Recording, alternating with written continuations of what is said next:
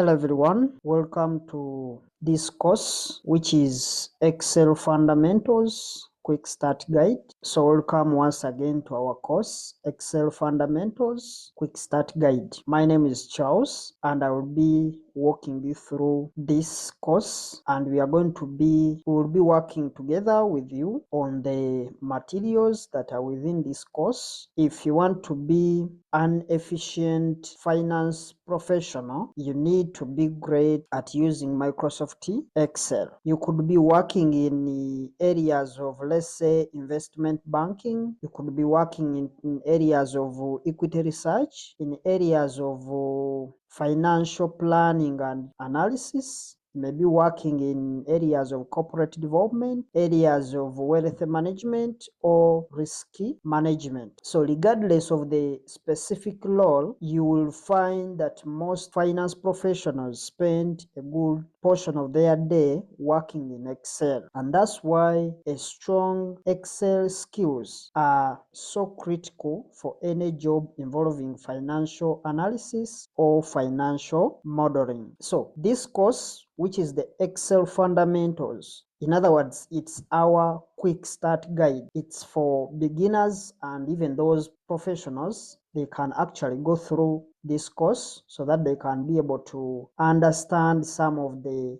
few things that we need to handle, especially those that are working in finance departments. So this course is designed to start from the first principles with the basics of Excel. We will start by describing the advantages of using the keyboard to operate your computer, and we will go over some of the most common keyboard shortcuts that can help you improve your efficiency as a finance professional. We are also going to take you through the main parts of the Excel interface, and I will show you exactly what they are used for. In other words, when we look at some of the parts of Excel interface or some of the things that are within the Excel interface, we need to know, if I want to do ABCD, where should I go on that Excel interface? So I'll let you know which one is doing this and which one is doing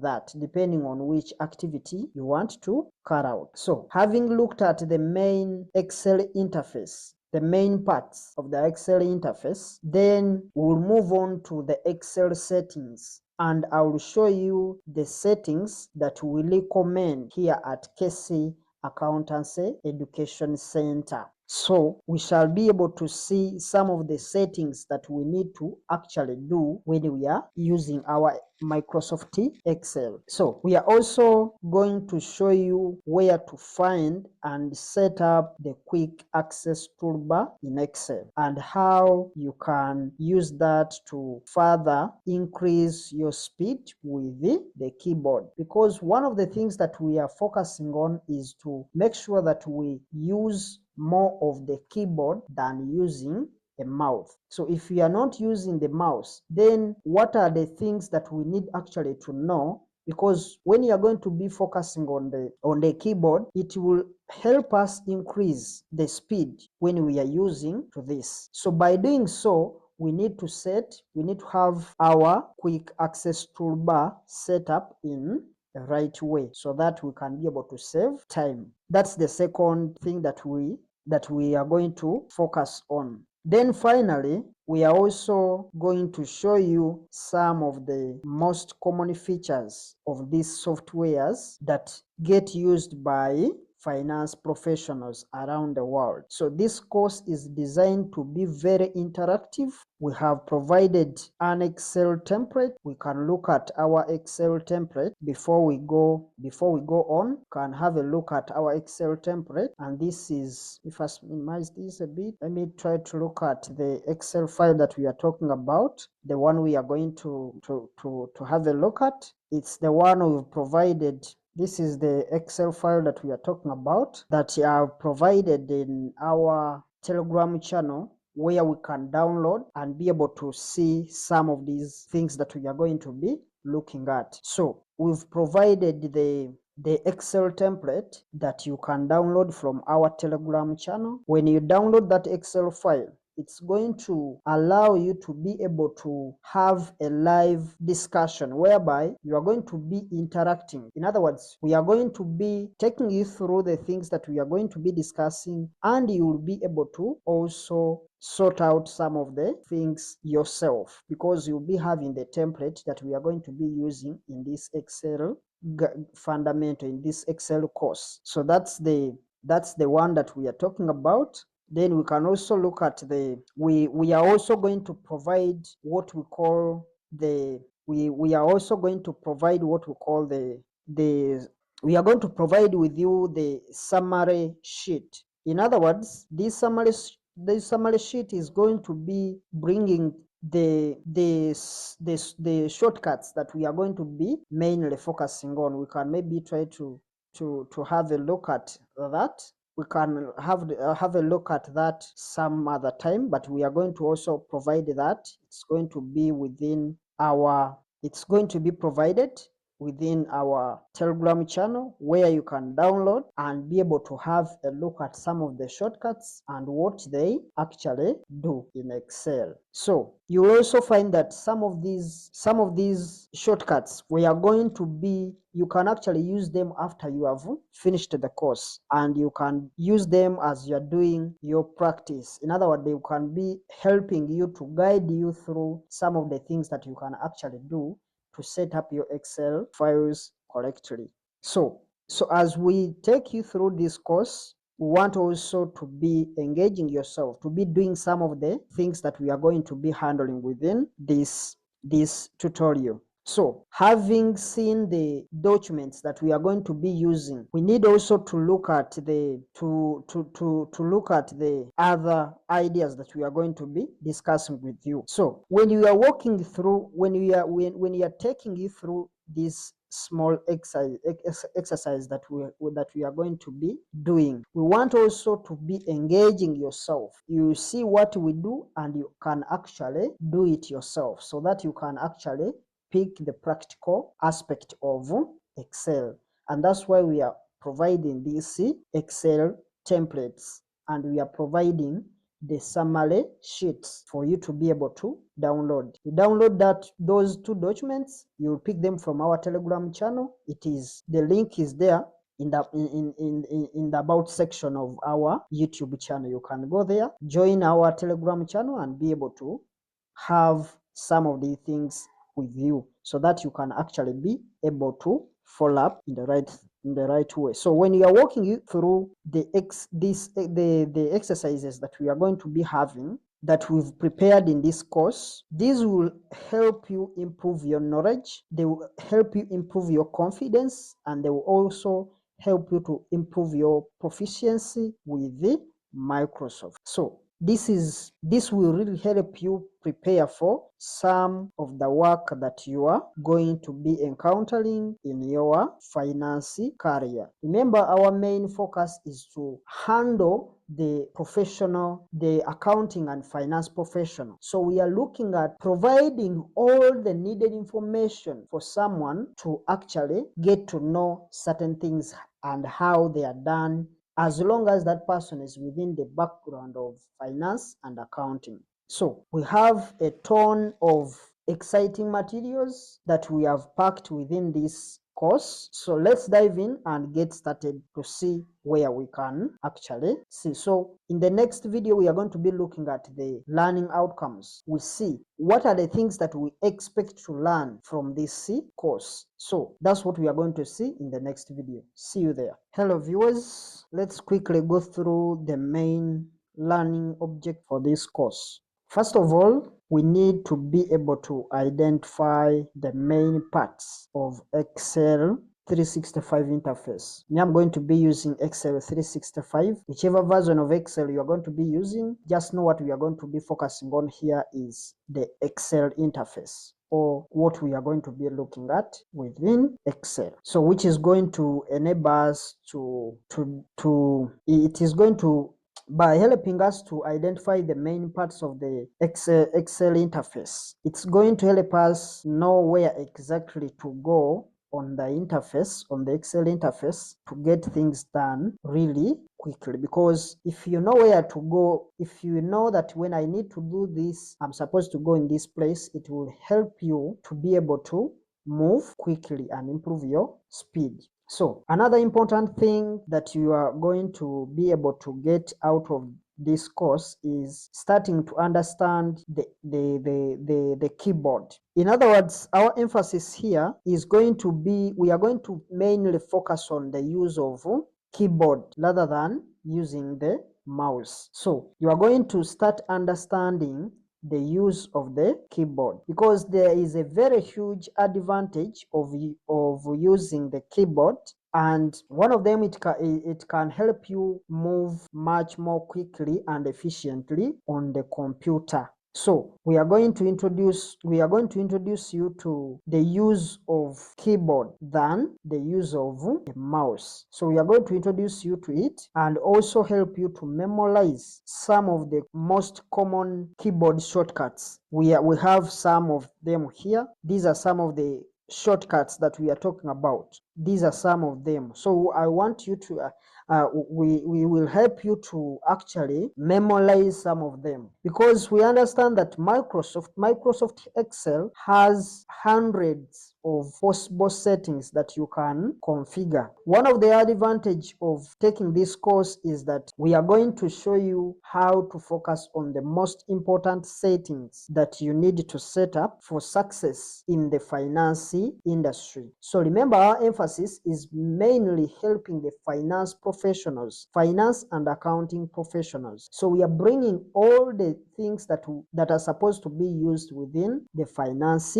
industry. So you will also understand some of the settings that we need to actually have, so that we can be able to handle some of these issues efficiently. So what we do in this course is, the other thing that we do in this course is to show you how to set up the quick access toolbar. We shall see what the quick access toolbar is, but for now, just know we are going to show you how to set up the quick access toolbar. And what this can do is it can further improve your speed and accuracy with the use of keyboard, because we know from the fact that Excel is a pretty sophisticated piece of software, and it can be a little bit overwhelming to look through the many features that are available. So this course will really help you filter down through those features to focus on the ones that are the most common within the finance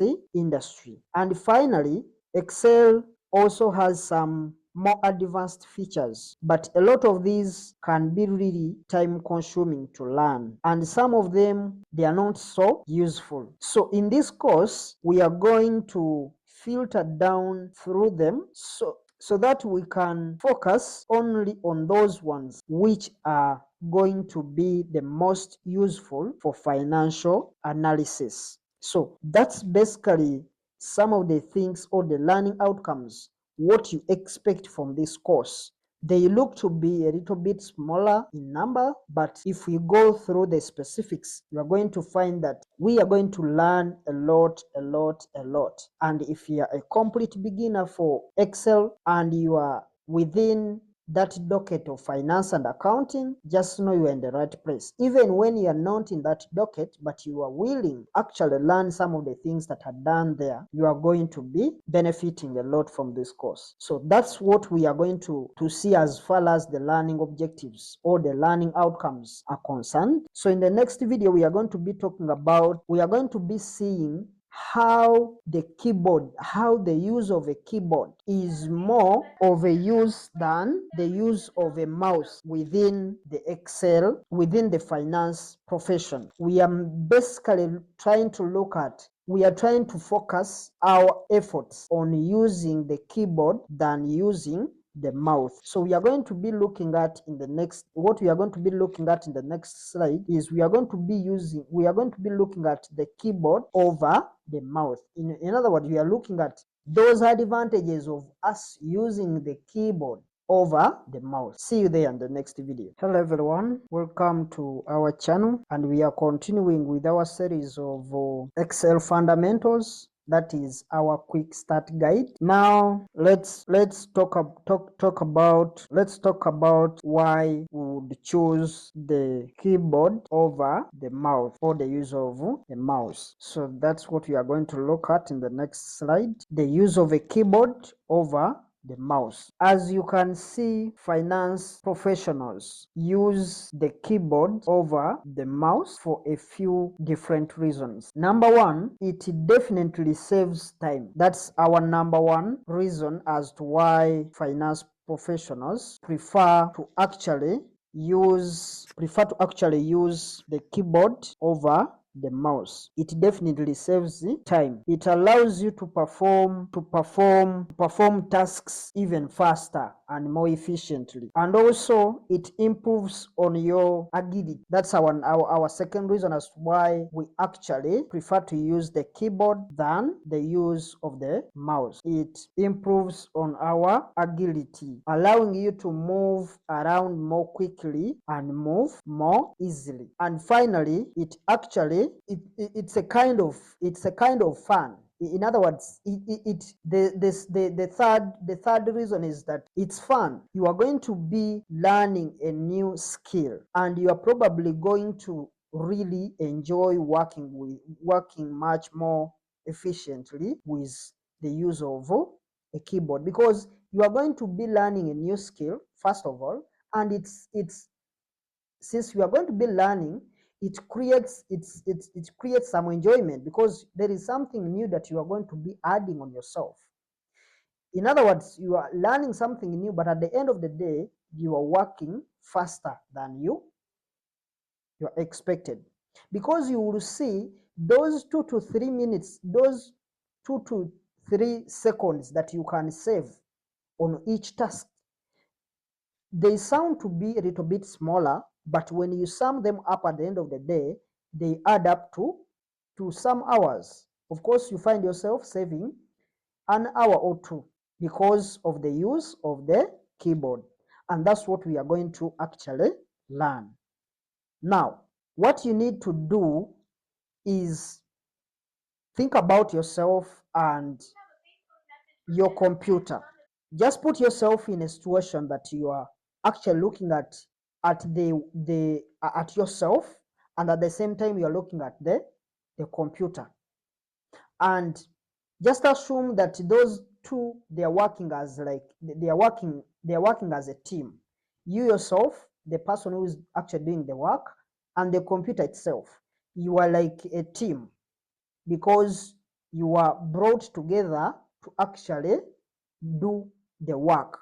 So the idea here is that the computer's processor is going to be very fast. It's always very fast, as we know. That's one of the characteristics of a computer. It's faster. In other words, the computer processor is very fast. And even your processor, in other words, your brain, is also going to be very fast. So now the logic here is that if your brain is faster and even the brain of the computer is faster, then what is going to be the argument? The argument here is that the slowest part of the whole system is the place where you interact with that machine. In other words, if you are using a mouse, you are going to take more time to enter in a given command in a computer. But if you use the keyboard, you are going to use the shortest period of time to enter a command in a computer. Because for you are going to be knowing what to do, even the machine knows what to do, but what is going to delay is the time it will take for the machine to receive that command, and so that it can actually start processing. So that's the slowest part, the slowest part. So if you're using the mouse for that interaction, you are taking much more time than you need to when you're using the keyboard. So if you swap out the use of the mouse and start using the keyboard, you are going to eliminate one of the key bottlenecks in your workflow. In other words, the slow movement or the slowest part is going to be removed. And by eliminating that bottleneck in your workflow, you are going to be moving much more quickly and more efficient with your computer or your processor or whichever machine you are using. So what we want to do here in this course is to challenge ourselves. In other words, we are going to be at a challenge. We are going to challenge ourselves. We leave the usual way we knew of how to use or how to enter the information using the keyboard, and we focus on the use of, we are going to challenge ourselves not to actually use the mouse. And in fact, even after this course, to continue try to avoid the use of the mouse or the whatever trackpad, and swap it out for the keyboard. If you do that, it's going to be much more efficient. So switching over to the use of the keyboard is definitely going to be slow, I know, in the beginning, because we've been using our mouse to enter commands. But now we want to focus all whatever we have to do by using the keyboard itself without touching the mouse. I know in the beginning, it's going to be a bit slow. Even switching it yourself, making your mind to remember that you are not supposed to use the mouse, it may be a bit confusing. But this is what you need to do. I know it will be slow in the short term, but it's like any other investment, because for any other investment you will do, you need to put in time. So in other words, do this as an investment. Give yourself time to actually learn this and be able to focus on the use of the keyboard than using the mouse. So we want you to start this course. In other words, when you are going through this course, make sure you are also starting to use the keyboard, and you make sure that you try your best to make sure that you are using the keyboard for the things that we are going to be doing. And these things that we are going to be doing, we are going to take you through on what to do. For you, what I only request you to do is to actually follow the way we do things. You do the same way, because we are also going to show you the slowest part of using the mouse, but we'll give you the quickest way of using the keyboard most times. But we prefer you to focus on the use of the keyboard alone. And as I said, I know you are going to find it a bit tough. It's going to feel a little bit uncomfortable, and it will be even awkward. But we promise, if you invest in the time, you are going to come out of it being much more efficient and being able to work on things at a faster rate. And as a finance professional, you are going to come out when you know actually how to use Microsoft Excel in a fastest way. So that's what we wanted to discuss in this video. It was very brief, but we wanted you to pick those ideas. So in the next video, we are going to be looking at the Excel layout. In other words, we are going to be looking at the Excel interface, and we are going to be discussing how each of them is actually laid out. So that's all that we are going to look at in the next video. So we see you there. Hello viewers. Welcome to our channel.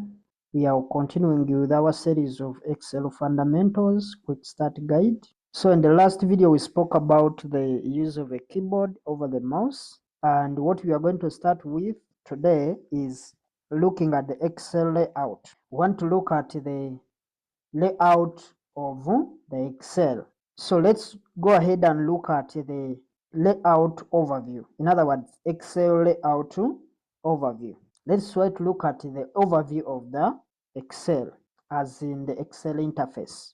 So let's discuss the Excel interface and how it's laid out as a piece of software. So let's go to the Excel sheet. Let's look at that Excel sheet. So this is our Excel document that we have. So that's what we have. So I have brought everything up here because this is the Excel software. And what we are actually looking at here is referred to as a workbook. What you are seeing here is what we call a workbook. You can in fact use the word workbook interchangeably with the file. In other words, you can call it Excel file or you can call it Excel workbook. So if you don't say workbook, you can say file. So we may use these words interchangeably, but they actually mean the same thing. So if somebody is talking about a file or a workbook, they are one and they mean the same thing. Now let's bring our attention down to this bottom left corner. This bottom left corner, this is the bottom left corner. Okay, let me just make it a bit clear. For those, we can actually take a screenshot, because someone may be wondering, how can we be able to take a screenshot? There is from the print screen, from your keyboard. Remember, we said we are going to mainly focus on the keyboard. So from your keyboard, from where there is delete button, from this side, if you look at this, your right, in other words, it is on the top of the backspace, the one that we use to delete numbers or to delete something that we have actually written in any document. So there is a button that has letters PRT SCR, which means print screen. If you click on that button, it's going to bring a screen like that. This is what is going to help us to make a screenshot. You can actually you can take a screenshot of some specific items within here, or you can go here and take a window mode. A window mode means it's going to bring out all our workbook. So we can take that. So when you have clicked on that, it means it has already taken the screenshot. But the question is, it is saved where? Where did it save the screenshot? We can actually go within the document. Let's try to move within the document and we can actually paste it somewhere. Let's paste it here by place, because we said we are not going to use the mouse, so it means we go Ctrl V for pasting. This is what you are seeing. This thing, we can actually move it all along. It is movable. The whole of the thing that you are seeing, let me just move it and I put it down here. Let me try to resize it so that you can get the difference between what we have up there and what we are getting from this point. So this small one you are seeing, it is the same document that we've been seeing up there. You can maybe try to put it down a little bit so that we see it differently. This is what we are talking about. The whole of this is what we call a workbook. The whole of this document is what we call a workbook. So this workbook is actually the one that we call a file. You see, it comes with everything, like the way you are seeing up them here. You are seeing them here. They are all within this same document. So that's what we call a workbook. But we've said, if you look at your left corner, this button that is on the left corner here, we can maybe just use this screenshot. We can just leave this screenshot. we can delete it. We click backspace and we delete it. So it is deleted. So now what we are left with is our document. We still have our document. That's the Excel file. So we said we look at this bottom here, the left hand side, this one. If you open a new one, you find it is named sheet.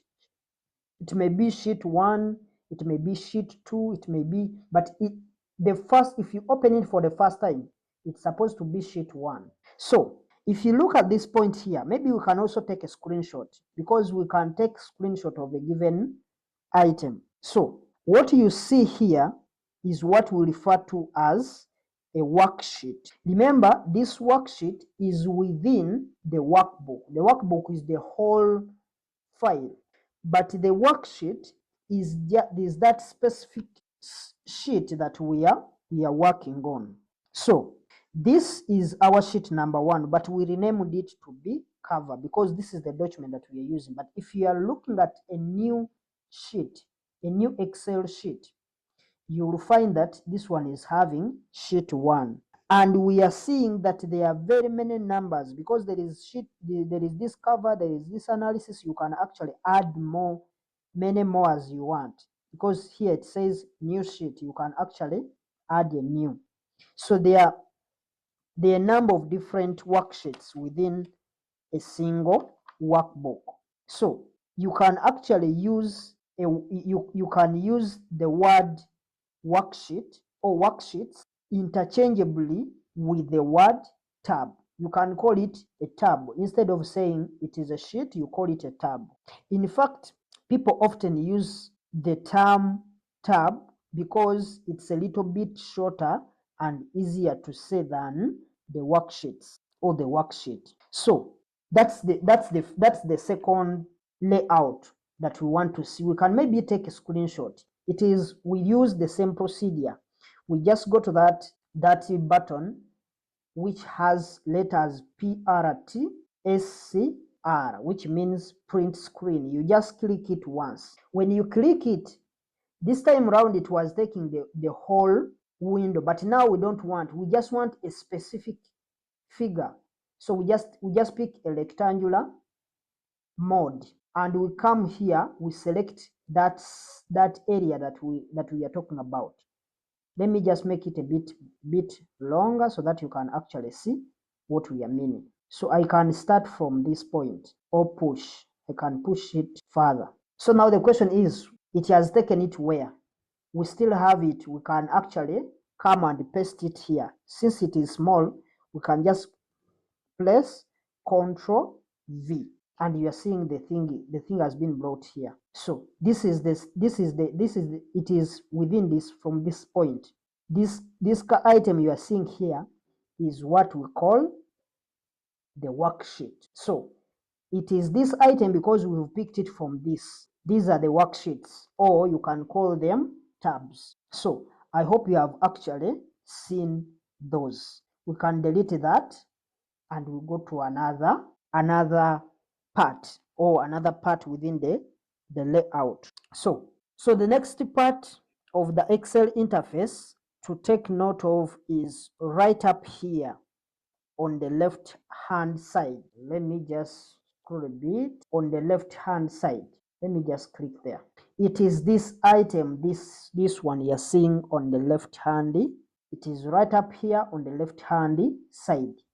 It is named A1. You're seeing there is A1 in this box. This is what we call the name box. And as you can see, the name of the cell that the cursor is currently on, like the cursor is in a cell called A1.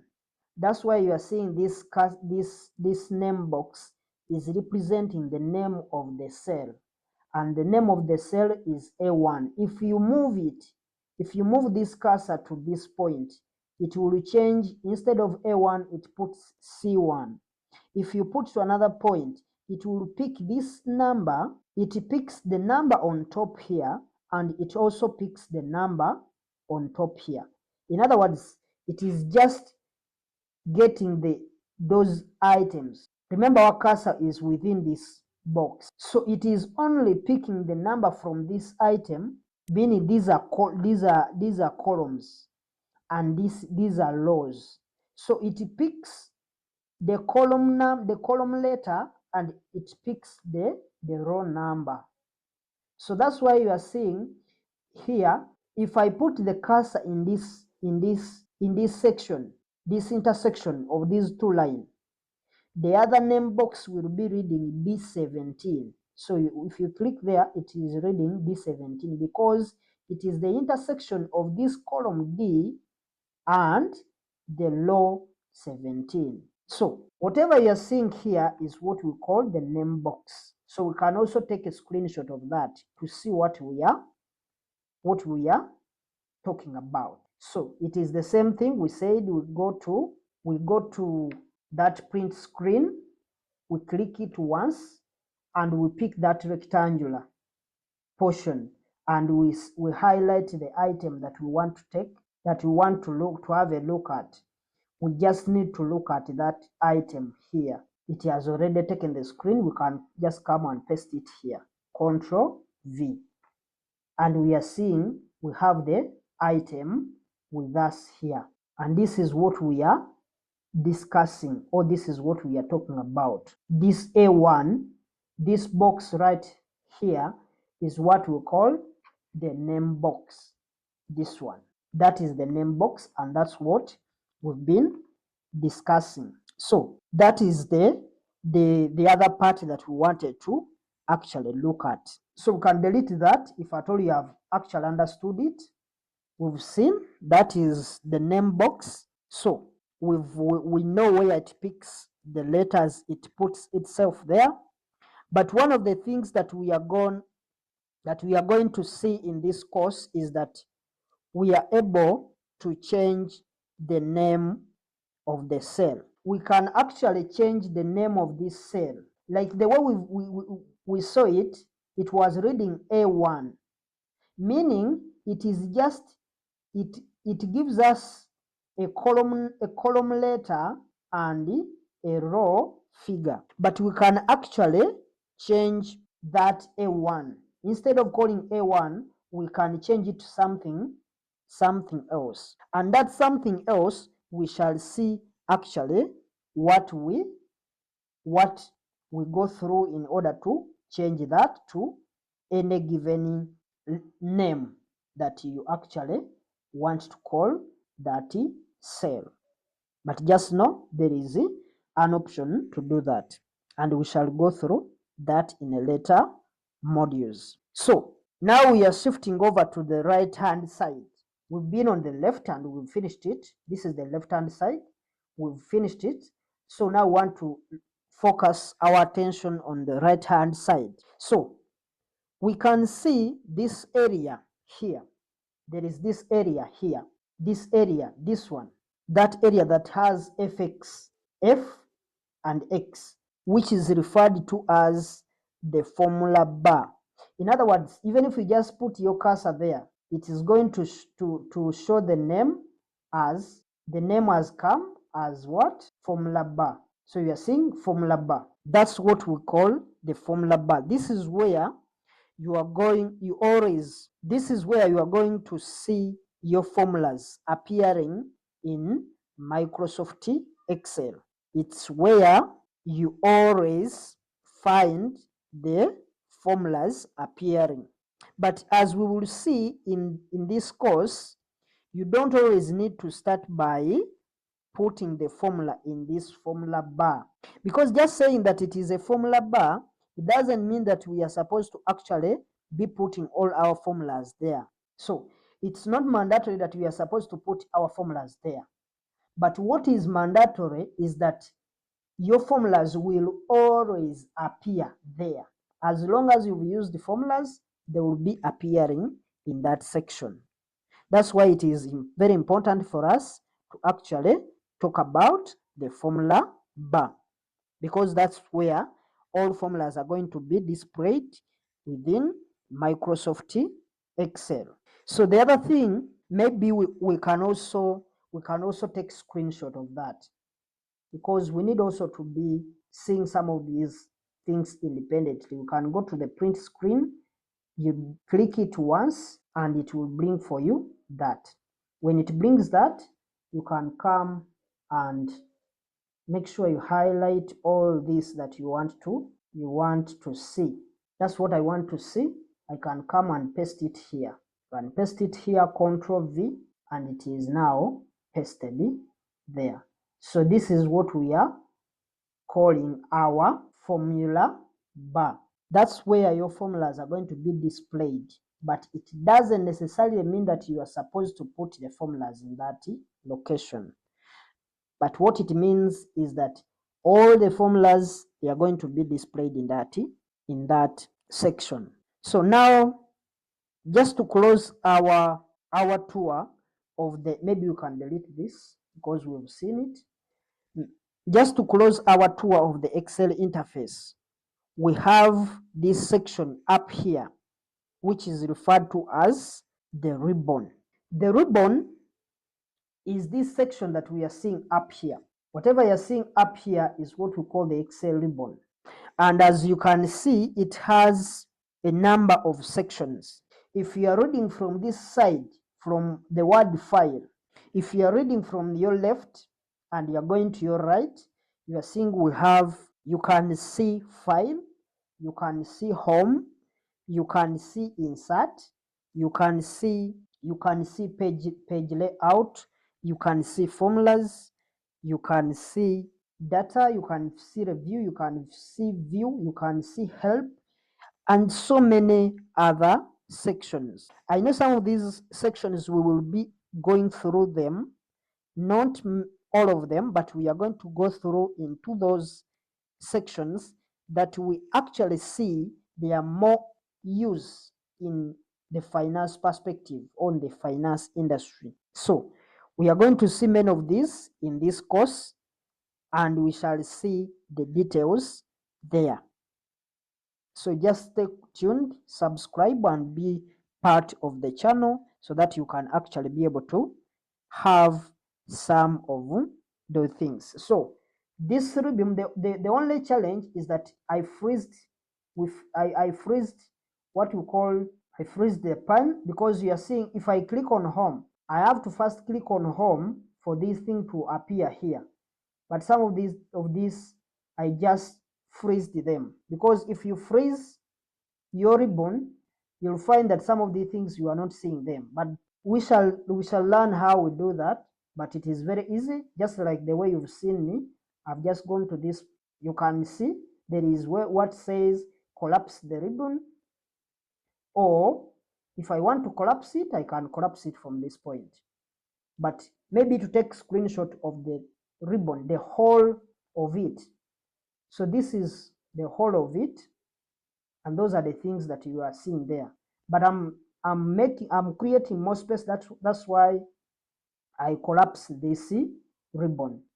But to take screenshot of what we mean by ribbon, click on print screen, select that so that it can help us pick out this only information that we actually need.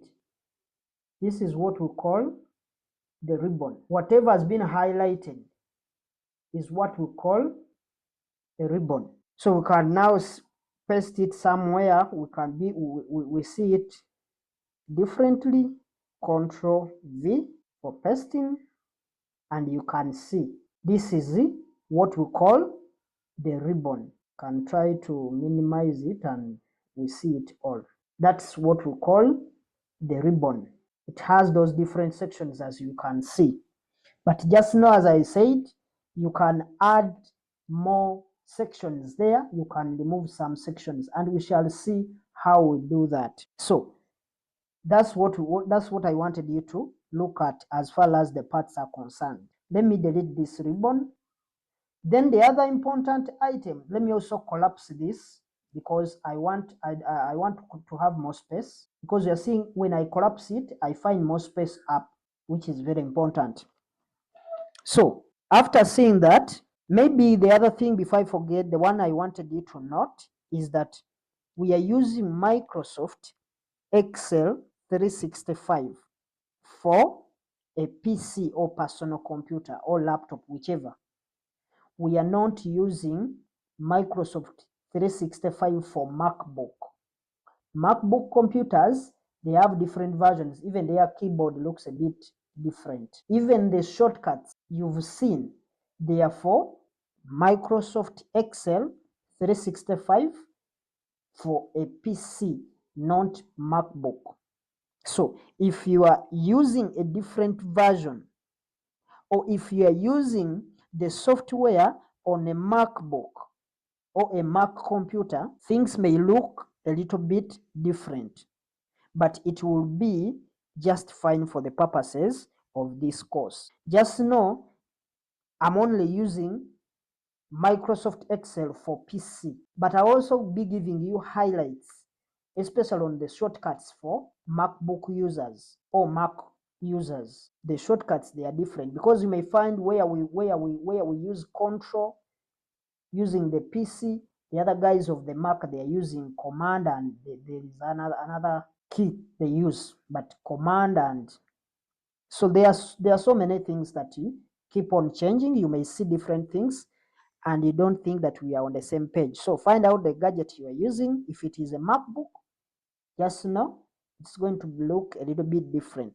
from what we have actually seen. So with that, I'm very sure that at least we've covered some of the basics that we actually need to know. Because as I said, we are not going to look at each and everything. We look at something that is going to help a finance personnel to actually understand better.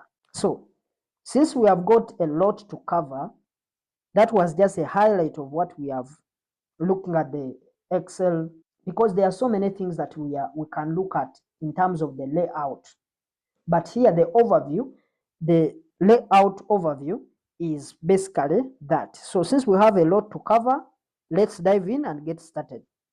So in the next video, we are going to be looking at creating formulas. That's what we are going to be focusing on.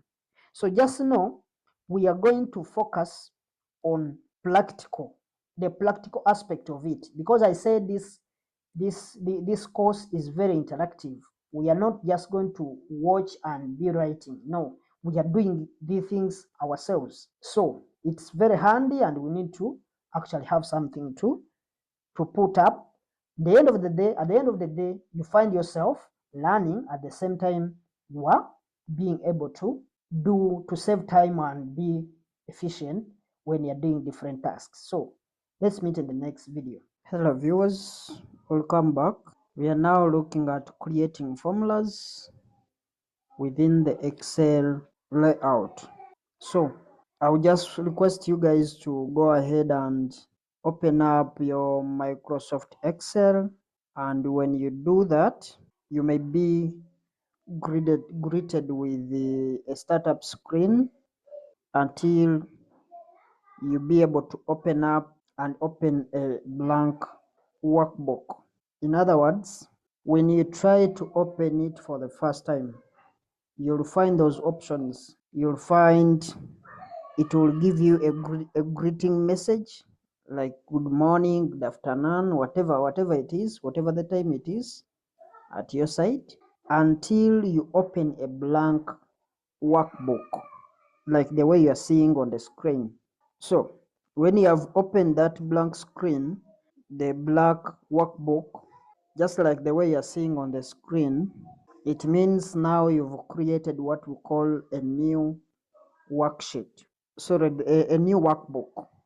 And remember that we use the word workbook and file, the word workbook and the word file, we said we can use them interchangeably. In other words, they mean the same thing. So when you have created a new file like the way you are seeing, if you look up here on the top left corner of your screen, the top left corner of your screen, it says it's a book 1. This side, some of you guys may be having book 1 here. Here it says new Microsoft Excel, because I opened the new since I had the one that I had already opened, you'll find that it will bring book 1 Excel. Like this one, it says new Microsoft Excel worksheet, Excel. So others you may find you have book 1, and we can see that we have that new book 1 workbook. In other words, it's a book 1 if you have opened it for the first time. If you are to create another one, it may indicate here as book 2 or book 3, depending on whichever you've opened. If you open many, they will just be in that same numbering. Now let's draw our attention down to the bottom left corner of this Excel interface. And you can see this is the bottom left corner of our Excel interface. And we can see down here we have worksheets, and these worksheets, they are numbered. We have worksheet number 1. So this file only has one worksheet, and this only happens for the newer versions, and that's why you're seeing it only brings sheet 1 alone. But for the older versions of Excel, or in case you are using an older version, you'll find that Excel will open automatically 3 Excel worksheets. In other words, you'll be seeing 3. That is, let me just open what you'll be seeing. You'll be seeing 3 like those ones, like the way you are seeing them there. For the older versions, it will open 3. In other words, when you just open it once, it opens 2 extra worksheets, meaning in total you'll be having 3 worksheets. But for the newer versions, when you open it, it will also open 1 worksheet. So for the older versions, if you open a workbook, it will automatically create 3 worksheets, as you are seeing them here. These I've just created them. They were not there. Because the newer versions, when you open a workbook, it only brings 1 worksheet, just like the way you saw before me adding those 3. So that's maybe something that you need to note, because you may see something different and you'll be like, maybe you've gone wrong. No, that's how they are. These are just versions. There are those who are using 2016, 2013. So the versions keep on changing. Now, it's very easy for us to create new worksheets. Just like the way you saw me doing, we just go down to this bottom left corner of the screen and we click on this plus button. If we keep on clicking on this plus button, we are going to add extra sheets. But remember, when you put your cursor there, the extra sheet will be added next to that. So this is how we keep on adding. You can add as many as you want, but let's stop there for that. That can actually be a good demonstration. But we've seen how we can be able to play around with this, with that plus sign that we are seeing on this top left corner, and you can be able to add more worksheets. So now we are seeing we've created more worksheets. It is also very easy to rename these worksheets. These are the worksheets that we have. Right now I'm in worksheet number 1. So if you want to rename these worksheets, that worksheet number 1, and you rename it differently, or you give it a different name, it is also very easy. And now, for now, let's assume that we are using a mouse. If you use a mouse to rename this worksheet, what you have to do is to just double click on that sheet you want to name. If it is sheet 1, you just double click. In other words, you left click, not right click, but you left click, meaning you press the cursor twice. That's what we call double clicking. So when that cursor comes in, you can start typing the name that you want to give to that sheet. We can call it cover page, or we can just call it cover or cover page. You can also go ahead and do the same for sheet 2, sheet 3, sheet whichever. So you can just come to this sheet 7, you double click, and you can call it this. You can call this one analysis page or analysis sheet. You first delete what is there, then we call it analysis page, and now we are done with that. You can do the same for the rest of the other sheets that you've created. The whole idea is that we have to actually know what to do. So having renamed those sheets, we can now go ahead and look at something different, because that's how we just rename the sheets. So we are now definitely big fans, because now, as we've said, for us, we just want to be more of using keyboard than the mouse, because that way we've been using the mouse. But now, since we are big fans of using the keyboard over the mouse, and what we are going to do later in this course is show you exactly how you can change the names of the worksheets or the tabs using the keyboard and not using the mouse at all. So that's what we are going to learn it, but in the later modules we shall see. For now, let's turn our attention up to the top left corner here.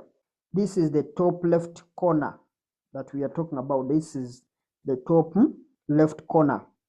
And now we are going to start maneuvering around and putting some formulas in.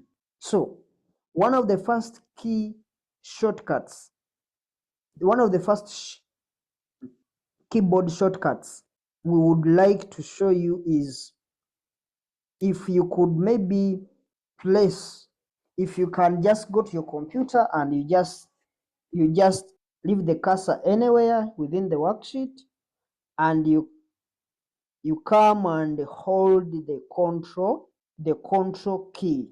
You hold the control key, at the same time you hold the alt key.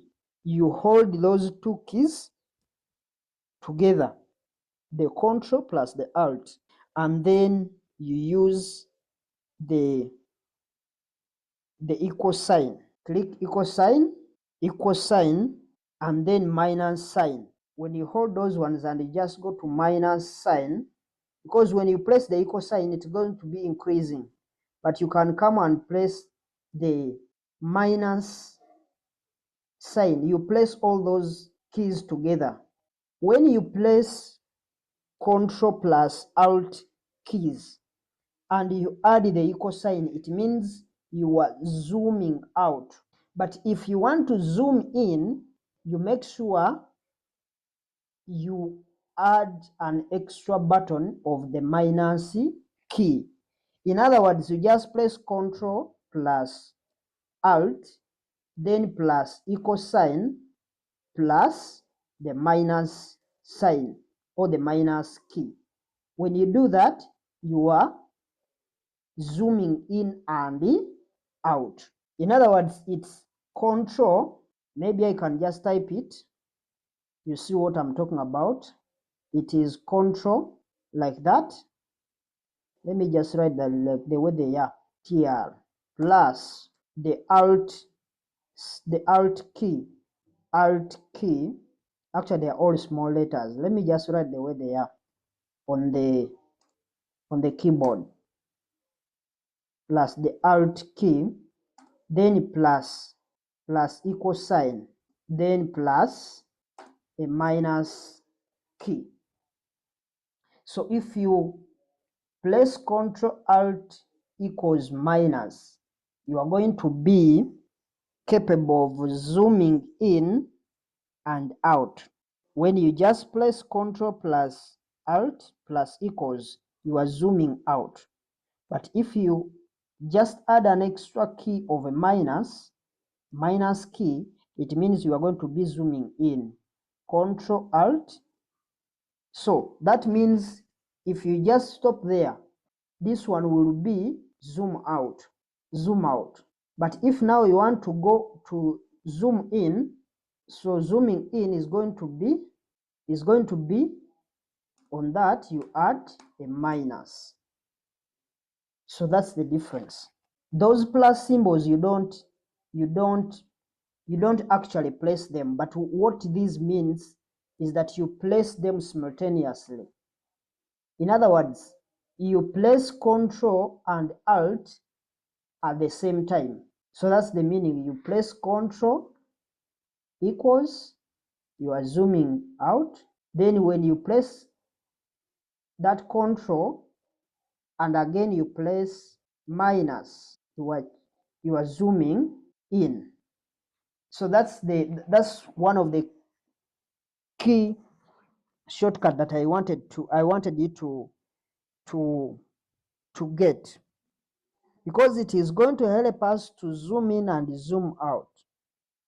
But now the challenge is, if you are using a MacBook or those MacBook users, you are going to find that you are going to be using different keys.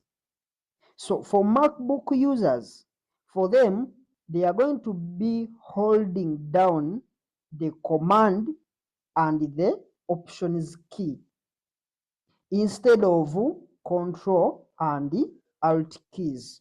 So in general, what that means, in fact, in general, if you are a MacBook user, anytime we mention the Control key, you are going to use the Command key. In other words, the Control key for MacBook users is the same as the Command key. And anytime we mention the Alt key, you are going to use the Option key. So what we are going to do here, since we are using a PC, this is not a MacBook, we said we hold down the Control and the the Control and the Alt keys, and then use the equal sign to zoom out and the minus sign to zoom in. In other words, those are going to help us to really zoom to our highest zoom level, just like the way you are seeing. It's now we have zoomed, instead of just coming here using the mouse and you just be clicking on this plus symbol like the way you are seeing here. We just use the keyboard shortcuts and doing like that for zooming in and out. So we just come and we use the keyboard shortcut like the way you are seeing.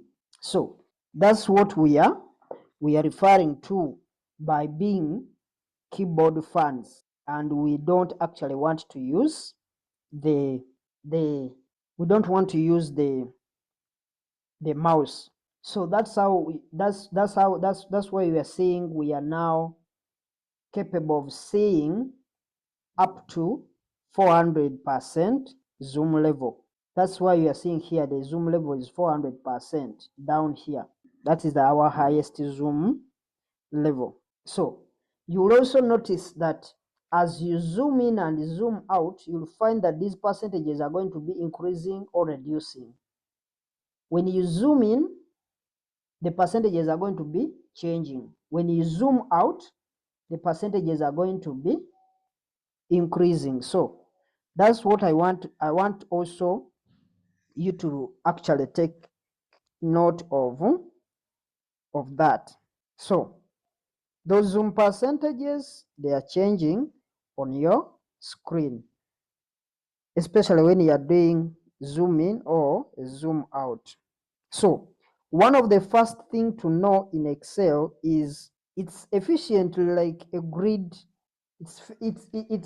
when you look at this, maybe we try to zoom in a little bit, would be at maybe at 100%.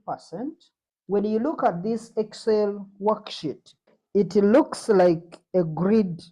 It looks like a grid, and you can move around in the grid using the arrows on your keyboard. So you are seeing this one looks like a grid. It has that square, those squares or rectangles that we are seeing that are formed between columns meeting rows.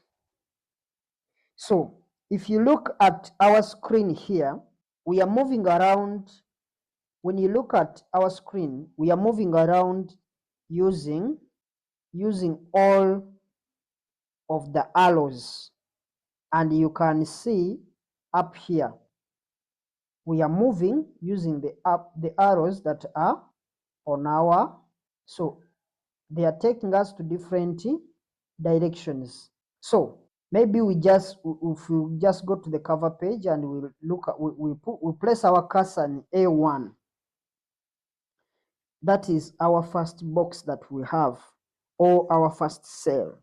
So we are now in cell A1, and you can see that the name A1 right up here in the name box. You are seeing that this A1 that we have here, it's where it is what we call the name box. We saw that. So one of the things that we are going to see later in the course is that we are going to be able to change the name of the cell from A1 to a different name. We said we can change the name of this A1 to a different name. So if you could please just maybe, if you just go to maybe this new cell B2, if you just scoot over to cell B2, and maybe let's just drop there some numbers. Let's just put there maybe 3 numbers. We just put in some numbers there. So we can put in these numbers. We can put it maybe 1. Let's enter. We put in 2, maybe 3. We can put in those just those 3 numbers, 1, 2, 3, just like that.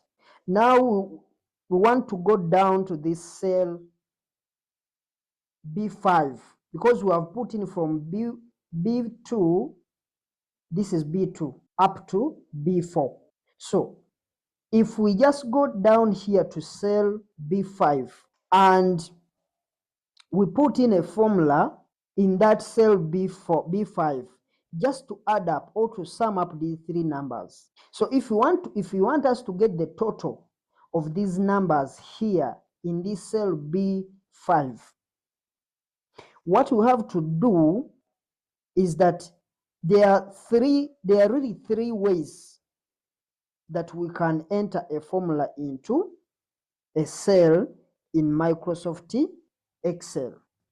So what we want to do is we want to create a formula that is going to help us sum up those values up to from B2 to B4. We sum up those values and we get their totals. So we have 3 different ways of how we can actually put in a formula in a cell. The formula is going to be going into this cell B5. The first way to enter a formula in a cell would be to tap equal sign. That's the first. That's where we want our formula to be. So the first thing that we can do, or the first way, is to just put in our equal sign and then type in the word sum. We can just say SUM, and it has brought this SUM stands for sum function. So we can just press enter. Sorry, we can just SUM we can press the tab key. Remember, we are not going to use the mouse. So what we do, instead of pressing, because now there are two options here, you can just put SUM and then you double click this blue, this sum that is highlighted in blue. You double click. When you double click, it will be able to give you the same scenario.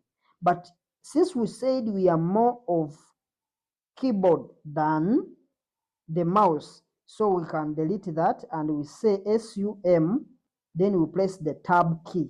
Tab key on your keyboard is there on your left hand side. It will also bring the same thing. So when you're done tapping here, when you're done placing that tab key, we shall see that we are going to have some, but we shall also have an open bracket. And now in order to select the cells we would like to actually sum, because now it has opened the open bracket, the opening bracket, which means they just want us to list whatever we want to sum or whatever we want to get a total for. So we are going to sum up all those cells, because it is going to be cell B2 plus B3 plus B4, so as to be able to get an answer in cell B5. So since we are seeing would like now to we are going now to tap the upper arrow, because remember here we are training ourselves not to use the mouse, because if you are using the mouse you could just drag here and you select all of them. But now what we are going to do is we are going to use the upper arrow. So we can now go to our our keyboard, then we use the upper arrow on the keyboard. So for those who haven't seen, maybe if you haven't seen your upper arrow, for you to be able to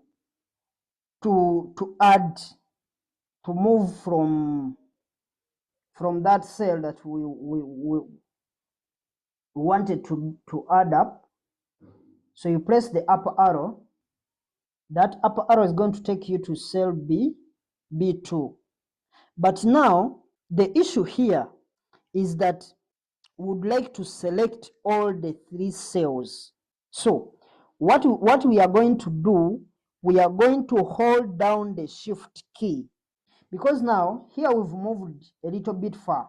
When you are within this cell and you just move up a little bit to cell B4, what you do, if you want to select all the 3, you hold down the shift. In other words, you place the shift key like that. When you press the shift key, the next thing that you are going to do is to move up with that same upper arrow. You are seeing, when you hold down the shift key, it's going to help you move to, if you press the down key, is going to move downwards.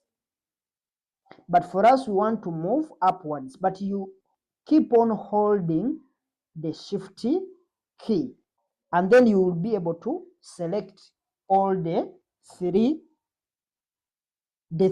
cells that we want to sum up. So when you are done to getting all the cells that we want to sum up, then we can actually come to, we can just hit enter, because from there, since it is just only one open bracket, then we don't even need to close the bracket.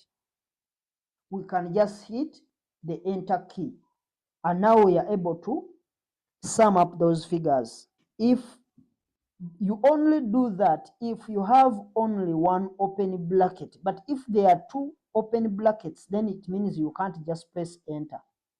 It means you will need to first close off those brackets. But if the open bracket is only 1, you can just ignore and just press enter. And now we've put in the sum function in this. Because now if you add 1 plus 3 plus 2, that's 3. 3 plus 3, that is 6. That's the total. And you're seeing the formula, it has displayed itself within this formula bar. But we've not just put the formula bar here. We just put it here, but it reflected from this side. So that's what we meant last time.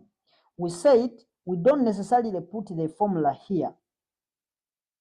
But what that means is that the formula bar, even if we don't put it from that point, it will also be reflecting, or it will always be showing from that formula bar. So that is the first method. We can maybe just click the delete button, delete key. When you click the delete key, it means you have deleted everything. So let's now look at the second way that we can enter a formula. So the second alternative that we can use to actually put in a formula is that we can actually, the second way to enter a formula is that we can go up here to the formula bar and type in equal sign. We can just come here. Remember, here we have nothing. We can just come to, remember, we want that answer from that point. So we can just come there and we type in the equal sign. When you put in the equal sign within that formula bar, so we have put in equal sign. We can also add in the word sum, S-U-M. S-U-M. Then we also go ahead and click the tab key to have that open bracket. And then now we can select the cells in a similar way. The cells, we are going to select them in a similar way. What was the way? The way was to use, the way was not to actually use the mouse, was to use the keyboard. The same way we did it last time is the same way we are going to do it in the second phase. So we do that, just press the shift and we'll move, then we press enter, and it has already given us the formula. In the second way, that's the second way we can actually put or create a formula in Microsoft Excel. Now the third way that we can enter a formula in Excel would be to go up here, right next to, we can press the delete button. We just go up here, just right next to the formula bar, where it says FX here. And if you click on this FX, it brings a word insert function. So for insert function, we can see here that it's already defaulted to. When you click on that, you can actually see that they have already given you the items that you can actually use, but it's already defaulted to a sum function. So you are seeing there is a sum function there. There are so many that are within that are already there. So we've selected what we want to do. We want to sum. Then you can come here and say okay. And now you are seeing it has selected the items for us. When you press OK, you are seeing it has already selected the things for us. It's now asking for the cells that we would like to to sum. So we could select those.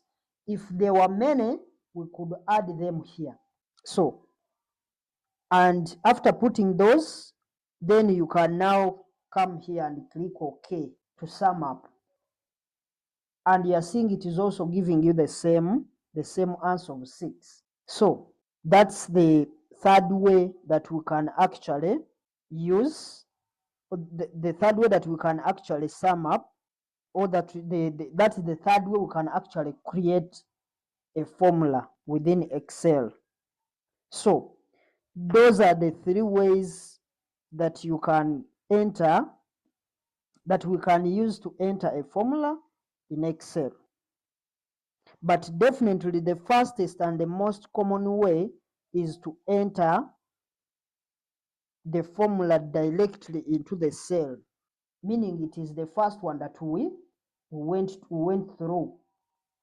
It is just entering the sum like the way we did. Then you press Control, you press Shift, the upper button, and you press Enter. So that's the most and the fastest way to enter a formula in Excel. So that's how we are able to actually put formulas in Excel. Now, if you want, if maybe you watch our cursor, this entire area here is referred to as, maybe I can bring this back. This is what this refers to as a ribbon. The whole of this is referred to as a ribbon.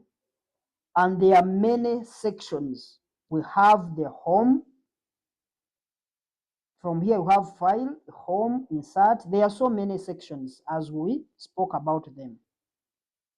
So in the next few lessons, we are going to go through those sections in details, some of them in details, and we will see what is there within the ribbon, because this is the whole ribbon, but we have so many sections. We have file, home, insert, page, layout, formulas, data, review. There are so many. So now I want to go through some of we want to see how we can be able to add some, and how we can be able to see what specifics that are within those different sections. But we only pick out what is relevant for the finance industry. So that's going to be in the next video.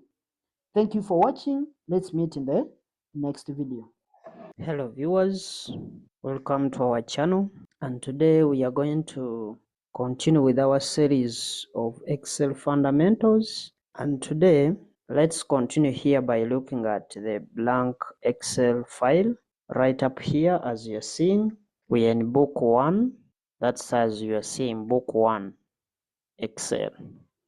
So we are looking at a blank Excel file, and you want to see here that we are in the home section of the ribbon. We spoke about the ribbon in our previous video, and we said the ribbon takes the whole item here, the whole of this, whatever you're seeing from this end.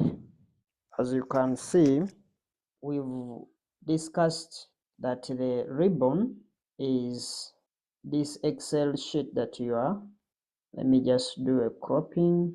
The whole of this is what we call the ribbon, and we saw that in our previous videos. So if you don't know what a ribbon is, you can actually go to our previous videos and you'll be able to see actually what a ribbon is, but that's an illustration of what a ribbon is. So as you are seeing, we are in the home section. This is the home section. This is file. When you come up here, we have the file, we have the insert, and we have the home. So these are the the sections that we are talking about. So by default, we are in the home section. So the home section of the ribbon, that's how it looks like. We've not collapsed the pen. We shall see how we can actually freeze the pens. But here we've not done so. So we want to look at the home section of the ribbon. So keep in mind, this is where Microsoft places most of the common functions within the software that people are going to access frequently. So this is the section that Excel software or Microsoft, the owner of Excel, puts all the most common functions that we are going to access most of the times. Now, if you wanted to go up to the home section of the ribbon, we could tap the Alt key. So if you don't want to use the mouse to go to your home section of the ribbon, what do? What we do, we tap the Alt key on our keyboard. Remember, we said we are going to use a PC. So for those who are using a MacBook or who are using Mac computers, for you, you could tap the Options key. The Options key is equivalent to the Alt key for those that are using the PC computers. So if you tap the Alt key, that's our Alt key. As you can see, as soon as we tap the Alt key, we get all these letters that appear up here. You are seeing all these letters that have appeared up here. So those letters, they come as soon as we tap the Alt key.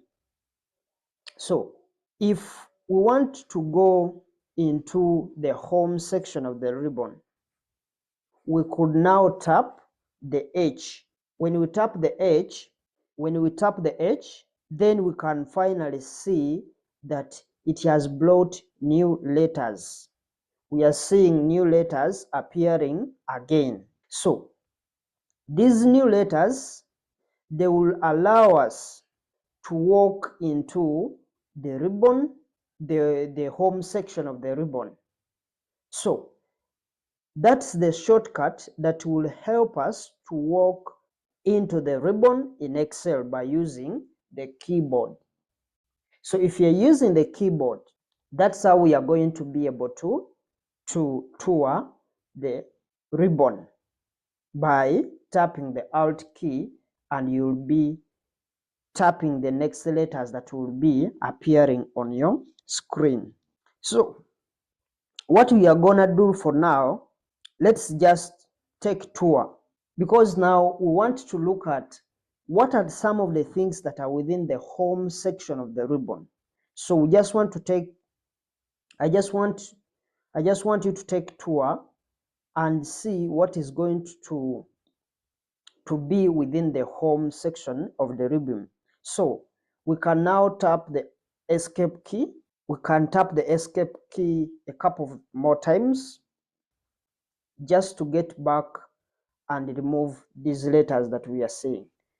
That's, we've removed the first letters. The second time we press the escape key, we remove the second letters or the first letters that we saw. So now we are seeing that we are back to our home screen, or we are back to our ribbon, but we are within the home section because we've removed those letters that we had got earlier. So we will definitely be using the keyboard, because I told you we are going to be focusing on using the keyboard in this course than using the mouse. That's why I'm giving you all the options that we can actually have to access a certain item. So You have to understand that we are going to be using the keyboard a little bit more in this course. But for now, let's just understand that we can tap the Alt key or the option key, and then hit the H to get into our home section of the ribbon. So the first part of the home section of the ribbon is right here. The first part of the home section of the ribbon is right up here. We can now take a bit of a screenshot. We see the first part that we are talking about. This is the first part. That is the first part, which is the clipboard. That's the clipboard section. That's the clipboard section. And if you click on this little down arrow that you are seeing here, if you click on it, it will show you, it will display all the things that are within the clipboard. So when you click that down arrow, we are going to expand our clipboard. After expanding our clipboard, we can now see that we don't have much in there just yet, because in this section we find, it's where we find everything that we would be storing if at all we are copying and pasting certain things. So that's where we go if at all we want to see the things that we were copying and we were pasting when we are doing our work. But just because we haven't done any copying and pasting, that's why you're seeing this, the whole of this place is blank. So we can cancel that for now, can close that clipboard, but that's the first area of the home section of the ribbon, and we called it a clipboard. Now, before we continue our tour, let's zoom in a little bit. We can try to zoom in a little bit, but remember, I told you the other shortcut for zooming in and out. We said it was Control plus Alt, then equal sign. That's for zooming out.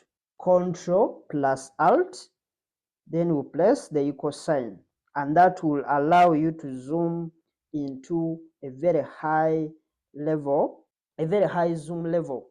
That's why we are saying we can be able to zoom out to, that is the maximum 400%. You are seeing the percentage sign up here. Whenever we zoom in, we are seeing the percentages keep on increasing from the default one, which is 100 to 400%. So that's our shortcut for zooming out. Then if you want to zoom in, you also press Control plus Alt, then we go to the minus symbol. That's why you're seeing we are back to the default. But for now, we want to zoom out a little bit to increase our zoom levels so that we can actually be able to see some of those things very clearly. So what we are going to do, we can now just drop that for the moment, because we've seen, wanted to actually have some of those things that we can actually be able to see. And if you could also do this, in this we can actually just type in, or we can drop in something there. We can drop in something, let's say in this cell B2, we can try to type in something, let's say KC, let me just say KC accounting, KC accounting, KC accountancy education center. I'm just typing in something small. It's not small, but it will give us, it will show us what we want to actually achieve here. So we've typed in that as KC accounting education center in our cell B3, B2. So, but for now, we've removed our cursor from that cell B2 to B3. So if we want to make any adjustment to that cell B2 or to that letter that we've typed in. If you want to change anything, maybe we can try to change any of those things that we have actually typed in that format. We can try maybe to zoom in a little bit so that you can be able to see those words clearly.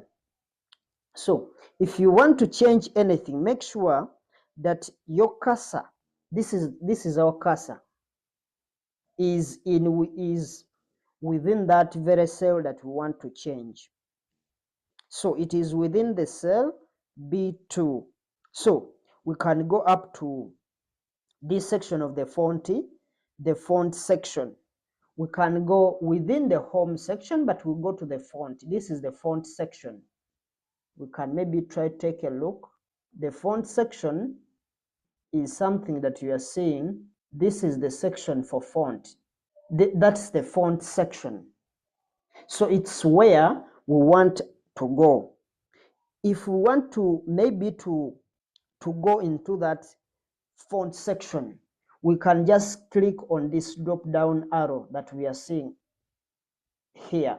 But we do that when we have actually put our cursor in that cell that we want to make changes to. So if we click that down arrow, it will give us this dialog box that we are saying. And that dialog box, it's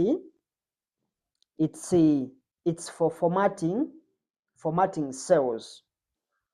So now the other way you can actually get into that dialog box is, because we have another way. That's one of the way that we can actually have that dialog box for now. But we have another way of how you can get into that same dialog box that you are seeing, the format cells. But this time around we are going to be using our keyboard. So we cancel this for now. Let's just cancel that for now. And now we can go ahead and click Control. The keyboard shortcut for us to get into that format cells is Control +1. Control +1. So when you click on that Control +1, it will give you that same dialog box. And for those that are using Mac, remember this shortcut is for those that are going to be using a PC. But for those that are going to be using MacBook or Mac computers, you make sure you click on Command 1, meaning you click Command +1, let number 1. So when you click Command +1 for those that are using Mac computers, it will also bring you to the same dialog box. So we can now click the escape key to back out. In other words, to go back to remove this dialog box. So we've removed. We've just seen how we can actually go into that format cell when using the mouse and at the same time when using the keyboard. Now it's not a bad idea for you to actually practice that shortcut a little bit more, the Control +1 or the Command 1 on a MacBook.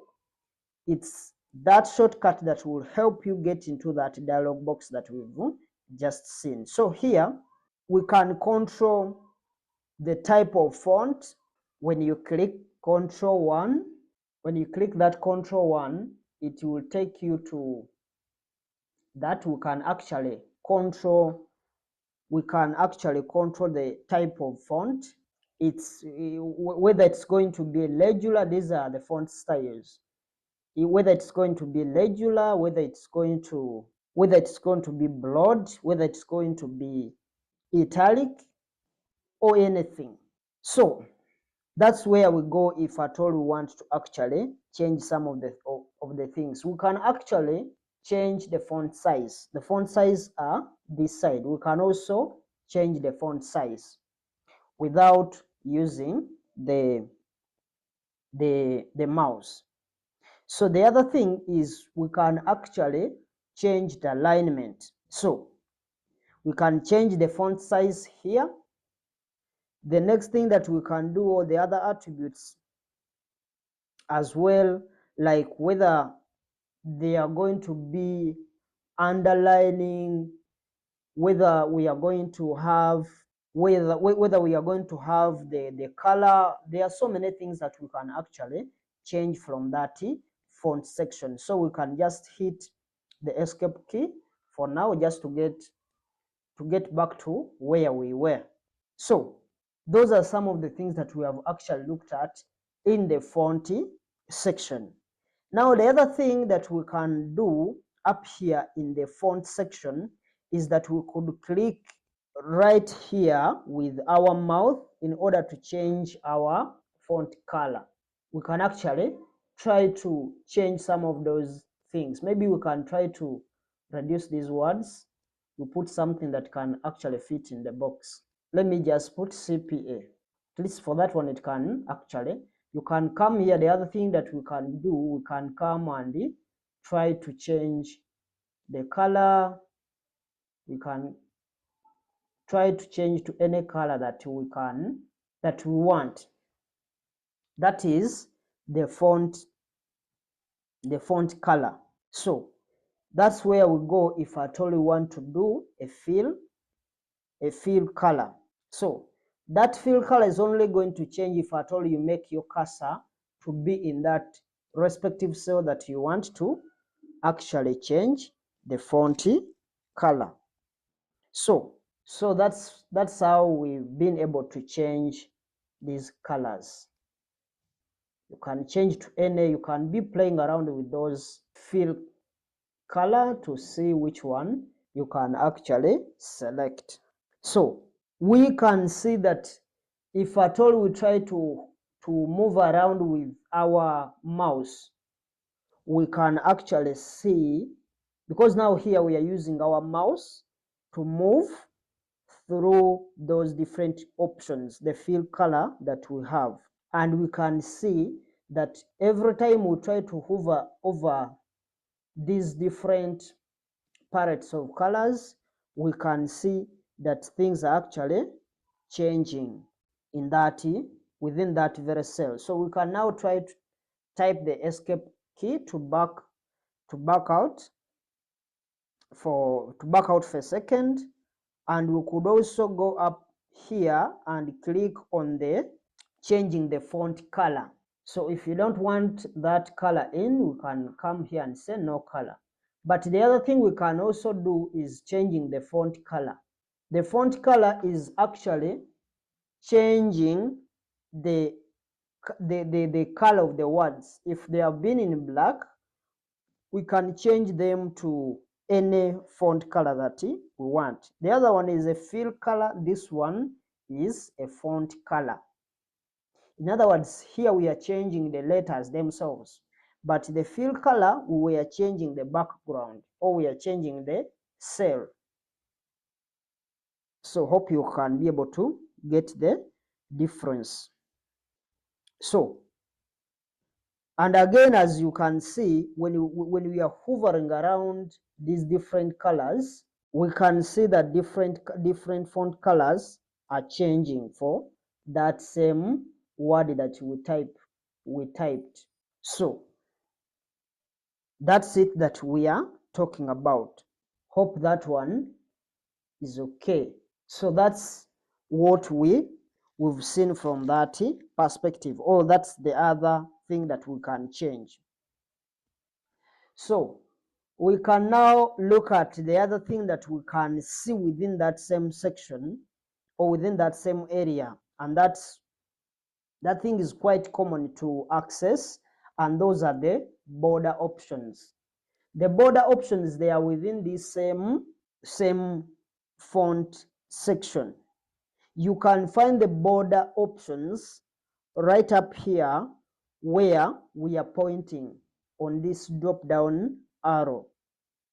If you click on this drop down arrow, you can actually see, we can see lots of different options for various types of borders in terms of their position and also their thickness.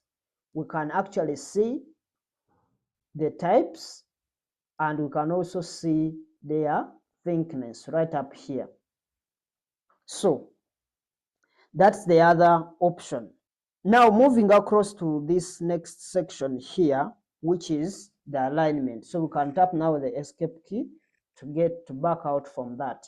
So let's try to move to the next section here, and that section is what we call the alignment section.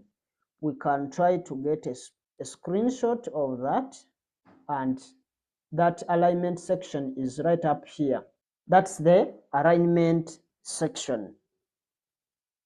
If you want, you can actually paste it here. That's the alignment section. That's what we are talking about. So we can actually see that that alignment section, the most common thing that we will be doing is probably changing the horizontal alignment. Let's first delete this. The most common thing that we are going to be doing here is changing the horizontal alignment. For instance, we are now left aligned. We are saying the word CPA is left aligned from this point. We are seeing it is on our left hand side. In other words, it is very close to this line. It is left aligned. So if we click in this center here, we shall see that the word is going to be moving to the center. You are seeing the word CPA moves to the center of that cell B2. So it will make it center aligned. And the other thing we can also look at is right aligned. We can also push it to our right hand side, and that's what we call the right aligned, for example. So the other thing we can maybe try to undo, and we leave it at where it was, left aligned. The other thing that we could do after going back, we've gone back to our left alignment, and we could now just go down here to this bottom right corner, this one. That bottom right corner, we are saying that if we click on that drop down arrow, it will open up. It opens up and we can get more detailed options. For instance, we can even change the alignment of these texts. The alignment from, sorry, we can actually change the orientation from this point. The orientation of those words you are seeing. So when I press OK, you'll find that the thing is going to be left aligned. So you are seeing the words are changing. The words keep on changing. If I put there and I press OK, it's going to look that way. So we've got it from this down arrow that we had. So we take it back. So that dialog box that we are seeing, we can actually make those texts to be maybe like vertical, or they could be horizontal like the way they are. We could change them to any form that we actually want by adjusting the orientation, for example, to say 90%, 90 degrees, 45 degrees, and so on, as we've seen. So let's just ignore that orientation, and maybe we can see some other things that we can actually find. We have the numbers, there are so many things that we actually have, but we are going to look at few things as we go through the home section of the ribbon. So we can cancel this for now. So we've canceled that dialog box, and now we are out of that dialog box. Now before we go over to this number section, because before we go to this number section, because it's the next one after the alignment. Before we go to this number section, maybe we take a look at the number section. We can take a screenshot of the number section and we know what we are talking about. This is the section that we are calling our number section. We can paste it here. That is the number section that we are talking about.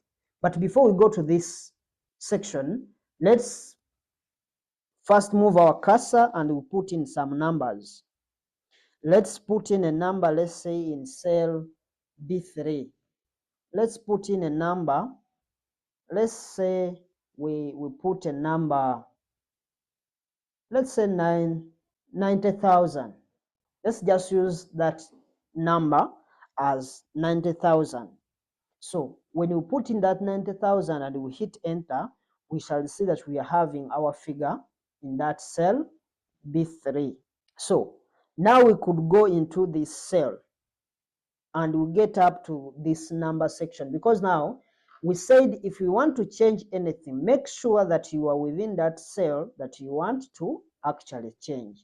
So if I go into this number section here, that B3 that has 90,000, and I go up here on this section for numbers. So if I click on this down arrow up here at the bottom right corner, there is that down arrow. If we click on that, it will bring us that dialog box. And what we could do is we could now change the format for that number. Which number we're going to be changing the format? We are going to be changing that 90,000 that we've put in that cell B3, for example. We could also put it into a currency. We could put it in, we have the number, we can change, maybe we put in a separator, we put in a decimal. And the other thing, we can also go to, we put in a currency, just like the way you're seeing UJEX. In other words, Uganda shillings, 90,000, but we already put in a separator. We can actually come here and change the symbol, maybe to $1, maybe to any amount that we can actually, that we are working on. If at all you've been working in dollars, you can actually leave it in dollars. So that's how we can actually do that in that very down arrow. If maybe want to put maybe some, perhaps maybe want to, we could have some negative numbers in that Excel sheet, we can actually say that let's put those negative numbers in brackets, or we just put brackets around those negative numbers. So we can actually come to those numbers and we say we want to put brackets to them. So there are so many things that we can actually change from here. If you want to put a percentage sign, if you want to put anything that you want to do from that, we can actually change those from that point. So that's how we change the number formatting. If you press enter, you'll find that these figures have actually changed. We just put in 90,000 without putting in a separator, but now we can see we have a separator and we have a currency figure. And that's how we change, or that's how we change the number format there. So now if you want to change the number format using the keyboard, because remember we've been using our mouse, but we said within this course we are going to be focusing more on the use of the keyboard than the use of the mouse, as we gave the reasons as to why we prefer it that way. So we would actually go to our shortcut that we saw earlier, and that is Ctrl+1. When you do that, it is taking you to that format cell, and it is within that format cell that we have the number format. And for those that are using MacBook, we said we click Command+1 to get into that dialog box. So that is the shortcut that we use, that we actually use to go into that dialog box, and it is the same shortcut we used before. And now what we could do is use the tab key, because now we don't want to use the mouse to move around within these different categories that we are having there. So what are we going to do? We are going to use the tab key. For those that who are not seeing the tab key, it's on your left hand side. It is the button that is up on caps lock, the one that puts in capital letters. That is the tab key. So we click that tab key. So when you are seeing that you have clicked the tab key to get into down to the different things that we have, you are seeing we are navigating through those different options that we are having. So we are within that format, and we are changing the number formatting. So in fact, we can even go to the bottom here and change. We do the custom, that is the custom format that we can actually have. That is the custom section. We can do a custom format in this type box. This is where we do all that we want to change. We can actually do them from that point. And this is something that we could look at as well. But for now, let's just click the escape key to escape out of this section for now.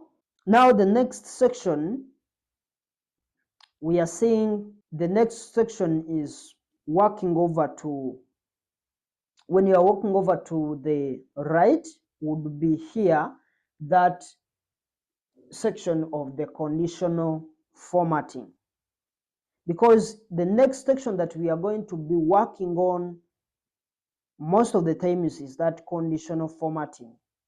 This is the section. We can try to take maybe a screenshot for that. We see the section.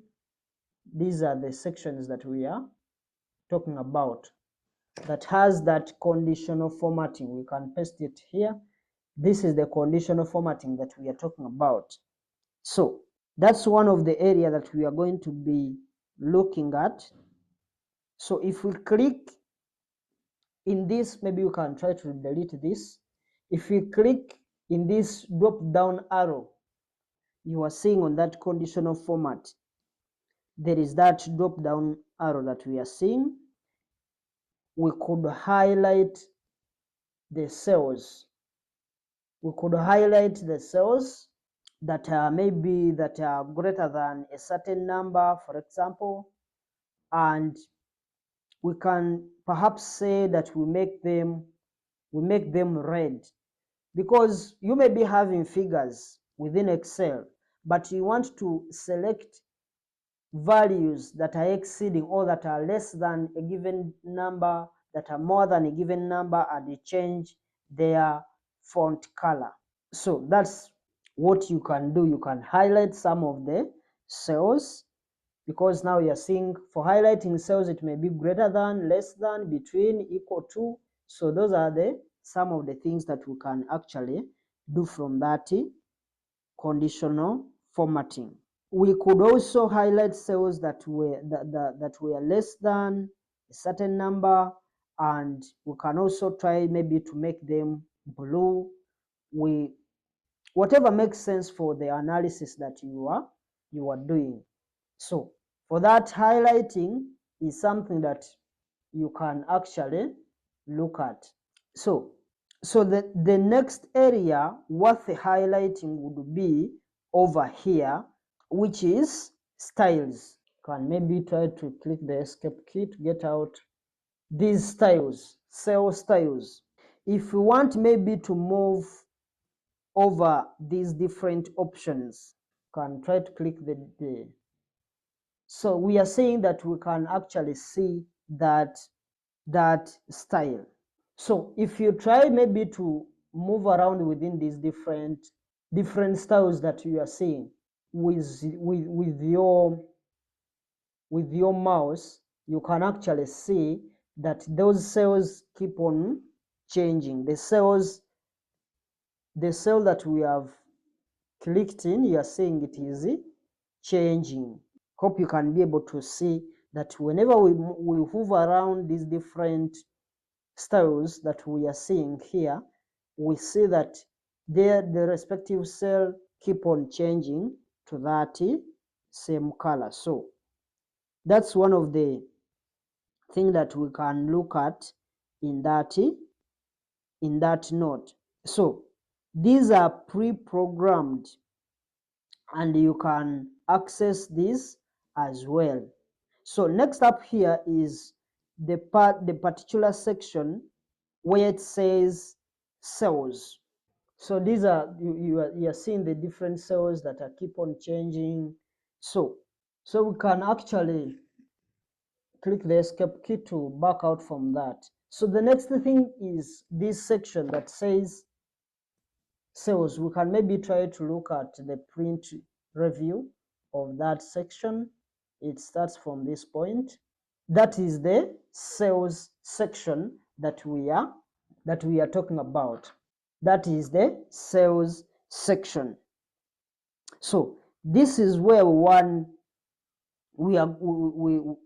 want to use this option to insert. For example, we could insert a sheet row. Maybe you can first delete this.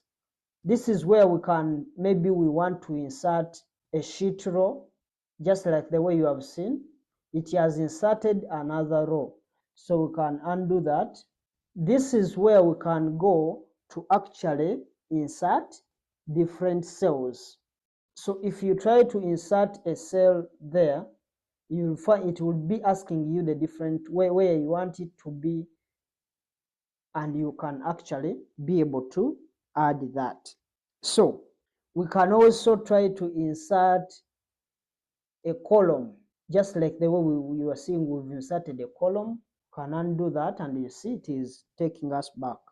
So just the way we have seen, that's where we are going to actually see where we want to maybe insert some of the things and see what we can do from that perspective.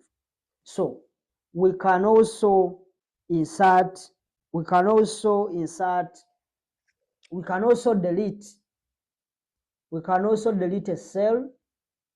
We can also delete a row, just like the way we inserted some of the things is the same way we can actually delete some of those things. So that cell section, that's what it does. So the other section that is worth highlighting over here is the editing section. Can maybe click the escape key to back out from that. The escape section, maybe we try to take a print screen of this section that we are talking about, that is right up here. That is the editing section. We can paste it here. That is the section that we are talking about. This section is also worth highlighting or looking it through. And this section in particular, we have the ability to find and select. So if we click here, we could actually find and replace certain things. Let's first delete this. If we click from this point, we can actually find that we can find and replace certain things. For example, we can come here to this cell and we say we want to find, for example, we could find that CPA that you are seeing, the one I put the cursor into. We could find that CPA and we try to replace that with maybe another word. So you could come here and say we are finding and we want to replace. We are finding what? We are finding CPA and we are replacing that CPA with the KC Accountancy Education Center. We find and we replace. You can actually see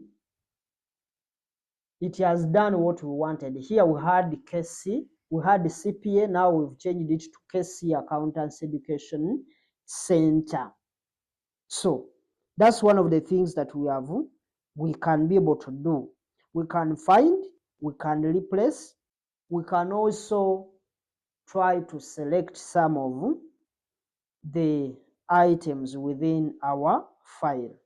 So those are some of the things that we can do from there. For example, just like the way we've seen, we replaced the CPA with KC Accountants Education Center, and the computer would go through and see that it has looked for that letter, for that word that we are changing, and it makes that one replacement.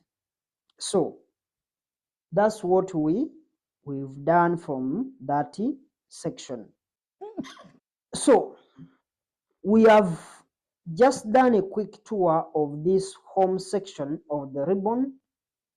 So let's skip over to the next lesson and start to tour through some of these other sections that are really helpful for financial analysis. Let's see you in the next video, and we'll try to look at some of these different sections that we've not talked about, the different sections of the ribbon. The next thing that we are going to be looking at is the insert section. This insert section is now the one that we are going to look at, but that is going to be in the next video. So we'll see you there. Hello viewers. Today we are continuing with our series of Excel fundamentals, and to continue where we stopped last time we looked at the ribbon home section, and now we are going to focus on the ribbon insert section. In other words, we are going to look at the insert section of the ribbon. So let's continue our tour across the Excel ribbon from the home section that we looked earlier in the previous video. Let's click over to the insert, because we looked at the home section, and that was the home section of the ribbon, and we said the ribbon includes all these sections that you are seeing up here. There are so many other sections that you may see on your screen that are not on my screen, because those we actually set them up. We can put them there, we can actually move them there. So I will show you how we can actually add those one in the coming videos. But for now, let's focus on what you're seeing. If you have some other sections that are not showing on my screen, just know some of them, they were set up in your Excel file, but in my Excel files, those are the ones that I prefer, or those are the ones that are actually more important as far as financial analysis is concerned. So that's why we are seeing some of them, they are not there, but because we might find others may be having a draw section, others may be having Makabaka section. There are so many sections that you may be having on your screen, depending on whatever analysis that you do with your Excel software. So that's the home section. That's the home section that we looked at. It was very long because we said this section has very many things that are commonly used within the software, or that's where Microsoft placed most of the common features that we actually use in Excel. But let's go ahead and look at the insert section of the ribbon.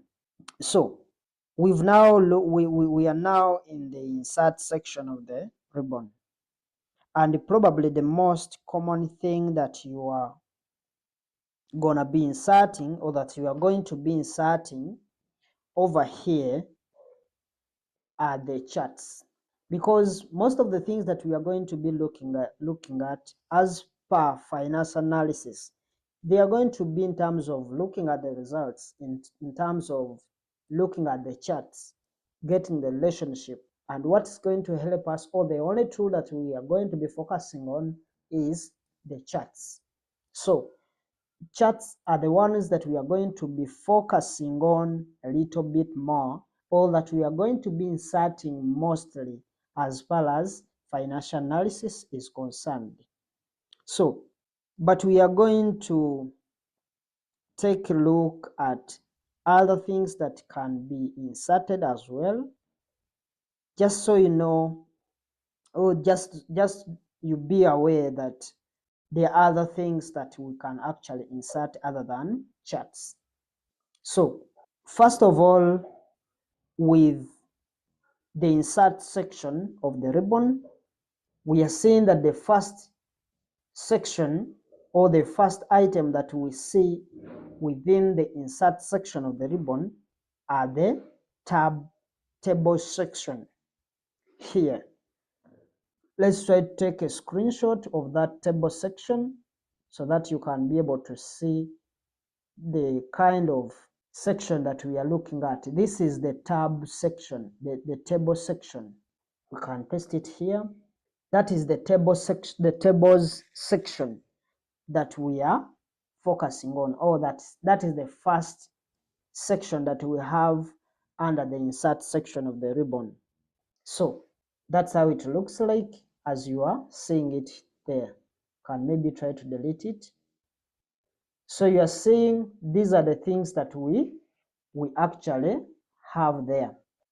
And within the table section here, the two most common things that you are going to be looking, or that you are going to be inserting, because since this table is within the insert section, it means we are going to be, everything that is within that, every section that you are seeing there is going to be inserted. In other words, it's going to be introduced to our data that we have, or we are going to be inserting it in our data. That's why it is under the insert section of the ribbon.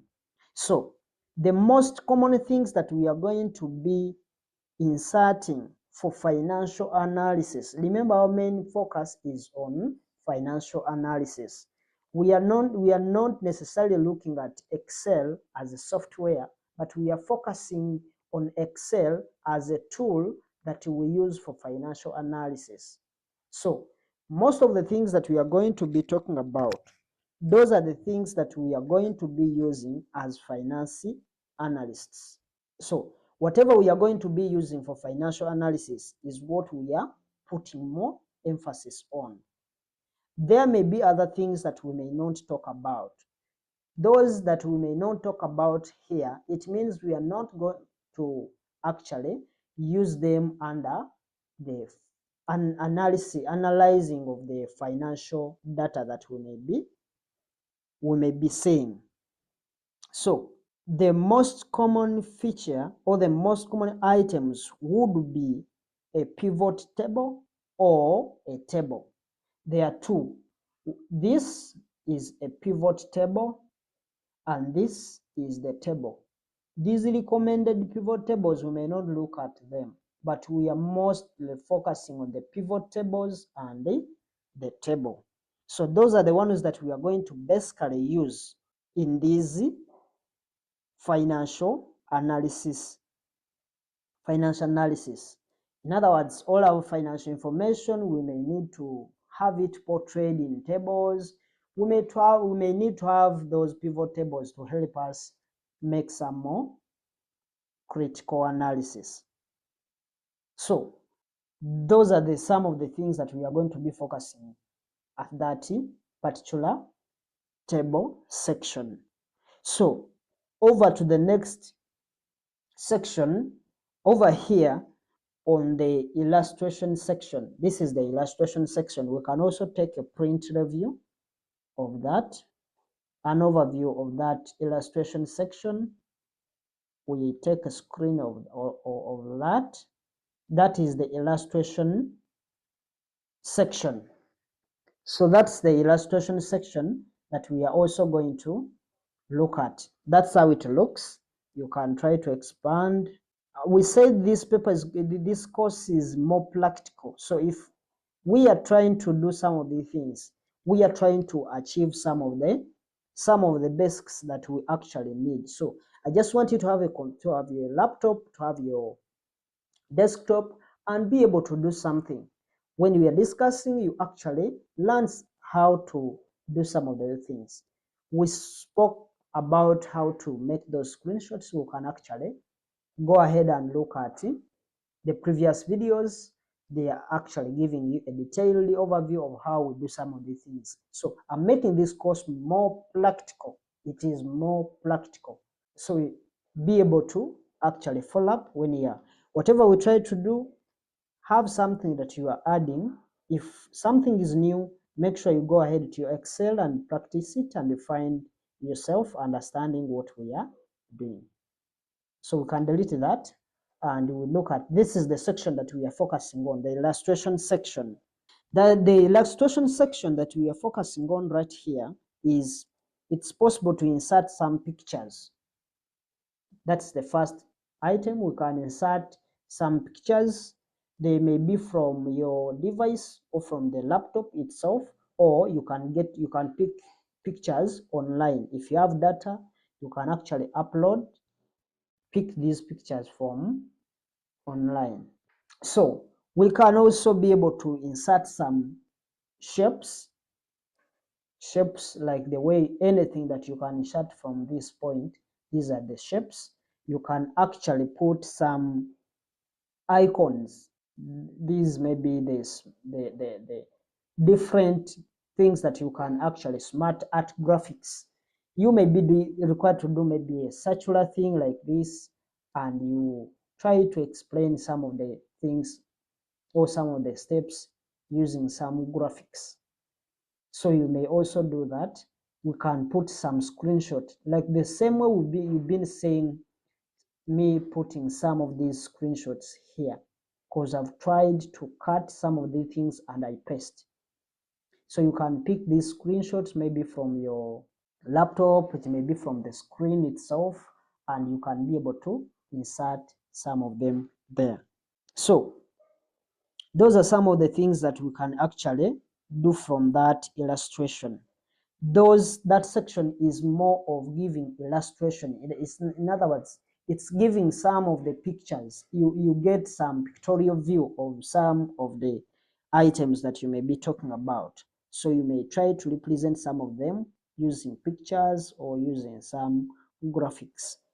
So, and those actually, like the way you have been seeing those, some of the screenshot like this one, they are also, the way you are going to insert some of these things, they are going to be floating on this Excel sheet, just like the way you're seeing this screenshot. It is floating on this Excel file. So that's how these features, they are going to be captured, or they are going to be inserted in an Excel file. So, but now the challenge with inserting so many features, so many pictures and other things is that you are going to have your work congested. So if you don't want your file to be too clustered up with these some of the things that you are going to be inserting, you may find that this section does not get utilized as much as possible. Like we may not actually use that item more often. In other words, we may not use it for long as far as financial analysis is concerned, because with financial analysis, we want some of the things to actually be very clear. We don't want them to be congested with other materials that we've gotten maybe from the internet and so on. So we may not actually use that section more often as much as you use it under Word software or PowerPoint. So now, as we mentioned in financial analysis, it will be relatively common to insert charts. This is the third category, or the third section. So if you would like to take a look at the charts that can be inserted, just select a group of cells. Maybe we can just select a group of cells like this. You can just say, let me just select like those, like the way you've seen. You select the cells that you want to actually represent on a chart screen. Then you go up to this chart section and we click on this little down arrow that you are seeing on this bottom right corner of the chart section. So when you click on this down arrow, it will bring that dialog box. So when that dialog box comes, you leave the recommended charts and you go to all the charts. You can actually, when you click on all charts here, you can actually see any of the charts that you want to insert. You can say insert, you can maybe want to insert a column chart. These are column charts. You can decide to maybe to put a line chart. You can put a pie chart. You can use maybe bar chart. You can use area chart. There are so many things that you can actually insert here. There are tons of different kinds of charts that can be inserted. So we will just cancel this for now. Can just cancel that for now. And next up in our more advanced Excel courses is we are going to look at, we will investigate inserting spark lines. These spark line, but these are going to be in our more advanced Excel, because this is a beginner Excel course. We want to look at the more advanced, and we try to look at these sparkle lines, with that sparkle line section of the insert section of the ribbon. So we want to look at, we may try to look at some of those under our advanced Excel file, but I just want to show you that they are actually there. We can also look at putting filters, inserting slices and timelines as well. But these are also going to be in our more advanced Excel courses. So if you stick to this channel, you will be able to get some of the things that you need to have, so that you can actually be a good financial analyst as far as using Excel is concerned. So those are some of these sections. We are not going to look at them now, because we want to look at those in our more advanced Excel courses. But just know they are there. If at all you want to, please go ahead and insert them there. So now the other thing I want to focus is this section of the link section. The link section we can try to take in. The good thing with this program is that we are seeing some of these, they are being separated they are within columns. You are seeing there's those lines that separated those different sections. So That is the section I'm talking about. So those are the things that I'm going to be talking about. Inserting links up here is something that you want to do in financial analysis.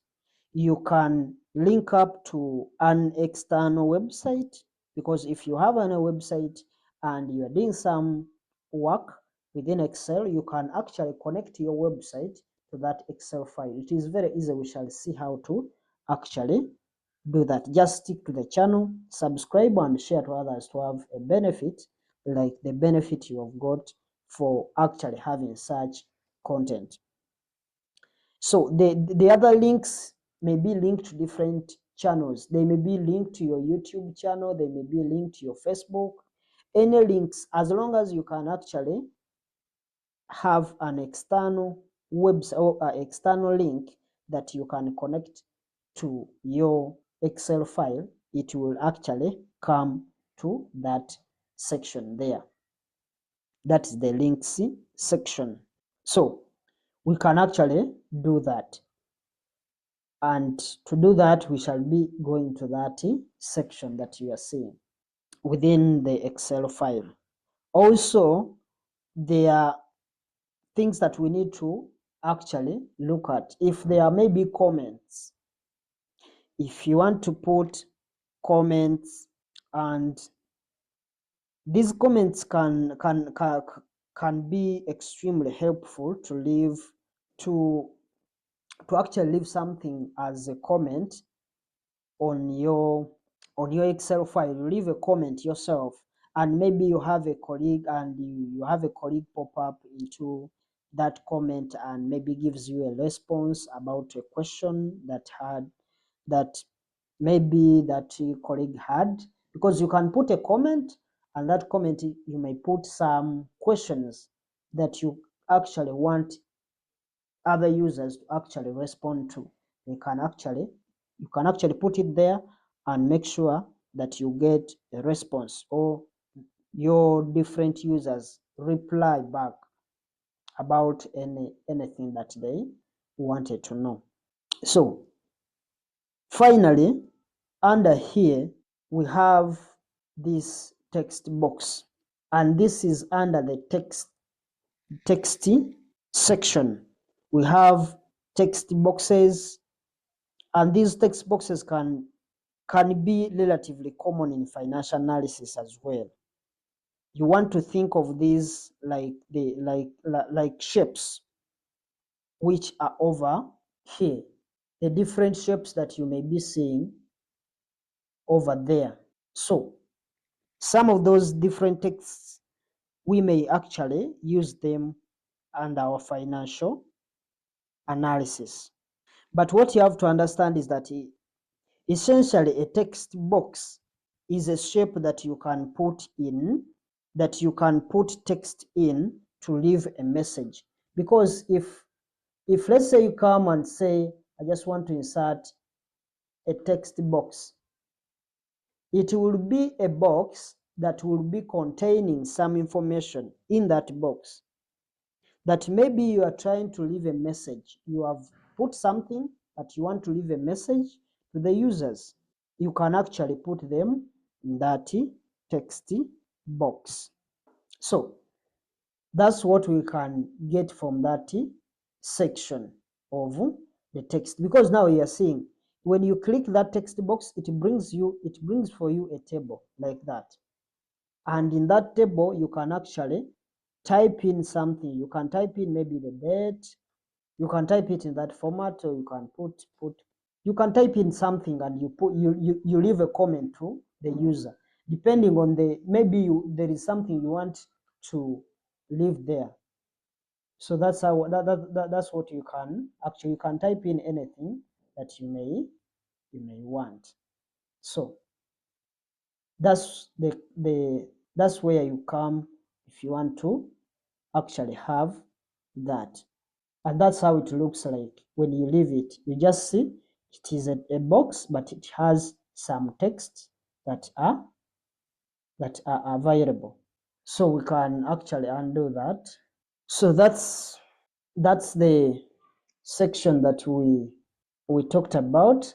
Then we can also look at the last section of the insert section of the ribbon, and that's the symbol. We can take a screenshot of the symbol section and we see what it is. So it is right there. That is the symbol section of the insert section of the ribbon. So that's the section of the ribbon, of the insert section of the ribbon, that we can use to insert symbols. But now over here, maybe we can try to delete this. Over here you have the ability to insert equations over to this symbol section. We have the ability to insert equations. We have the ability to insert equations if at all we needed those equations. You can see a list of examples. We are seeing this is the area of a circle, pi r squared. We are seeing binomial theorem.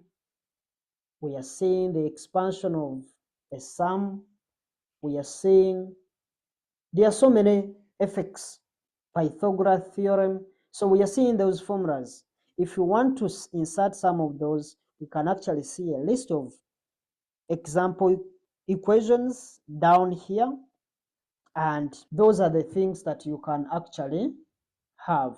So if you click on symbols, this is the next item that is within the symbol section. If you click on the symbol item, you can actually be able to insert symbols. So inserting symbols can be quite helpful. For instance, right here we have a copyright. This is a copyright symbol. That is a copyright symbol or a copyright sign. So those are some of the things that we can actually, we have registered sign. We have a sign for trademark. So this can be really, really helpful to insert in our financial analysis.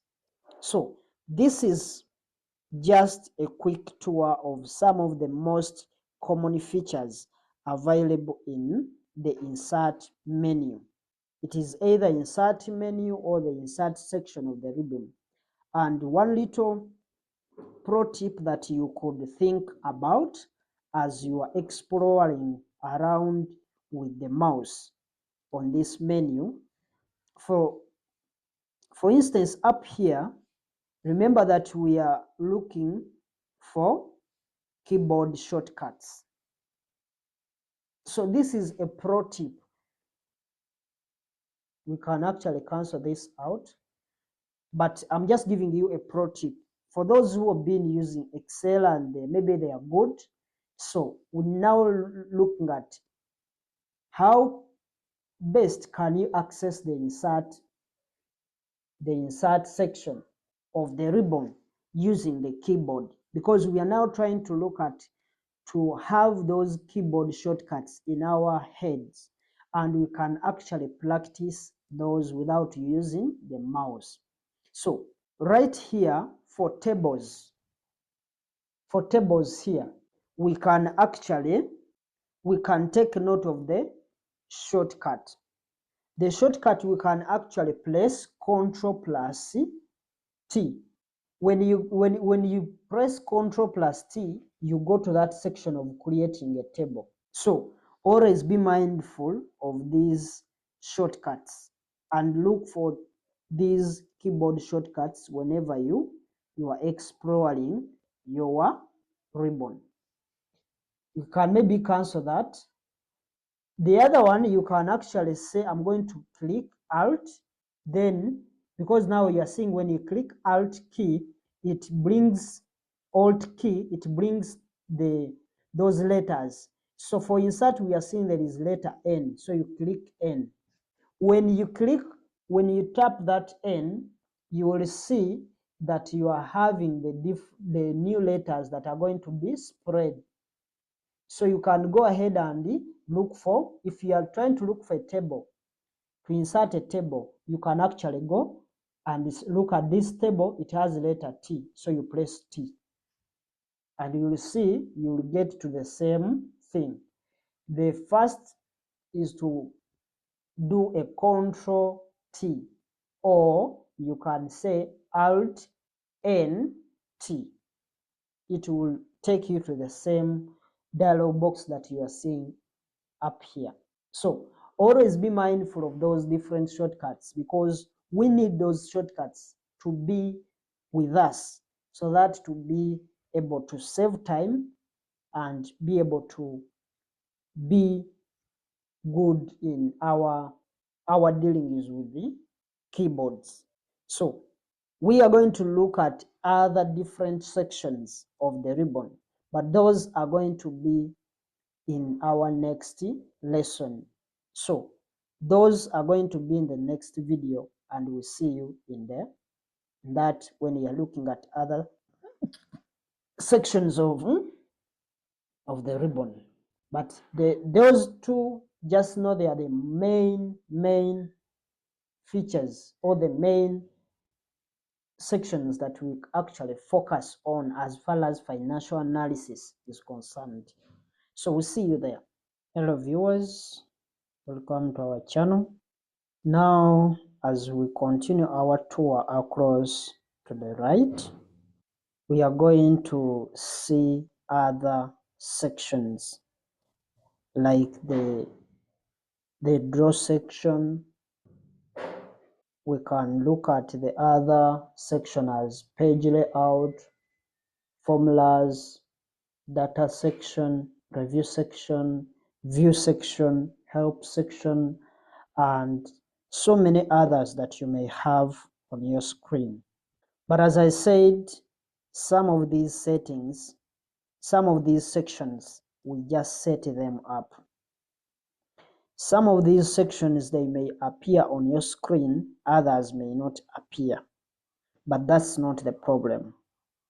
The only challenge is that I just want you to know what we are going to be focusing on as far as financial analysis is concerned.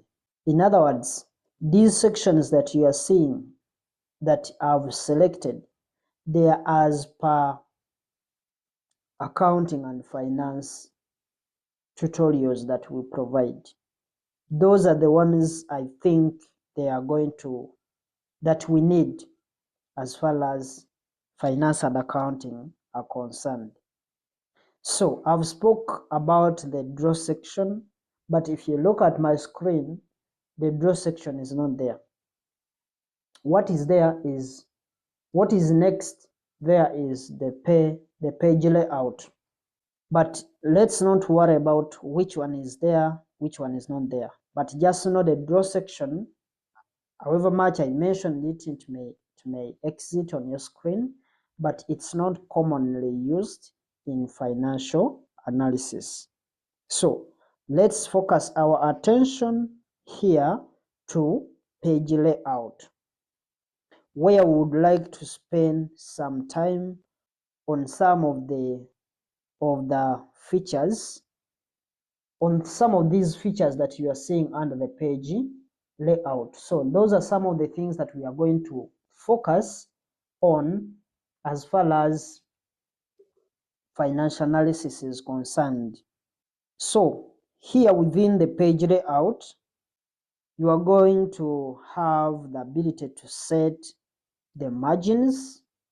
We are saying you'll have ability to change, to set the margins, and under orientation here you can actually be able to, you can actually, you actually going to find that the landscape orientation, that is portrait, but the landscape, this second one, the landscape orientation is going to be very common, especially for financial models. So over here we can adjust the size over here. On this next one, we can adjust the size, and you can actually set or clear the print area. Here we set the size, and on this next one we can actually set print areas, or we can clear print areas as well. So one of the features which is also quite useful is here. So the print titles, these page breaks, background, those ones, they are not all that important as far as financial analysis is concerned. But what is important is this page here. So let's first cancel this, is the print titles. For example, you may have some headings across the topic, across the top. Maybe you have a heading up here. Let me assume you have a heading, let's say Cafe Charles, or we have Casey Accountancy Education Center as our heading. In other words, all the information that follows below that heading is from that Casey Accounting Education Center. So if you have those headings there, and every page has that same heading, what are we going to do in regards to printing titles? Printing titles is that you'll find that some of these, when you're printing the page, you find that that title is going to be coming on every page. The other scenario is that you may find on this first line, you have maybe names, you have scores, you have prices, you have costs, you have, in a sense that you have so many titles for the different line item. So if you want to print out, you may find, because sometimes we are going to do financial models, and you find that we are doing them for the different years. You find this one, we have period 1, period 2, period 3, or it may be in terms of years, 2020, 2021, 2022. So you find that the whole information is belonging to only one financial year. So when we are printing out, we want those years to be our headings. And when you are printing, we make sure that those titles are printed on every information that we are seeing below that given line. So that's what we are meaning. Maybe we may be having years, we may be having quarters for a financial model. So you always want to print on every page. You print those periods on every page of your financial model, so that you can actually be able to follow up in the right way, and to see the information that is useful for the respective period. So that can be really useful, and that is going to be done under the print screen.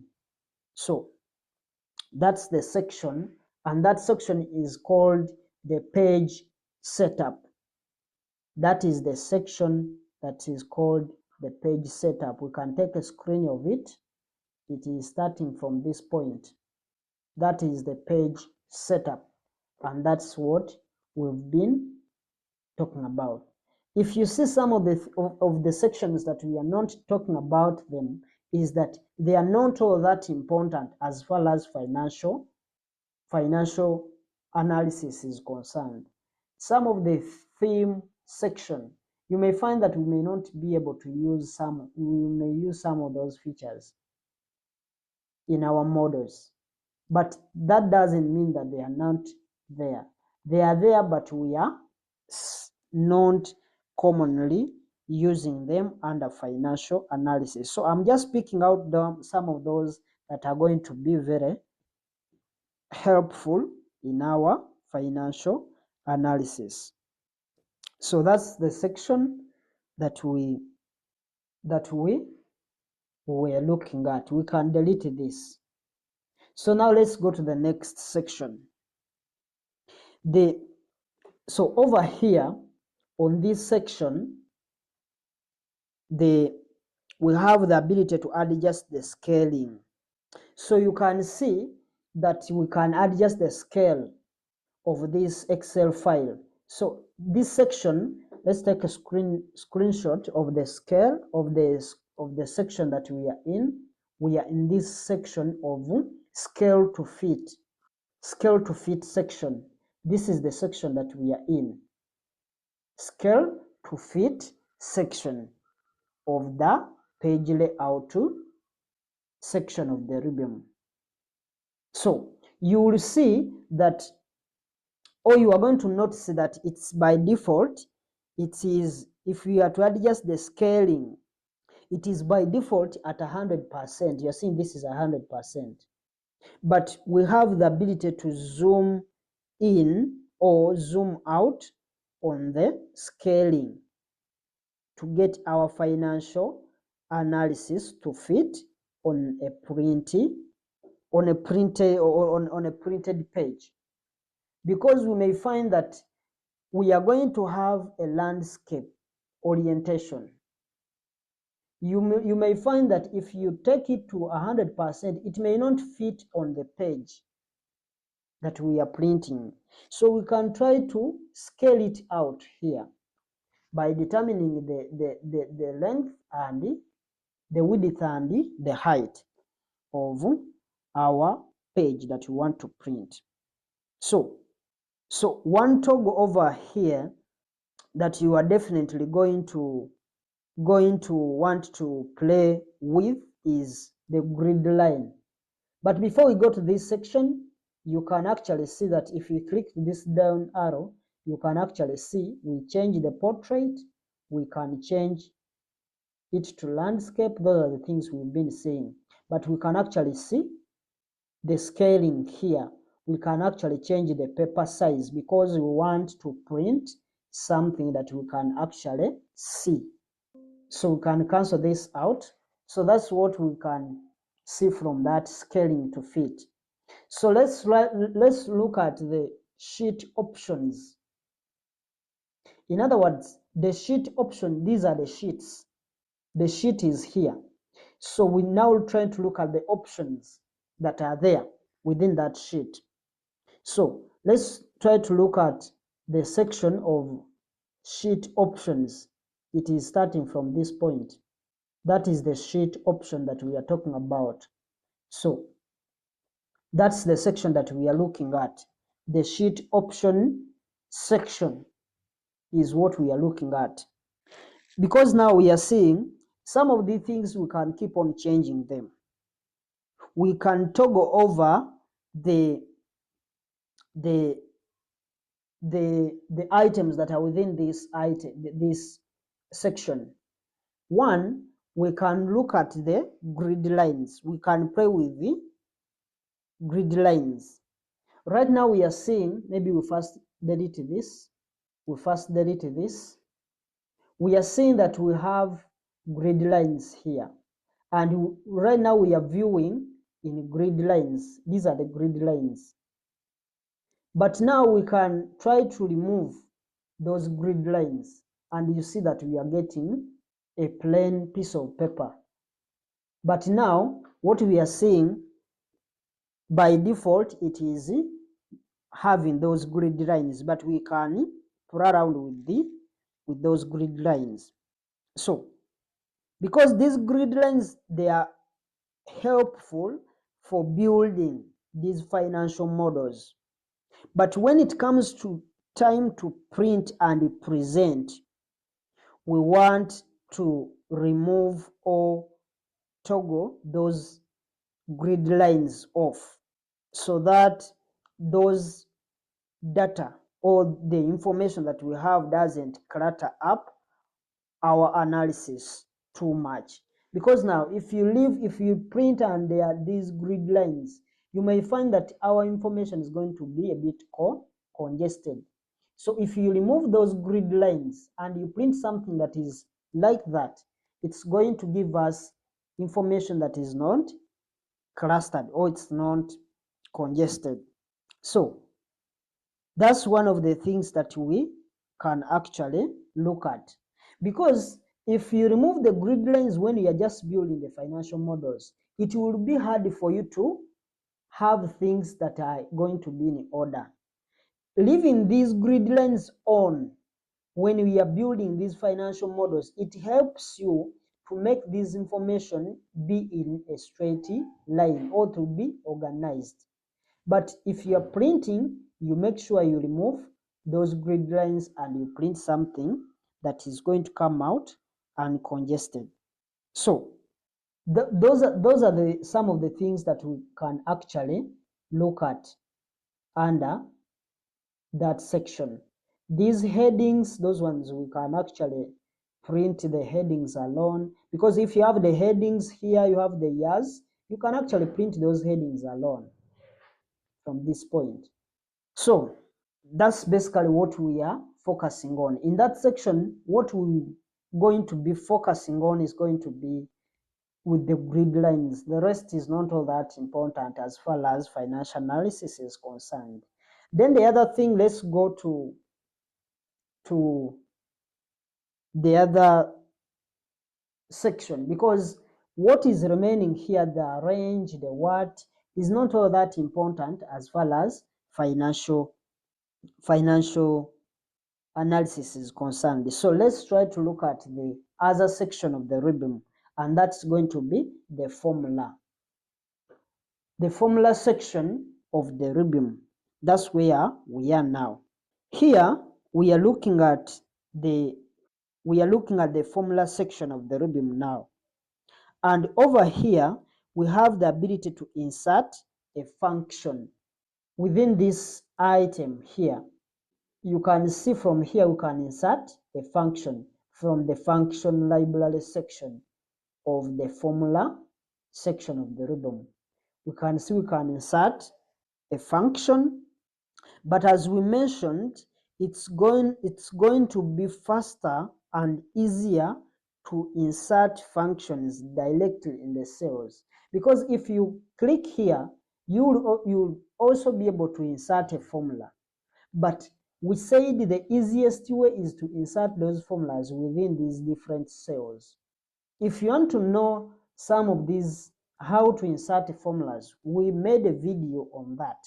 You can go ahead and check our previous videos and look at how we are able to insert a formula. But as we said in the previous video, we said we are not going to insert formulas or functions from that point. We insert from the cells themselves because it's going to be easier. So moving across here, we have a name manager. We can skip the whole of this because the whole of this is something that we are going to look at as far as inserting functions is concerned. And we said we are not going to use any of this. We are going to use the cells themselves. So let's go to the name manager here from the defined names section. So moving across, we have the name manager. If we click on a name manager here, we can see actually there is no names in this particular file because we haven't put in any name yet. But if we were to create names in this particular file, this is exactly where they will be listed, and you will be able to manage them in this dialog box. So this is where we can even add a new, we can edit. This is how we would be managing those names that we created. But since the document is blank, we are not seeing anything here. So we can close this up for now and we try to look at something next. So next up here, we have here the formula editing section. This is the formula editing section. You can take maybe a print screen. That is the section that we are talking about. The formula, that is it. So it is everything that is in here is under the formula auditing. So this section is really very helpful for financial analysis, because one of them we can actually trace precedents. Tracing precedents, because here it's not working because we haven't put in anything. We can trace precedent sales here. We can also trace dependency. And this essentially puts visual arrows, because tracing precedence is checking the different cells that are connecting each other.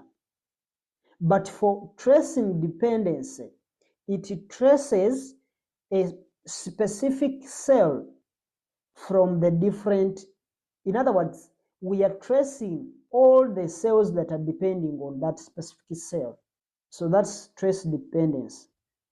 Because, and how it does, it puts these arrows you are seeing, these different arrows on top of our spreadsheet to show us how things are flowing in and out of a certain cell. In other words, it shows you which kind of cells that are depending on a particular cell. So that's what we shall see under trace dependency. Now there is another area here, error checking. This error checking feature can also be very helpful. Right here, right in here, if you click on that down arrow, you will see that we have the ability to do error checking. We can trace an error through a spreadsheet, and we can also investigate any circular references. You are seeing we can do one, error checking, we can trace errors, we can also do circular reference. You are seeing there are no anything. You are seeing that we are not seeing anything under circular reference, because we can't click on it in this particular file, and that's why that circular reference here we are seeing it has been grayed out, or it is put in a gray color, because we have nothing in this file that is circular referenced. So that's what we can talk about as far as those sections are concerned. The rest of these, if we see we are not talking about them, it means they are not all that important. In other words, we don't commonly use them under financial analysis. So that's what we can pick from the formula section of the ribbon. So let's go ahead and look at the data section of the ribbon. Now, if we move across here to the data section of the ribbon, you are going to find that sorting is quite common along with applying filters. Because now if you go to data section of the ribbon, you will find that the most common thing that we are going to be using as far as financial analysis is concerned is sort and filter section. In other words, we are going to be filtering and sorting some of the issues or the data that we may have. And also over here we have data tools. And in those data tools, what we are going to be focusing on is what we call the data validation. Because data validation can be quite common to add in for financial analysis as well. But now, there is two other features within this data section that are outside the scope of this course. Because we have some of these things that we are not going to look at in the beginner course. Because this course, we've organized it for actually giving you something that you need as a beginner or as a fresh person who is new and in the style of financial analysis when using Excel. So some of the two things that we may not actually talk about in this course, but they are just good for you to be aware of. The first one is over here under the get external data. We have in that item, we have the ability to launch what we call Power. We have what we call Power Query, and that's the Power Query editor. So we have the ability to actually launch the Power Query editor, which allows you to pull in external data and also transform the data. So there is another thing that you may see. Some of these things you may not see on your screen depending on which kind of software you are using, which kind of version of Excel you are using.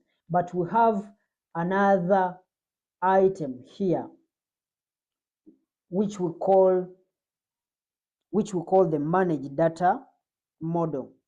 Because when you look at that manage data model, you are going to see this one gives you the ability to launch Power Pivot, which allows you to put together and construct a data model.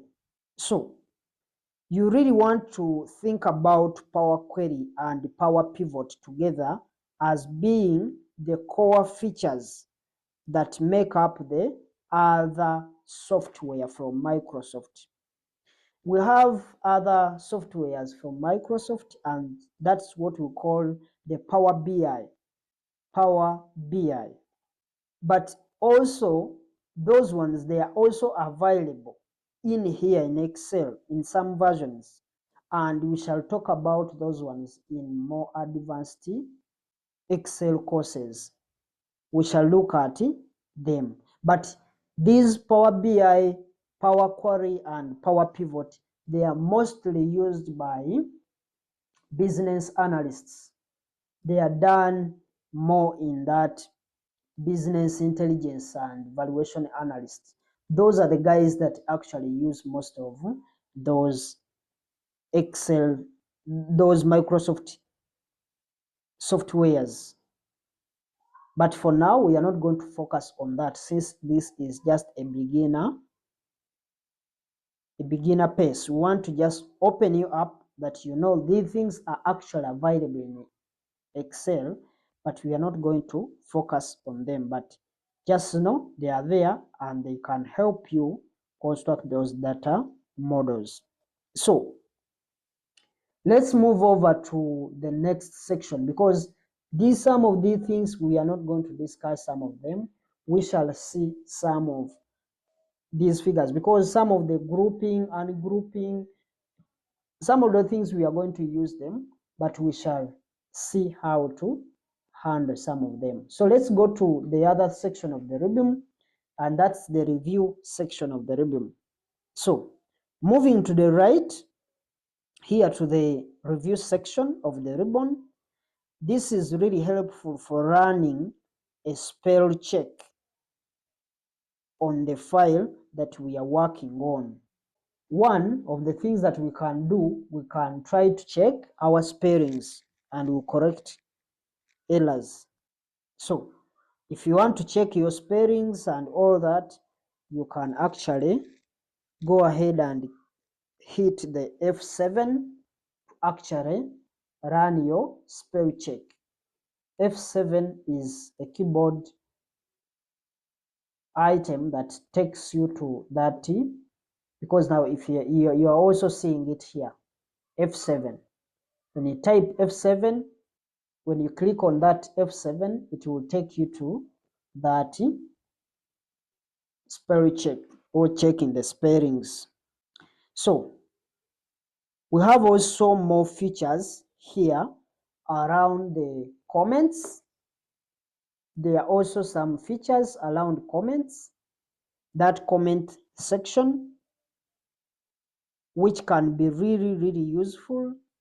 And we have also a section here, the protection section or the protect section, and that's going to actually give us the ability to apply protection either to a sheet or to a workbook on the file, on the Excel file that we are working on. Here we can actually protect our sheet. We can protect this sheet 1, or we can protect the entire workbook. We explained what worksheets, what workbooks are. So if you want to actually learn some of those things, you want to know what some of those mean, you can actually go to our previous videos and you'll be able to get assistance from there. So you can actually protect from this point, and you can be able to have your document with a limited access because it will need some passwords to be opened. So now we can take a quick look here at the view menu, because we've finished the review section of the ribbon. So now let's go to the view section of the ribbon. The view section of the ribbon, we are just going to take a quick look. Most common things that we are going to do here is toggle back and forth between the normal view page break preview, just like this. Maybe this, we may be looking at the normal here. This is the normal page view. We can go to the page break, just like the way you have seen. It's page break.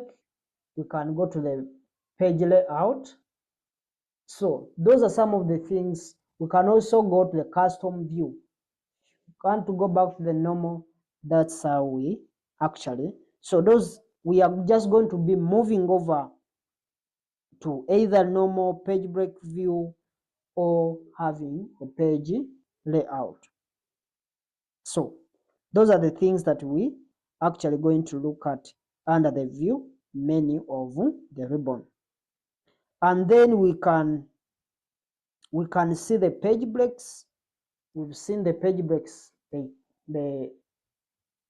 because now if you put a page break, you'll be moving and seeing those breaks that have been made in those different pages. Because if you go back here, you can actually see these dotted lines that the ones that are creating those page breaks. So we also have another press here where we could toggle the grid lines here, where we can put those grid lines off and on. We can also remove the formula bar from there so that you can have a higher view. So those are some of the things that we can be able to remove and be able to see some of the information clearly. So those are some of the things that we can toggle on and off, and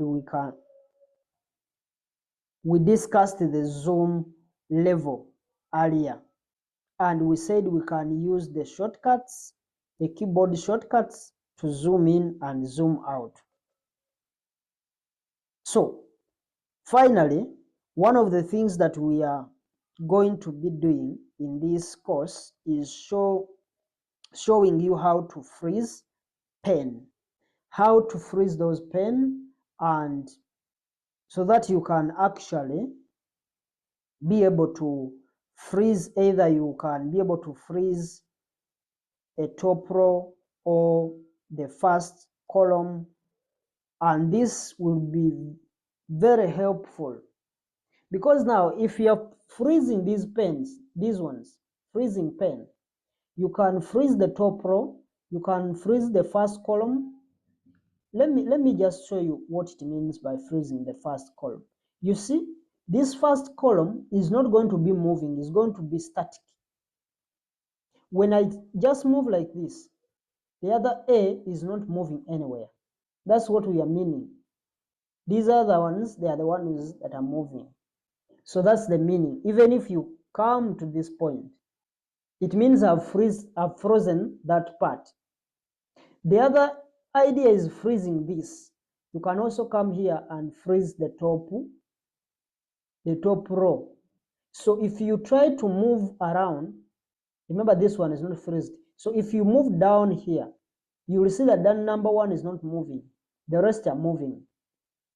How is that going to help us?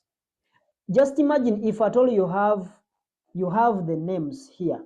You say names, and the names here, this is a title. These are titles.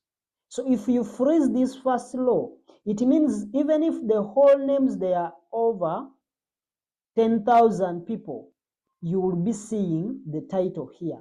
Because if I move up, I'll be seeing that this first column is showing names, and maybe these are just showing scores. So that's what we are meaning. So those are the things that we are going to be seeing. This one can be results or reward. So those are the things that we are talking about by freezing pen and all that. So those are very helpful, because we said they are either going to be helpful when you are doing some analysis. Maybe you are trying to look at something that is far away from the sheet. Because if this is not frozen, it means, let me just come and say unfreeze, and I start scrolling downwards, you'll find that the other words have disappeared. But I want to be knowing that in this line I'm looking at names, in this line I'm looking at scores. So that's what we are meaning. So then maybe the next thing that you may be seeing, these are macros we are not going to look at. Macros, we are not going to look at them, but they are also there. You also see that they are there. We can actually go to the next. As I said, I only have those sections, but you may find that other sections, someone is having a developer section. Someone may be having a Macabacus section. Someone may be having add-in section. So you may find someone's ribbon is very big with so many sections. So if on your screen you have, on your ribbon you have the developer section, because right now we are not having it there, but as I said, you actually don't need to worry, because we know what to do to include those and remove those. So you may not see some of these on your copy of Excel, but that's okay, because we are going to show you in this course how you can put those on and off if at all you want. But this is where you, but for the developer section, that's where you go and write macros. Though you can also see macros are here, but if we had developer section there, it will also show us where we write macros, for example. So The other thing that we may look at is the help section. That is the help section. But you may not actually find this, you may not find that help section more useful, because I'm going to, the reason as why we are making this course is to help you get to where we want to be as far as finance and accounting is concerned. So you'll find this course much more helpful than what you are going to find in that section. So let's move over and go to the next video, and we talk about the keyboard shortcuts. We are just going to give a little highlight on those keyboard shortcuts. So let's move over to the next video. We see you there. Hello viewers, we are continuing with our series of Excel fundamentals, and today we are looking at the keyboard shortcuts. So we have completed a tour of all the Excel ribbon. In other words, we've looked at all the sections that are making up the Excel ribbon, and now let's talk about how we can use the keyboard to keep up in the ribbon to get things done really quickly.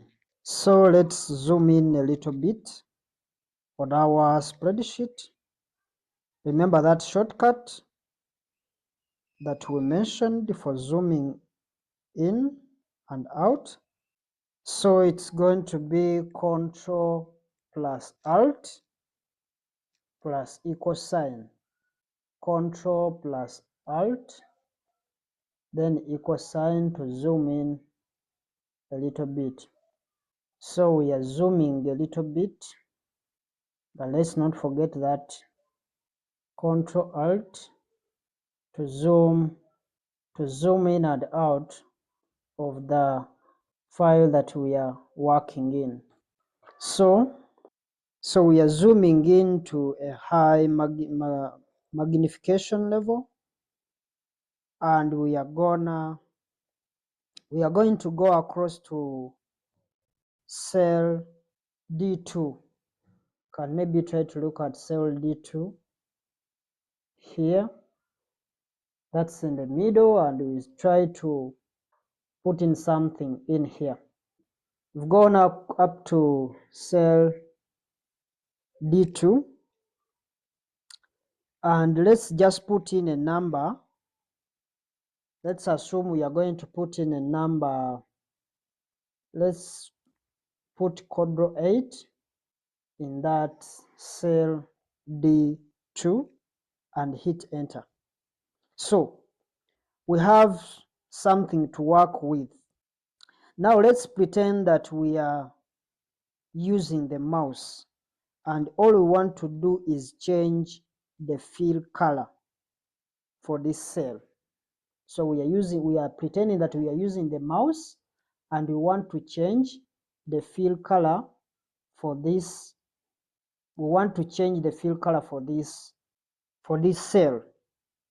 So what we are going to do, if at all we find our cursor has been, let's say, in the formula section of the ribbon, if you want to change the fill color here and we're using the mouse, we have to first go to the home screen, because that's where we'll find the fill color.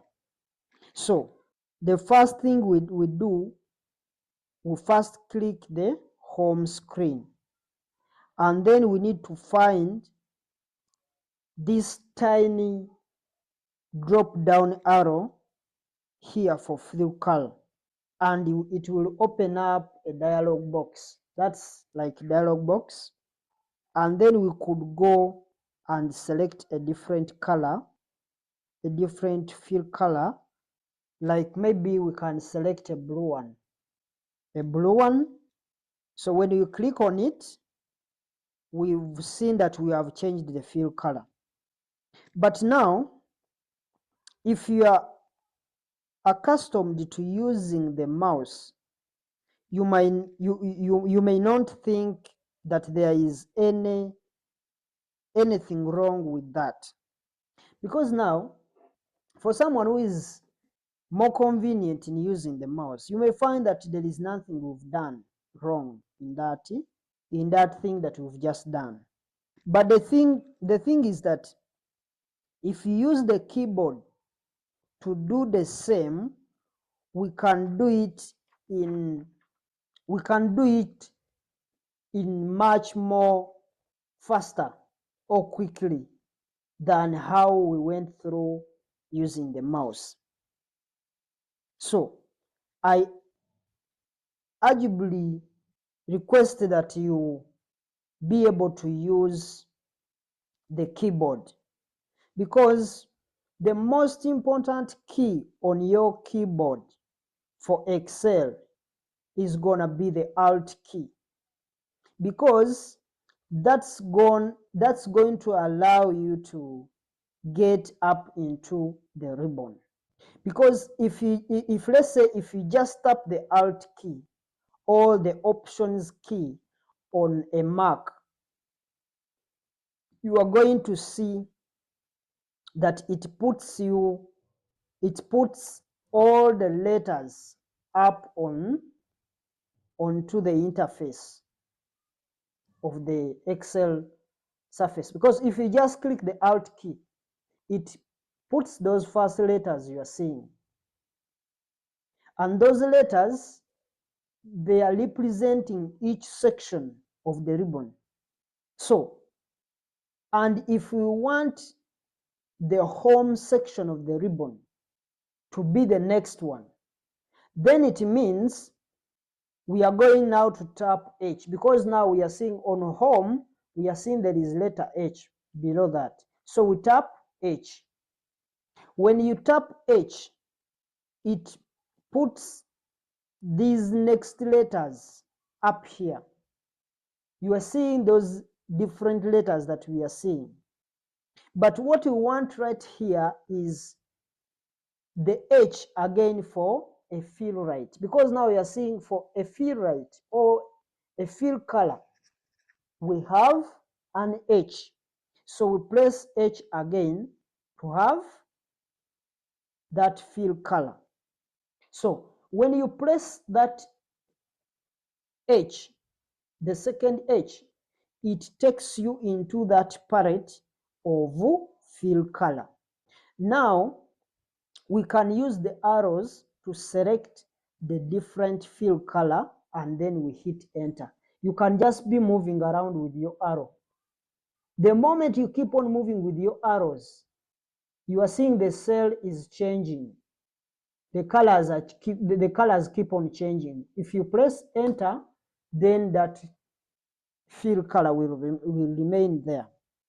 So now let's now try to look at how we might remove the fill color with the keyboard, because we've put that fill color with the keyboard. So now what we want to know, how do we remove that fill color with a keyboard without using a mouse? It is the same procedure. We click or we tap the Alt key.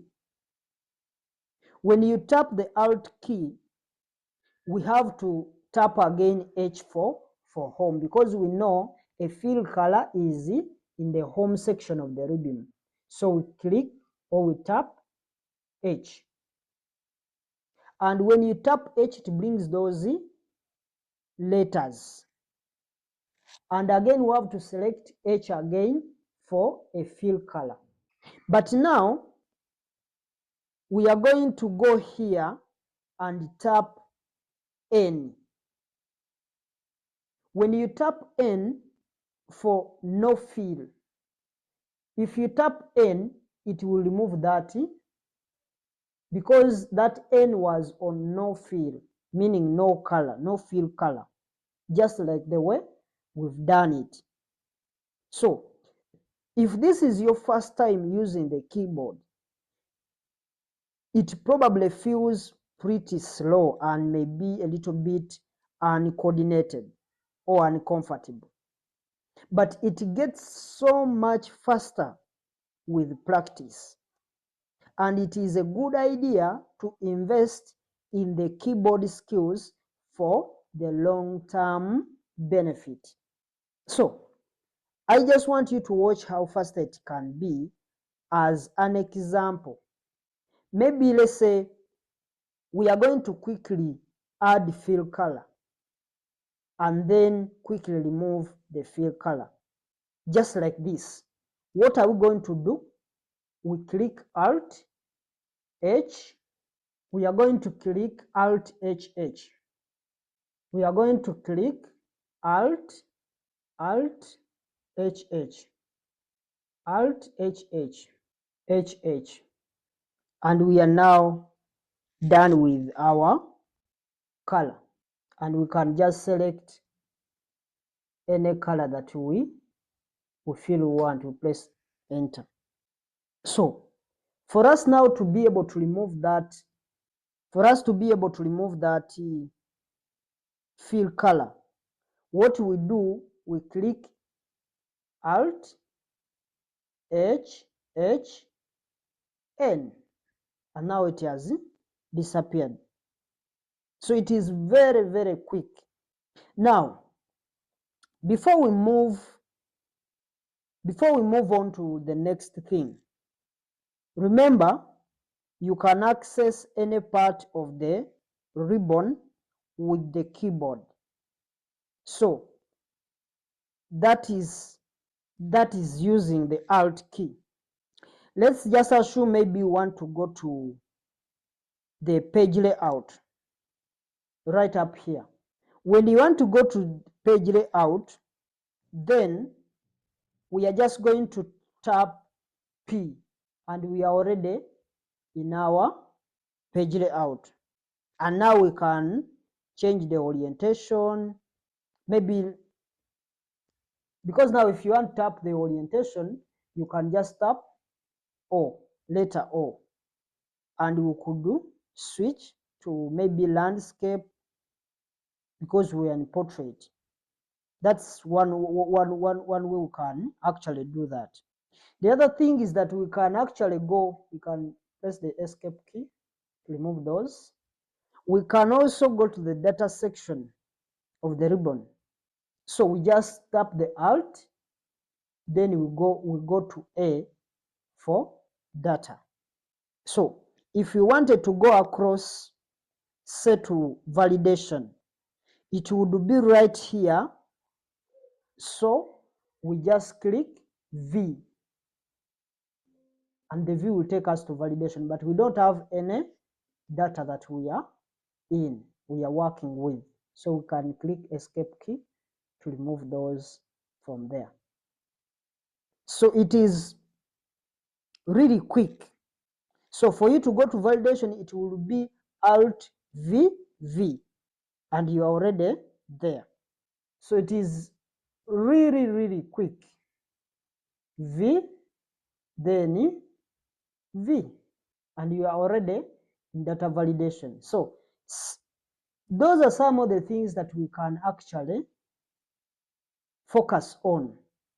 Instead of using our mouse, we are focusing on using the keyboard, and we are doing it really quickly. We can maybe cancel this out. So we can try maybe to go to the view section. It is Alt, you click the Alt key, then you go to W for view. And if we wanted to look at freezing panes over here, we are seeing it is at letter F. Sorry, it is Alt W and F, freezing pane. And we could either freeze the top row with an R or the first column with a C. So it is really faster to use the keyboard to get up into the ribbon. So what I'm focusing on here is that however awkward it may feel as you go through this course, please try using the keyboard. because it is really going to help you in the long run. It is something that we are putting ourselves to, but it is going to help us in the long run, because for now we are just taking a step ahead of what we want to actually achieve. So that's what we wanted to look at in terms of the shortcuts, because there are very many. We can't really finish all of them, but you can also reference, because we have a summary sheet. You can reference on that summary sheet. Let me bring it on the screen and you try to look at that summary sheet. That is the summary sheet that we have. It has different shortcuts that you can actually look at and be able to understand, because those are some of the shortcuts that we are going to use when we are doing our financial modeling, when we are developing our data models and all that. So those are the things that we are going to look at. So I've brought up the summary sheet on the screen here, and we are seeing that it has lots of useful keyboard shortcuts that we are going to be using as we progress through the different lessons in this course. So let's try to look at the next video and see what we can have. In other words, we are going to look at the Excel settings. We look at the overview of the Excel settings. We look at some of the things that we need to set up right from the start that will help us have the right things that we need when we are doing financial analysis. So that's all for today. Until we meet again, it's bye for now, but let's meet in the next video. Hello viewers, welcome back. We are now going through the Excel settings, and we are trying to look at the overview of the Excel settings. So let's discuss the main objectives for this chapter on Excel settings, because what we finished in the previous videos, or what we've been handling in the previous videos, the likes of looking at the use of the mouse, the likes of looking at the Excel ribbon, and all the other sections that are within the Excel ribbon, that was chapter 1 of our Excel fundamentals. Now, every chapter we end or we conclude, we always have some 2 to 3 questions that we need to pause around, and we see what we can actually do. So these, we are going to make sure that at least we post some of these small videos or small questions in our community chat. That's where we are going to post the questions plus the answers. So you keep selecting, or you put the correct answer in the comment section. So that's going to be dropping very soon. So what we are going to look at now is the settings. In other words, the Excel settings that we need to look at. Now let's try to see the overview of the Excel settings. First of all, we want to tackle the general settings. There are lots of settings in Excel, but we are going to focus on ones that are most important to set, you up for success. We also want to review the formula settings, or the calculation options we can set, and the software we can set. In other words, we are looking at the formula, we are looking at the review of the formula settings, or on all the calculation options. We can set the software to be fully automatic or manually or completely manual or something in between. We can set some of the formulas and they can actually give us automatic things, or they can be completely manual, or it can be in between the two, partly automatic, partly manual. So, and also we also want to talk about the ability of the software to do iterative calculations. These iterative calculations are often, these calculations, they are often needed in the financial models. There are also a whole other hosts of options available inside Excel, but what we are going to focus on here are the options that are actually recommended for financial professionals. So these settings that we are going to focus on, they are basically for financial professionals, because we are basically looking at the Excel, but in terms of things that are going to help us do the financial analysis. That's basically what we are looking at. So we are looking at some of the settings that we can actually have. There are also some advanced options available in the Excel software that we need to be aware of.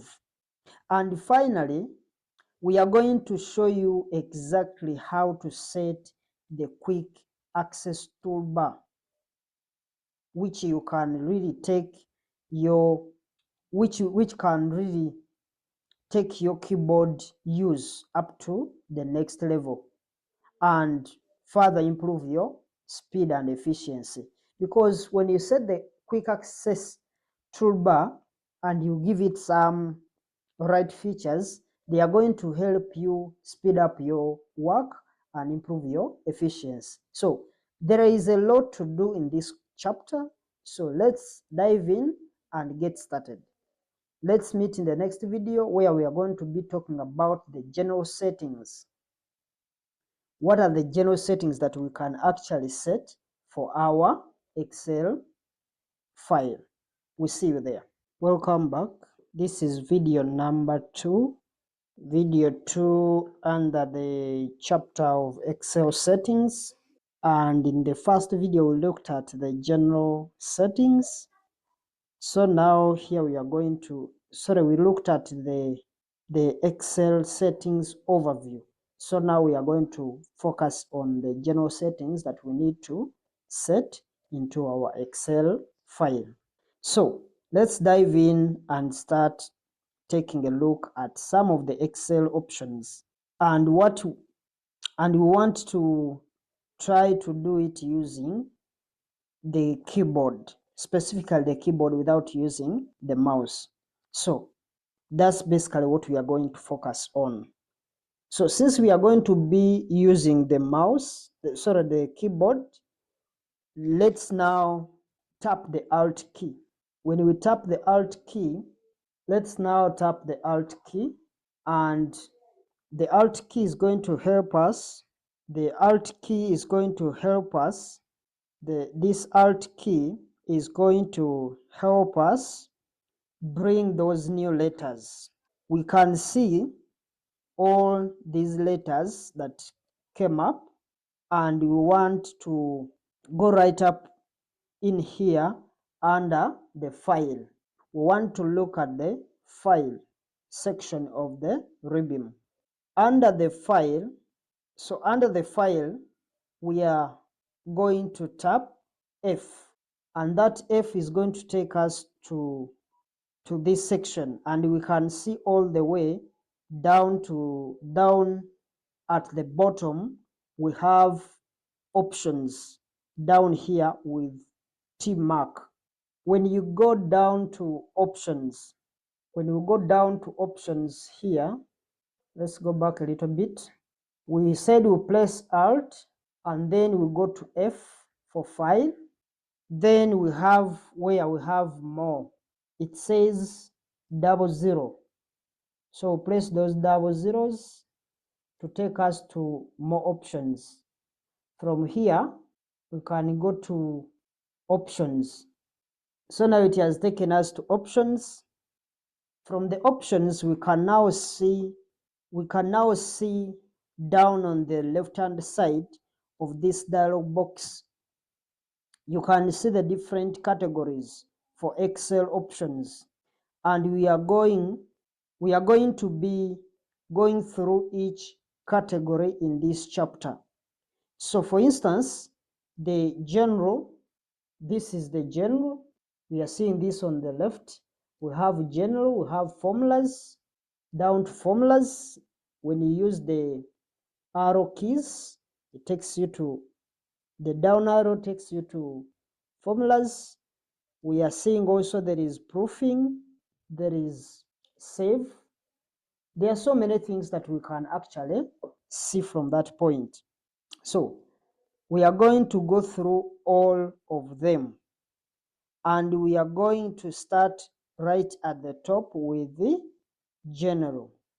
So we go back to the general.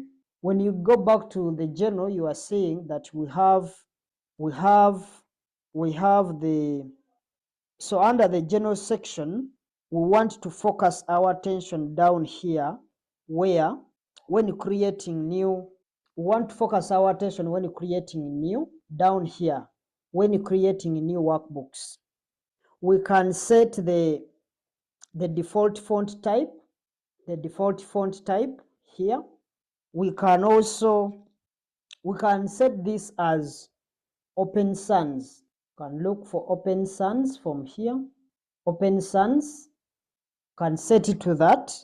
We can also set the font size. We can set the font size maybe to 12.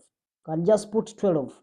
On this one, you just select whichever you feel like. But the font size, let me select 12. So feel free to set these two settings to whatever you wish, but let it not be too big. So because now by setting these two items, you are very sure that every new workbook that you create will be set to that font type and font size that you prefer.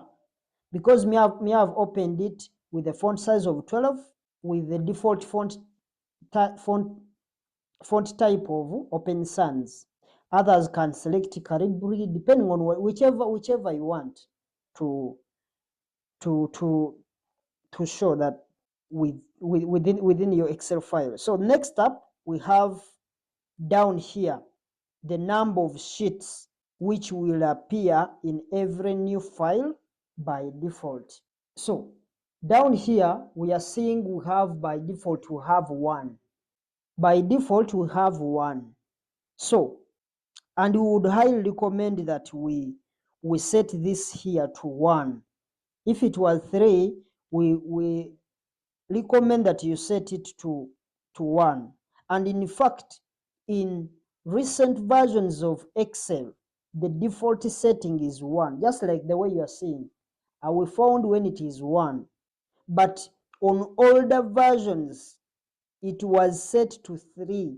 And the reason that we wouldn't want to create 3 sheets by default is we just want to create these sheets purposely, one at a time, as we add data and start to add sheets in our files. So we prefer that we create these sheets when we need them, not to just have them by default.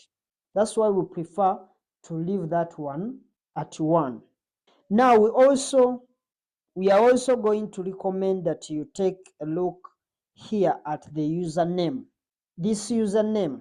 And as you can see, my name has been placed there. And it is important to make sure that the username is correct and that you either put your name in there or your company's name. because every comment that you write in these files is going to have that name appear in the comments. And finally, the last setting in the general section that we are going to discuss down here, the office theme. This office theme that you are seeing down here, that office theme that you are seeing up here. And this is really just a personal preference. Don't say it's professional supposed to be like that. It is just a personal preference. Now by default, this is set to, most of the times it is set to colorful, but you've seen me have found when it is use system setting.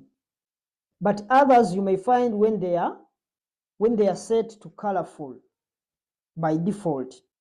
And if you find that it has been set to colorful by default, it means that that option down there is going to give you a green look to your Excel interface. So, but as you can see, we can now maybe change ours to systems, to using system. We can change it to white. We can set to darker gray. We can set it to anything that we feel like. We found when it was use system setting, so we can just leave it to colorful. So someone is going to be wondering, what is the impact of that, changing it? When you do that, you'll actually find there are some changes that are going to actually appear. So we can actually see that there are so many other settings that we can see. There are so many other settings that are available within this general section, because if we scroll up and down, we can see there are so many that we have not talked about. There are so many, but the ones at the top are the main ones that we recommend for you to actually focus on. The rest is all that, even if you just leave it there. But the ones we've talked about, they are the ones that we actually recommend. So in the next video, let's take a look at the formula section right here. This is the formula section on your left. Let's try to look at the formula section, and we see some of the recommendations that we have there as well. So let's see you in the next video when we are talking about the formula settings. Hello viewers, welcome back. So in the second video, we looked at the general settings of Excel settings. So in this video, we are going to look at the formula settings. So as we mentioned, we want to move from the general settings over to the formula settings now. And we can use the up and the down arrows on the keyboard to do that navigation. So for instance, we can go down to formulas, back to general settings, etc. So this is what they're meaning. We can use these down arrows to move from this to that, like that. So now what we want to focus on is the formula settings. So as we've seen through that navigation arrows on our left hand side, let's now land here on formulas as we've done and discuss some of these settings that we can see. So let's look here at our right hand side, and we try to look at let's try to focus on these calculation options. The calculation options, these are the ones that we are talking of, the one that are within here. All of these are calculation options. We effectively have two extremes. We have two extremes where we could set these settings. At the bottom, we could set everything to be completely manual. These are the extremes that we are talking about. We can actually set it to be at the bottom here manually, to do everything manually. So being completely manual, in this case, we could need to manually update. In other words, we could need to manually click to update the file. And usually we do this by hitting the F9 shortcut. That is what we do by manual placing. In other words, everything to be adjusted needs to be done manually. In other words, you have to hit the F9 key. But this is not actually our preferred setting. Our preferred setting would be up here, automatic mode. This one, automatic mode. So this way we can be assured that the file is always completely up to date at all times. That would be our preferred mode. So generally, it's our recommendation that you should stay on automatic mode. It's generally our recommended mode to be in the automatic mode. In other words, everything that we need to work on should be updated by itself at all times. The only time that you would shift down to this setting in the middle, the one you're seeing here, automatic, except for data tables, the only time that you would shift down to this setting in the middle is if you had to file, if maybe you had two files with lots of data tables that were really consuming the computer processing power. In this case, this may be more efficient, but for us, we are going to keep it in the automatic mode. So that's what we actually prefer. We prefer to be in the automatic mode. But even if you put it at this point automatic, except for data tables, at least it is all the time automatic. Only when it is on those data tables that it will not be automatic.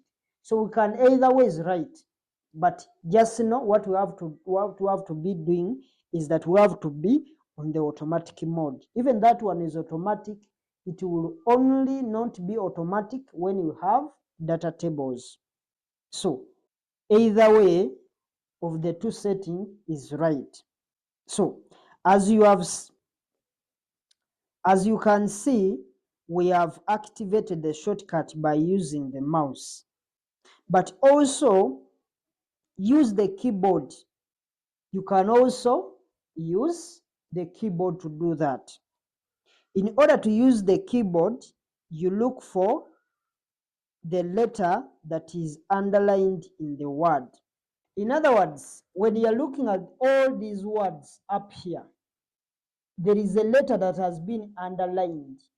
From this automatic, we have A is underlined.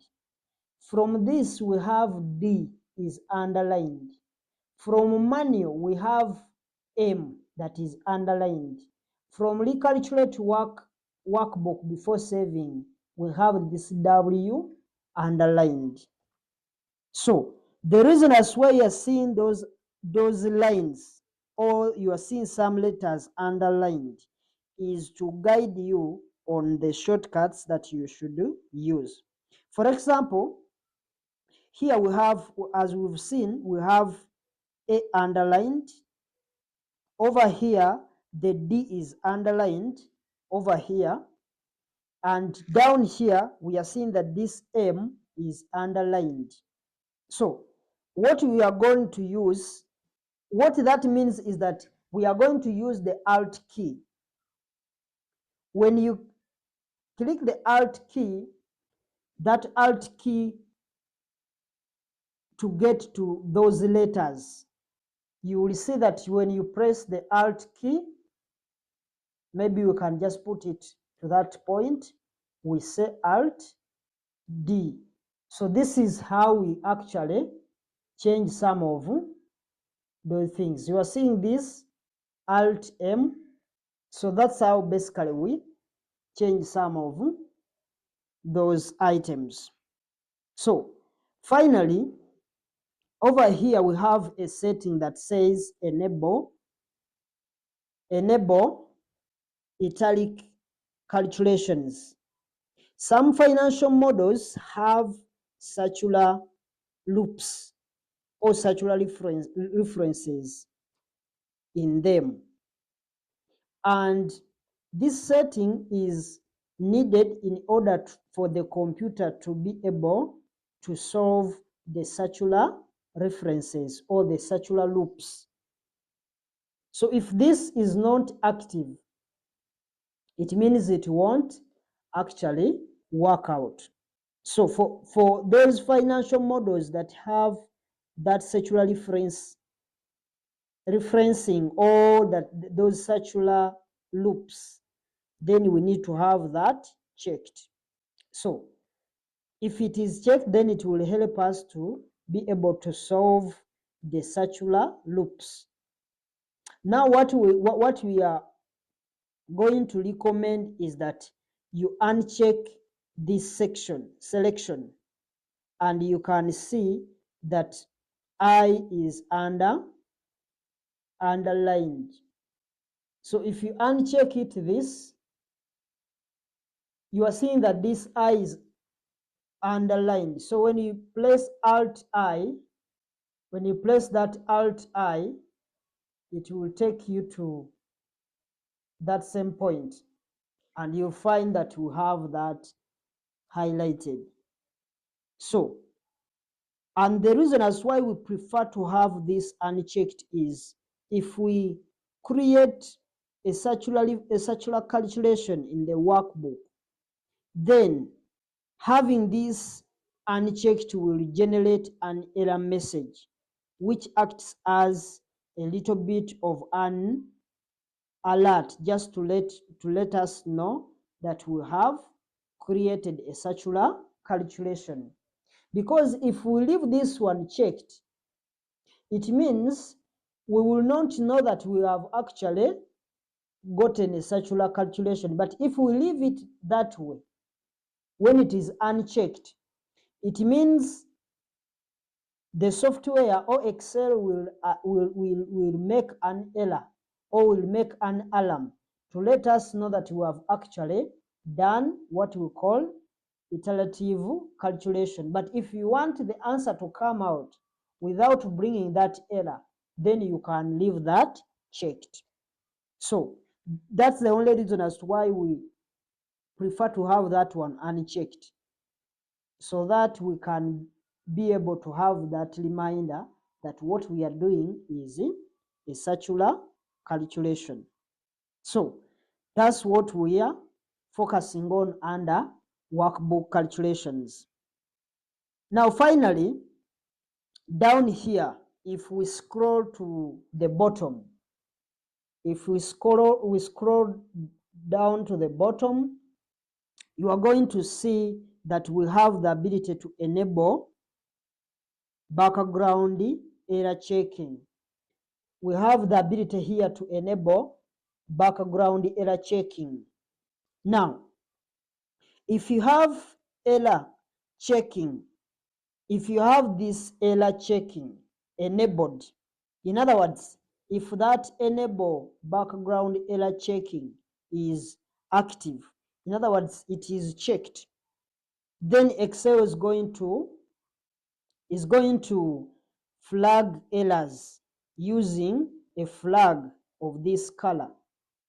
And by default, this is green, because this is the color that we are we are seeing inside there, the color that is here is green. That is by default. But you can actually have the ability to change that color to any color that you wish. You can actually change this color maybe to yellow, to red, to blue, whichever color, but it is by default green. So that's the flag that you will see, which will show that there is an error. So now with error checking enabled, Excel will flag anything below this line as an error. And one thing that we find above this is that it can be a little bit overwhelming, and Excel can actually flag a lot of things which are technically not errors.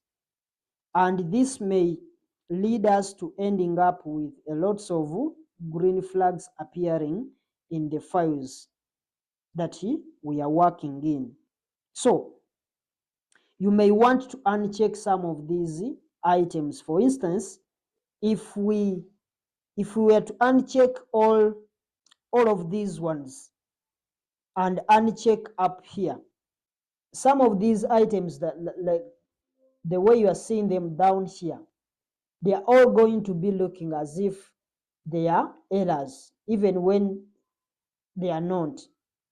But if you uncheck that, then it means some of these, and you remove some of these, you may find that they are not going to be bringing errors. So unchecking that is helping us to avoid those unnecessary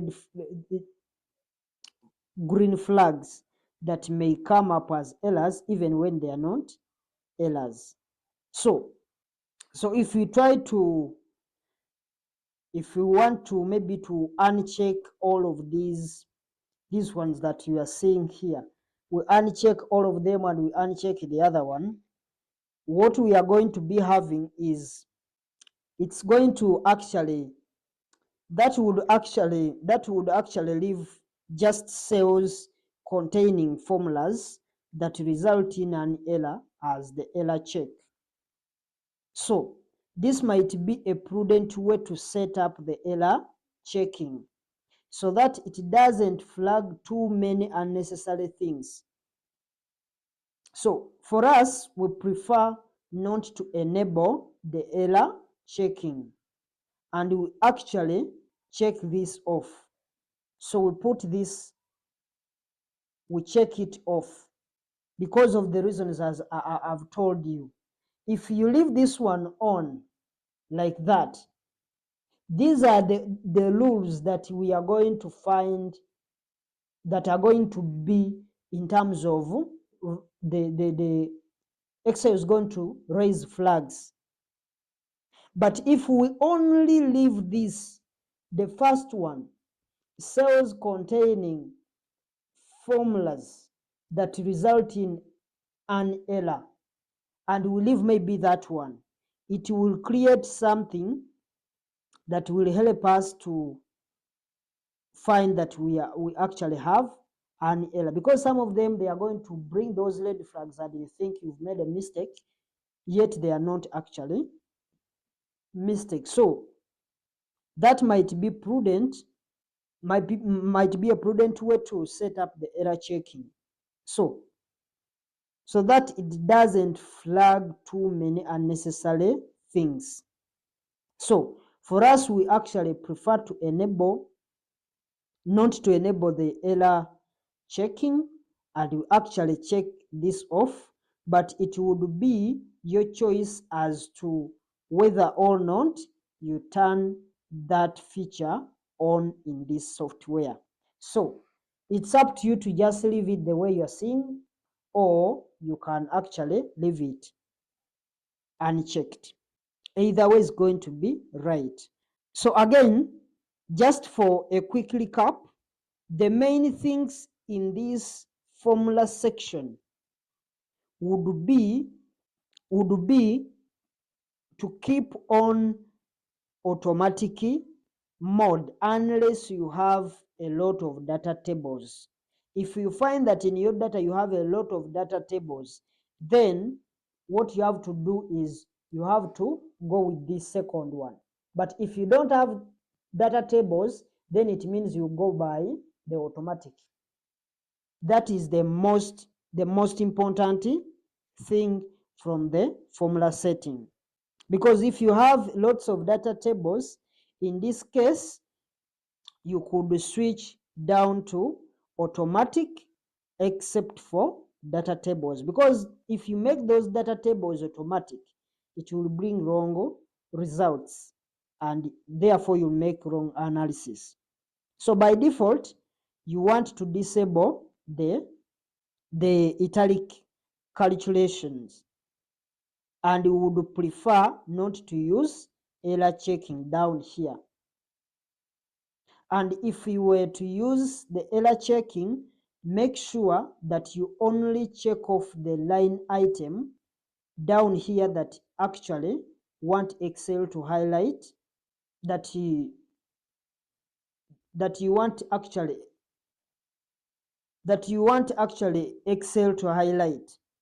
Because some of these that you are seeing, they are checked. There are some of the things they may not necessarily mean they are errors. So this one you can uncheck them. If you are to use this, maybe you just leave only this. If you are to use this, you uncheck all of these, like this, all of them, and just leave only this one.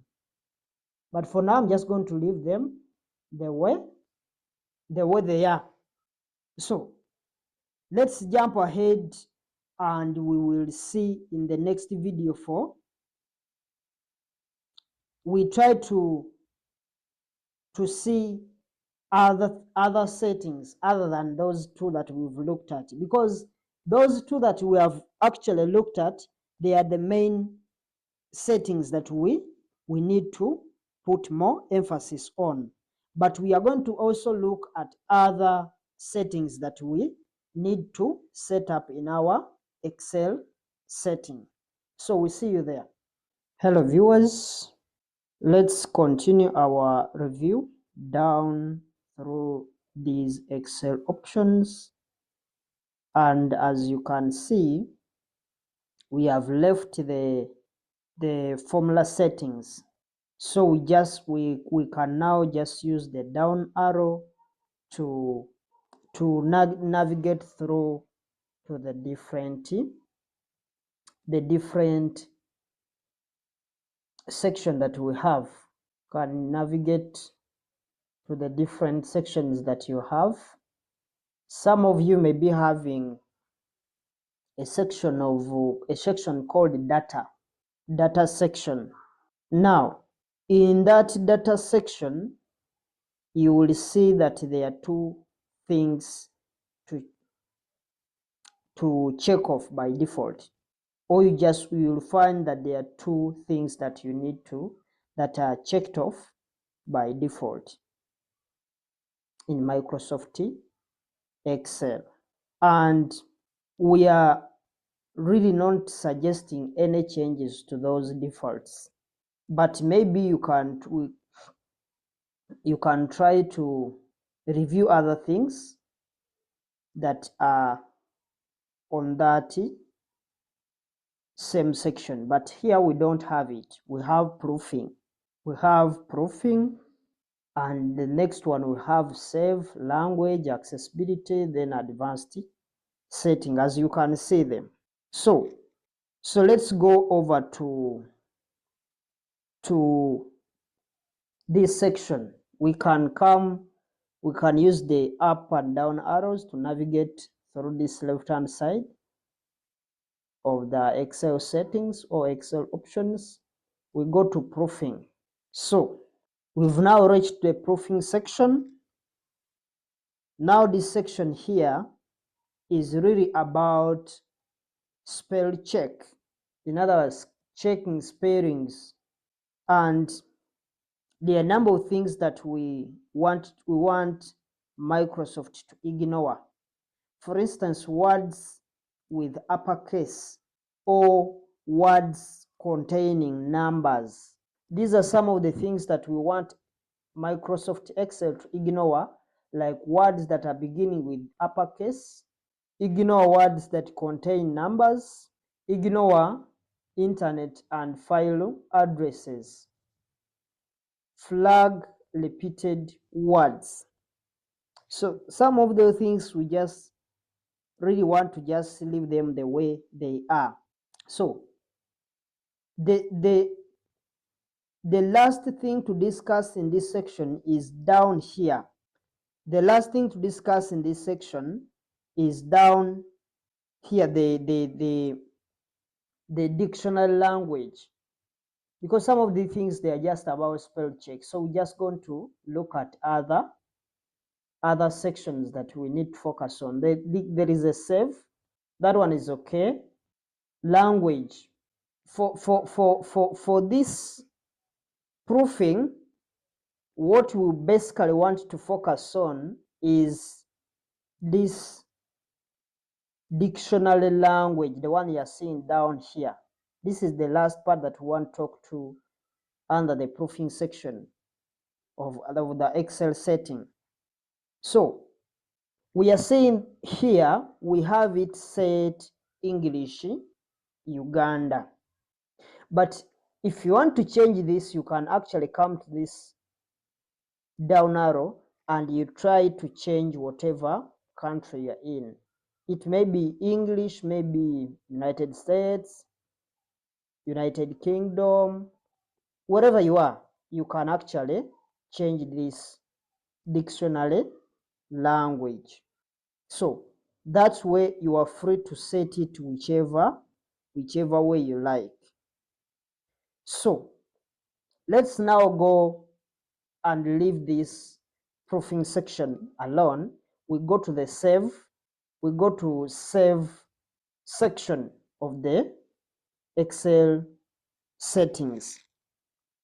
The save section, we need to take a look at some of these options. So the main thing here in this save option is really the auto recovery. The auto recovery. That auto recovery, and we need also to know how often it is doing an auto recovery. By default, it is set to 10 minutes. You're seeing keep the last auto recovered version. Then they save the auto recover information every 10 minutes. That's by default. And we are going to leave that default there. So we are not going to change these 10 minutes. But if you want to increase the frequency of the auto recovery, you could set this down, say maybe to 5 minutes. You can actually come here and say you reduce maybe to 5 minutes, but I'm just going to leave it at default. But you can change it to 10 minutes, 15 minutes, 30 minutes, for example. So the other thing to note here are the file locations. The file locations, because we have the auto recover file location, we have the default local file location. So the file locations, they are also key to note under the save option of the Excel settings. So we could change the auto recover file location here, and this is what we could change. We could change this, the location. We can also change this, the default local file location. We can actually go ahead and change those within this area here, but we are going to leave these as they are. We are not going to change anything. So let's go over now and click on the language section, because I'm just picking out the things that are actually very important, but just know there are so many things that we are not talking about. They are here. There are so many. but I'm just only picking out those that are going to help you by increasing your efficiency and speed. So let's go over and click on the language section, or we can use the navigation arrows. We go to the language section. So as you see, that is the language section. But now, what you are seeing here from the Office display language, we have set the language here to match Microsoft Word Windows English. Microsoft Windows English. That's what we are setting as our preferred. And down below, we have selected here, down below here, Office authorizing language and proofing. We have selected English, Uganda. That's our preferred. But you could see we have different options. You can change to English United States. So we have options to actually even come here and add languages.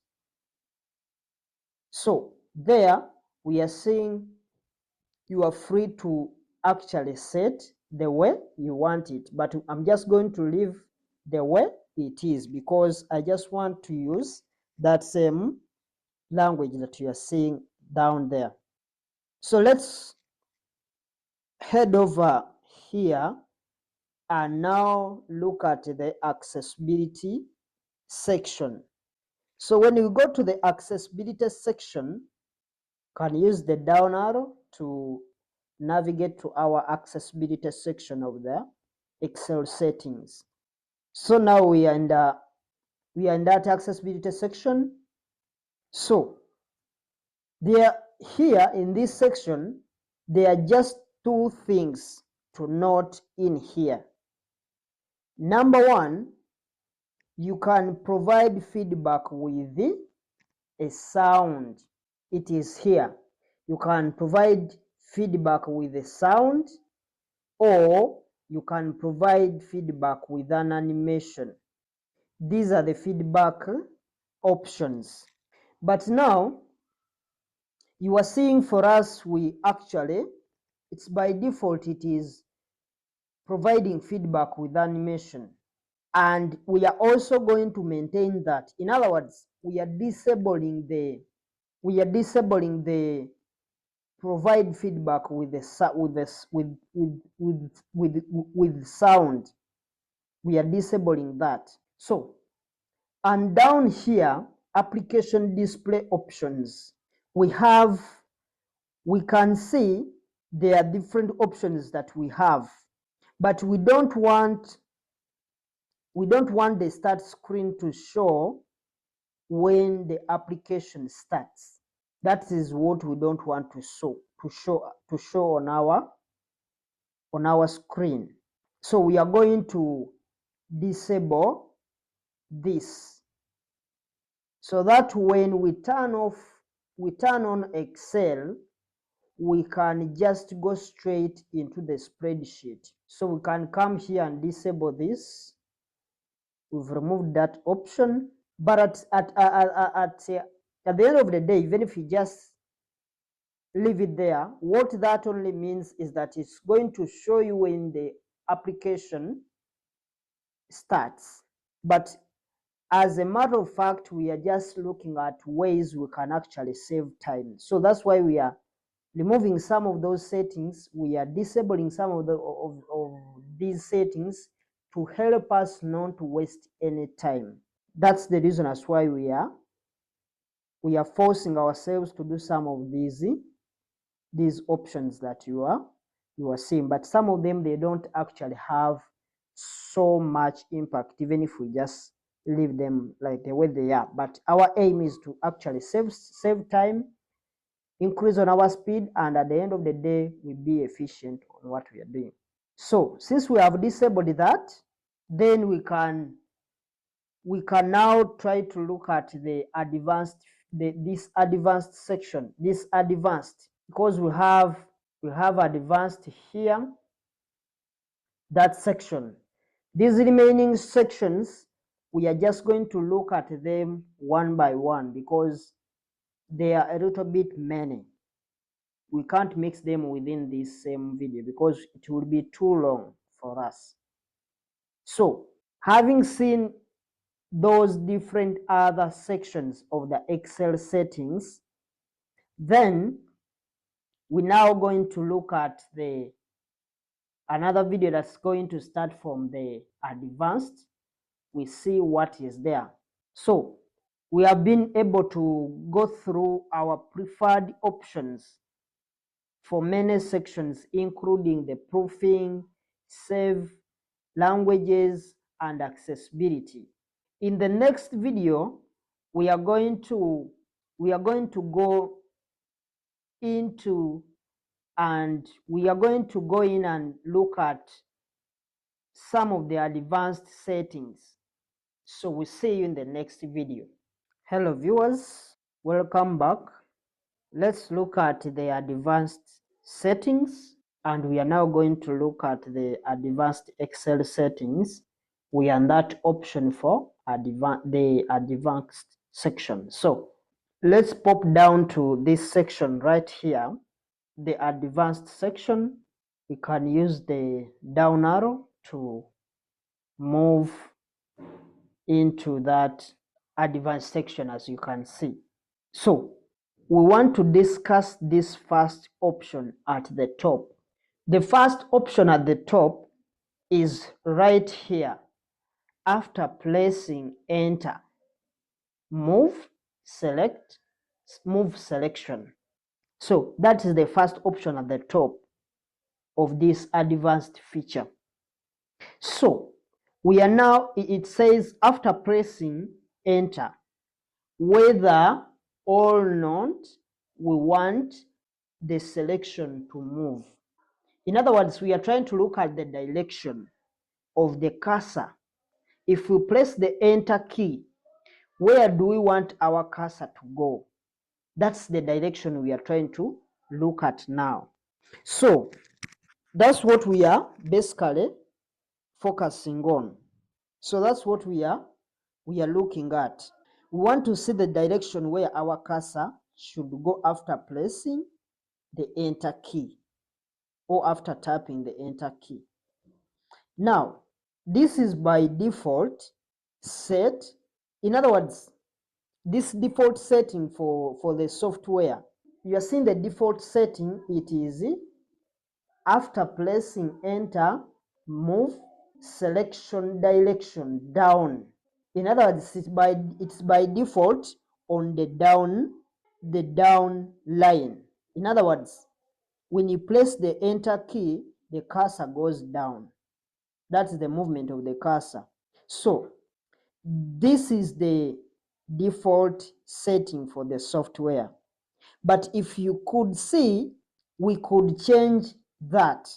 So that maybe the selection could move downwards, because these are the options that we have. If you click on this arrow, we are seeing we have the option of making the selection to move downwards, to move right, to move up, or left. Those are the options that we have there. But it's probably most common to leave this on down. That's the most common. But what we could also do is look at deselecting this option entirely. In other words, we have the option of deselecting it entirely. In other words, we can just come and deselect it. We don't put any, we just leave it as disabled. So now, as you can see, with this option deselected, we want to look at how the software would behave or would react as a result of deselecting that option of not moving the cursor downwards. We want to look at how the software, Excel software, is going to behave with that. So what we can do to find a way how we can prove that, let's first click OK to that setting. We come down here, can click OK to that setting. So we are now set it at that point. So now I want to, let's try to maybe try to find a test, to do a test of how we are going to see the reaction. We just want to do a test and we see the reaction of that. So we pressed enter. Let's maybe try to zoom in a little bit. We said zooming in or zoom out is Control Alt equals. That way we shall get, that way it will get us zoomed in like the way you've seen. So let's now try to do a test and see what will be the reaction after deselecting that option. So let's imagine we need to enter some data into our spreadsheet. So let's try to put, maybe we are just going to put numbers. Let me just put in this cell 1. I put in number 1. So I want you to notice when I tap the enter key, or when I click the enter key, or when I place the enter key, what is going to happen after deselecting the other, because that's what we are trying to, we want to see where is the cursor going, because we deselected the option. So now let's just hit enter. I've tapped the enter key, but the cursor did not move. So we've seen I press the enter key, but the cursor doesn't move. So that's the logic. That's what we've been trying to see from that perspective. Because previously, if we had left it at that option, the cursor would move to the next cell. But we've seen now the cursor is not moving because we deselected that option. So now we need to select the down arrow, because now if you want the cursor to move, because we have put in our number 1, now to put number 2 as these figures, we are just putting in figures. So for you to have that cursor move, you have to press the down arrow like that to move the cursor from that cell C1 to cell C2. Then after moving the cursor with that down arrow, then we can put in number 2.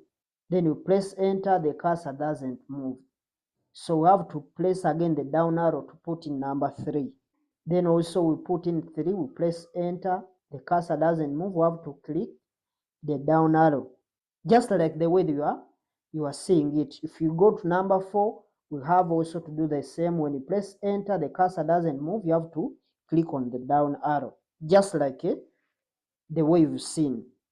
So this can, because now we are seeing this obviously is going to be time consuming.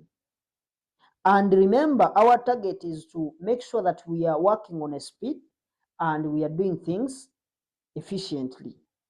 So this is time consuming because it is involving a lot of keystrokes. We have to be stroking those keys, different keys, down arrow, the up arrow, to make those cars move. So we can now, let's hold down the shift key. Let's hold down the shift key, and now we highlight upwards by using the up arrow. We are going to use, we've tapped shift, we hold it, then we click on the up arrow to move that to highlight upwards. If you want to highlight downwards, you press the shift key, then you click the down arrow to highlight downwards, cell by cell. So that's how we do a highlighting upwards or downwards. Then let's just hit the delete key. When you hit the delete key, it means you are deleting all the highlighted figures. And let's now try doing doing what we have done in a different way. The other way that we could do it is we could use the shift key, highlight downwards for where I want to enter the data. Because now if you want to enter 1, 2, 3, 4, you can just come here, maybe to cell D2, you hold down the shift, you highlight downwards to where you want to put the data. We had 1, 2, 3, 4. So we can stop on that 4. Those are 4 cells. So that's one of the different, that's the second different way how we can enter the data. So then now we can now start putting in our numbers. 1, enter, 2, enter, 3, press the enter key, then 4. You can also press enter to get out. So that's the second way we can be able to put in data. So remember, that's the second approach of how we can enter data in spreadsheet. And that's pretty, it is actually very fast. We've entered the data very fast. We can now come and tap the delete key. Because when you tap the delete key, or if you click on that, or if you hit or click on that delete key, we are going to see that it's going to delete the data. It has gone. So I want us also to look at another way or another technique which is even faster. So we can maybe try to put the data in cell E1. We can now we could hit 1 and then hit the down arrow. We put 2, we hit the down arrow without pressing enter key. Then 3, we hit the down arrow. 4, we hit the down arrow. So that's the third way of how we can actually enter data in spreadsheet in a very faster way. So that also can help us to load data as well. So it's also good to know that these techniques work even horizontally, or they can work in a horizontal way as well. So let's delete this and go back up here to maybe to the other way where we started. We've said what you do, you hold down the shift, highlight upwards, and click the delete key. We have deleted all of them at once. So now what we are going to do right up here is we are going to put in our data horizontally. These techniques of entering data, they also work in a horizontal way. Hello viewers, let's transition next from the advanced section here down to this section for customizing the ribbon. Can just tap the down arrow to move to that section. Just go to the customization of the ribbon customization. So now for this discussion, we really want to focus our attention over here to this right hand panel. This right hand, we want to focus more of our attention on this right hand side. So that's the most important thing that we need to focus all our attention or our discussion on. And what we could do with the home menu is we can click this little down arrow just to collapse that section, because we are seeing all of it here. The home section, this one is it already expanded, so we can just click this little down arrow, this one they were seeing, this down arrow you're seeing here, to collapse that, just like the way we've done that. And if you want to open it, to open any of those, you click this arrow, then you You can collapse it that way and you can open it that way. So that's where we are going to put most of our time or our discussion. So now we can see everything that is available to us for the ribbon in terms of all these different sections. In other words, these sections you are seeing here, those are the sections that we have on our ribbon. For those who don't actually know the ribbon, we spoke about it. You can go to our previous videos and be able to follow up. Because I told you, when you watch one video and you find it interesting, make sure you subscribe, you like it, hit the notification bell icon so that when you upload any video, you can actually be able to follow up. And we are trying to use a number setting. There are some videos, they are arranged in chapters. So we put video number 1, video number 2, like 01, 02, 03 until we actually finish all those videos. So we are just numbering them in that format. But number 1, it means that is number 1 as per the start of that chapter. They are also within sections called chapters. We have chapter 1, chapter 2, chapter 3, just like the way you have seen these videos are numbered.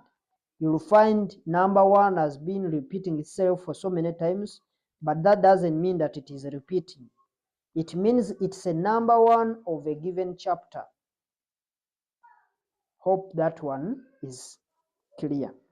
So go back to business where we were, the different sections that we have in our ribbon. So now, as you can see, most of these sections are turned on by default. All these we found them, they are already on by default. In other words, they are turned on by the software itself. It's by default turned on in the software. But we really want to highlight what really we want to highlight here, the developer tab. When you look at this, developer is not ticked, because it's not ticked, and we want to put some, we throw more light, like we try to elaborate on it. We are going to recommend that you click that on, because it can be very helpful for inserting things like combo box, or for recording and writing macros. So let's have this also selected, because now if you click on this down arrow to expand it and see what is there, you are seeing we have code, add-in, control, XM, ML. So those are some of the things that we may actually do within that software, the developer tab or the developer section of the ribbon. So we have to make sure that at least that one is on. The reason that's why we are putting it on, because we are going to do what we call combo box, and we shall need that developer tab. So now this is really a personal preference, but we have chosen to unclick and automate tab since we don't use it too much. So we can maybe go back a little bit here. So there are so many here, but some of them you can decide whether you can remove them or add them, depending on what you actually want to do. So that's what we have. We have for now. If you want that there are certain features that you are not using and you are seeing them there, you can actually remove it. If you see there is something that is selected, but you don't, you feel that you are not going to actually use it, you can actually remove it. So going back to where we've been, we are now trying to finalize. But there is one other note that you may actually find, actually happening. Like, we have other things that we can add on. There we have Macabacus. There are those that are actually subscribed for Macabacus to be on their ribbon, and you find yourself not seeing it on this. We shall show you how we can be able to add some of those things there. So there are some other plugins that you can actually have, and these plugins, they are really helpful, and they are going to help you. Like Macabacus, it's a plugin which can help you really speed up your keyboard shortcuts and automate a lot of repetitive functionalities within the Microsoft Office.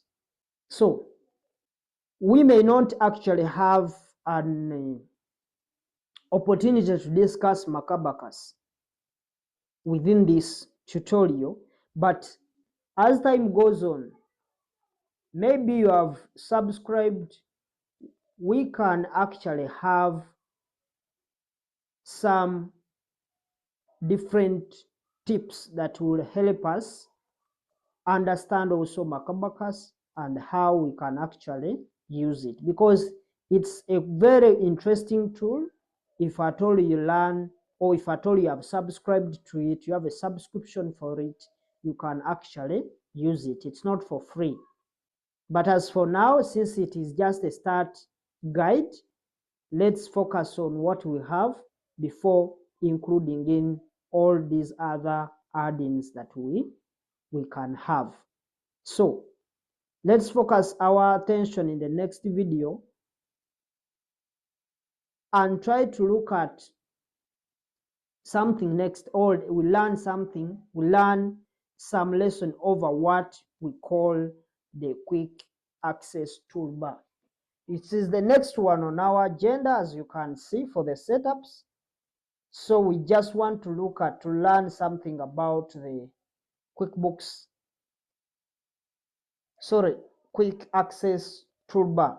It's something that we are going to look at, and we want also to look at its customization, so that we know if I want certain things to be customized within our quick access toolbar, what should I do? So those are the things that we are going to discuss in the next video as we are looking at the quick access toolbar.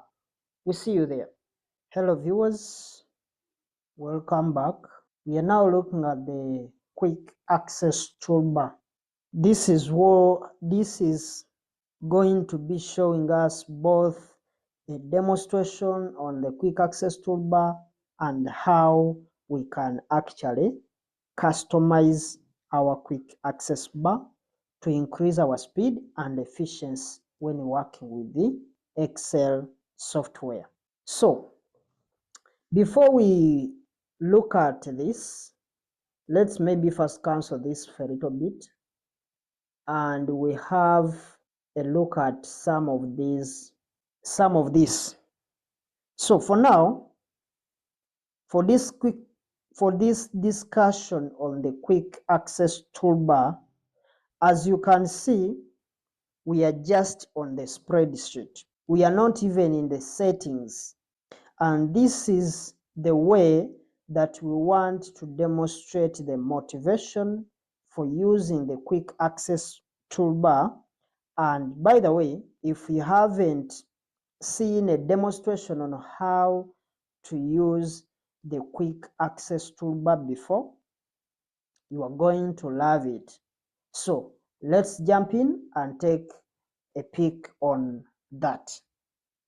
So maybe we may try to zoom in a little bit.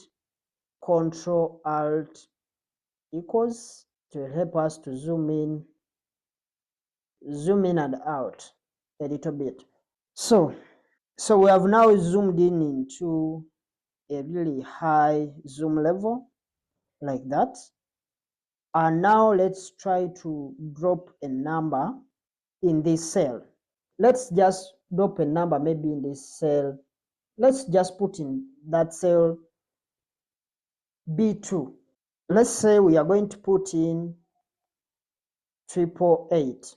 Let's just say 888 and we hit enter. Now let's move the cursor right here so that we are in that cell B2. And let's suppose that we want to increase the number of digits after the decimal. And we definitely want to do this with the keyboard.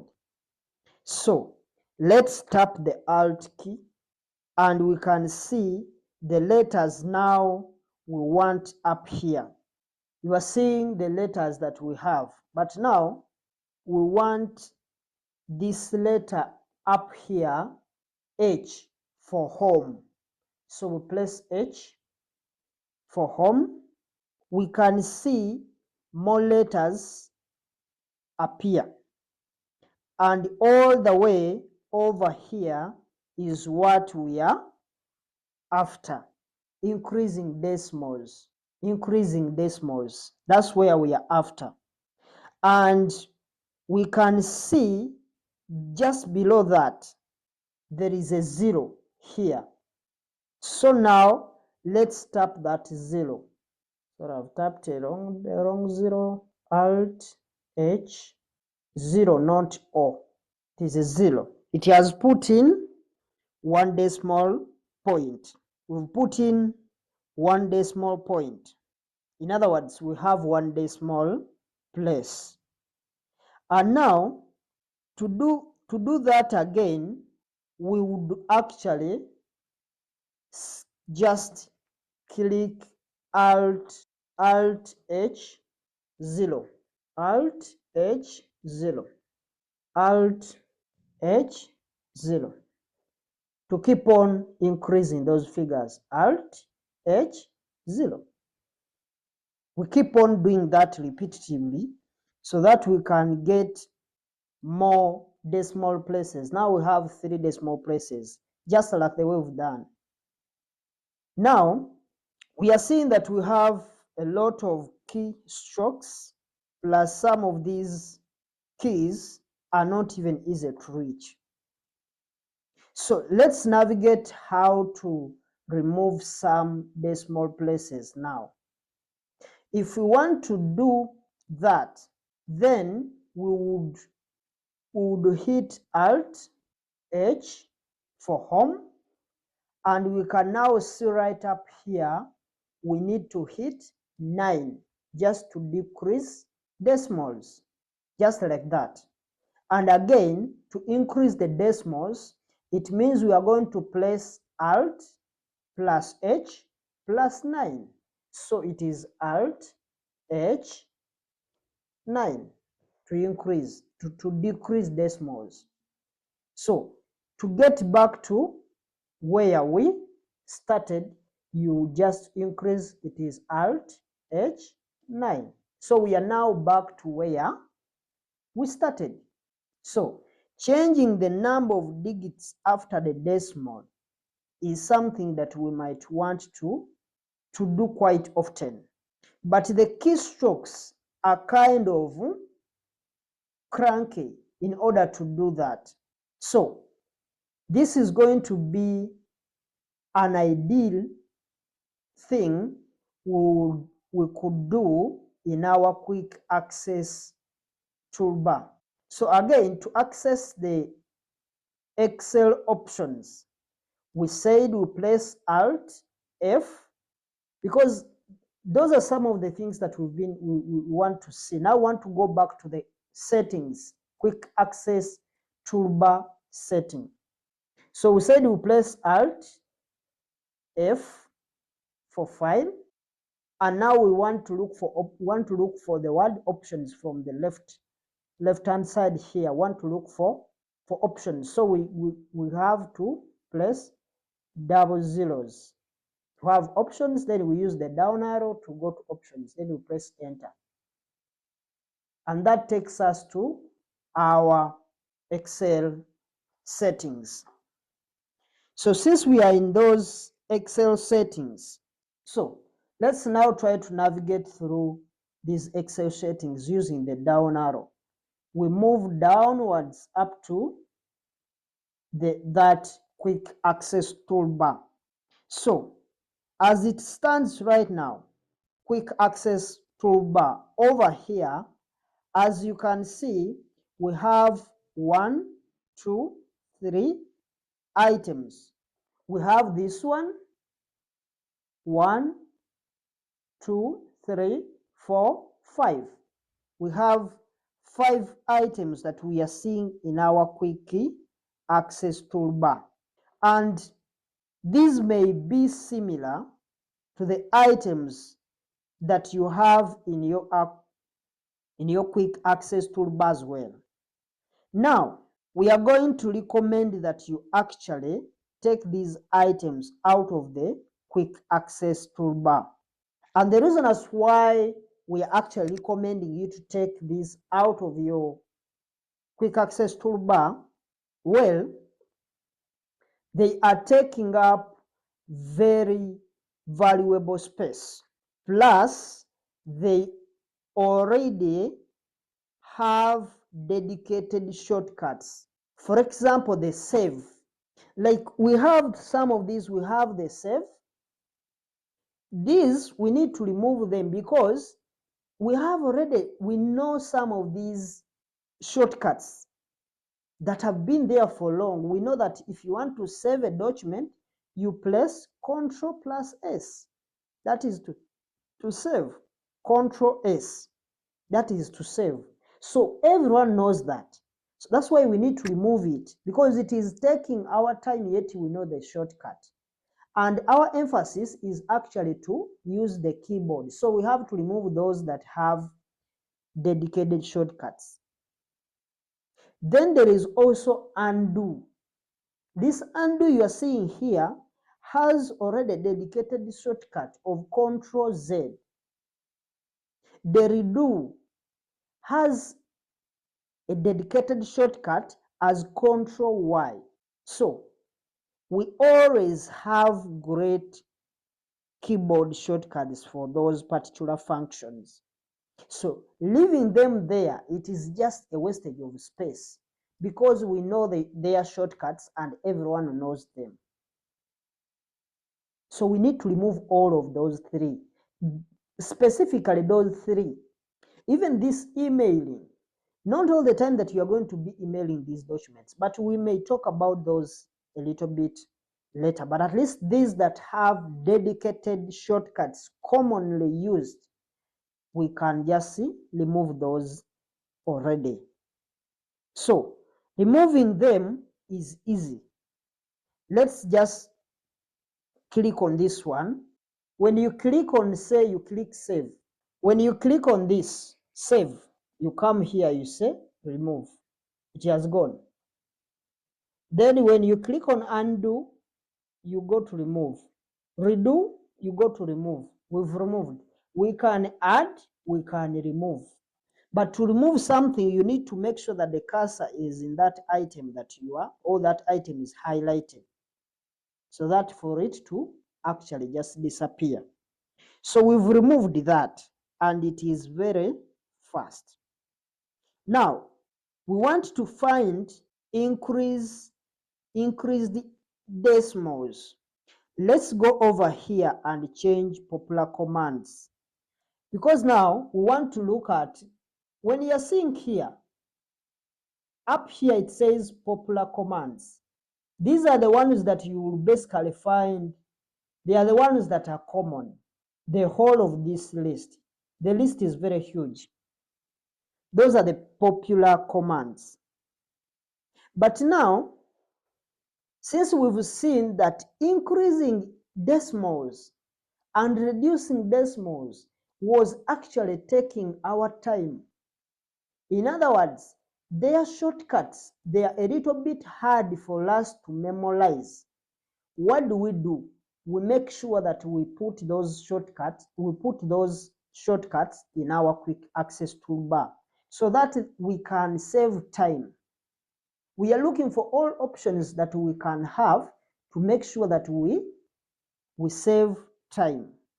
So let's go, as I said, we want to find increased indent, because we've seen its shortcut is a bit complicated and hard to memorize for those who can't actually memorize it. So let's go over here and change the popular command here, and we replace it with commands with we just put to all commands here, because increased indent is not all that popular. That's why it will not be reflected. It might not reflect there. But if we go there, then we can now go down into here and hit I. Now we are just looking for, when you hit I in there, it will bring for you those items that are starting with I. We have increase decimals there. When we hit I for increased decimals, for increased decimal, and we've scrolled down, we've seen that we can actually put that, we can actually add this item here. We add it to our quick access toolbar. So what do? We've clicked in increase decimals. So what we do, we now want to, we are going to click add, so that it's, we come here, we click add. When you say click add, it has been added to our quick access toolbar. That's one of the things that we wanted to customize. Same thing now for decrease decimals. When we go back here and we just type in D, when we hit D, we go down and find decrease. We scroll down to find decrease decimal. It is here, decrease decimal. So it is a very huge list that we are seeing. That's why we are searching some of those things right here. But you've seen. Now we are going to click add. We add it to our quick access toolbar, and that is in the quick access toolbar as well, because now we are adding to our customized quick access toolbar. It means it has been added to the other side as well. Now that we have this, we have these two configured, we can now click OK. We can now click OK on this item, and we go back to our Excel sheet and we see how it has reacted. But now before we do that, you see these things, we have inserted them in between these two letters. You can just come to these arrows here. These arrows, they mean move up or move down. So I want these ones to be up, then this one to be down. So I can just make this one to move it down a little bit, let it be that side. So I've moved it from the top to now to be the second last. So that's how we can actually do that. And we come here, we click OK. When we do that, it means we have changed our quick access toolbar. That's now you are seeing how it looks like. We've removed the other items. So now the quick access toolbar is located right up here. This is the quick access toolbar. Where I'm pointing is the quick access toolbar. And I'm seeing there is increase decimal, and right besides it, decrease decimal.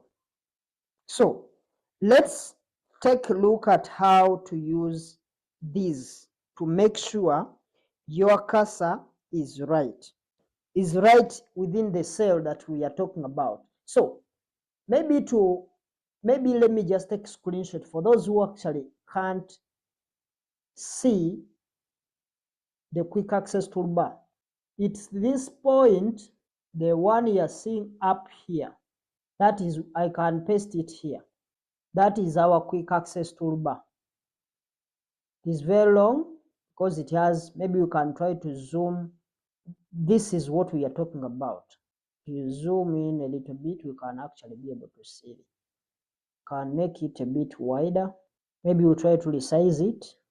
So that's what we are talking about. That's the one. So we can now delete it since we've seen. So here we had we take back to where we were. So if you want to utilize anything that within that quick access toolbar, like want to put those increase decimal and reduce decimal, so we have to make sure that our cursor is within that area that we want to increase the decimal. And right now our figures that we want to increase decimals are 888, and they are within cell B2. So let's tap the Alt key on our keyboard. And now you can see up here, we have 1 for increase the decimal. We have 2 for decrease decimal. So now to increase the number of decimals, we just press Alt 1 a couple of times. So we can just come here and say 1, and we have increased Alt 1, Alt 1, Alt 1, and we keep on increasing. Instead of dialing the other previous shortcut that we went through, because it was a little bit long. That's why we customize our QuickBooks C, our quick access toolbar, so that we can have some of those shortcuts shortened. So now to reduce or to decrease the decimals, we have to go ahead and say Alt 2. We just press Alt 2, Alt 2 a couple of times, Alt 2, Alt 2, and we have gone back to where we were. So you can now see how the quick access toolbar can really speed up things. Remember, the reason as why we are doing some of these things is we want to save the space in our quick access toolbar for those functions that you are gonna be accessing quite frequently, and for the ones that don't have great keyboard shortcuts already. In other words, they don't actually have great shortcuts, keyboard shortcuts dedicated to them. And if you haven't seen a demonstration like that about the quick access toolbar before, hope you enjoyed it. It's really going to help you speed up your efficiency on the keyboard. And that's all that we can actually look at for now. But before we close off this, let's look at one more thing that is going to wrap up our chapter 2 of the Excel fundamental course, which is within this Excel settings, because our Excel setting is our chapter 2.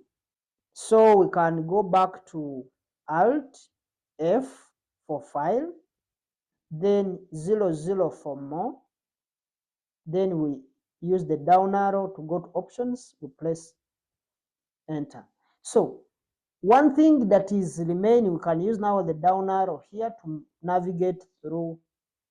What is remaining is now from the quick access toolbar, we have the add-ins, and you can see for the add-ins, it has also different things there is logic there. So we need also to have a separate discussion on that. That's where we are going to see how to add in some of those plugins that you may get, like Macabacus. So we need to look at some of those things and we see what we need to do. So let's meet in the next video as we are discussing the add-ins. Hello viewers, welcome back. We are now looking at our last item in this chapter 2 of Excel settings, and now we are looking at add-ins as our last video on that chapter in our Excel fundamental course. So after our last discussion, now we want to shift things over here. We want to click on add-in and discuss the different add-ins that you could add into Microsoft Excel. So we've done with our quick access toolbar. Now we go to add-ins. So you can see up here under active application add-ins. These are active application add-ins.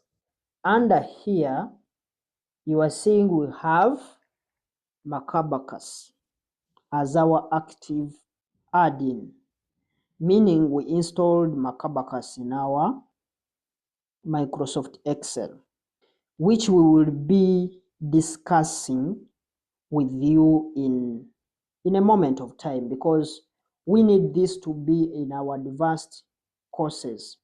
But also notice down below there inactive application add-ins.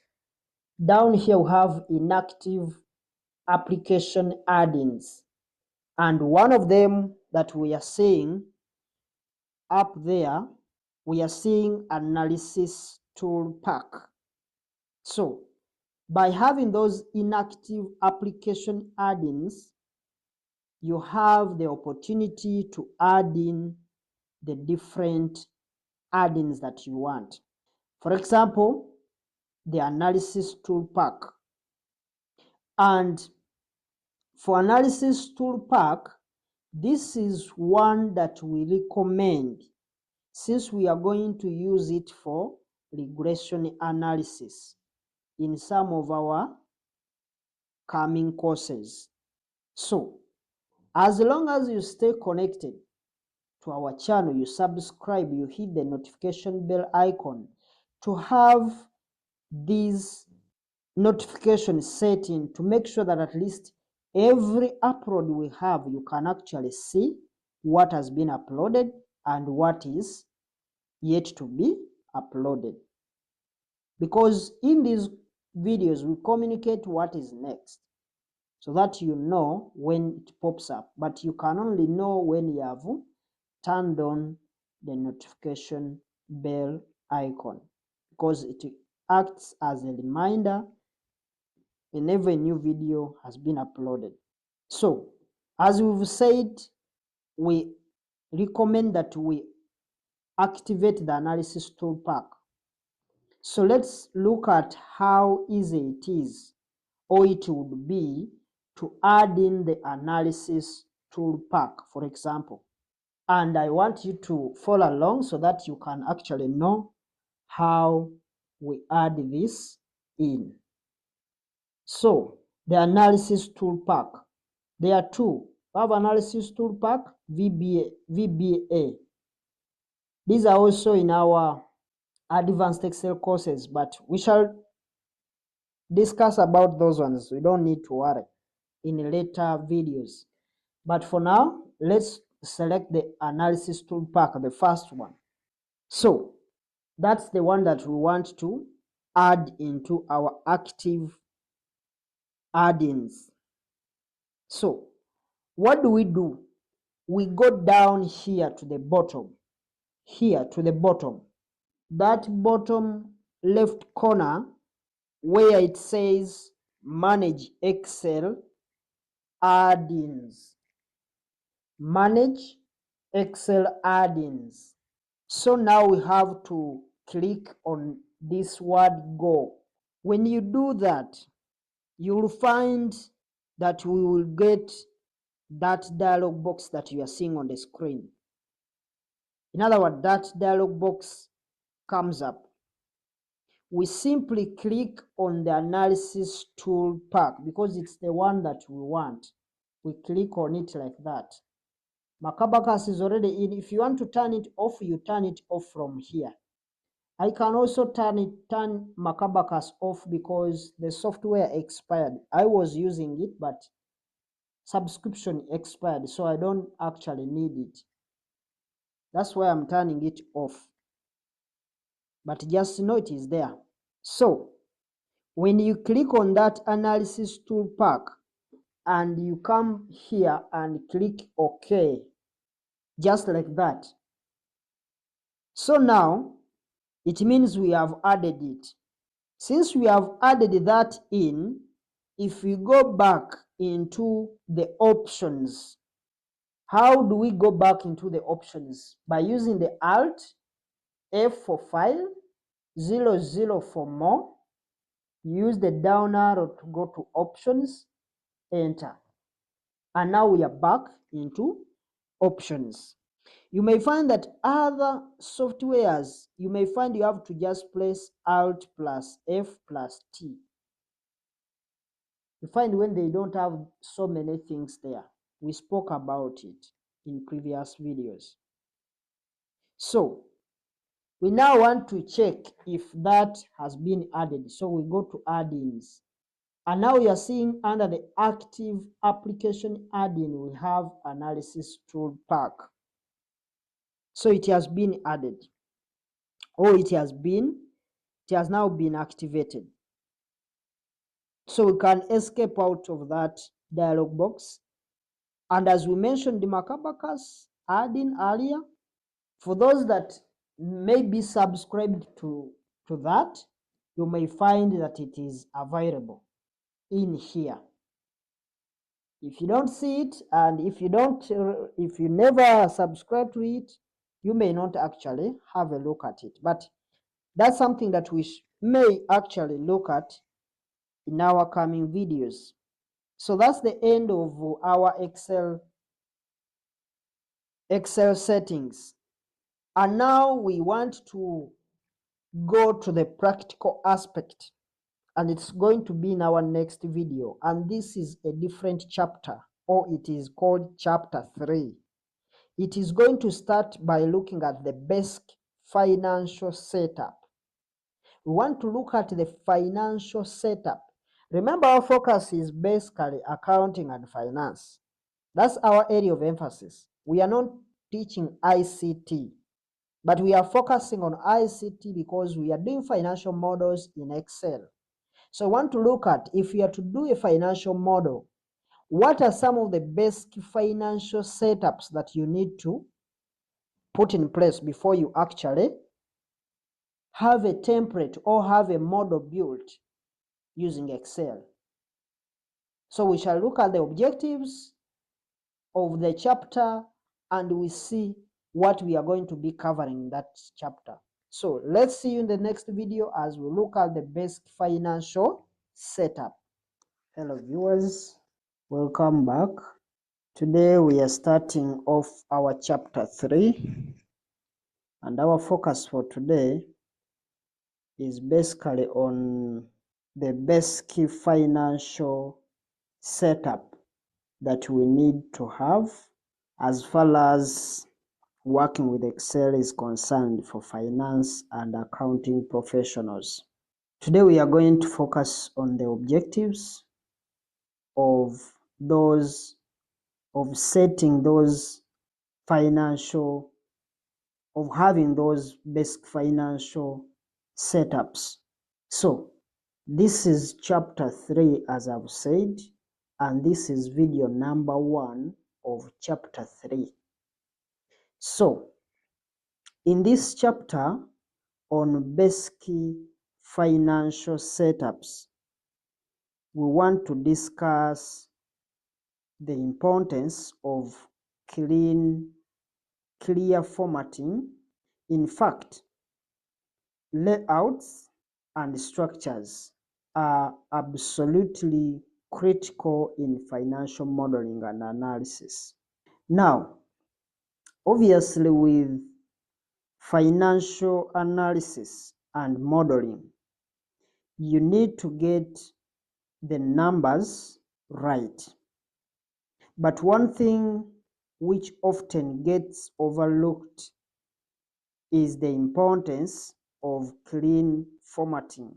Remember that we are doing financial analysis in Excel because there is a person or a group of people trying to use it as a tool to make an important financial decision. If your financial model or analysis has a really well thought out and clean formatting, it's going to instill so much confidence in those decision makers, and it will end up getting a lot of attraction and get used all the way through the decision making process. So, what are some of the important attributes that we are going to be demonstrating and looking for in this course or in this chapter? The model needs to be very easy to follow, easy to understand, and it needs to be accurate and detailed. In fact, the right level of detail is often something that people struggle with. We want the model overall to be very, very simple, but we need to add in details in certain places where it's absolutely needed.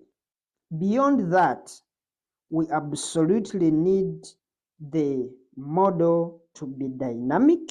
When we make changes, for example, maybe when we make changes in one area, we need those changes to follow all the way through to the other parts of the model.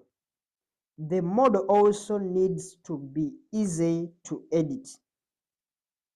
We want to be able to quickly jump into the model, make changes, and then close it out and save it. Finally, it's important for the model to be easy to audit. This is because we are going to have other people who are going to be using these models.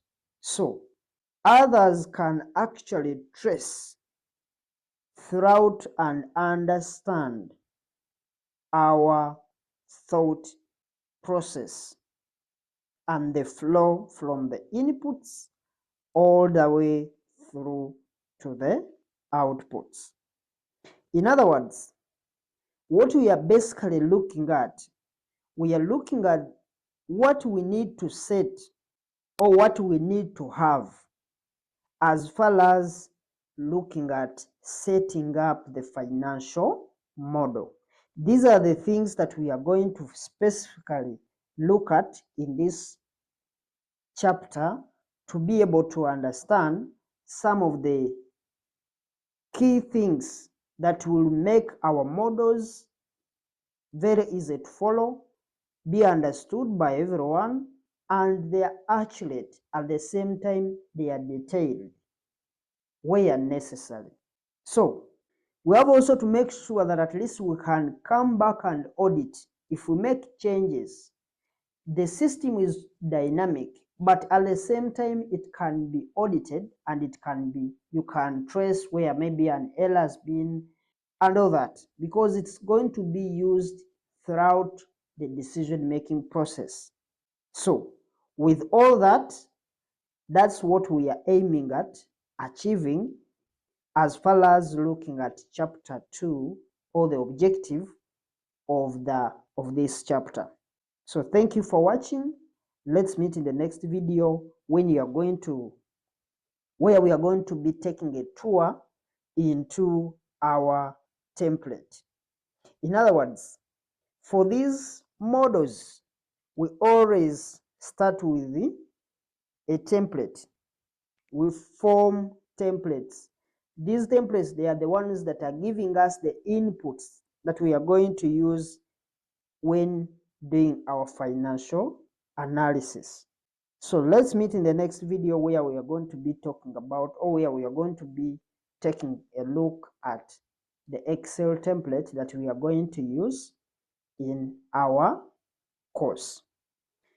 This is where we are going to start to be a little bit very practical, because we are going to start looking at things, doing some calculations and all that.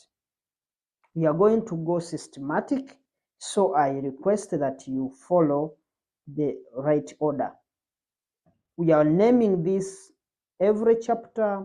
We start with video 1, and it will be having 001, hashtag 001, 002, to whichever video that ends that chapter. Then the next chapter will also be in that same manner. So it is better you actually follow this, because if you are to look at that template, as we shall see, you will need to actually understand the first things before you look at the final outcome of our financial model. So thank you. Hello viewers, welcome back. We are now continuing with our series of Excel fundamentals, and we are on chapter 3, basic financial setup, and this is video number 2, where we are going to be looking at the Excel template tour. In other words, we are going to take a review of the Excel template that we are going to be using throughout this course. Now, we can see that up to now we have essentially done most of the work in a blank Excel file. But if you could please go ahead and open up this file right here, the Excel Fundamentals Quick Start Guide template, and it's our practice guide that we are going to be using throughout the course. This template that we are going to be using from this point forward for the rest of the course, we want to start off with some of the keyboard shortcuts that we already know. The Control Alt plus minus, the Control Alt equal sign, the Control Alt cosine, that's the one for zoom in and zoom out. It's the one that we are going to be focusing on. Here we are trying to zoom out. Then Control Alt minus is the one that will help us to zoom in a little bit to see things clearly. So that's the page that we are on. Can zoom out a little bit to have 100% viewpoint. So that Control Alt minus and equals can zoom us out and in, just like the way we've done. So we want to just zoom out a little bit so that we can see the whole cover page. We want to look at the whole cover page. That is the whole cover page. That's what containing in that cover page of our Excel template. So It's a great idea to include cover pages on the work that you put together. The reason it's so important is it effectively forms a first impression. This is the first thing that people see when they open up the file that you have prepared. And what this does is it provides us with an opportunity to put in some of our corporate branding across the top with these logos. As you can see, the KC Accountants Education Center, we have our WhatsApp numbers and all that. So we can also be able to put in the company logo if it's there. We can also try to put the title of the course, just like the way you're seeing Excel Fundamental Quick Start Guide. It's our topic for this course. And here we have also the table of contents. We can try to zoom out a little bit. You'll be able to see what we are talking about. This is the table of contents. This is the title, and these are our company logos, the things we put that are representing our company. So we can also have some hyperlinks. Those hyperlinks, they may be linking us to different sections. It may be linking us to our company website. It may be linking us to our YouTube channels. There are so many things that we can do as far as hyperlink is concerned. In other words, we put in active links that when you click on them, they take you direct to where they are extending. So as you can see, let me try to zoom a little bit in. We make it a bit wider. You can see that we have this space below here. In that space, you may actually put some things.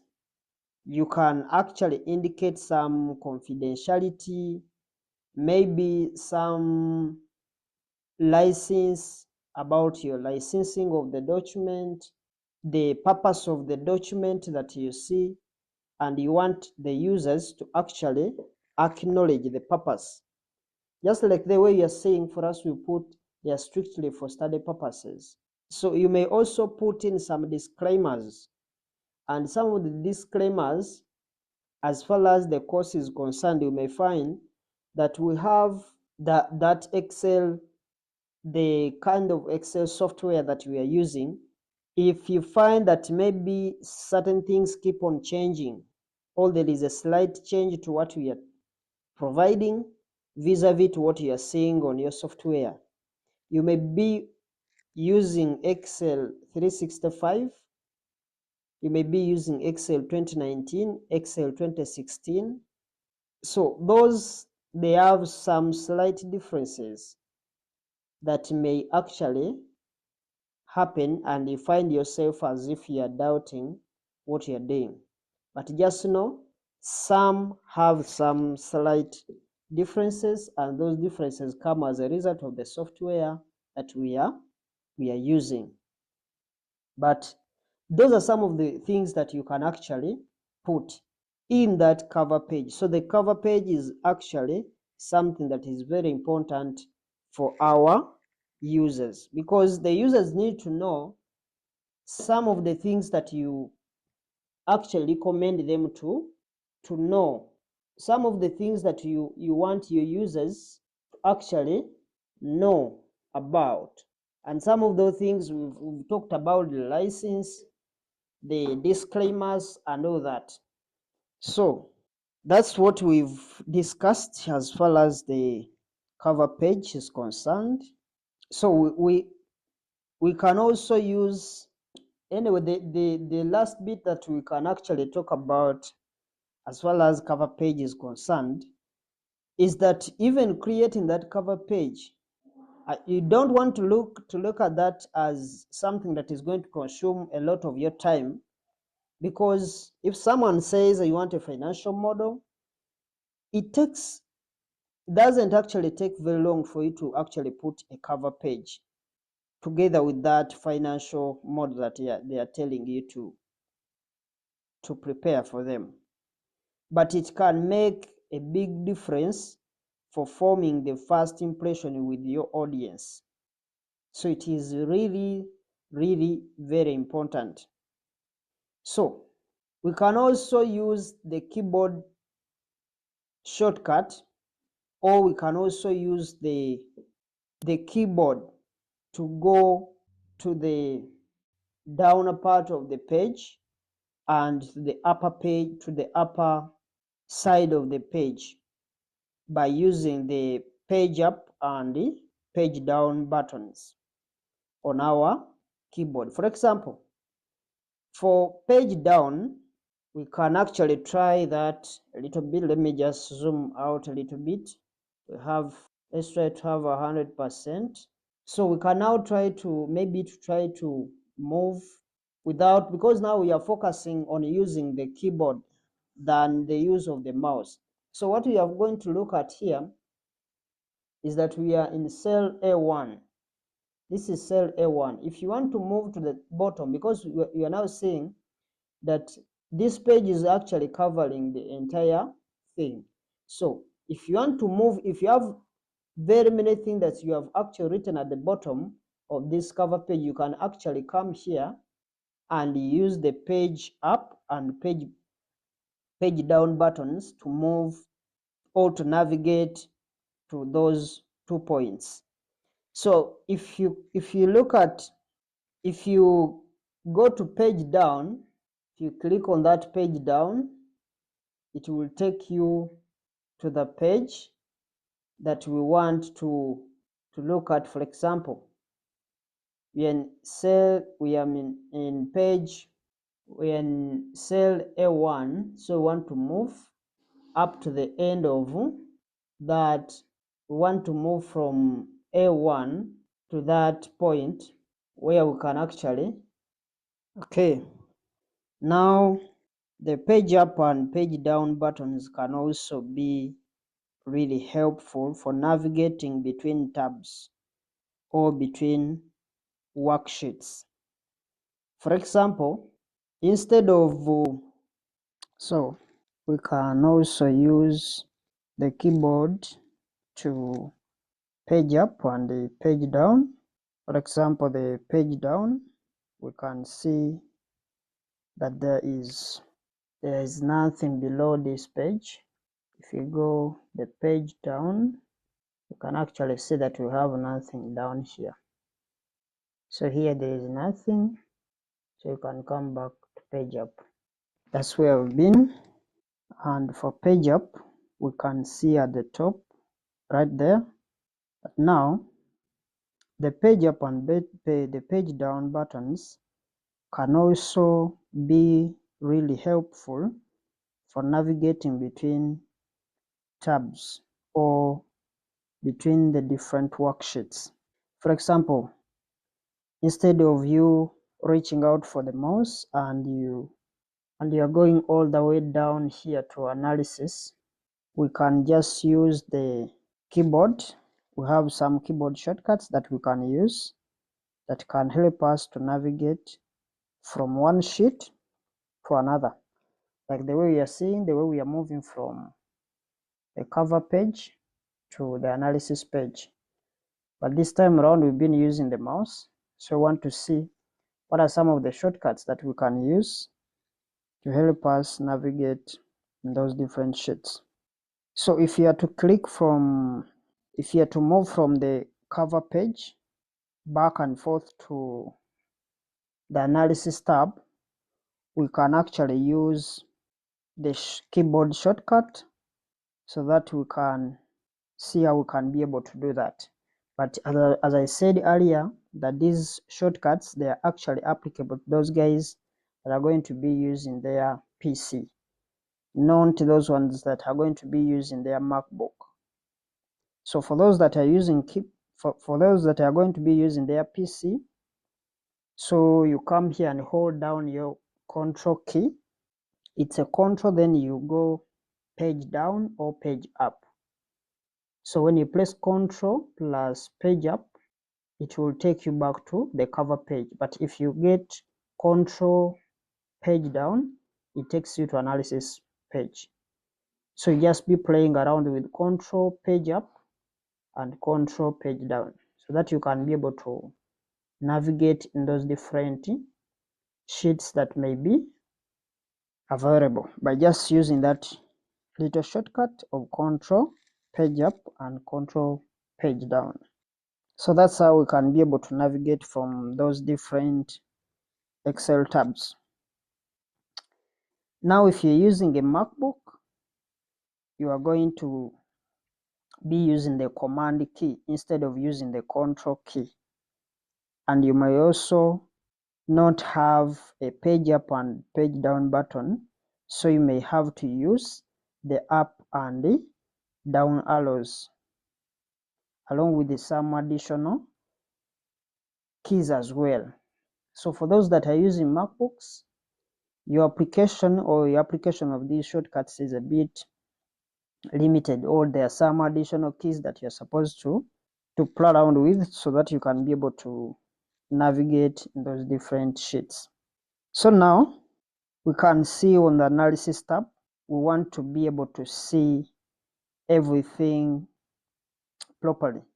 So if you want to make sure that you are going to be seeing everything that is on the analysis page, maybe we try to zoom in a little bit by using our Control Alt equals minus to zoom in and zoom out a little bit so that we can be able to see all the information that we have. So from here you can see the information that we have from those different items that we have. We've tried to zoom in a little bit so that we can be able to see the whole items that we have on the page, because we are seeing that on the analysis page we have the assumptions and at the same time we have the income statement. So we try to zoom in a little bit to be able to see whatever that is available. So that's how the analysis page looks like.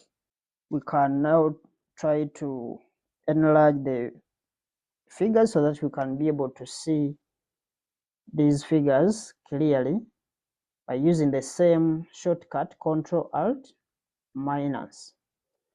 To zoom out a little bit, can put it on 100% so that we can be able to see the things that are within that.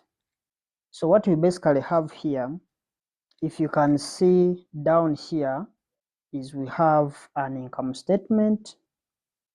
Down here we have an income statement with a 2-year actual figures or actual results. We have 2022 and 2023. In fact, we have the actuals for those 2 years that we are seeing on our income statement. Now, I know that you are keen to learn the keyboard shortcut.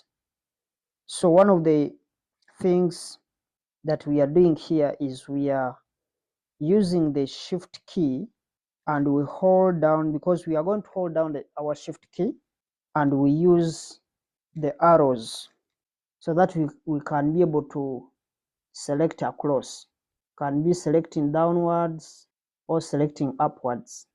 We use the same shortcut. That's the shortcut that we use to highlight through these different data features that we are having.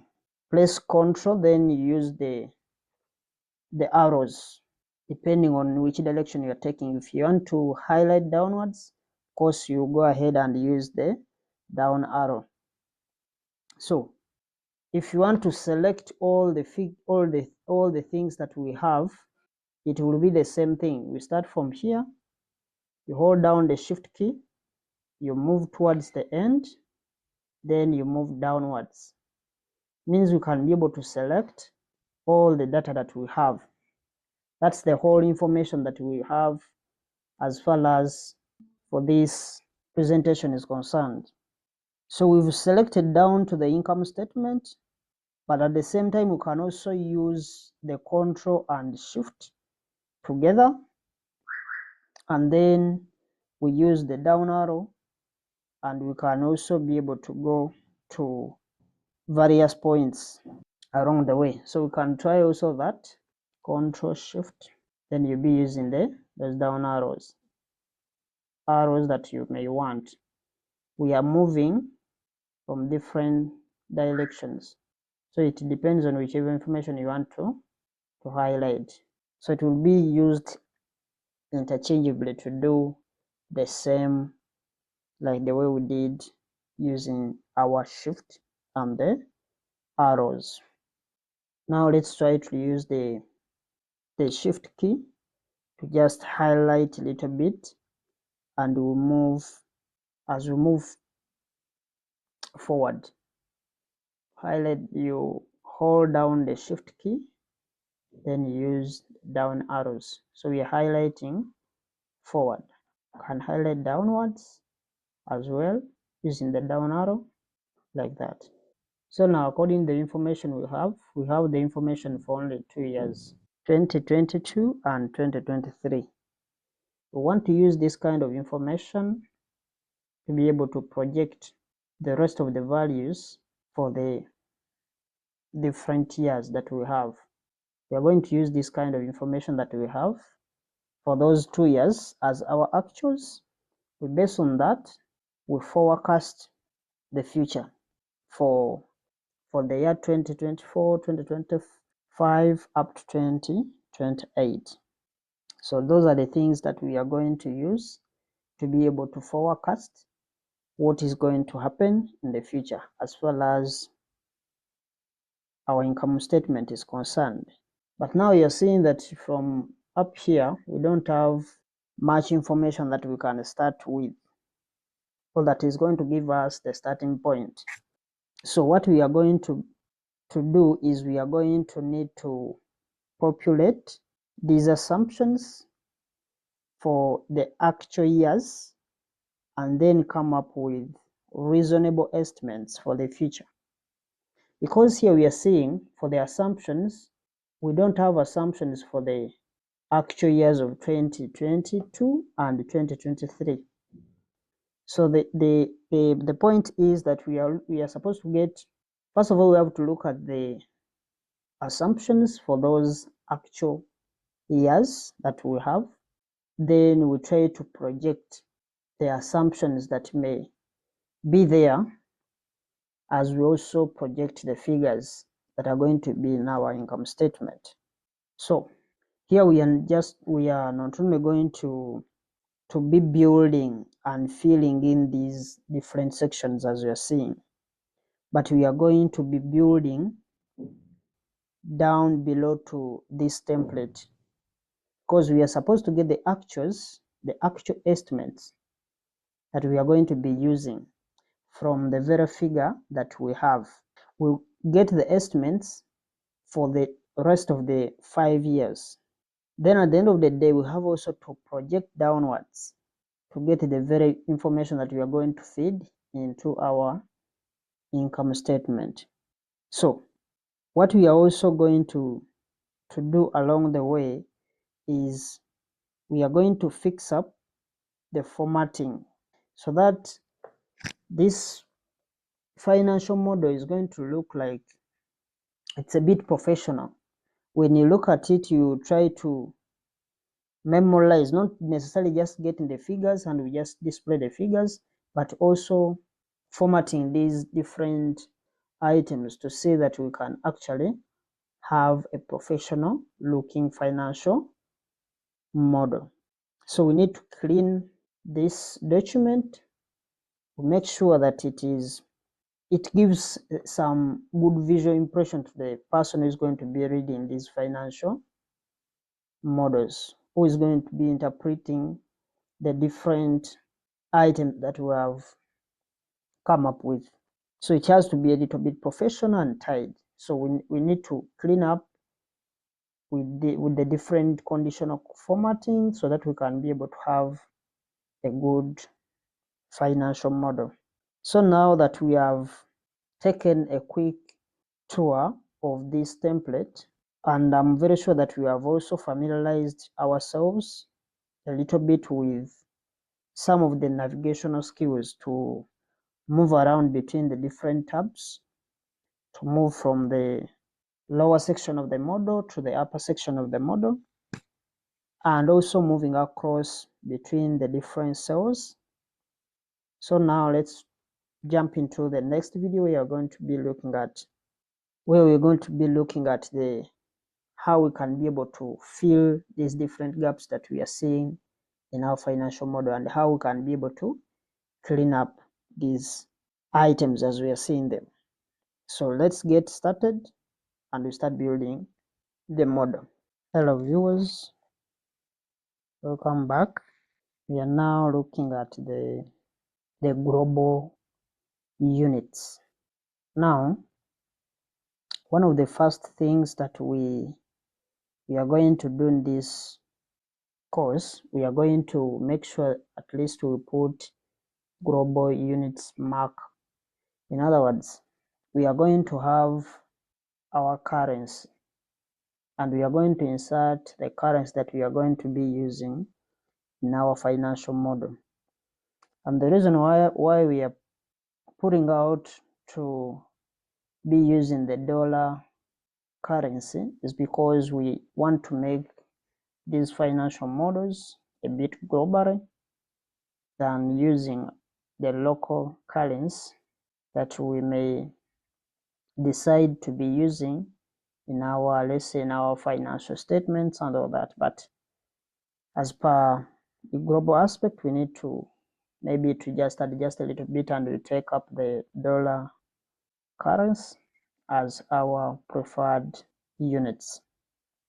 So now what we are going to do in this cell right here, this is where we are going to put our global units, and it is in the cell B5, and it's where we are going to put our global units marker.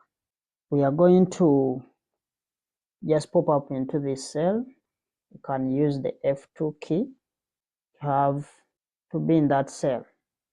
So we are in that cell B5.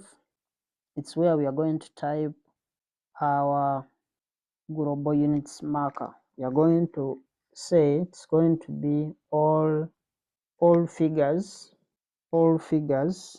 in USD thousands,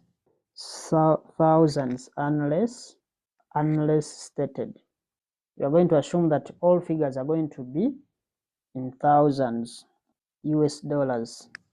So we've typed in that information as our global units marker. All figures in USD thousands unless stated. If you want, you can also just copy it somewhere and you paste it there, but we prefer to type it so that we can be able to have that inserted there. So that's our global units marker, and we have put it there, so it's going to help us to get started, because there is no way we are going to proceed handling our financial model when we are not sure which currency that we are working in. So now let's start off with some keyboard shortcuts. We actually want this to be in italic. We want to make this subheading, the whole of it, let it be in italic format. We have it in italic. So we can use the shortcut that is going to help us turn that is Control I. The shortcut that is going to help us to make that change to italics format. Now we can see by looking up here, of course we are seeing the things that have been changed to italic format. But now we want to also change something. Let's go to home section of the ribbon. Let's have this displayed. Let's have the ribbon displayed. Let it be displayed. So when we can see, if we go to the home section of the ribbon, we can see that this is Open Sans format. This the font style that we have, it is Open Sans. That is the font that we are using. And we can also see that the font size is 10 from there. But if we want to change this font size, we can actually change it, and we can also change the font style that we are using. But for now, let's try to adjust the font size by using our keyboard shortcut. So we want to go into font size, so we press Alt key, and when you press the Alt key, it's going to bring those new letters that you are seeing on the screen, and we are going to select home, H for home, because our font size is within the home section of the ribbon. So we select H for home, and then we have also to go ahead and select, because now we can see up here, and we select the Alt key and H for home, Alt key, H for home. Then we are looking for the font size.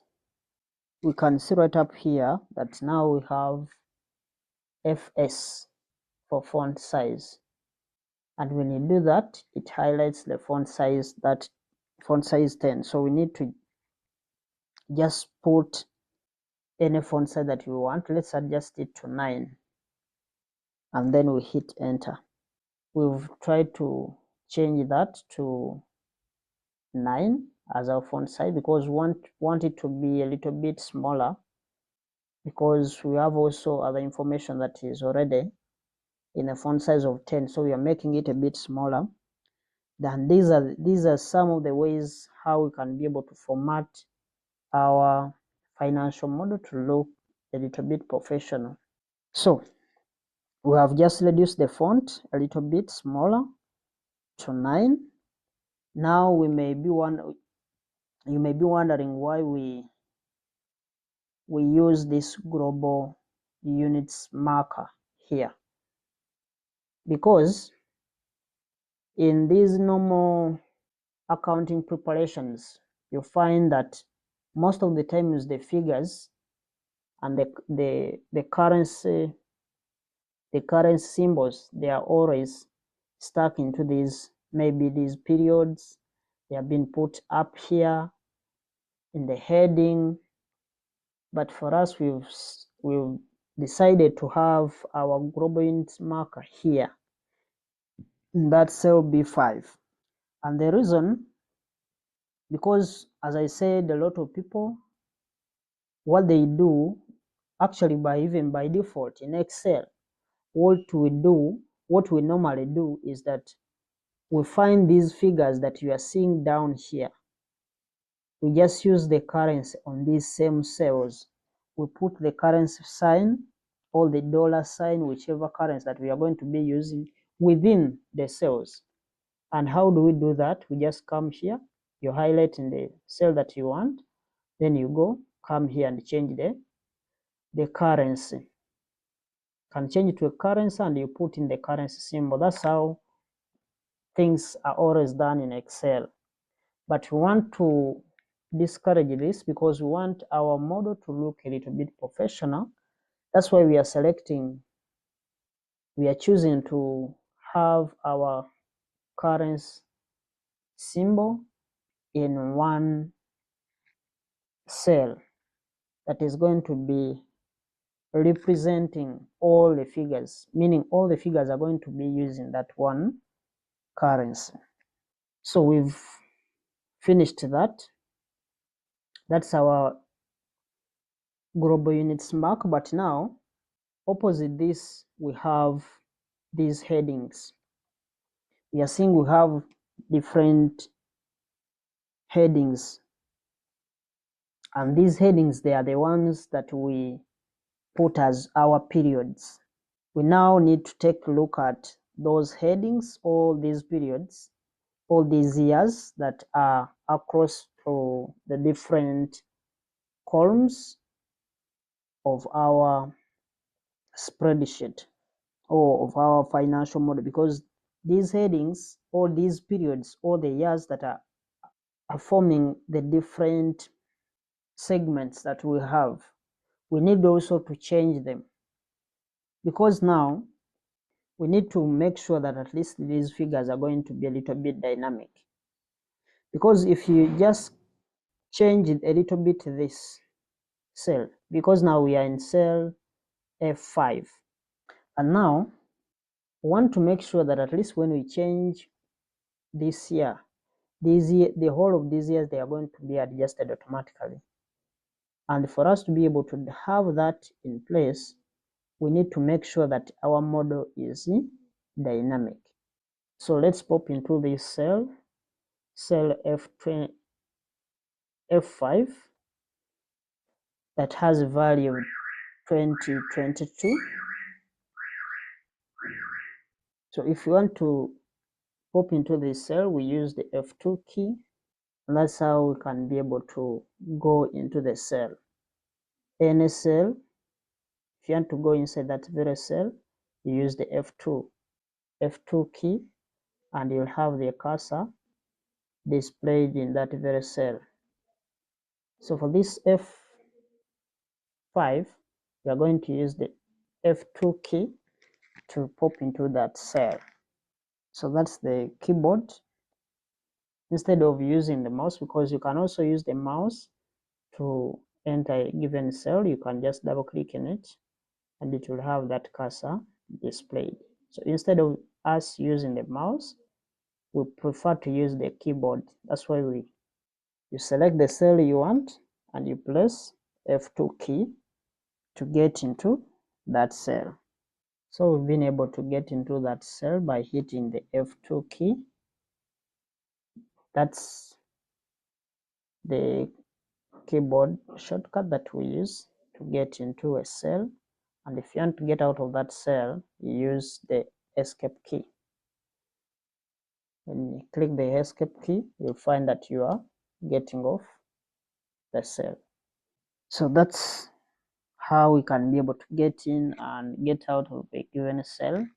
But it depends. So you may find some versions of Excel, they are not going to be required to have you clicking on the F2 to be inside that given cell. So back to 2022, cell F5, hit the F2 key to be within that cell, just like that. And what we are going to do, we can see that if you get into a given cell, you find that you are going to be seeing the figures that are going to be inside. So we get into the F5, we can be able to see that we have 2022. If we get into the G5, we shall be able to see the value of 2023. So those are the values that we have.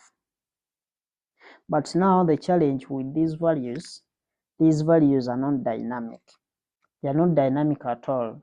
In other words, if you change, if maybe there is something you wanted to add just from this model, like you wanted to start from maybe 2023 going forward, you can find that if you do it here, it means if you change this to 2023, you'll have to change all these other values, meaning the model itself is not dynamic. So what we need to do is we need to make sure that this model is dynamic, that if we change one point, the rest of the points are going to be automatically changed. So in fact, if you want to roll this model forward by, let's say, 1 year, because we may decide that instead of forecasting to 2028, let's forecast to 20, we add one extra year of maybe 2029.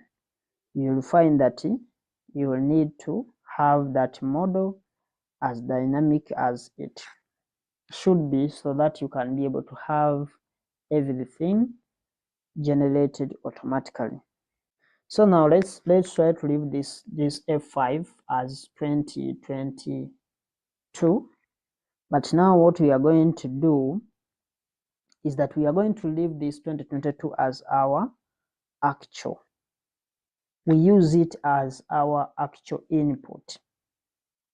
So what we are going to do, we have to go to this second cell here, G5, that has 2023. So we want to make it automatic. We just put an equal sign there.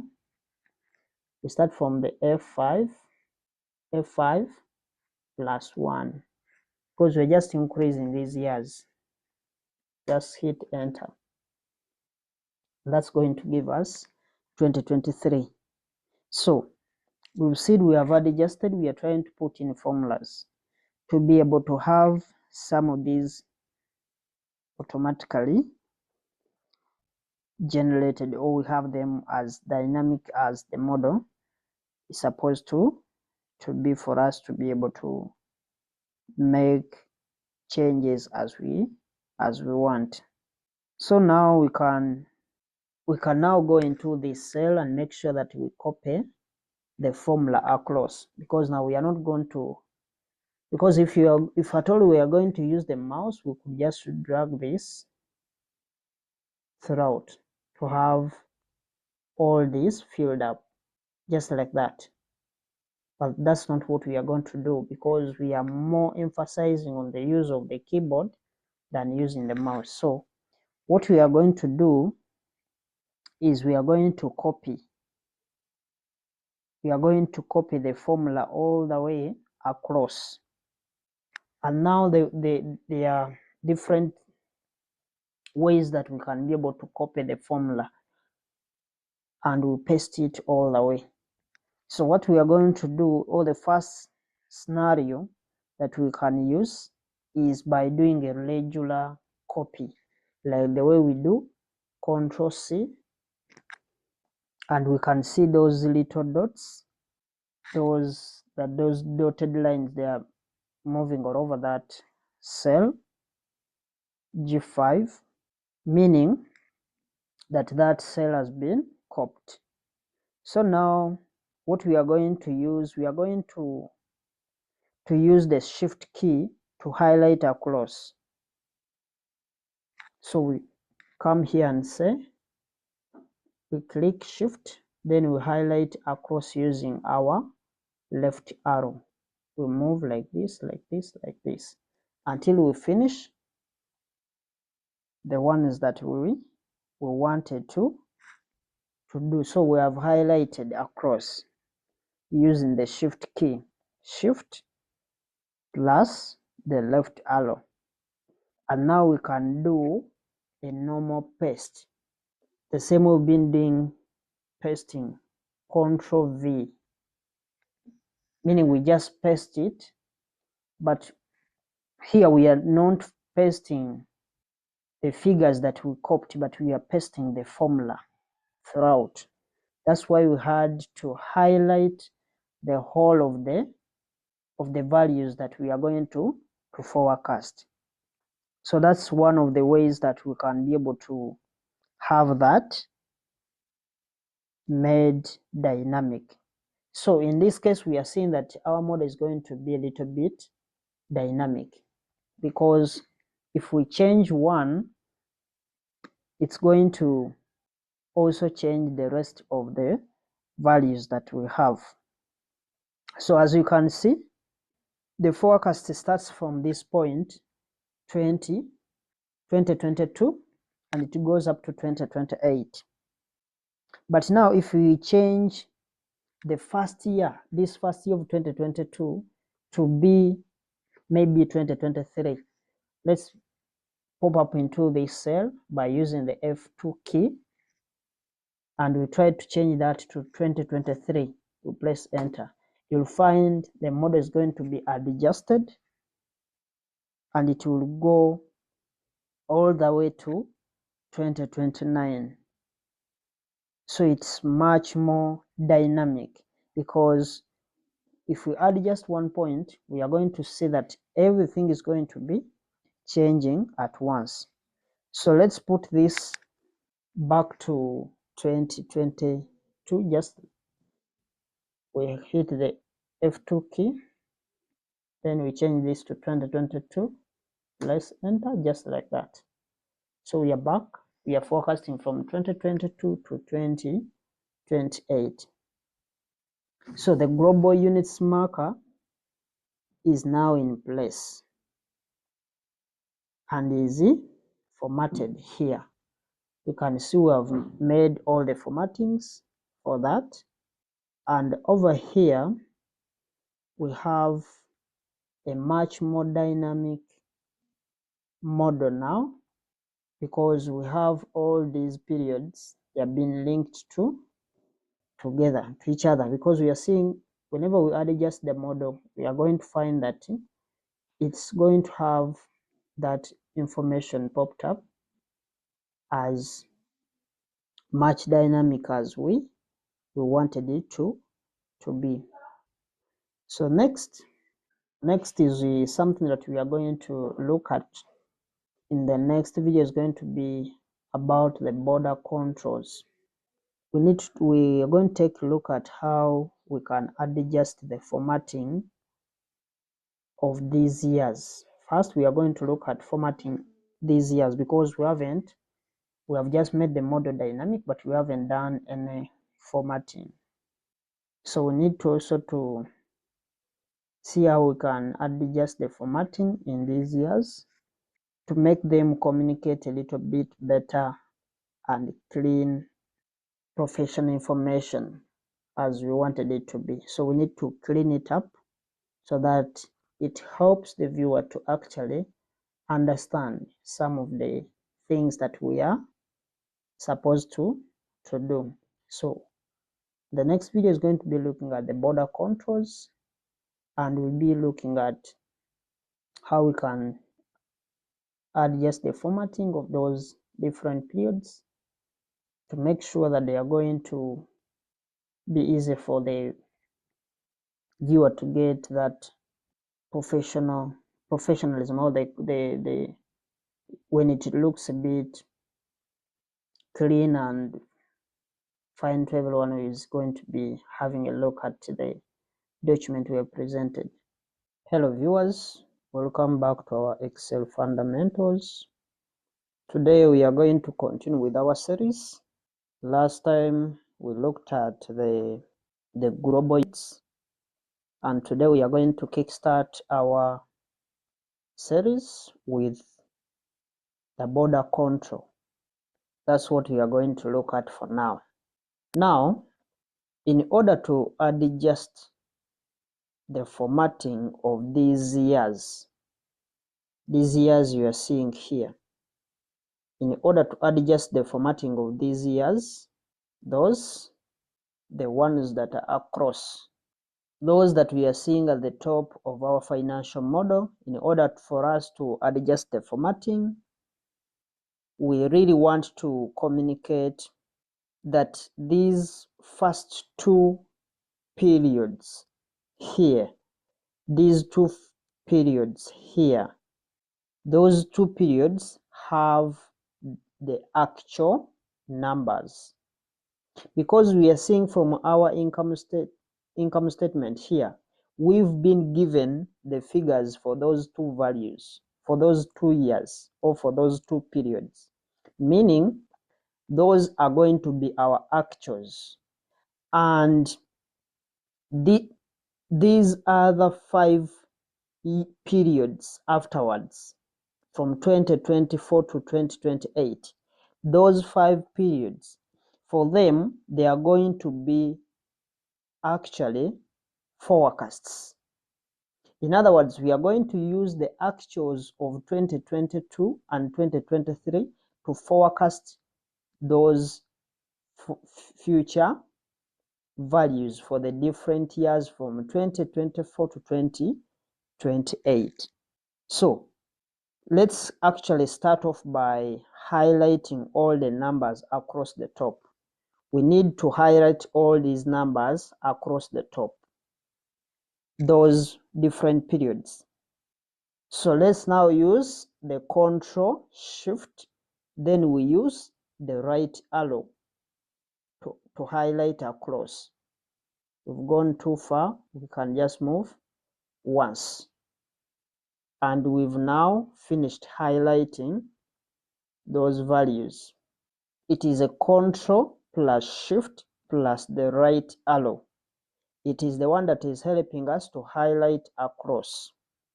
Now, if you want to use the mouse, you may have to remember from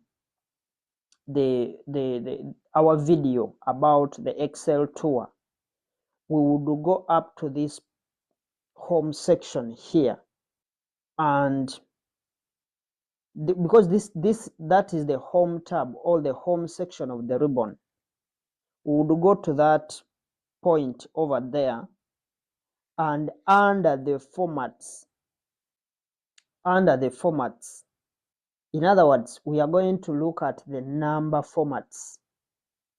It's where we go to those number formats if at all we are to use the mouse, and it will bring that dialog box. So that's how we do if at all we are using the mouse. We go to the home section of the ribbon, and we go under the number formats, and we could click that little down arrow that you've seen, so that we can be able to see or to bring up this dialog box. We picked it from this small arrow you are seeing here, this arrow down in the bottom corner. It's the arrow, if you click it, it's the arrow that is going to help us to get to that dialog box. But we also said there is another option of using the keyboard shortcut to help us bring the same dialog box, because we said that most of our times we are going to spend most of the time when we are using the keyboard rather than using the mouse. So we can click the escape key just to back out from that. Then we are going to use the keyboard shortcut to be able to go to that same dialog box. So the keyboard shortcut that we are going to use is Control plus 1. When you click Control plus 1, and for those that are using PC, you click Control plus 1, and those that are using MacBook, you click Command 1. So if you are using a MacBook, you hit the Command 1 so that you can be able to look at that same dialog box. But we said we are going to focus on the use of the PC than those users that are actually using the MacBook to do these kind of calculations. So what we are going to do next is we are going to hit the tab key. We hit the tab key once, and after hitting the tab key once, that gets us to that selection you are seeing, the one of general. It has selected that general here. When you click the tab key, it gets us to that. It helps us to go in the dialog box. So when we are that selection, then now what we can do, we can use the down arrow to get all the way down to the custom section. We use the down arrow, we move slowly until we reach the custom section. When we are at that point, what we are going to do, we are going to design a custom format. For now, we want to get into this type box here. This type box you are seeing here. That's where I want to get into, but we don't want to use the mouse. So what are we going to do? What we are going to do is we are going to hit the tab key again. We hit it once, and it has selected that type box there that you are seeing. And now what we are, because we are seeing it has highlighted the word general, we are in that type section and we want to delete what we have there so that we can type our format that we want. So what we are going to do, we are going to use the backspace. You hit the backspace, and that backspace is going to delete out and clear that type box. So we are going to put a 0 in that same place. We put a 0. We are putting a 0 in that type box that you are seeing right there. And if we were to put a 0.0, 0.0, you would see that in the sample pane here, this is the sample pane right up here, we are seeing that the figures are going to show up as 2002.0, which is not what we are looking for. So let's back up this and we just put in a 0. So we are going to delete this and we just leave that figure as a 0. So we have put a 0 there, and then what we are going to put in there, we are going to put double quotes. To get those double quotes, you click Shift, then there is that button that has, it is next to the Enter key, that has those double quotes. So we are putting the double quotes, and what we are going to type next is we are going to put capital A. Let's put a letter A, and then also we add the same double quotes. Shift with that button with the that has that double quotes again. So what this is going to do for us is going to put 2022 actual, because now you are seeing from the sample pane here, it is 2022A, which means 2022 actual numbers. We are making letter A to stand for actual numbers. Now that we have done that, we can now go ahead and click OK, or we can hit the Enter key. Because we don't want to use the mouse, so we are going to say to press the Enter key. And we've seen that it has put all the letters to all these figures because we had forgotten and we had highlighted all these values. But remember, the only values that we want to have that A are these first two, because not all of these are going to be actuals. So we undo that, Control Z, and we are going to only highlight only those two numbers. So we go back to the same procedure. Control 1, we hit the tab key once, then we use the down arrow to go back to our custom setting. Then we have also to hit the tab key again to get into our type text. So we use the backspace to delete that out. So what we are going to do, we type in a 0, and in that 0 we are going to add double quotes. We put capital letter, we also put double quotes, then we hit the Enter key. So it has put those two letters, it has put actuals on years of 2022 and 2023.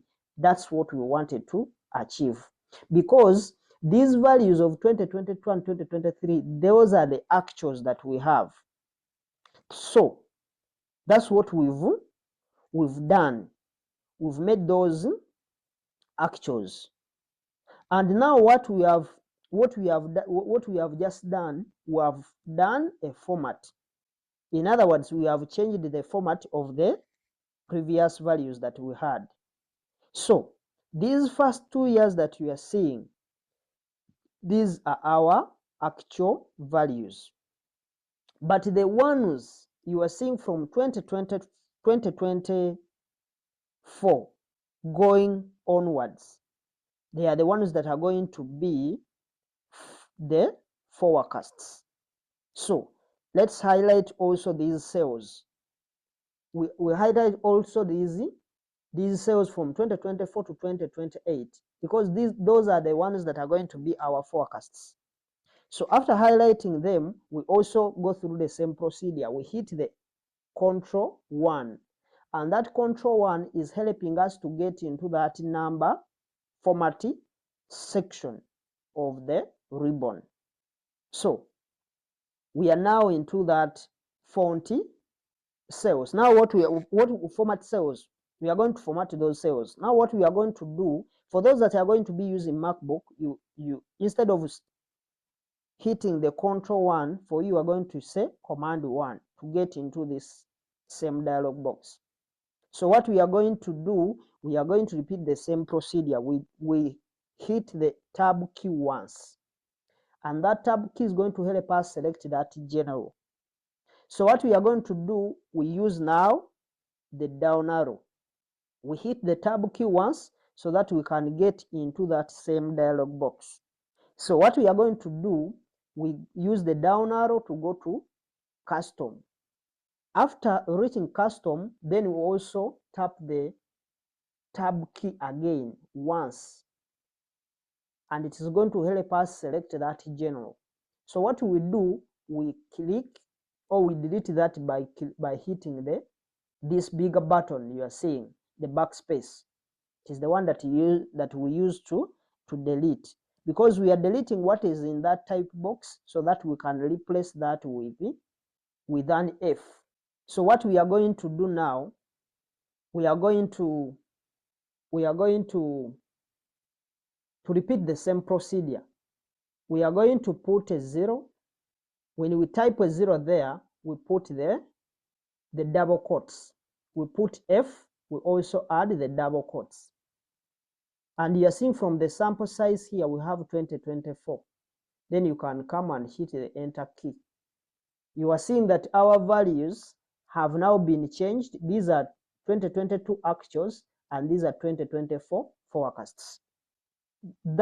I've just repeated that procedure, but there is a shortcut that we can use. You can highlight all of these at once and you change them at once, but we shall do that in our advanced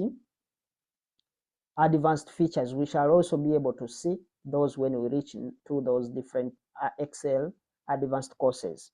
But for now, let's go slow as it may look, but when we are actually getting the concepts. So we can now see that we have all those values formatted well. Now, the other thing that we can do to make these years really stand out is make them bold. Because now we need also to change the formatting.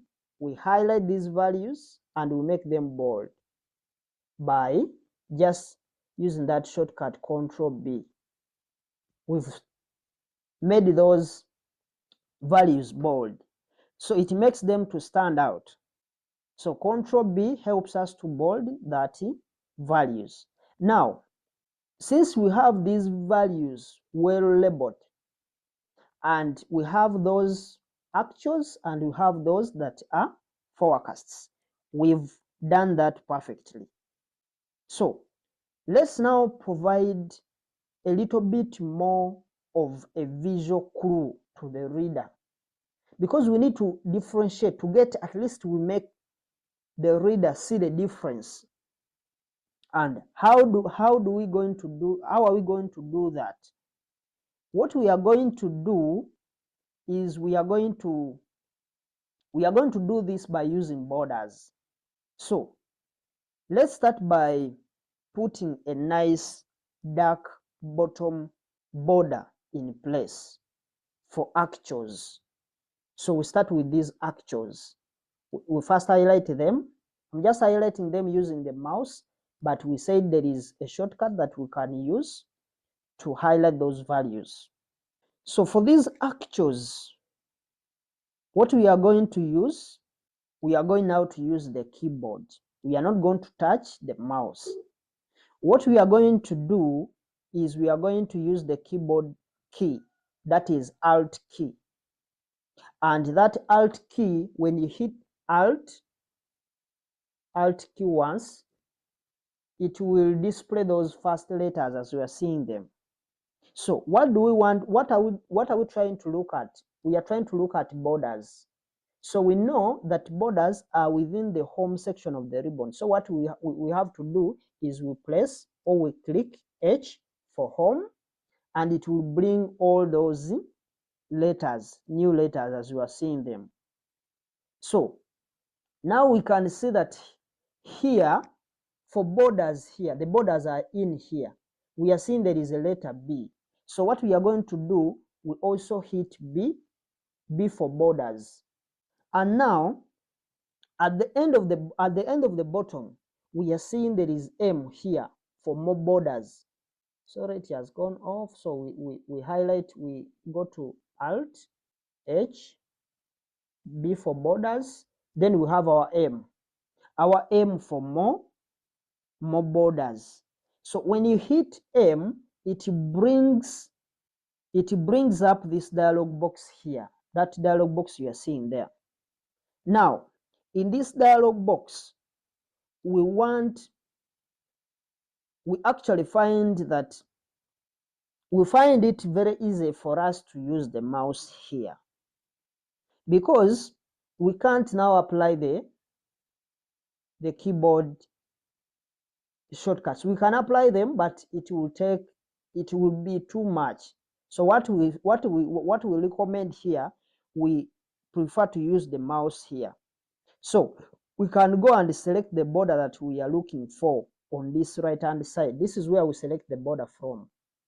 So now let's just pick this one, the third one from the bottom. I've just picked that. But now what we are looking at, we also want to make this work stand out. So we have also to apply colors. So we need also to define a color for this border. So we are going to put in, let's try to put in a nice blue color. Let's go to where is there is color. You click on this automatic, you find color, there is a drop down list here. When you hit on that drop down list, it is going to take you to, we are going to see that we have, if you click on that color arrow, you will find that you are going to go and see this color palette. So what we are going to pick, let's go to more colors. Now when you go to more colors, we want to select something specific. We just need a blue color. So let's go to custom. We hit the custom, because now we know we have these colors that we've selected that are going to help us have something nicer. We have these colors. I've selected these colors based on the colors I personally like, because I'm a Chelsea supporter, so most of the times I'm going to be using blue. That's why you can see I'm also selecting blue. So a blue one won't necessarily be the best for you. You can select whichever color you prefer as per maybe the organization settings, but me, I prefer a blue color. So, but it doesn't mean that you are supposed to use the same color as we are using here. So what I want to put in, I want to, because me, I know here from the color model, there is what we call RGB. If you hit this down arrow, it has RGB and HSL. So we maintain the RGB. We have the RGB code. If you know the color code, you can actually just put in the color, the codes, without you selecting those colors. Those colors will be selected by themselves just by using those colors, those RGB code. So RGB is just red, green, and blue. It's not all that it's something else. So what we are going to do is we are going to go and put a 50 in that format for red. So what we can do, let's hit the tab key to move in that red box. So we put in 50, we hit the tab key, we go to green, green we put in 113, 113. We hit the tab key again to go to blue. So for blue you put 210. So you will see that these colors are going to be coming up here. The current one is black, of course we are seeing, but with the new one is blue. This is what we are picking. So we click OK. So now we've selected this as our. So we have also to click here and we make it a box. You will see here the sample will be showing. It shows that this is the same color that we needed. So we come and hit the OK, or we hit the enter key. And you find that we have gotten that blue border on our actual values. So now, what we are going to do now, we've seen that we have put that color, just like the way you've seen that. So, what we want to do now, we want also for the forecast to have a different border. It will look a little bit different. So we highlight this. And after highlighting, we are going to go through the same procedure we went through by using the Alt key. It takes you to those letters you are seeing. We hit H for home, B for borders, M for more borders, and we can come here and we select. We are also going to maintain the same color, but this time round, we are going to pick from our left-hand side here. Let's just pick this one. This one we picked from our right-hand side, but here we are picking from the left-hand side. So let's also make it surround the entire worker that we have. Since we had already selected these items already, we don't need to reset them again. We just hit the enter key, and you will see that the colors, they look a bit the same. The colors are the same, but the borders, they are different. Those are what we call the border controls. You can use the same colors, same border settings, but at the end of the day, you find that you are having some good visual. Now you can see that we've used the same color, but the borders, they are slightly different. So that slightly different border for the forecasts is the one that has actually helped us to make the readers see things differently, because we are seeing, even as we can see from our perspective, that those two things, they actually stand out and they are really different. So since we have all that we needed, and everything, all the borders are in place, as well as we change the font of those values that you are seeing inside those borders. So now there is a little bit more of visual difference in place, and we can clearly see that those forecasts and the actuals, they look a bit different just by introducing those borders, as you've seen, because those borders, they are slightly different borders that we have inserted for those financial forecasts. So that small thing that we've done, it may seem like it is something small, but it is really going to help our audience to differentiate between actuals and the forecasts. And it may have taken a little bit of work, but now that we have those forecasts in place and all these borders in the actuals and the forecasts. Then what we can do, we can copy along. Actually, we can just copy those things. If we need to add just something else, because we have already done it, what we can only do is to copy and paste. We can copy those and we paste them somewhere if we need to use them. So this time we've taken to create those things, it is just saving us, because as we go on with the course, we may find ourselves copying those things and we paste them in different fields as we progress.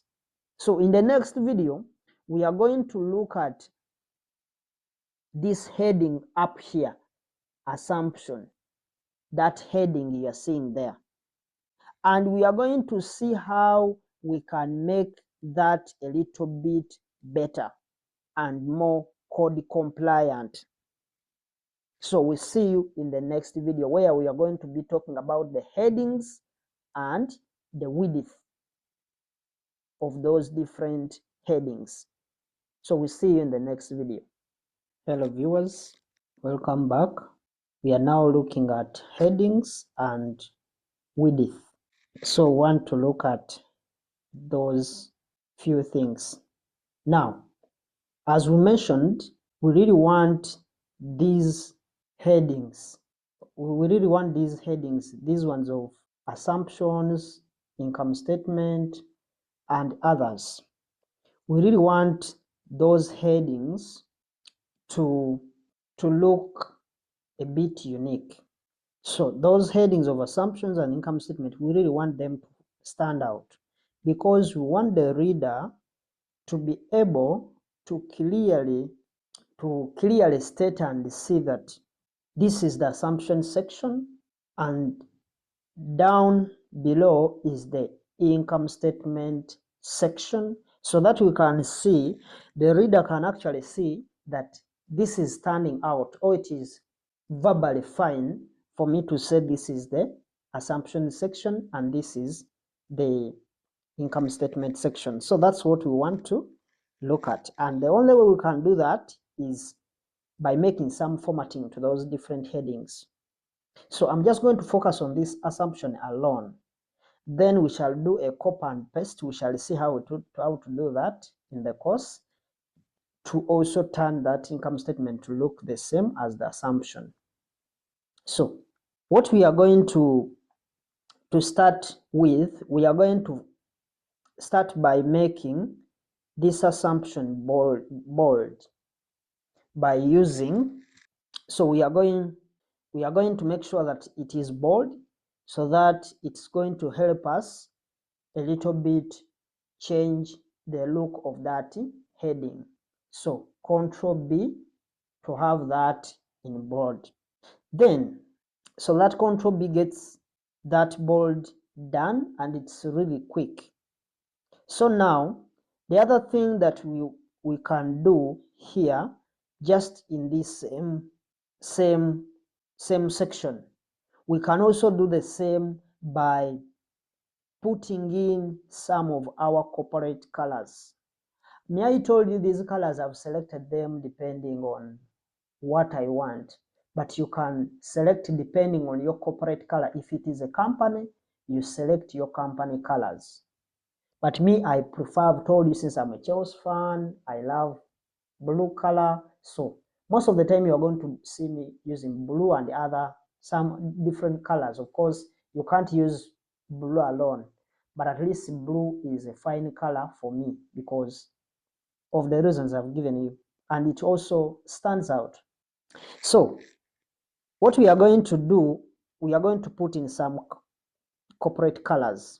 So if we change the font color here for that assumption section, or for that assumption heading, if we change it from black to something different, then we are going to have something standing out.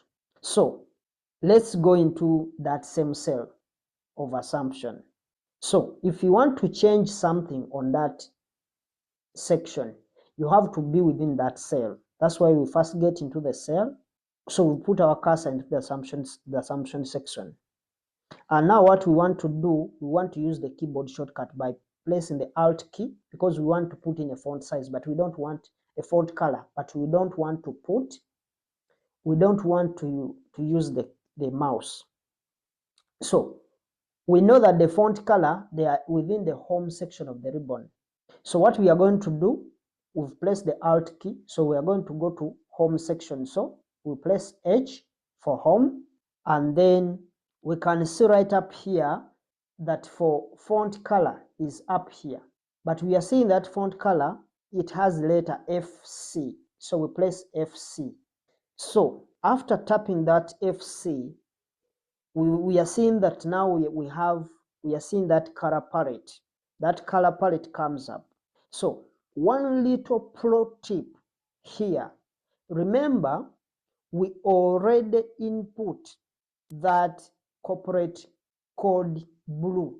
So we also want to maintain in blue. It is code blue code compliant blue, which we input earlier on. So we put in its codes. That's why you are seeing we are seeing this blue coming up down here. In this recent, you are seeing it is coming down at the bottom here.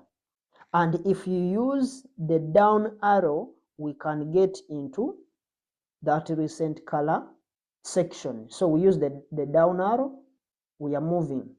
So we are within that recent colors. So since we had already put in that color, the color comes automatic. So we hit the enter key.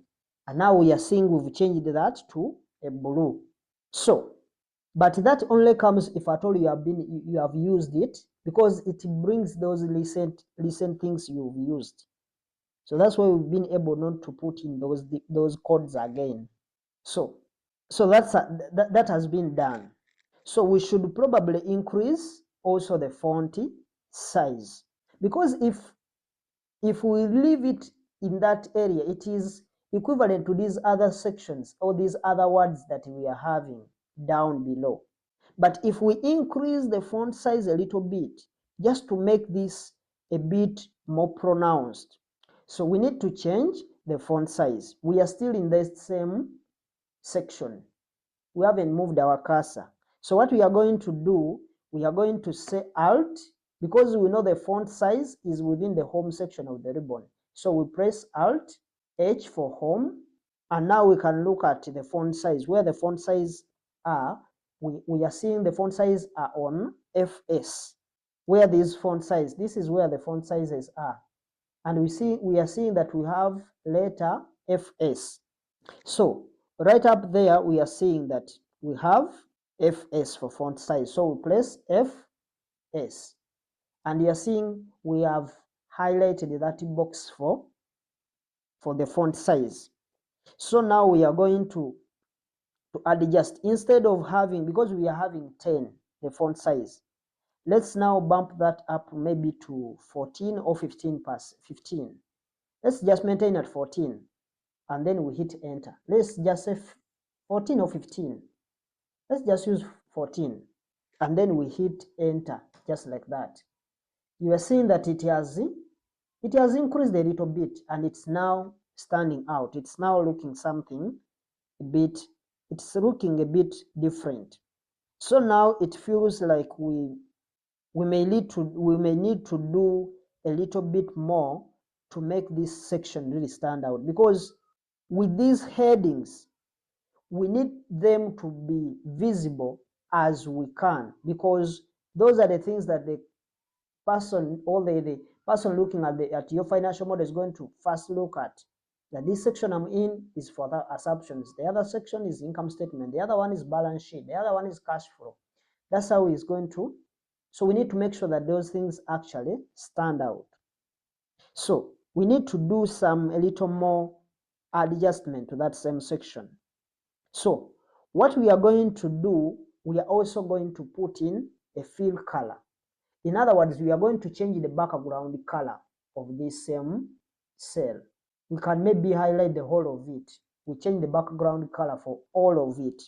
So now, if you want to put in a fill color or a background color, what we are going to, we need to know that the background color or the fill color is within the home section of the ribbon.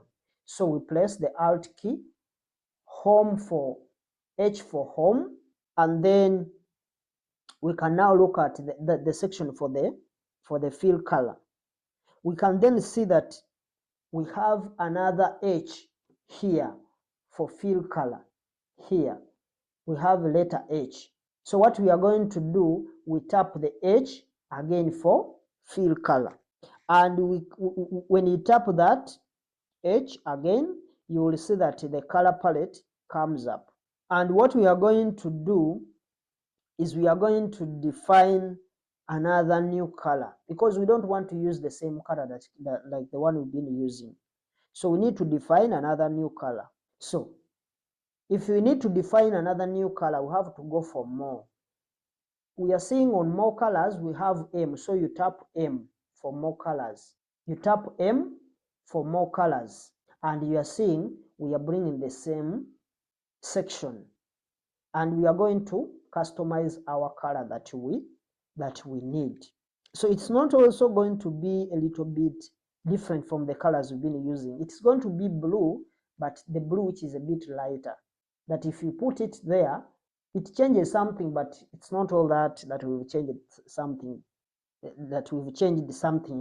big, but at least we make some changes to make things stand out. So we are now in the custom section here. This is the custom section here. This is standard, but now we want the custom because we want to put in those RGB codes. So what we are going to do, we are going now to use the tab key. We hit the tab key to go into that section. We are now in the color model.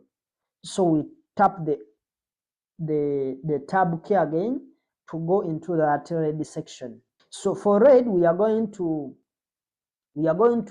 type in 217. We put in 217, then we hit the tab key again. Then we go to the other one. For green, we are going to use 229. We hit the tab key again. For blue, we are now going to go for 247. These are just color codes. If you know the codes in there, you don't need to actually trace them from here, because if you trace them from there, you are not going to select the actual colors that you need. But you need to know, if you know the codes, you can actually be able to pick out those codes. So we are seeing the current color is this, but the new one is this lighter blue. So now we need to select OK, because that's the color that we want. So it's another good blue color that we prefer to use. Because I told you I'm a Chelsea fan, I prefer blue. So you may find some of these things I'm just using blue and other different colors. Of course, there are those that black, that are really known, but some of these colors you use your corporate colors. If you have a corporate color that you prefer, it's the one you go with. But here I prefer to use the blue colors. So now we are going to hit the enter key, and now it's done. If you remove that, you will see that it has changed a little bit. You can actually change only the background color for these, only the words here. But if you want to maintain it all the way, it's also fine. So now that's what we've just done. If you look at it now, you can see that at least it is something that is turning out to be something else. So we need now to go to what we need to do now. We need to think of the next step. The next step that we are going to do to this model. We need to think about it carefully. And now what we want is the same format for assumption down here for the income statement. We want these same formattings that we've done to this, because we want to maintain the consistency. These formattings that we've done for assumptions, we need them for also the income statement. Everything that we did on the assumption section or assumption heading, we need to do the same thing to the income statement so that they look similar. So now, how are we going to do that? You can repeat the whole process, or you be a professional and you don't repeat. If you don't repeat, then what are you going to do? What we are going to do, we are going to just copy and paste.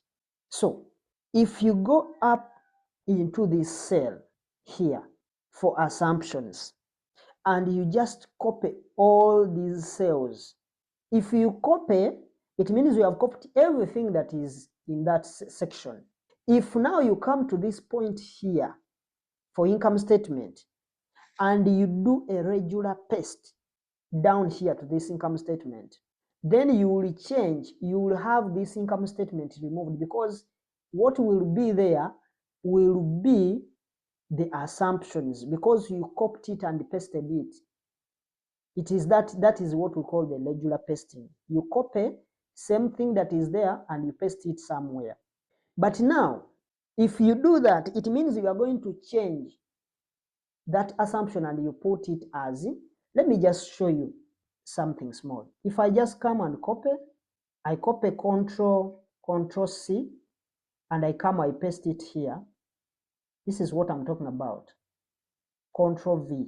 If I just do a paste, that is a regular paste. You see, I've changed what was there to income statement, but I've maintained whatever has been there.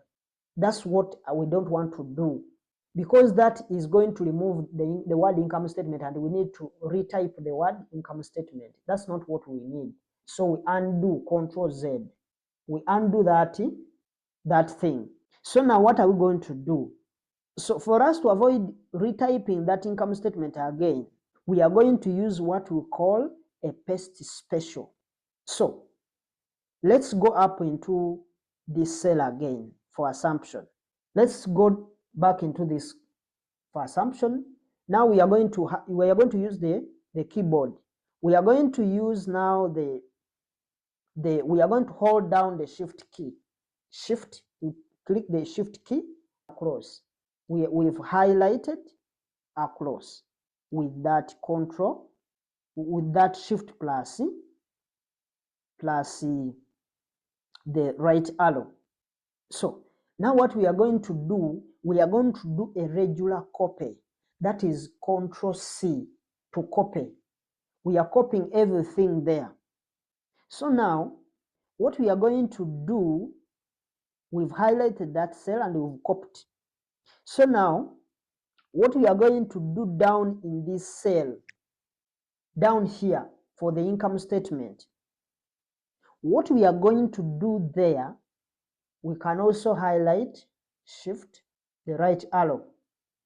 What we are going to do in that row, we are going to paste. But this time we are pasting special. We use the paste special, not the regular paste. So instead of us doing Control V for a regular paste, what we are going to do, we can press Alt plus ES. That does a paste special. Or we can go Control Alt V. Control Alt V. Control Alt V or Alt ES. It takes you to that paste special dialog box. Just like that, it brings up that dialog box, as you can see. So the Control plus Alt plus V works in the same way as someone using Alt plus ES for those that are using PC. So they work in the same way. Now that you are in that paste special dialog box, you want to use the down arrow to go here and just go and paste the formats. We use the down arrow, we move, and we want to paste only the formats. We don't want to paste the whole thing, but we want only the formats that we did. They are the ones that we want to paste. So when you have selected the formats, you can now hit the enter key. When you hit the enter key, the formats we had up there in the assumption section have been pasted. You are seeing it's now looking the same. This one looks the same like the way we are seeing these other ones. This one looks the same as this. So that's what we are talking about. We paste special. So again, this is a great technique, and effectively you can do a copy. And when you do a copy, it copies all the attributes of that cell. But then when we go down here to the income statement, we do a paste special, or we did a paste special, and it only pasted the formats which left the values that we found there, which was the income statement in place. So it is a perfect technique. So now there are a couple of other adjustments that we would need to know for us, that we need to be aware of. And first of all, let's now do a tour with the mouse, because we've been using shortcuts. People may get confused. Let's try a little bit and we use the mouse. So the same way we did, because now here we are seeing that over here in the home section of the ribbon, under formats here, these are number formats. Under the formats, we have the ability to either adjust, sorry, the formats, not this, the formats, these cell formats. We have the ability from there to adjust the column width. We have now finished the headings. Now we are looking at the width of the different cells. Now we have the ability to have auto fit.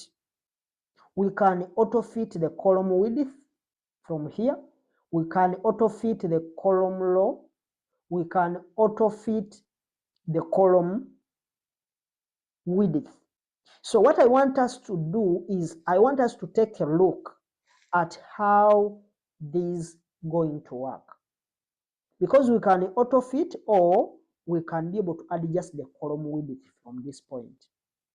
So that's the second thing I want us to do, or the next thing that we can look at as far as changing the headings and the width of the different cells within the financial model. So what I can promise you is that auto fit column width is something that you are going to make use of with financial analysis. That auto fit column width. From here, home section, we come to formats. This auto fit column width is something that we are going to use more often in financial analysis. And what it allows you to do is, effectively, Excel can reduce the column width, or the width of these columns you are seeing, and it can do that perfectly, so that those numbers that we are going to insert there, they can actually fit without leaving any space. And how do we do that? The way we do that, let's go back to let's select one Excel sheet. Let's just select that. How we do that, we just select the number that we just want, and then we hit the Alt key, then H for home, and then we can head up over here and look at the formats. The formats here have O, so we press O for formats. That is O for formats. Then we can also see the different options. Now we have the auto column width. Auto fit column width is I, so we can hit I. When you go to I, when you hit I, you will see that it has reduced the column width. If maybe for you to recognize it well, let's first put in some numbers. Let's undo that and come here, we put in some numbers. Let's say they are those ones. We go to Alt, we have selected Alt H for home, and then O for column width, then auto fit column width is I. So we go to I. So it has reduced that. It has been big, but it has now reduced it. That's the only way you can see it. Because it has been big, we can do the same for this. Let's undo that. It has gone back. Let's do the same for this number. Alt, H, O, then I. It has reduced the column width. So hope you have seen how it has auto-fitted the column width perfectly for those values. But now, the challenge is that that column width has been the format, like the shortcut that we've used. We can't memorize it. Alt, H, O, I. It is too long for us to memorize. Alt plus H plus O plus I to auto-fit column width. Now, for our case, we want things to be a little bit more spaced out, and we want to be able to accommodate some large numbers, because now you are seeing the things have been squeezed together. We can't accommodate some big figures. If we are to include in the thousands, the figures will not fit there. So want it to be a bit bigger so that it can accommodate some larger numbers. So let's now adjust the column width again. So it is Alt, H for home, then O for format, and again right up here we can now see that we are going to hit, instead of hitting instead of hitting I, we are going to hit W for column width. W for column width. And this is going to allow us to put the column width in that section. In other words, we put in the column width we want. We are seeing the column width is 6.29, which is in those, which has been squeezed. So let's now change it to maybe 12 or 13 or 15, whichever you want. But me, I want to maintain it at 12. So let's put in 12 and then hit OK. When you do that, you see it is going back. It's taking us back to where we've been. In other words, we've seen how we can be able to adjust the column width. In fact, here is a little pro tip in Excel. If you want to repeat the last command, for example, adjustment of column width of 12, you can use the F4 tool, because the last command we performed was to adjust the column width to 12. So if you want to repeat that, you just tap the F4 key to repeat the last command. So what we can do, we can now highlight maybe across like this, and we just hit the F4 key, and you will see that it is going to take you, because here we've set everything that way. But if you press the F4 key, it's going to take you to that command that you last performed. So this model is already starting to look great. And I want you to remember how important formatting is. We have now got clear sections here for assumptions and the income statement, with a nicer header for those two. And we now know how to adjust the column width or autofill or auto-fit the column width. So let's jump ahead to the next video, and we are going to take a look at how we can adjust the number formats. We need to look at how we can adjust the number formats a little bit better to be able to be more professional. So let's see you in the next video. Hello viewers, welcome to our channel. Today we are continuing with our series of Excel fundamentals, and we are in chapter 3, and now we are going to look at number formats as our next video. And the number formats, we know it's a tab, or it's a group, or it is a section within the home section of the ribbon. So now, as we mentioned in the last videos, we definitely want to take a look at the number formats in this area. The number formats is this. This is the number format. This section here is the number section of the home section of the ribbon. So we want to take a look at the formatting of these. We want to take a look at the formatting of these numbers right here. These numbers you're seeing here. These numbers that you've seen in that section right there. And those are the actual figures, or the actual values that we have. As you can see, these values, they don't even have a comma separator within them, because that comma separator is the one that is going to separate, or that is going to show us the thousands. And one of the fastest ways to get things into a generic number format is by hitting the Control plus Shift plus 1 on your keyboard. That's the shortcut that is going to help us get that generic number format in place. The Control Shift 1. You've seen that things have changed.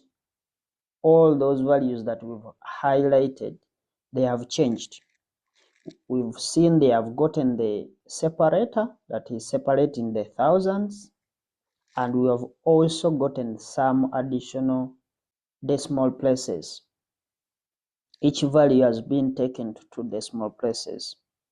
So we've got 2 digits, 2 extra digits after the decimal point. So now it's a great keyboard shortcut for us to commit that to our memory, and it is the easiest way to reach those generic number formats as well. As you've seen, just Control plus Shift plus 1. Control Shift 1. That's the shortcut that took us to that generic number format. Now, as you can see, we have 2 digits after the decimal point. We may not want this for our financial model, but we probably remember up here in our quick access toolbar, the quick access toolbar, remember we talked about it in our previous videos, we put the ability to decrease decimal in that same quick access toolbar. We have the ability to decrease and increase the decimals, and we have shortcuts for those. It is Alt 2. Let's first undo that. We had highlighted inside. So what we do, we first highlight this. So it is Alt 2. First undo that for a moment. We highlight. That Alt 2 is taking us back to decreasing decimals. So the decimal you've seen that we are trying to remove from that. We may find that in our financial models, we don't want to have those two decimal places after we've made some adjustments in our values. But at the same point, oh, we've forgotten this one, sorry about that. Let's also include this figure right here. It is Control Shift 1. We need to change that as well, but we don't want those two decimal places. So press Alt 2. So we've changed those values. So when you're highlighting, you highlight everything because we had left out some values. And we are just making all these values be on the same page. So we've changed those values there. Now, we've removed the two decimal places because we don't want those decimal places in our financial model. So that's why we decreased the decimals. So we've seen it has been decreased and we don't have any value or any digit after the decimal. So now, this is definitely an improvement, but it's not yet perfect because we've seen we were able to put in a separator, we were able to separate the thousands, but now it's not perfect yet. So we need, one of the things that we need to look at is with these negative numbers as you are seeing them there. Those negative numbers, they are not all that good to be left in there for our financial models. So those negative numbers, the negative itself or the negative sign, it can be very difficult to be seen by our audience, because if we just process and we leave those negatives there, we may find that it may be a little bit difficult to see that small little minus sign on those values, those negative values. And what we prefer if there was actually brackets around those negative numbers. Because if we put the brackets to represent negative values, it's something that is going to be seen by everyone who is going to be going through these financial models, and they will actually know that these values were actually deducted or were negative values. And it is even very customary in financial modeling for us to use brackets instead of using the negative minus sign on our values. So, but now there is something I want us to understand before we include in those brackets.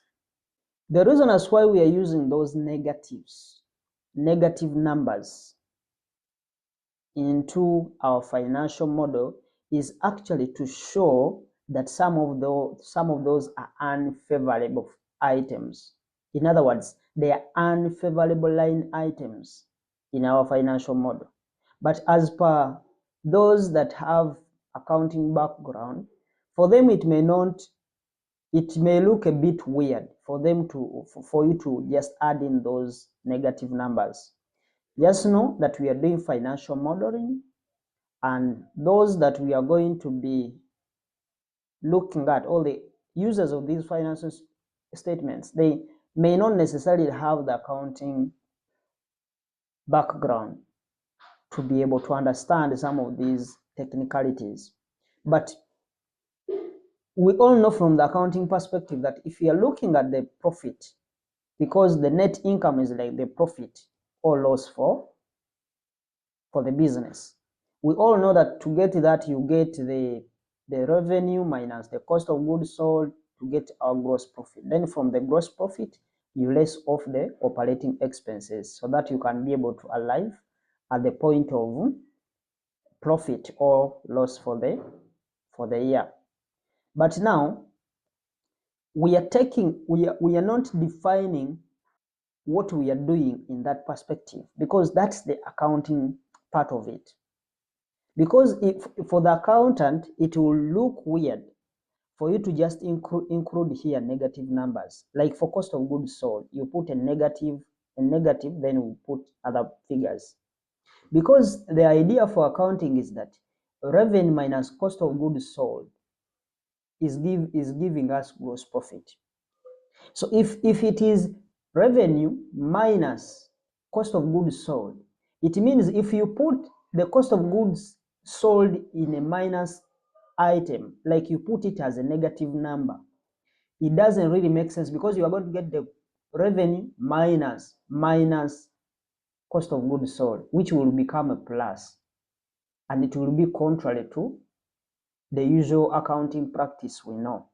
But here, the reason as we are putting these negative numbers here is just to show that these are unfavorable line items. We leave the favorable line items as positive values, like revenue is a favorable line item. Whatever we deduct from the money we've made, it becomes unfavorable line item. That's why we put a negative sign on it.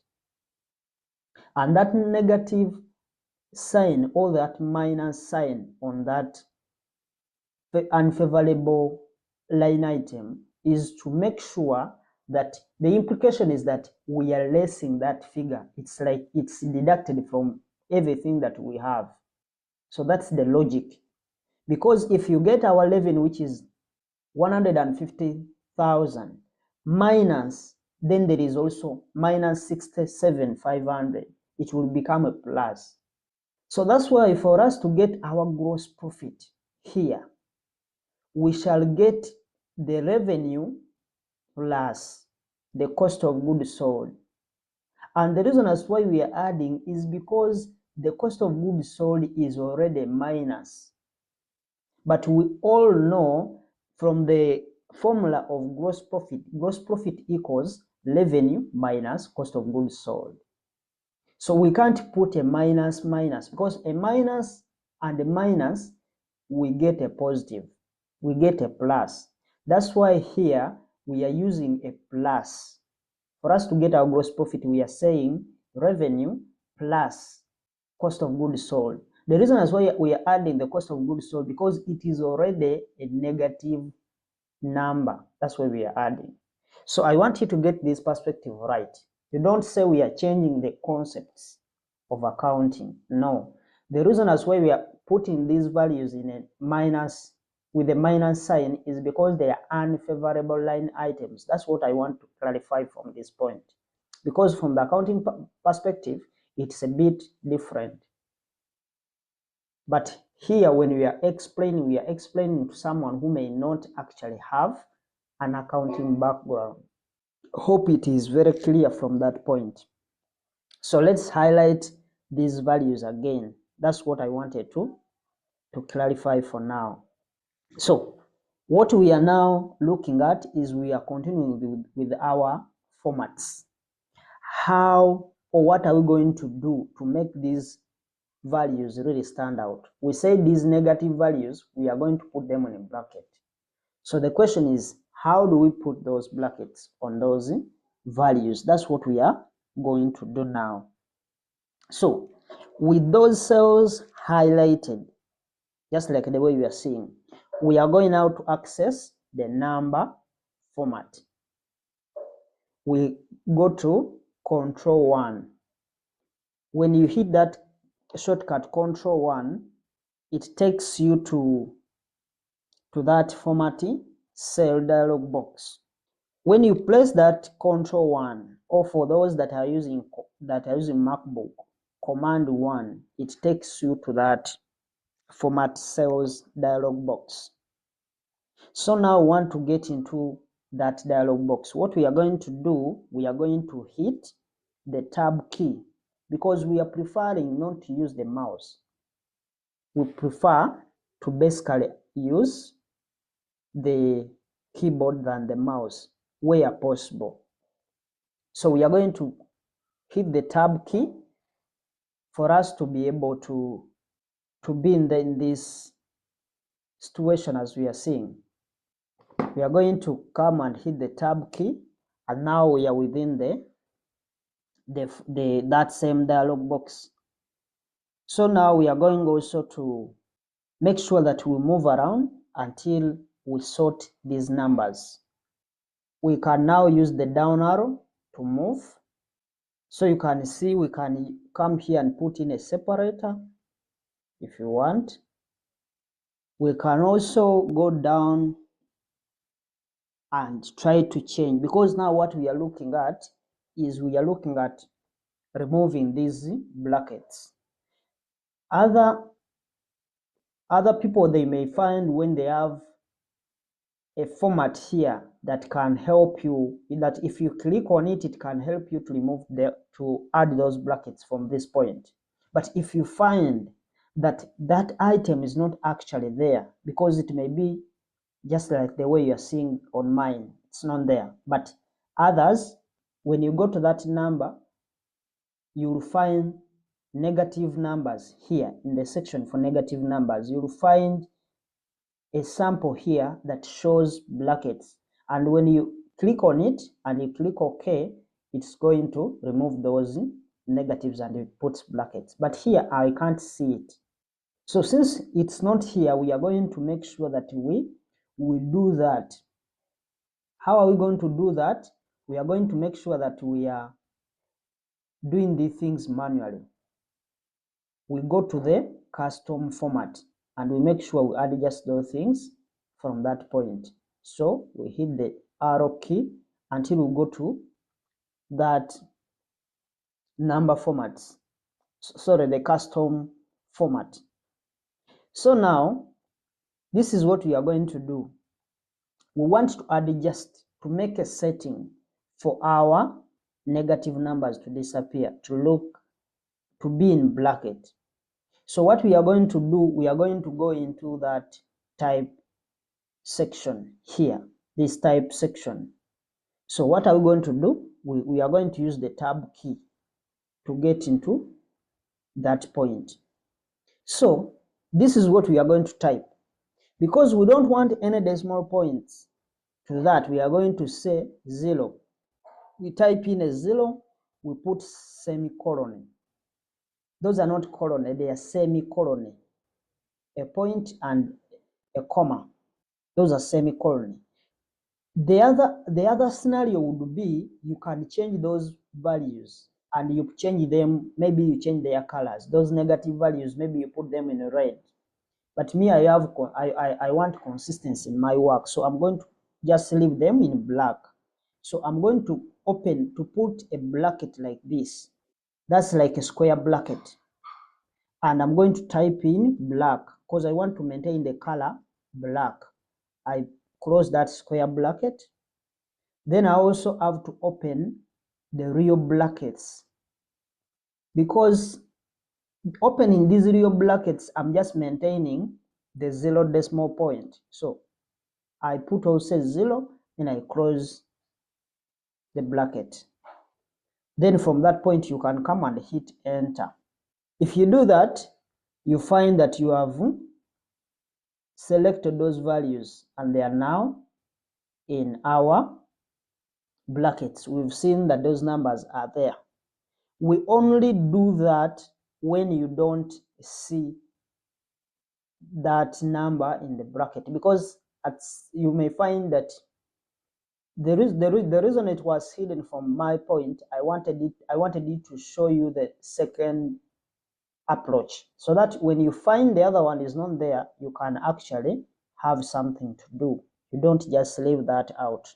So that's why I want you to be following. When you're practicing, I've already shared the Excel file or the Excel template in our Telegram channel. You can go there and download.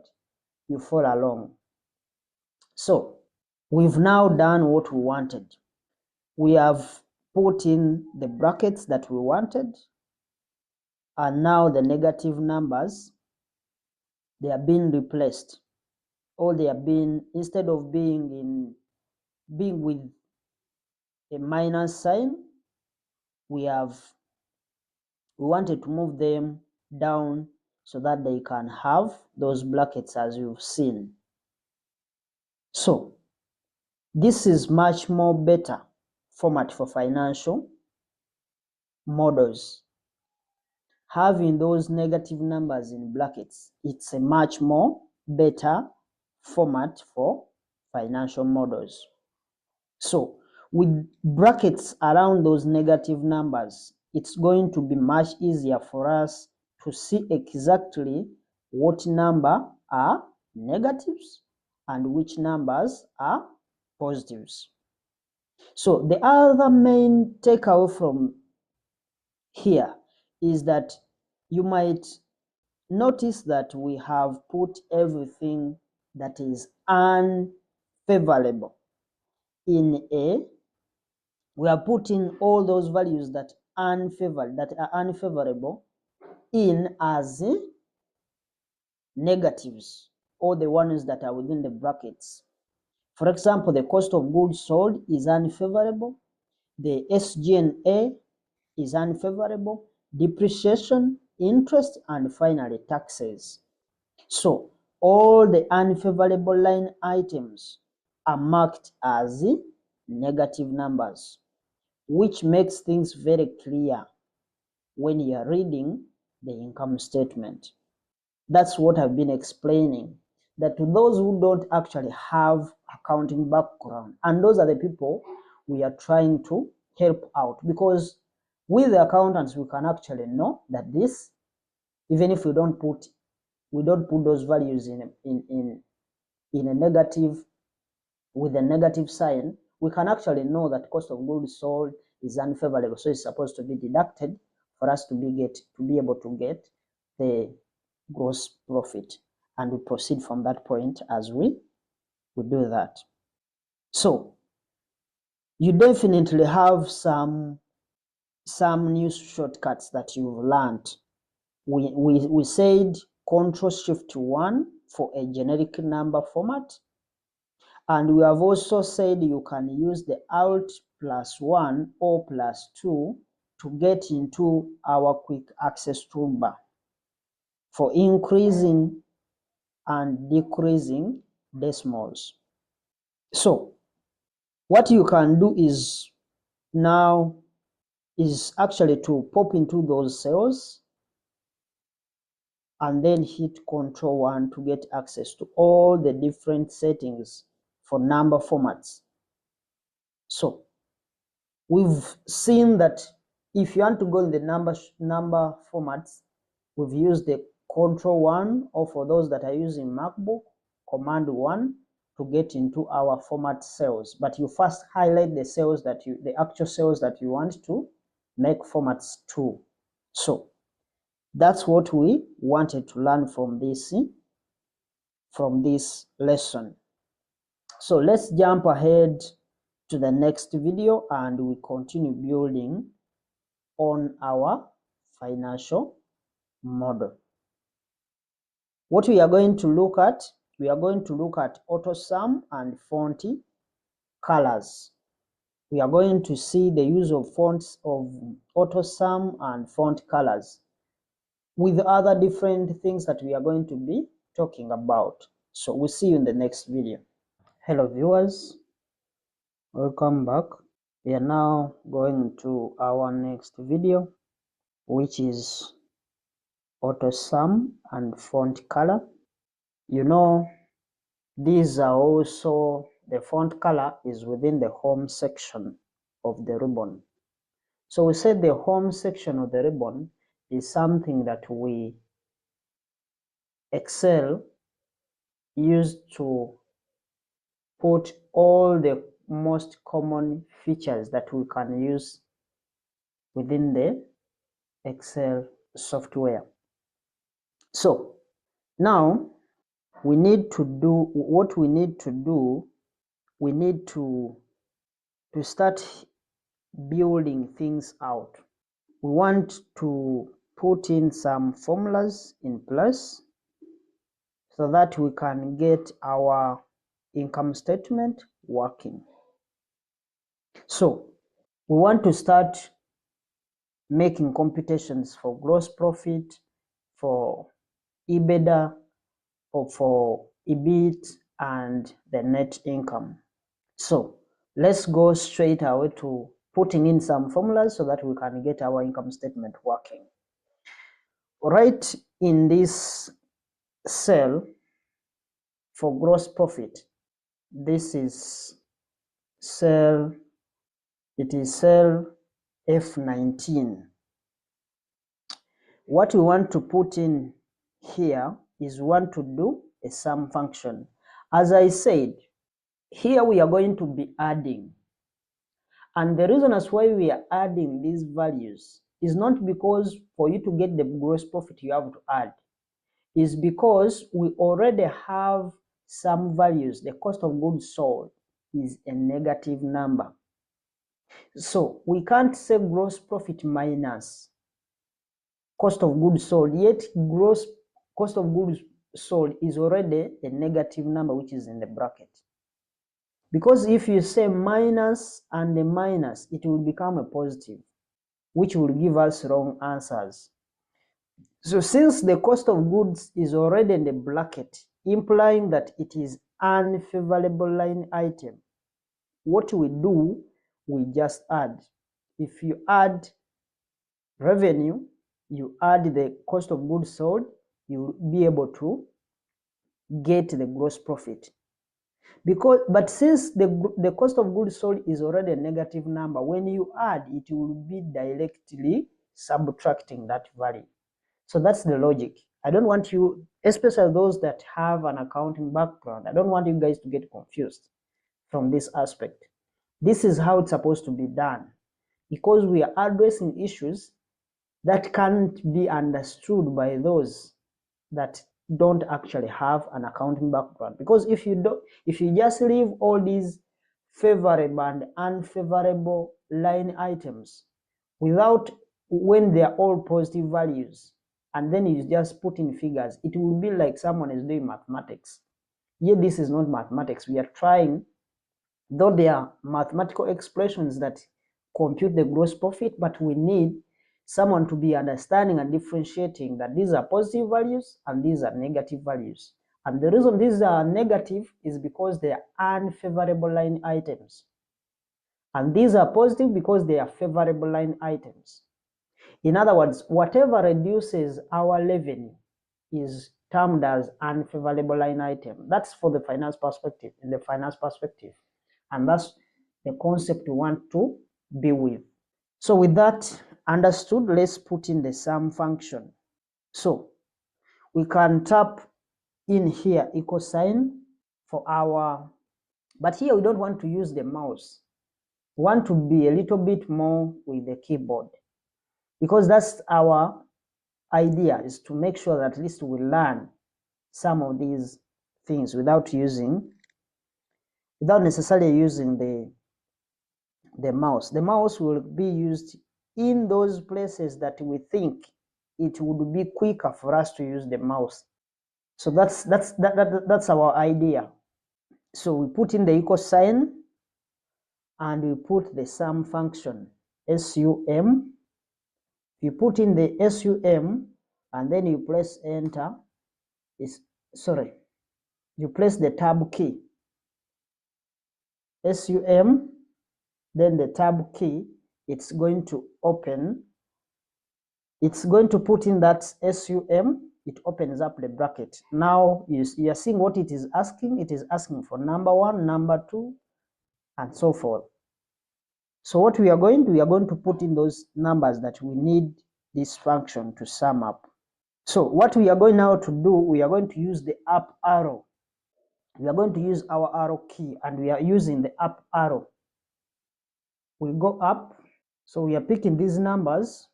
We are picking them from that. So we use the up arrow to pick those numbers. So now what we want to do, we want to highlight, because if you press the up arrow again, it's going to jump. So what we are going to do, we are going to use the shift key to highlight upwards like that. You press shift, then the up arrow to highlight those values. So when you have done with highlighting those two values that we want to sum up. Then you can just hit the enter key, even if you don't close the bracket. But cautions here, you need to be careful. When you have only one open bracket, you can just leave it unclosed. But if there are more than one brackets, then you don't, if you press enter, it will not close. It will not bring for you the right answer. But here, you can just say enter, and it has subtracted those values for us. Then we can do the same for, we can also look for the EBITDA. But now before we look at the EBITDA, I want to explain something. There is a fastest way to do what we have just done. There is the fastest way. Let's first undo this. Control Z. We have that zeroed out. So what we are going to do, we are going to go into that same cell, F19. And now what we are going to do, we are now going to use a shortcut. And the shortcut that we are going to use is the auto sum shortcut. That auto sum is actually Alt equal sign. Alt key, then the equal sign. When you do that, it actually puts in the sum function, and it is automatically detecting where these numbers are, the numbers that we want to sum up. And then what we can do now, we can just come and hit the enter key. We press the enter key, and we've gotten the same answers that we've got using the first approach. It is the fastest way to do that, by just having that auto sum, Alt equals, and we are done. So now that we've put that sum function in place, we can go up in that cell F19. This is the cell that we are in. Now what we want to do, we want to complete everything. Instead of us dragging here, copying and pasting the formulas there, what we can do, we are going to do what we call a fill right. In other words, we are filling horizontally, or we are filling to our left-hand side, sorry, to our right-hand side. We do a fill right. So what we are going to do is we are going to hold down the shift key. Then we use the right arrow to highlight across like that. Then what we are going to do, we do a fill right. A fill right is Control R. Control R. And it has done a fill right. So we have filled. When you come and click in this, you'll find here from the formula section, you'll find that the formula, we are getting a sum function for that. So that's what we wanted to get.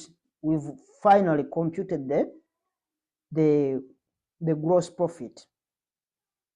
And I can promise that if you use the Alt equals, that shortcut for auto sum, for an auto sum, it's going to be very easy for you to get these things very fast. And it is also that one shortcut that we are going to execute so many times in this course. And in fact, it can even work horizontally. Remember, here we've been adding vertically, but it can also work horizontally. Let's try to sum this revenue up, even if that's not what we want.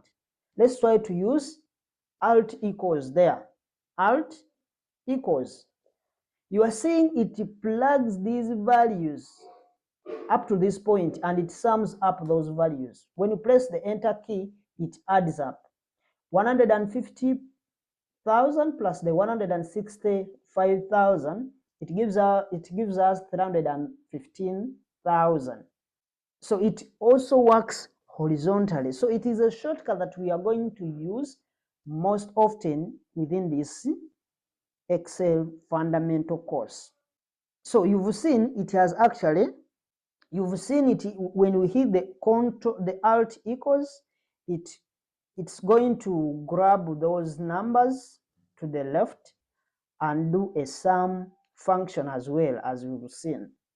But let's just delete this because this is not what we are after. What we wanted to do was just to get the gross profit. But I just wanted to show you that it can actually obviously do the horizontal summing of those values as you've seen in that case. So we are seeing that we have in this F19 the gross profit, our gross profit for that year, it's around, it's 82.5 million. Remember, all these values, they are in thousands. I don't want you to forget about that. We wrote it here, all values in US dollar, thousands, unless stated. So the year 2022 actual, these are actual values. It's $82.5, $0.5 US dollars. Those are the ones that we have in there, 82,500. So for that actuals of 2022. Now, what we want to do now, we want to calculate the EBITDA. This is the EBITDA here. The EBITDA is actually the earnings before interest, tax, depreciation, and amortization. That's where we've got that EBITDA. EBITDA. It's EBITDA. Earnings before interest, taxes, depreciation, and amortization. So we want to compute the EBITDA value for 2022 actuals. So we go into that cell F22, and what we want to put in here, we want to put in an equal sign, because whenever you want to have any formula set in Excel, you are supposed to start with an equal sign.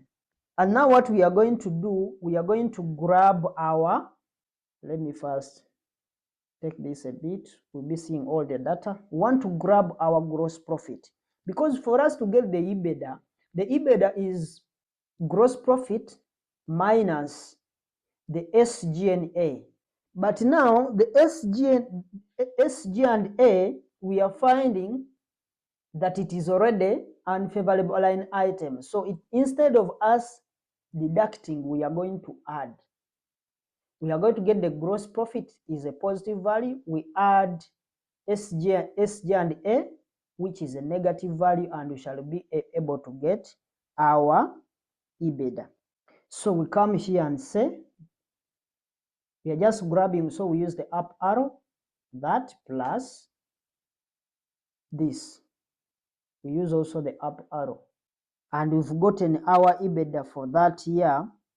So what we are going to do, we do a fill right, just like the way we've done to the gross profit, so that to get the actuals for 2023. So we highlight, shift, right arrow to highlight across. Then we do a fill right, which is Control R. And we have also computed that value already. So we've seen now that we have 66 million or 66,000, because we have the thousands up there. So 66 million in EBITDA for the year 2022 actuals. So now what we want to compute, we want to compute the EBIT. The EBIT is earnings before taxes, meaning it is earnings before taxes, which means we've already deducted the depreciation and amortization plus interest to get our EBIT. So our EBIT is going to be, we put in the equal sign, we are going to put in the equal sign, and we grab our EBITDA. Our EBITDA, we use the up arrow, that's our EBITDA, and we are going to subtract those values for depreciation and interest, because we don't have amortization there. But now, since depreciation and interest, they are already negative numbers, what we do, we are going to just add. We get the EBITDA, which is a positive number, we add depreciation and interest, which are negative numbers. It will subtract itself automatically. So we add, we use the up arrow again. So we are adding those, we are adding that plus that. So press enter. So that's what we've got for the EBIT. So that's what we've got from that point. So now the other idea, if you don't want to use this, you can actually come here and put in the brackets. Let's first undo that. Sorry. Let's first undo that. You can come here and grab the EBITDA using the up arrow. It is that plus. So we can put a bracket and we grab these values here. We highlight upwards. This one we make sure that we can actually sum them up, but this one is going to confuse you, but still it gives us the same answer. So it's an advanced way how you can put in something like that, but I think the other one would be better for us. Instead of putting that one, because we are adding these two, the value we get from this is what we add to this, which will be subtracting that value there. So we can actually undo that and we go with our first way, which is this.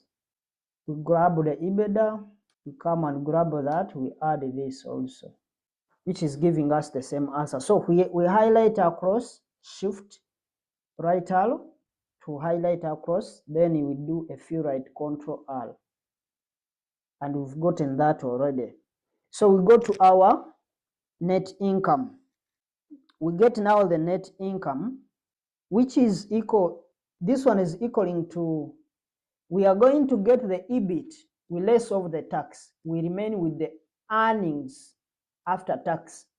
Actually, the net income, those are the profit or losses.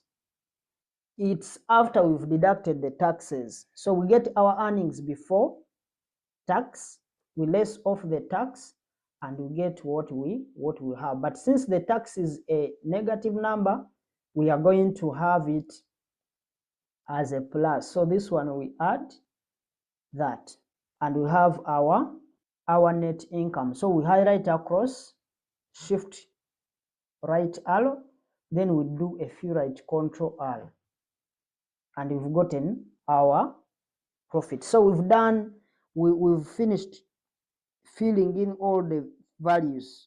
So now with financial models and financial analysis, it is important to be able to identify the inputs and the formulas separately. It is very important, because now what we are seeing, we've finished our financial model, but we can't identify which one is an input, which one is a formula, or which one we've computed and which one was there as our input. So we need to make sure that we separate those values, because it is customary, it's like it's the culture that we are getting readers to understand that these were the inputs we put in for us to be able to get these outputs out. So we need to separate them. And in fact, what we are going to do is to actually use colors, font colors. We make sure that we give inputs a different color from that of the output or the formulas that we've computed, because we've gotten gross profit after putting in a formula. So we need to make gross profit stand out to show that this was computed and it's a formula. So we need to give them font colors. And now we are going to basically use the blue and the black fonts, the font colors that we are going to use here. And it is convention to put inputs with the blue font and then formulas with the black font. It really stands out if you do that. So these numbers are already in black font. As you can see them, they are already in black. So we need to find the inputs and switch those inputs to blue. So we are going to highlight these inputs. We are going to highlight these inputs. Now the challenge is going to be, how do we highlight these inputs at once? There are two options that we are going to use. Let me show you the first option of how to highlight these values, of how we can actually change these inputs to blue. There are two ways. The first one is we first highlight all the inputs at once and we change them at once. Then the second one, we can highlight one, we change that, then we coming to the to change the rest of the items, we just do a copy and paste. But though it will be a copy paste special and all that. But let's go with the quickest way. We first highlight. For you to be able to highlight these values at once, what you are going to do, you first highlight the first one as you've seen. Then you come and press the Control key. When you press the Control and then you use your mouse to highlight these other values like that. You left click your mouse, then you highlight that one. Then we go to SGNA. We also left click and highlight that. We go to depreciation, was also an input, we highlight it. We go to interest, we highlight it. Then we also go to taxes. We're finished highlighting all the values at once. And now we can change them at once. And this is what I prefer. But there is also the other way, the professional way that we use, which is a bit more of using other shortcuts, which is also very fine.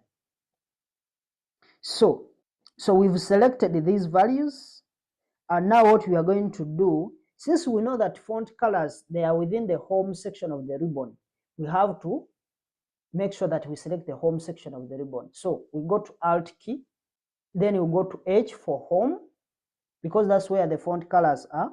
Then we can see that from our font color here, we have FC. So we press FC. And when you do that, you will see that we are going to see under the recent colors, because we've seen the color palette has come, but we have already been using some of these colors. So what we do, we just select from our recent colors, because we are going to use blue font color, and we've been using it, so it has come to our recent here, recent colors. So if you click on it like that, it's going to change all of those values to, sorry, we did not highlight all of them. First to do and do there, then we highlight again. We highlight this, Control, highlight that, sorry. So what we are going to do here is we are going to highlight these values. We are going to change these values to a blue. So FC, this is the blue color. But remember, for these values that are in black, remember when we are setting these brackets, we set them up as black. So that's why they are not changing. If you try to change them, they may not change to any color that you want. If you come and click here, they are not changing, because we set them, when we are setting these number formats, for them to be in black. That's what we put. That's what we put there. But we can go ahead and change that. Control-1. We just adjust the formatting here. This is what we want to have. Now this one, we change it to blue. That's the only way they can change, because we had put their color to be black. So if you try to change it in the normal way we do that, then it will not come out. Reason is because we had maintained them to a black color. That's why they were not changing. So let's now go ahead and try to change. We have finished changing the font color for the inputs. Those are the inputs that we had. We can now come here and try to make sure that we put in something that is going to change, to create a good visual for our audience. We've changed the font color, the formulas are in black, and the inputs are now in blue. So what we are going to do, we need to have the other way how we can actually do that. To give you a little pro tip is that since you've seen how we did one, the other idea of changing these colors of these inputs is for you to come and first highlight the first one. You highlight, shift right arrow, then you change that one to blue.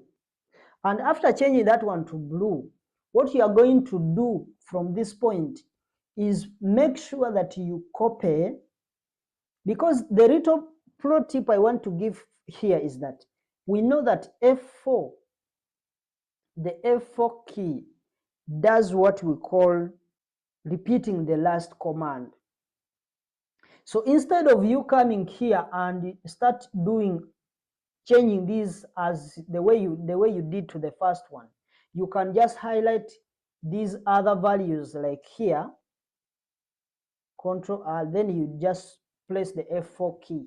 It will also do the same. It will just repeat the last command, and that's what I wanted to share as our last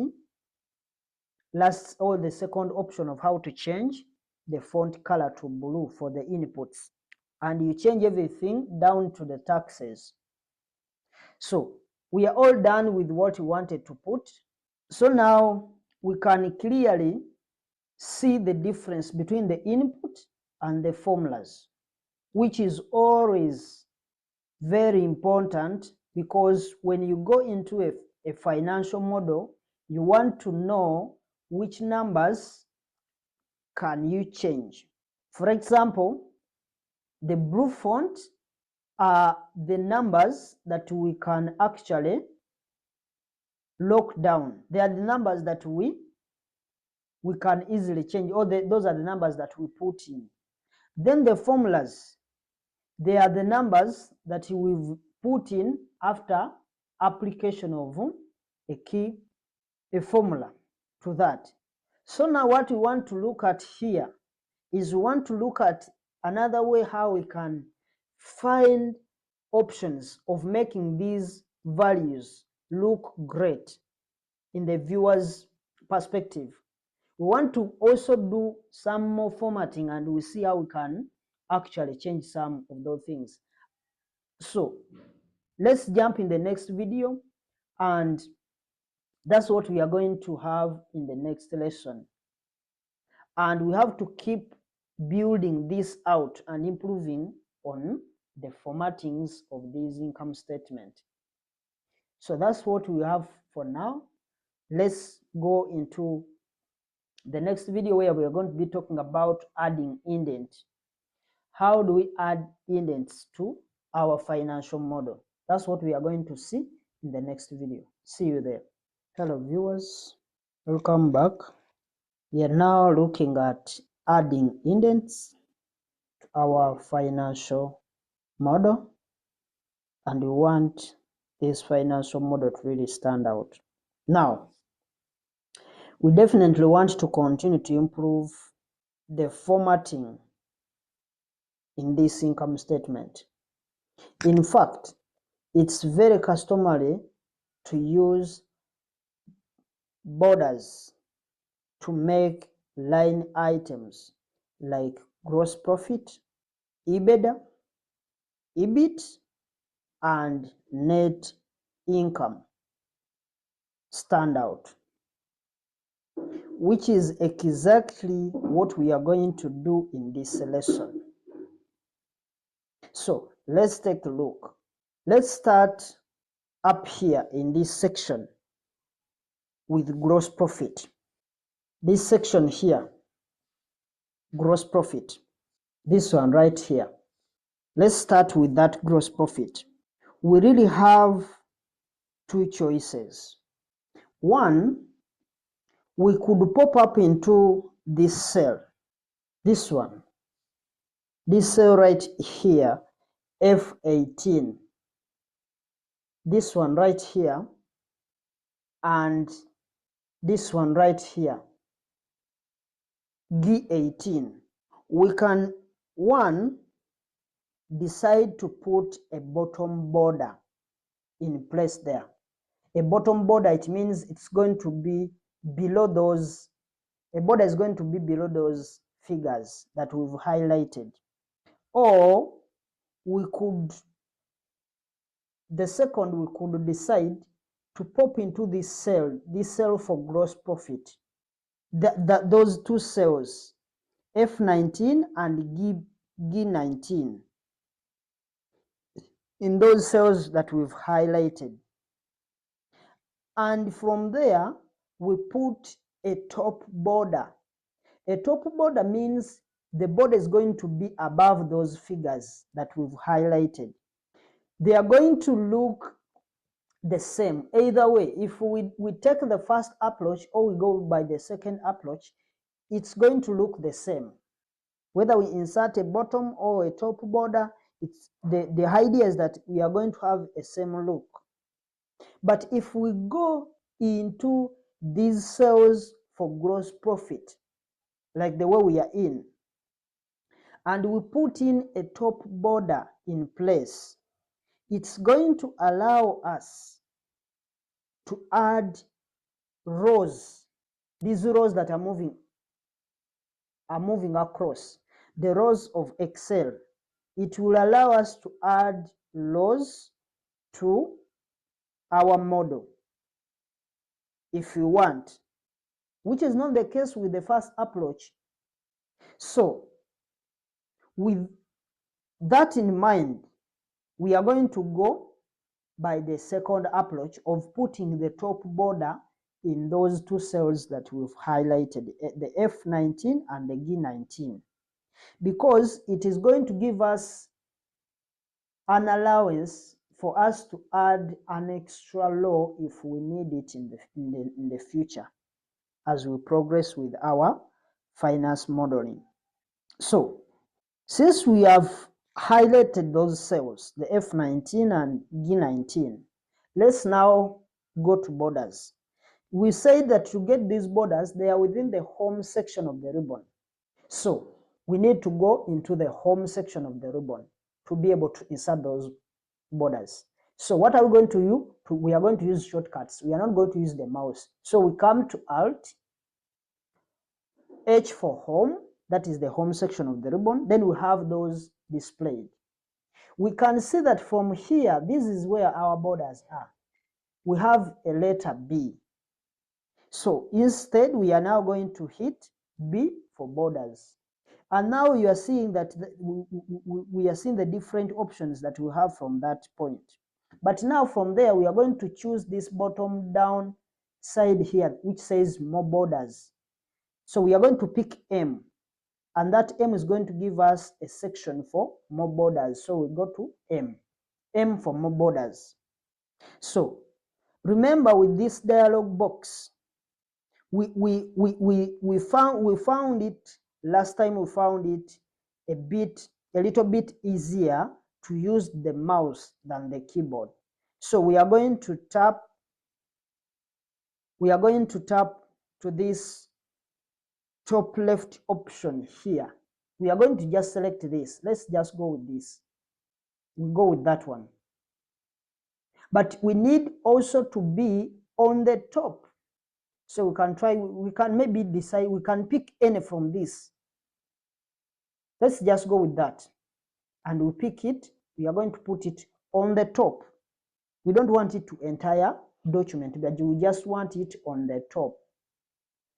So what are we going to do? We are going now to hit the enter key because we have already selected what we want. We are not going to add any color. We just want to maintain those colors that we have. We leave it in black. So you hit the enter key. And you can see if I remove the cursor, you will see that we've gotten that straight line there. Those are the things that we do in accounting. Whenever you reach on where you are supposed to add or subtract something, you have to put that horizontal line to separate what you are subtracting. But we can't close off our account from here because we haven't finished. We just put only a single line as per accounting. Then the double line will come at the end. But here we are not going to go by that accounting things. We are just going to have something that is going to help us understand. We don't want to be too more concerned about what is being done in accounting. So it is the same thing we are going to be repeating for every item that we have there that we need to separate, because we are separating the formulas from the values that we are inputting or that we inputted in our model. So we've now gotten that thin little top border for us. It's really nice. We are now changing something. So now definitely what we want to leverage the use of the F4 key. But as for now, since we are just learning some of the things, we are not going to use that F4 key, because we said the F4 key helps us to repeat the last command. But we want these things to be someone to learn to do them without going to very deeper into the professional aspect. Though I know the other one saves time, but I want you to first understand what we do. So we are going to repeat some of these things even here. We also do the same: Alt, H for home, B for borders, M for more borders. Then we select the same and we want it on the top. Then we hit the enter key. We have also put it there. We do the same for EBIT.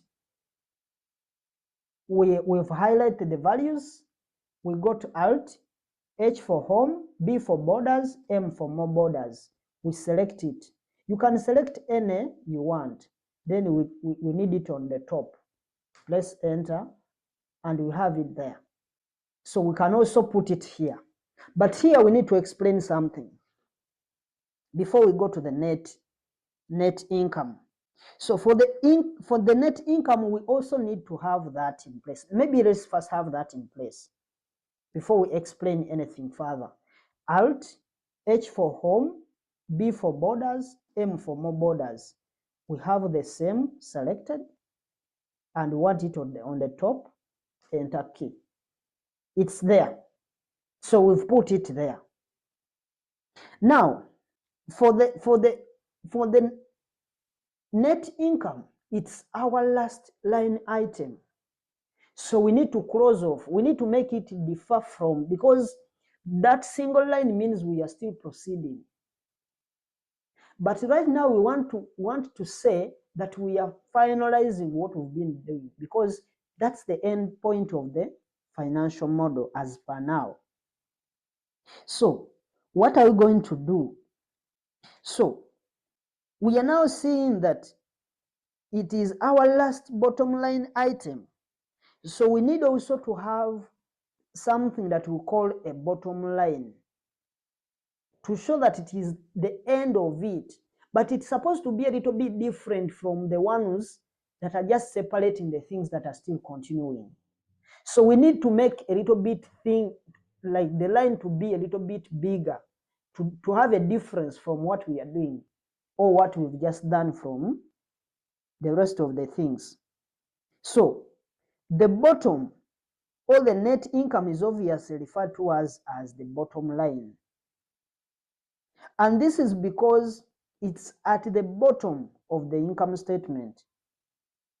And what we usually want to do is really make it stand out. So we really want to make it stand out so that these audience, all these users, they are going to find it a bit highlighted to them in terms of their visual capacities. So let's go into that same cell for the net income, and now take a look at putting in a more pronounced border in place. So what you have to do is we want to highlight those two cells. And after selecting them, then we can go through the same settings to have those good borders. So we go to Alt, H for home, B for borders, M for more borders. The same line. But now, instead of picking from our left-hand side here, let's pick from our, because these are a little bit thin. These are thin lines, these are thin lines. Let's now pick this third one from the bottom. And we are not putting it on top. No, we are changing it to want it on bottom. This one we can remove. We don't want it there. We want it only on bottom.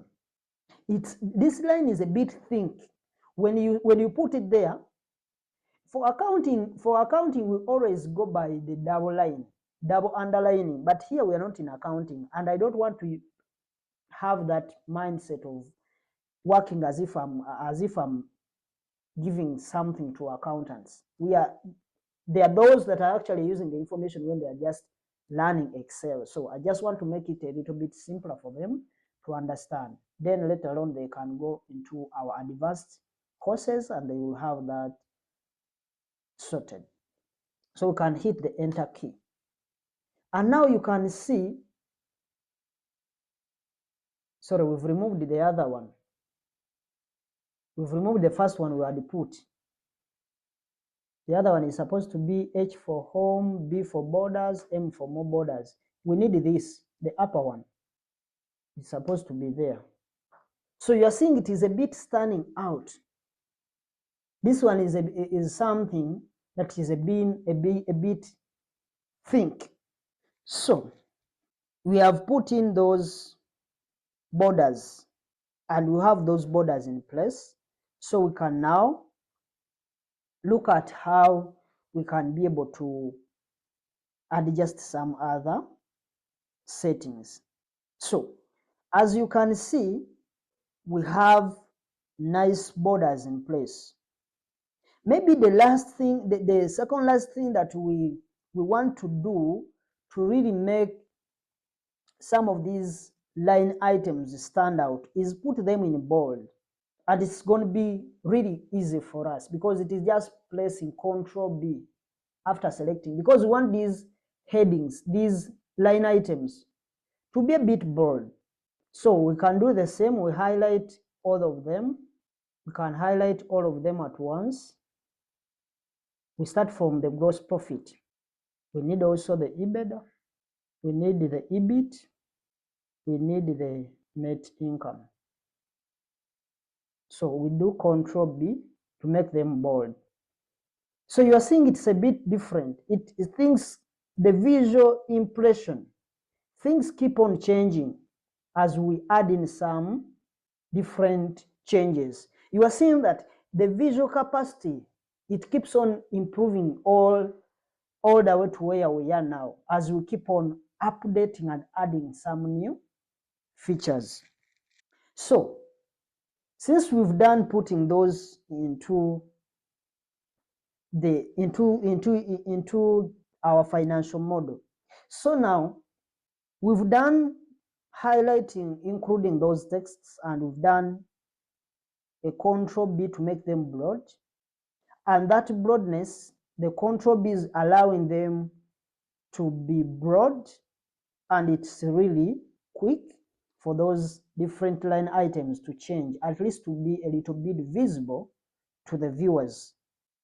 So now, the other last thing that we want to do to both the assumptions, let's now look at the full model because we've been looking at what we want. The last thing that we want to do for these assumptions and then the income statement, the assumption section and the income statement section, we want to put a little bit kind of indent in place. For instance, we might want to indent some of these words these ones from here to here, we might prefer to indent some of those words from the assumption section. We indent them and we make sure that at least they can really stand out from within that section. They can actually stand on their own. So after highlighting these values, we can now go to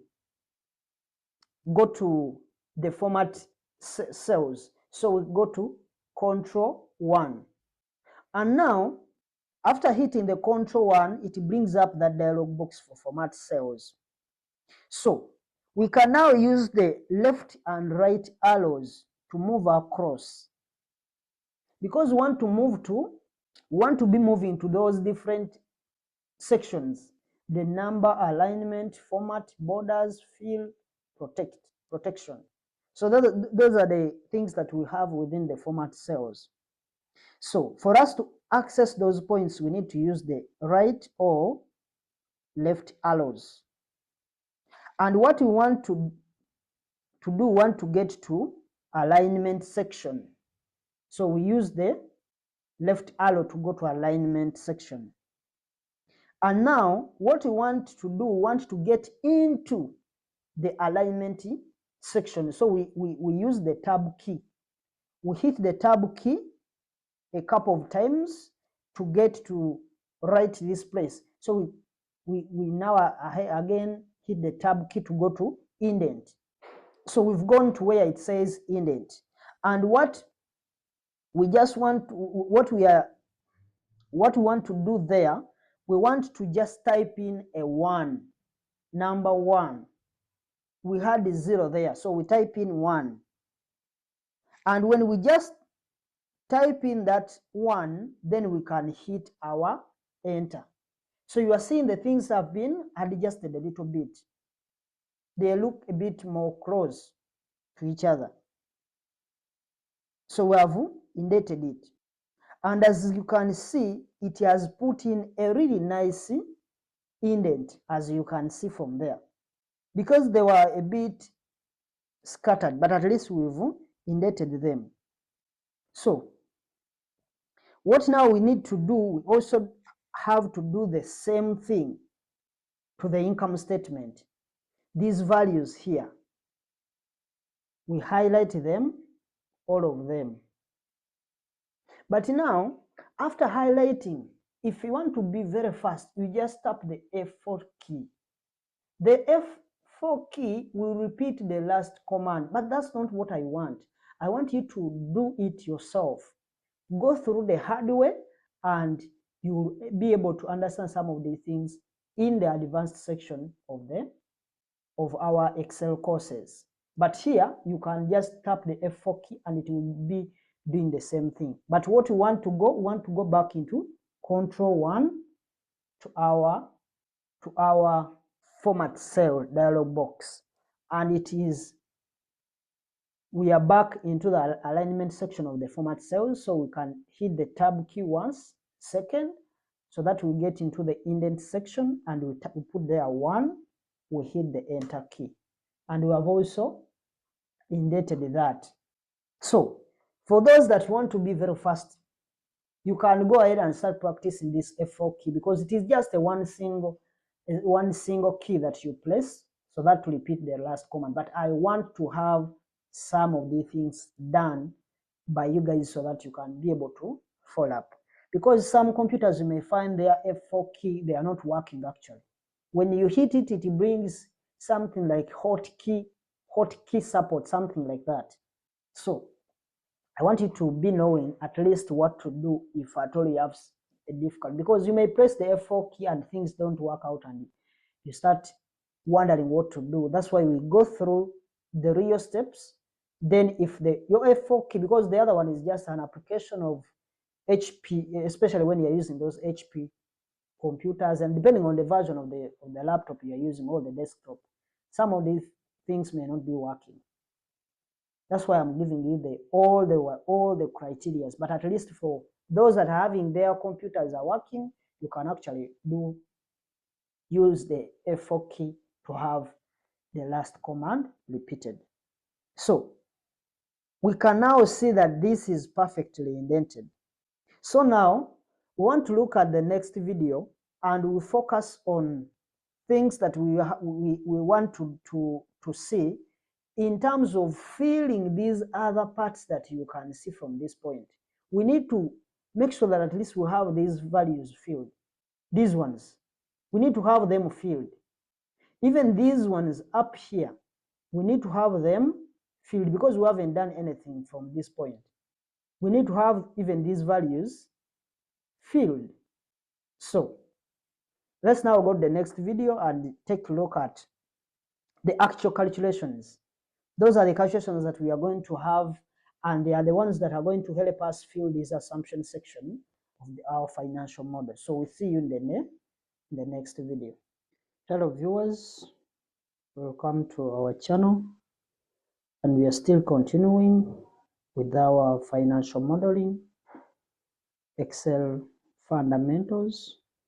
We are now looking at actual calculations for our financial model. So now, what we really want to do now is focus our attention on building and completing the financial model.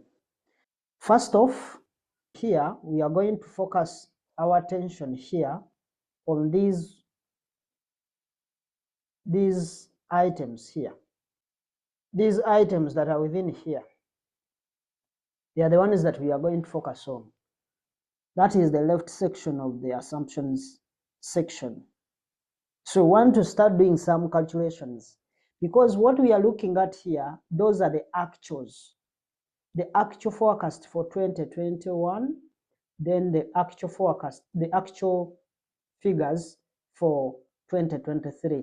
And these are the actual assumptions generated from the actual figures from the income statement that we were given.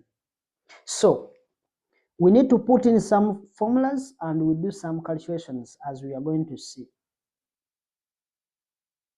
So after getting all those values that we've highlighted for those sections that we've highlighted, those are going to help us and they are going to inform us how to project forward, because we need also to project from this point.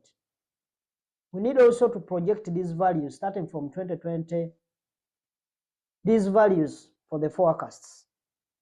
We need also to have them in place. We need also to have the values, these other values for the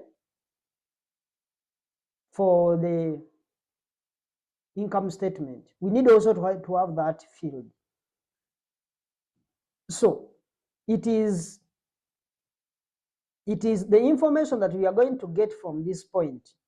Let's first highlight the information that we are going to get from those points is the same information that is going to help us generate the assumptions here for the forecasts.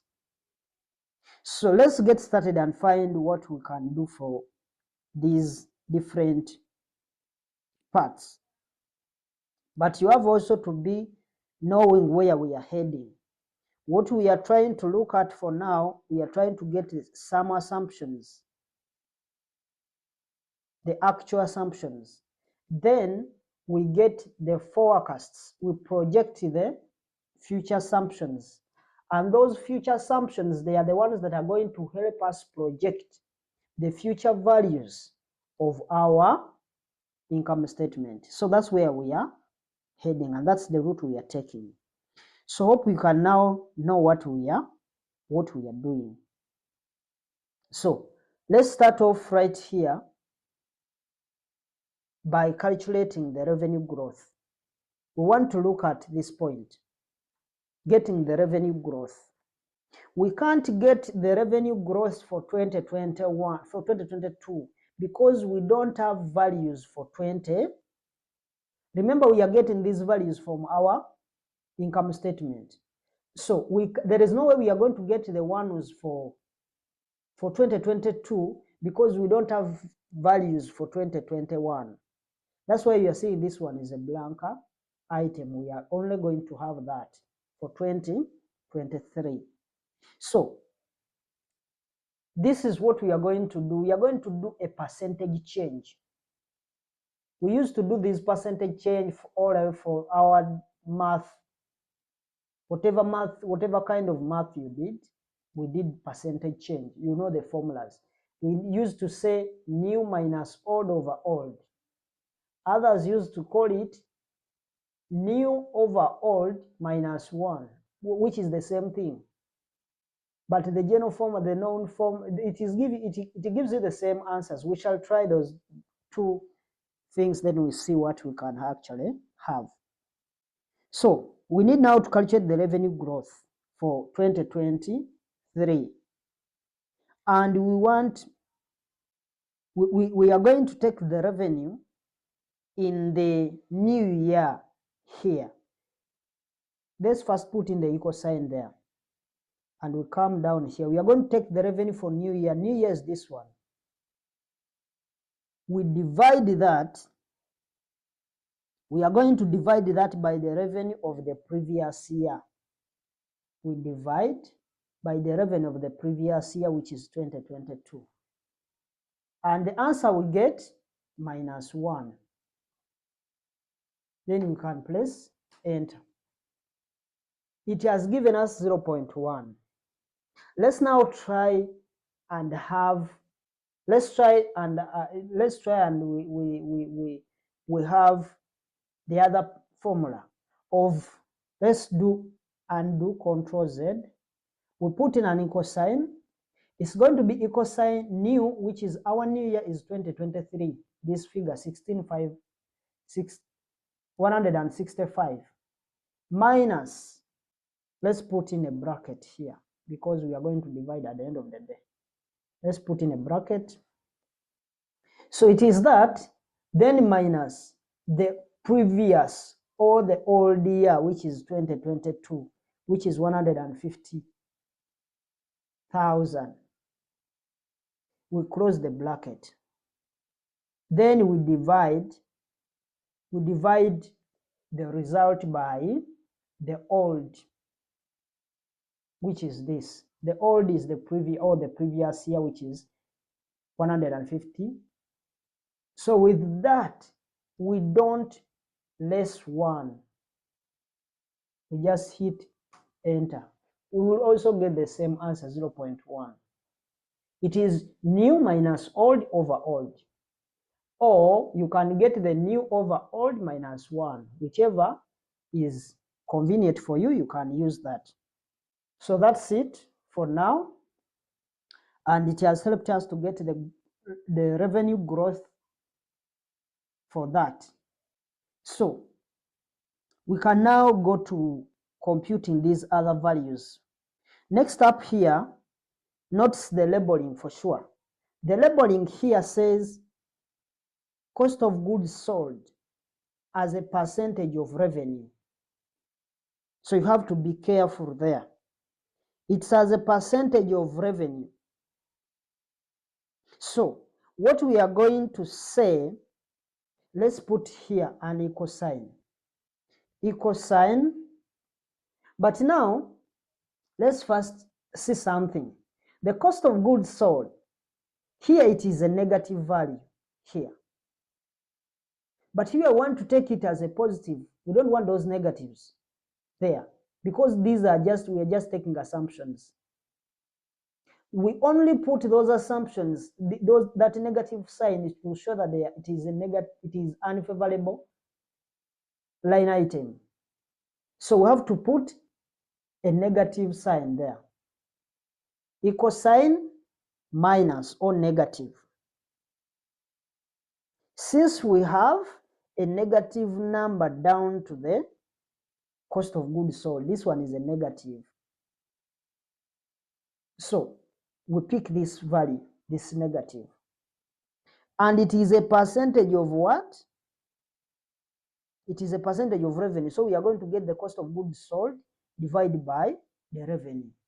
This one divide by this. Press enter. We are now seeing we have 0.45. The question is, if you get this value 0.45 times the revenue, do you get this one? Because that's what you should do. You should prove. Come here and put in an equal sign this times the revenue, because it is a percentage of revenue. When you hit the enter key, it's going to give you the same value, which is 67,500,000. So it means we have done, we've got it right. So you need also to do some proofing to find. You don't just have to get these answers and you don't find way how, because they told you cost of goods sold is as a percentage of revenue. So that percentage you get should be in proportion to the cost of goods sold. So let's now go to the other one. Maybe we feel right. Maybe we can try to feel right here. Shift right arrow to highlight, then Control arrow to feel right, to have that even there. Then we go to SG&A, but SG&A, now let's see. The SG&A, they have not told us anything. So we can maybe try to skip that a little bit, and we'll go to depreciation, because they told us depreciation is as a percentage of revenue. From here, depreciation as a percentage of revenue. So let's first compute that. We can try maybe to complete this for the depreciation. But now, before we complete that, there is something I want you to learn. We shall do this because I want to give you the other pro tip without us wasting time doing everything from this point. All of it, will do it. No, it will be consuming our time. We need to do some copy and paste. I just need to show you how it is, but we are not going to do the copy and paste. I will show you how it's done, and the result will be the same as when we come and do our normal way, because this is, we are learning from the first principles. So now what we can do for these numbers, for the first of these numbers we've computed, what we need to first have these numbers in percentages, because they told us they are in percentage. So we need to have these numbers in percentage. We need to have those numbers in percentage. So now, remember we said for you to put these numbers in percentage format, we go to format cells. But we have a keyboard shortcut that can help us put in that percentage. And it is very easy for you to memorize. It is Control-Shift-5. It will be very easy for you to actually memorize or remember, because if you notice on that tab for 5, that key which has that 5, you will see that there is a symbol for percentage. So it means that's where we can also get access for the percentage symbol as well. So we go to Control-Shift-5 after highlighting those values. Now you can see that we've put in the percentages. It is really very fast for us to do that. Now, what we want to do, we want to add one more place after the decimal place. Maybe we can add some 2 decimal places after. We just add 1 because it is a percentage. Let's just add only 1 decimal place. Remember, we customize our quick access toolbar, so we can just go to our quick access toolbar to increase decimal. And for you to increase decimal, it is Alt 1 to increase decimal. It has increased by 1. You can also do the same, Alt 1 to increase it to the second one. And you have 2 decimal places, but we only need 1. So you press Alt 2 to reduce to that one that we need. So we've increased the decimal. So Alt 1 gets that all done really fast. Now, what we want to have, We want to have the same format to all these other values that we have. So what are we going to do? Let's just do a copy right up there. Control P, Control C for a copy. And now we can now go down to 2 lines. The first line, because we need also to have the values for SG and A. SG and A, those are just selling and distribution, or selling, distribution, and administration costs. So don't get confused with those. So let's jump only one. We go down to maybe to this one. The depreciation, because it's also a percentage. We need to have the depreciation as a percentage. Even the tax rate has to be a percentage. So what we can do from here, we can come and paste, because we want the same formatting. We don't want to have some of those things, like we have so many things there.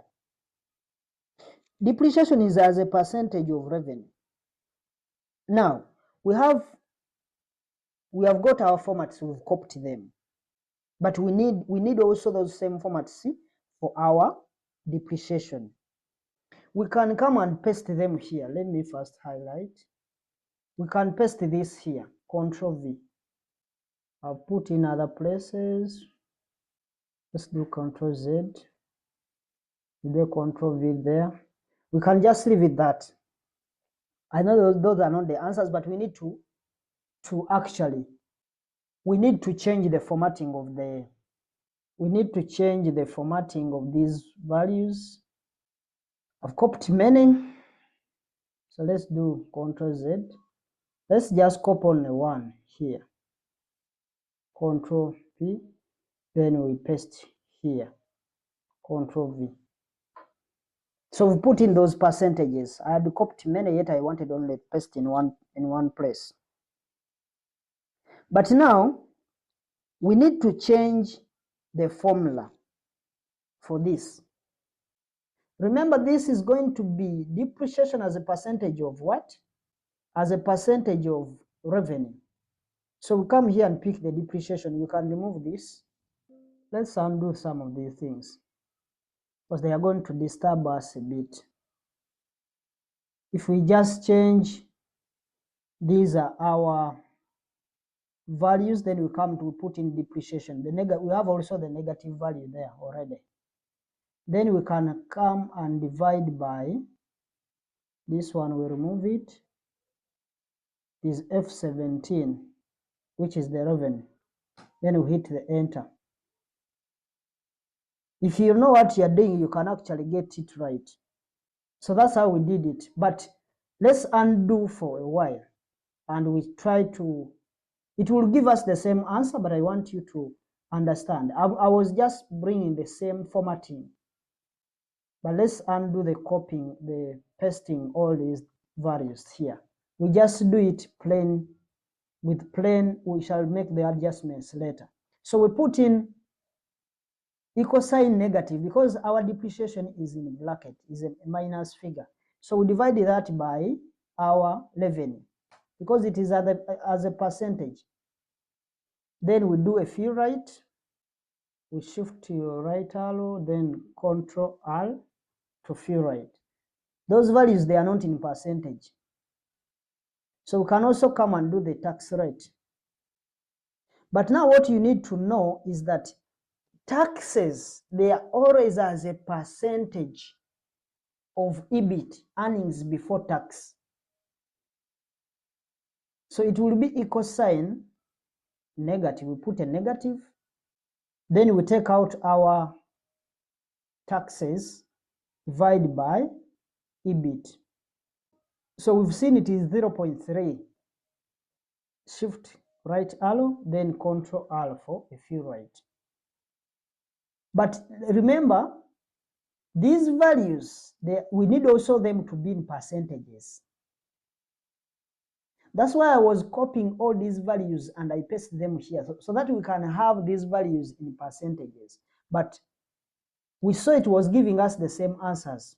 But let's do let's do some of these things separately. Control Shift 5. Then you have Alt. The Alt 1 is increasing the decimal. So we have increased the decimal. That's what we wanted to achieve in the first place. That's why I was copying the other formatting and I pasted them there. So when I pasted them there, we had to do some adjustment within the formulas, which was going to be a little bit confusing. That's why I deleted it.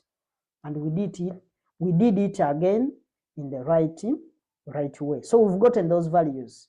What we haven't gotten is our interest,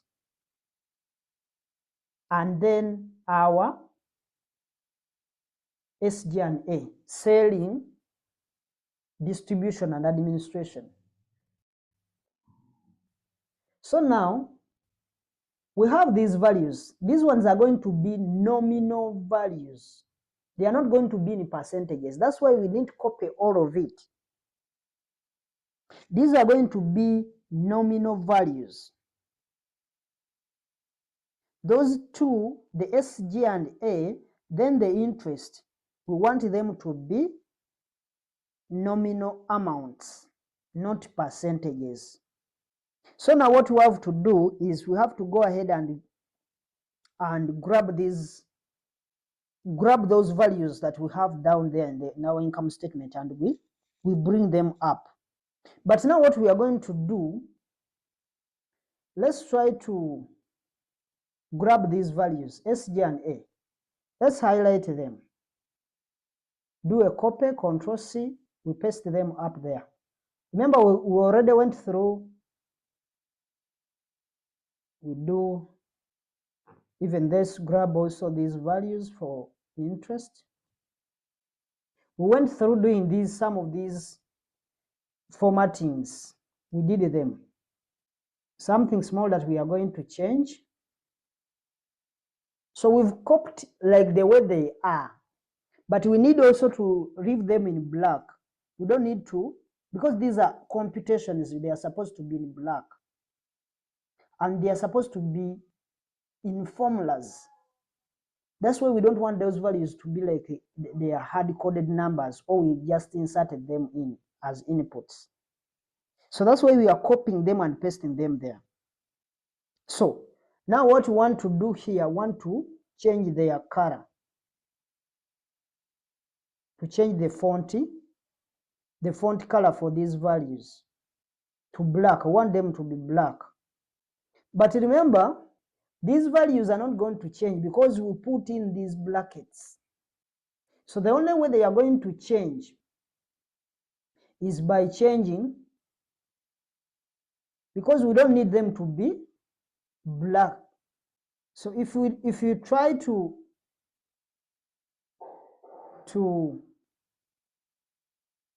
because we need to put in an equal sign in here so that we can make sure that these values are not, they are actually positives. You can just put in a negative just to make these values positive figures. If you had copied the same way I had copied them with those brackets, you can come and change them from here, the font colors. We also have another option where you can actually try to change, because what we've just done, we've just removed the negatives, but these figures are not linked. The other option would be maybe we first remove these values. Let's first remove these values. It would be for you to put in an equal sign, and you just move with the down arrow to pick this value for SG and A. But remember, it's a negative, so we put also a negative value here. We press enter. Then we can do a fill right.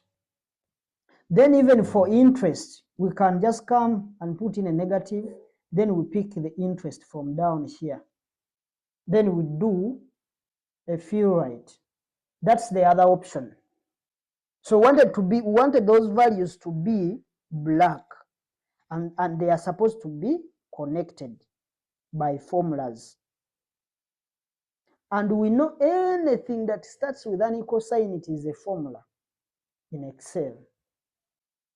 So we've connected those values for the SG&A and interest, and they are all in formulas. Now, it looks like we actually finished what we are doing with the first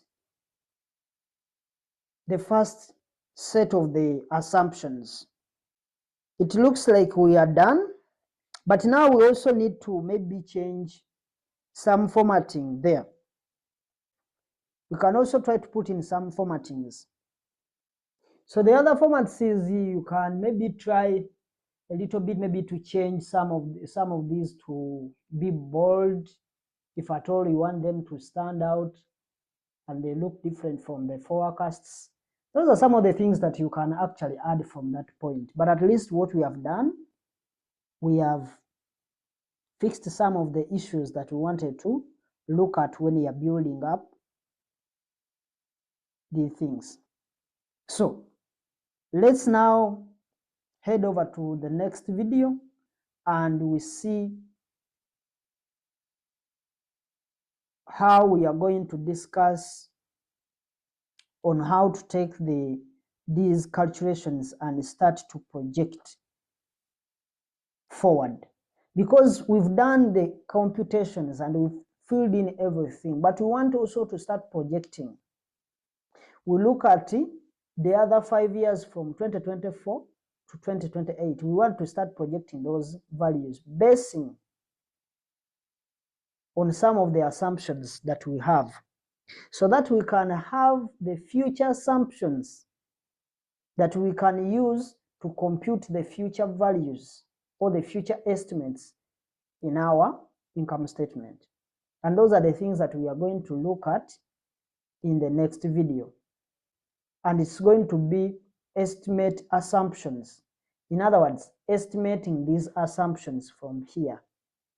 These are the things that we are going to be looking at, estimating those assumptions from that point to the other point. Because the results that we are going to get from this point, they are the ones that are going to feed into these areas you can see. They are the ones that are going to feed into this area. So we'll see you in the next video. Hello viewers, welcome back. We are now looking at our next video, and this is the second last video that we are going to talk about in our chapter 3.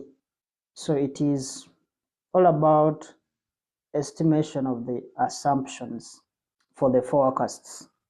So next up, what we want to, or what we are going to do, is that we have done the calculations. We've done the calculations here in these cells, in these columns, and we generated these formulas in black font. So what we are going to do, we are going to use those same calculations that we generated, the actual assumptions, to help us estimate into the future here. We are going to use those that are going to help us to estimate into the future all these values there. We are going to use those actuals to estimate the assumptions that we are going to use, some of the assumptions that we are going to use in the future. So we are obviously going to put these forecasts in blue. In other words, they are going to be like our hard-coded numbers, and they are going to be with the blue font, since they are going to be used as inputs. Because what we are getting from that highlighted section is what we are going to feed, or is what we are going to use to compute the forecasts, the actual values or figures for the income statement for all the 5 years of forecasting. So probably the quickest way to do this is going to be with a quick fill right. So we are going to highlight all these values. We are going to highlight all these values, and we are going to start from these actuals, actually actuals of 2013. These ones, we are going to highlight downwards using our shift with shift and down arrow. So we hold down the shift key, then we highlight across, because we want also to highlight going this side.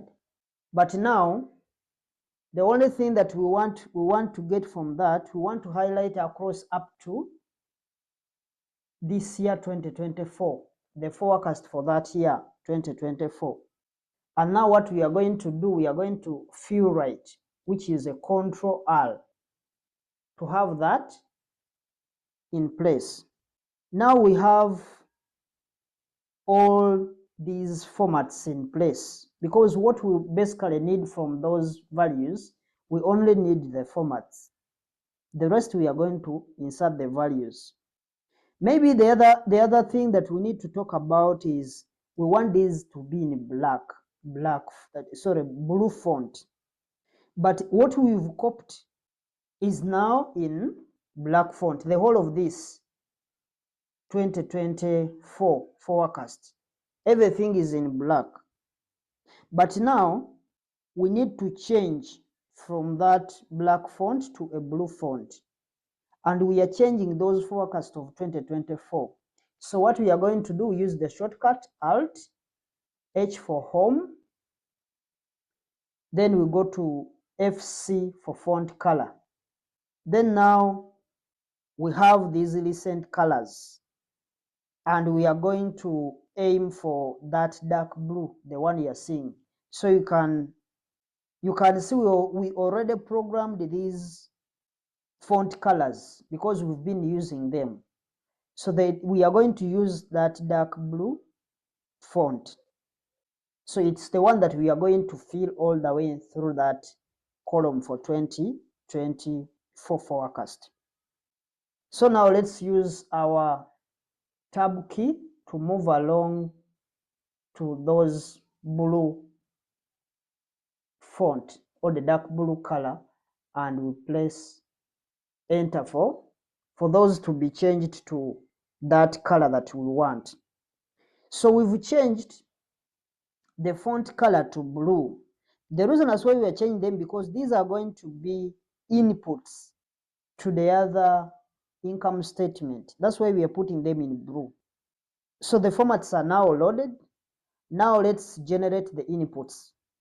So the next thing that we always look at when we are generating these inputs, in most cases or in real life situations, these are always judgment calls, or they are based on someone's judgment. And effectively, what you are going to be doing at this moment is we are going to look for figures. We are going to look at the figures for these 2020, for these actuals. These are the figures that we are looking at. But right now, as you are forecasting, if you are forecasting 2023, the main focus is always on 2022. If you are forecasting 2024, the focus is on 2023. So we are going to shift our attention to have only the 2024 values. Sorry, the 2023. They are the ones that we are going to focus on when you are forecasting the values for 2024. So we are going to estimate what might be reasonable for the future down throughout this column of 2024. What might be reasonable, and we are going to forecast basing on the actuals of 2023. So it seems like for revenue we are seeing that the 10% of 2023, it seems that revenue growth might be reasonable for us. We can actually maintain that 10%. We can just type in 10%. We hit the enter key. We can also see that 2 years, these 2 years here of cost of goods sold, it was about 45% of the revenue that we've earned. So we can also put in that 45%. We can maintain the 45% even for the year 2024. We can put in 45%. So we've put in our year 2020, sorry, that 45%, and we hit enter. And now there is something I want us to notice, because you see, if I put in 45% and I hit enter, the cursor doesn't move. The cursor doesn't move downwards, meaning within our settings, we didn't set that if you are dealing in those tables, maybe we can actually have the cursor be moving downwards when we enter values. So, and it doesn't necessarily mean that you're supposed to set that in that format, that you're supposed to set those things in that format, that your computer is supposed to be set in that way. When you press an enter key, the cursor is supposed to move automatically to the next cell. But now the question is, what are you going to be doing here if the cursor doesn't actually move after you have pressed the enter key? So what you are going to do here is just to highlight down. You can just highlight, you hold down the shift key and you highlight using your down arrow.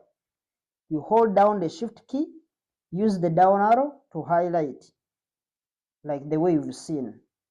And then you can just hit in, you can just put in the figures and you just be pressing enter and things will be moving like the way we did in our first videos. Those were the introductory things that we spoke about. So I don't want you to get stuck. Some of the things I put them there to just to remind ourselves on things that we are supposed to do. So let's now just start putting in those numbers and we hit the enter key and everything will move down for us. So now for instance, here we have the SG&A. This one for 2023, SG&A has been 18,150. So we need to increase. Maybe we can increase or slow. Of course, in real life, you may find that some of these things, they are going to increase because of inflation and all that. So we can put it to, let's say 20. So this is 45. Press enter. Let's first highlight this. This is 45. Enter. Then this one we can maybe put 20,000. Then we hit the enter key. Now we can now move to the depreciation. Depreciation was as a percentage of revenue. So we could also increase that maybe to 6 or 5%. Let's just take 5%. Let's take 5. Hit the enter key. Then, and now for the interest. For the interest, we can also maintain it to 1,000.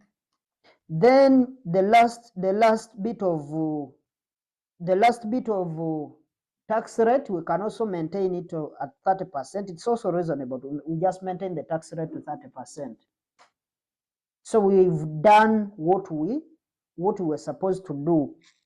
But now we've put in the information, all the hard codes that we need. But there is something I want us to actually recognize. You are seeing this 20,000 here, and also this 10,000. Sorry, the 1,000. Those values that you're seeing there, those values are actually in millions. The 20,000 here and the 10,000 there, we all know that these values, the other one is 20 million and this other one is 1 million. because we have also to take note of our global units marker, that we've said that here, as you're seeing from this point, we can see that all figures are in US dollars, thousands, unless stated. We've not stated that those are not in thousands. So whatever is here is in thousand, as long as they are figures. I don't want you to have those percentages and you say they are also in thousands. No, the point is with the values. So now we have completed one of the forecasts for the year 2024. We've done all of it for this year 2024. We've finished all its forecasts.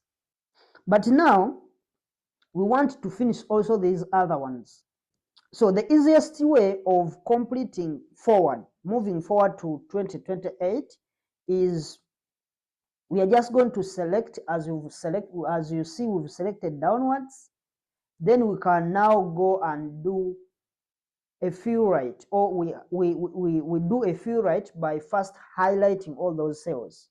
So what we do, we can do a fill right by holding down the shift key, we highlight across like that, then we do a fill right. A fill right is Control R.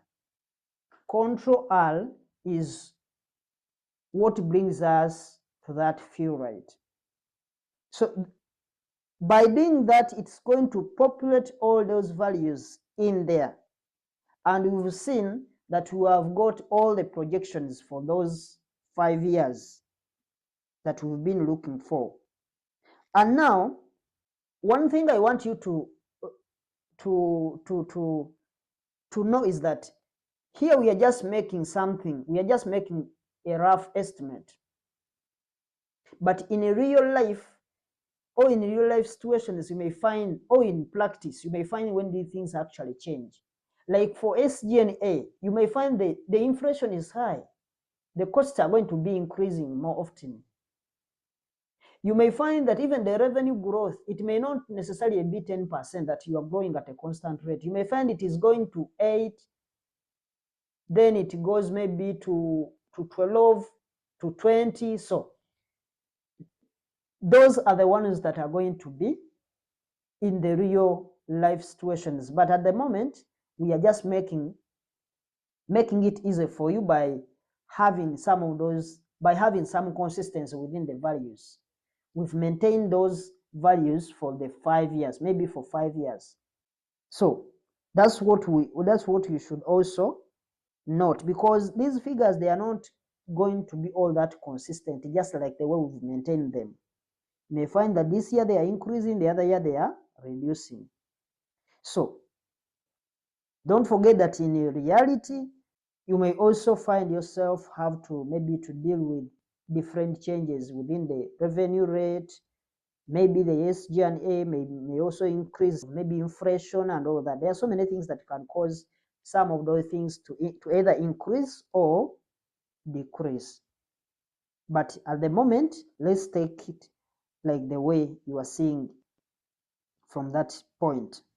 So now you are seeing that it's a bit, the work looks a bit nicer, and we've put in some good formats that are actually standing out for the viewers. Now, in the next video, we are just going to jump down in this quadrant here, this fourth section here. This is the section that we are going to start with. That's the section that we are going to work on, because it is the last part that we want to build, because we want also to build out that and we also finish it. But don't forget that these are also future forecasts, and since they are forecasts, what we are going to be doing, we are going to use formulas. We are going to be taking formulas, and we are going to base on the actual assumptions. We are going to be taking these formulas, the formulas we put in these actual assumptions, these formulas here, these formulas we put in here, they are the ones that we are going to base on to make sure that we feel this other section. But what we are only going to do, we are going to just effectively reversing those formulas to come up with these estimates for the different line items. We are going to just reverse those to come up with these, some of these items, like for that revenue line item, for example.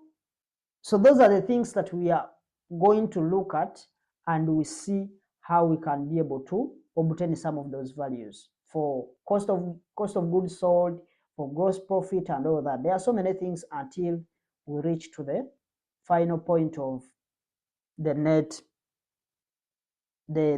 income. So the next video is going to start from the future formulas, all the formulas that we are going to use to project the future values that we need from that highlighted section. So we'll see in the next video. Hello viewers, welcome back. We are now looking at future formulas, and we are going to look at the formulas that we can use to make sure that we project the future values of the income statement for the years 2024 forecast to 2028 forecast. So what we want to do is get things built out for this area here. We want to get things built out for this area right here, the whole of this area. We want things to be built out so that we can have an organized financial model with our complete income statement. So if we finish this forecast from 2024 to 2028, the easiest way to start is going to be to use the shift key. That shift key is going to help us to highlight all the way down to these last values here. We are going to highlight these values from 2020. We are going to highlight all that column of 2023, all the actuals of 2023, in order for us to copy and paste the formats that are within these values that we have here, because we don't want to do the same thing that we went through when we are starting this model. We did all these formats and went through, we did them very well. So what we are going to do now, we're just going to highlight this. We hold down the shift key, we use the down arrow to highlight downwards. So we've done highlighting those values. And now what we are going to do, we are also going to highlight across, because we want to paste them in the first year of forecast, that is year 2024. So we hold down the shift key again. We use, now this time around we are using the right arrow to highlight one column of year 2024 forecast. So now what we are going to do, we are just going to have a fill right. Control R for a fill right. You are seeing that we have all those values copied to the next item, and they are actually looking the same as the ones that are within the 2023. So we've just copied these values from the year 2023 actuals. And the reason that's why we are doing this is because we want to get access to all of these nice formats that we programmed already. And secondly, we are also trying to get the formulas. We are also trying to get these formulas, the one we created already. So those are the ones that we created already, and they are in place and they are very correct. So those are the ones, those are the two reasons that's why we are copying. We are copying to get the formats, and at the same time we are picking the formulas that we used there. So next up, what we are going to do is to go down in this column right here of 2024, and that's our first year of forecast. In other words, the first forecast column of our financial model. And what we are going to do, we want to change everything, because what we are after now, we want to change everything that you are seeing from that cell, from that column, which are in blue font, because these are going to look like they are formulas, because we are going to make calculations. So we need to change all these to be black fonts, because they are going to be blank. So they are all going to be in formulas. Since we are going to put those formulas there, then we are going to change that whatever is in blue to black font. And the good thing, this is very straightforward how we do change these, some of these things.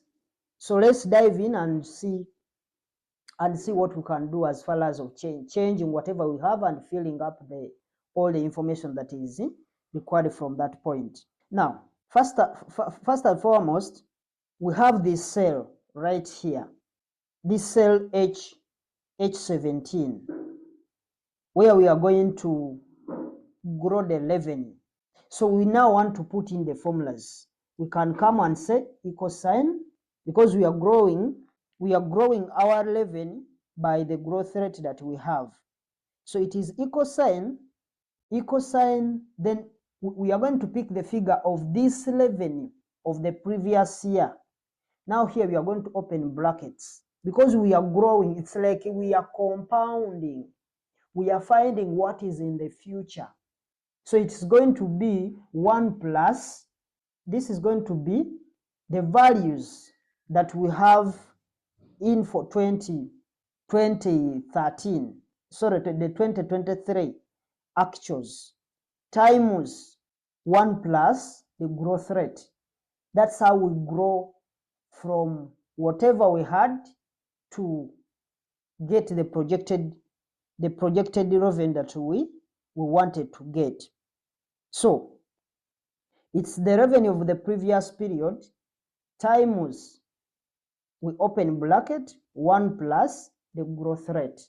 Now the growth rate we are going to use, we are going to pick this growth rate from up here. The growth rate is 10%. So this 10% growth rate, then we close the bracket and then we hit enter. It has increased our revenue by 10%. So if you want to get the mathematics behind that, you just get equal sign. What is 10% of this? 10% times the revenue here, the revenue of previous period, which is that. So now I want to find out, want to prove whether this figure is correct. So what we are going to do, we shall get this. So this is the increment, 10% increment is this. So we shall get the value for that value plus this one, the increment. When you do that, you'll find that you will have the same value here, 181,500,000. This is the value that we have here. So it means our math is correct. So that's what we were trying to prove. The other option, you can also say that I'm going to get 100. The other person can have, to get the same value, someone can say, I'm going to have 100 plus 10%, because this is an increment. If it was reducing, you get 100 minus that reduction. So it will be 100% plus 10%, that is 110%, which will be 1.1 times the figure that we are having, the previous figure, which is 165 million. And it will still give you the same answer, which is 181,500,000. Hope we are at par. So we've changed that, because I know that the first formula is the one that is the easiest for everyone to understand. So we've done that. So we have got the formula in place for that revenue item. Now, one thing to note here, as we do the cost of goods sold, this second line, what we want the figures to show up, we want these figures to show up as negative numbers. So what we are going to say, we say equal sign negative, because we want these values to come as negative numbers. So what we are going to do now, we are going to move using the up arrow, and we'll grab the other value, this value here. We've grabbed that value from that point, and it came as a negative number. So let's go down to the SG and A. So the value we've picked from this side, where did we get the value from? No, this value we picked from here wasn't actually, this was the SG and A. Now this one was supposed to be, it is a percentage. We have a percentage. Because here they told us cost of goods sold is as a percentage of revenue. Sorry for that. It is 45%, which is this. We multiply that by revenue. This is the revenue. I've done a mistake, but it's now corrected. Sorry for that. The SG and A is the value that we are going to just pick from there. Equal sign, we put a negative because we want it to come as a negative number, which is 20,000, and it has come as a negative number. So we are going we are going for depreciation now. Depreciation is also supposed to come as a negative number, but at the end of the day, at the same point, it is also supposed to be as a percentage of revenue. So next up here is the depreciation. So we need to also look at this. The depreciation from here is as a percentage of revenue. So they have given us the percentage of 5%. So from here we can put in, but it's supposed to come as a negative number. So we said negative of this 5% times the revenue, which is that. We hit the enter key. And now we've gotten 9,700. It is 90,075. That's the value that we've got. So we get that 5%, we multiply it by the revenue to get that estimate we've seen. So for interest, we want also the interest to come as a negative. For this interest, even if we are seeing it is already there 100, even here it is 100, we are supposed to link it. The reason we are doing this, even when the figure is there, is because we want to make sure that the model is dynamic. That if you change one point, each item can actually be automatically corrected.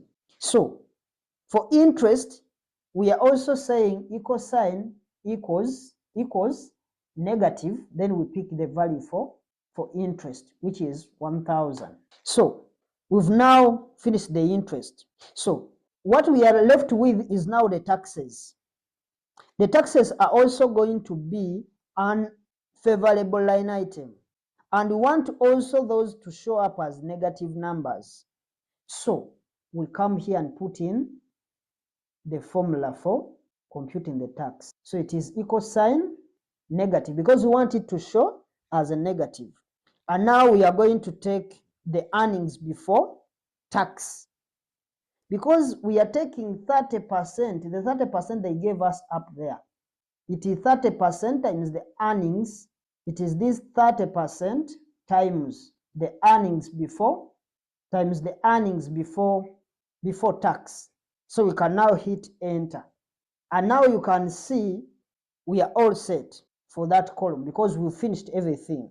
We finished all of those values. But now we want to change these values because we haven't changed them. We need to change these values to black because these are all formulas. Those blue ones, they are formulas. So Alt H for home, then FC for font color, then we come and pick this black one here. When you do that, it's not going to change. It has only changed one item of revenue.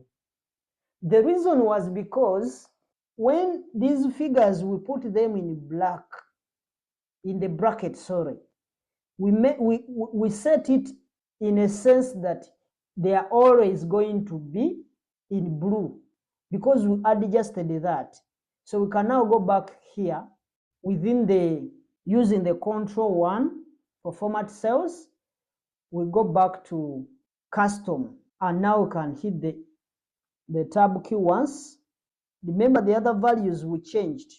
We put there colon, semicolon, then we had these square brackets, and now we can put in black. We close the square bracket, then we can also open these brackets and we put in a 0. This is what we did last time. Now we are able to change those to black. So it was the setting that we did. So what does that bring to your mind? It says if at one point you make something and you don't remember, you are going to make wrong things, because you'll find these things, they are dynamic. They are following each other. So if you make a mistake in one position and you don't recall what you did, you will actually, there is no way you will be able to rectify it. If you make an error in the other stages, it's going to affect you throughout. So we've completely done that. We've put all those values in blank, and now we can finalize the last bit of this code row section. So now what we are going to do, we are going to highlight. Let's hold down the shift key, use the down arrow to highlight downwards, and now we can hold down the shift key and use the right arrow to highlight across, because now what we are going to do is a fill right, Control R, and everything will be filled out. We do a fill right, that's Control R, and now we filled out everything, and we can finally come to this and see the model. That is the full model that we wanted to demonstrate. So you can see that these things are actually making some sense. We finished the whole income statement, and now what's pending is, I think, looking at maybe these other small things that we can do to polish it up. So remember, this was our last video on chapter 3. We are going to chapter 4. The chapter 4 is going to be the advanced one. So I hope you are starting to see how fast and efficient the keyboard can be. If you are just starting out, it might feel uncomfortable and a little bit uncoordinated, but it's going to pay off in the long run. That one I can assure you. The more you practice, the faster you are going to get, and you are going to get to the point where you prefer the keyboard and you'll probably stop using the mouse. So far the model is looking pretty good, and in terms of clean formatting, and it has also been constructed in such a way that it is totally dynamic. The model is very dynamic, because we can see that if we are trying to change something small, you will see that it's actually going to have an impact on other things. So this model is completely dynamic. For example, if let's say we go up here, let's just come here maybe to maybe revenue growth here, and maybe we try maybe to adjust that revenue growth maybe to, let's just say 8%. If maybe we adjust from this point where we started the things, this one, if maybe we adjust it to 8%, you will see that even these other figures are going to be changed. If maybe we adjust that maybe to 20%, you'll find that even these other values are going also to be adjusted. So that's what we are meaning, that the model is very dynamic.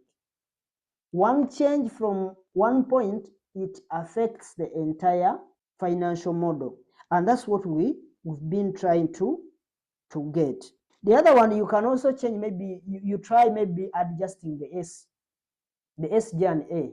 Maybe we try to, instead of making it 20, we make it 30. You'll find that these other values are also going to be affected in terms of the net income, because we are going to less. So we can come back to this one, we put back the 20,000 that was there. Then we also change this to 10 that was there, so that we get back to where we were. So that's what we are trying to target, because this information, even if you use something that is constant, as long as the model is dynamic, you can come back and rechange whatever you feel like. You feed in the information that you want, you can actually get the right results. So we can now see that the model is perfectly formatted, perfectly done in terms of the computations. It's dynamic as we wanted it. So it's a great job. The model is really looking very well. We've put everything together, and now even the users, they can actually look at the information that we have, and they base on that for their decisions. So for now, we are all done. We are all done with these top sections that you are seeing, the income statement section and the other sections. We are all done. And what we are going to be focusing on now is we are going to go to the next chapter. That's going to be chapter number 4. And that chapter number 4 is going to have the advanced financial setups. What are the things that we can do? These are going to be in advanced stages. What are the things that we can do to help us have something reasonable? So we are going to look at some more advanced functionalities, and those additional or the advanced functionalities that we can actually bring to this financial statement or to this financial model, and we see how we can best utilize the information that we've got. So we will see in the next video as we are talking about the advanced financial setup. In terms of the things that we may look at, maybe to just give you a hint, we will look at freezing panes. We will also look at creating sections, naming cells. So those are some of the advanced things that we can actually bring to the financial model, and we have something. But for now, the model is complete. Anyone can use it for their purposes. But we need to add in some more advanced features that can actually make the model stand out. So we'll see you in the next video as we are unveiling that chapter 4. Thank you for watching. Hello viewers, welcome back. Today we are starting our new chapter in our Excel Fundamental Quick Start Guide course. And what we are looking at today is we are looking at the advanced financial setup. And within our advanced financial setup, we are going to look at things like freezing pane. We are going to look at creating sections. We are going to look at naming cells. We are also going to look at some other calculations like the EBITDA. We look at setting the EBITDA limits, conditional formatting, dynamic labels. We also look at some advanced features like common sized income statements. We shall also be able to look at the percentage change. We see how we can be able to set those percentage changes.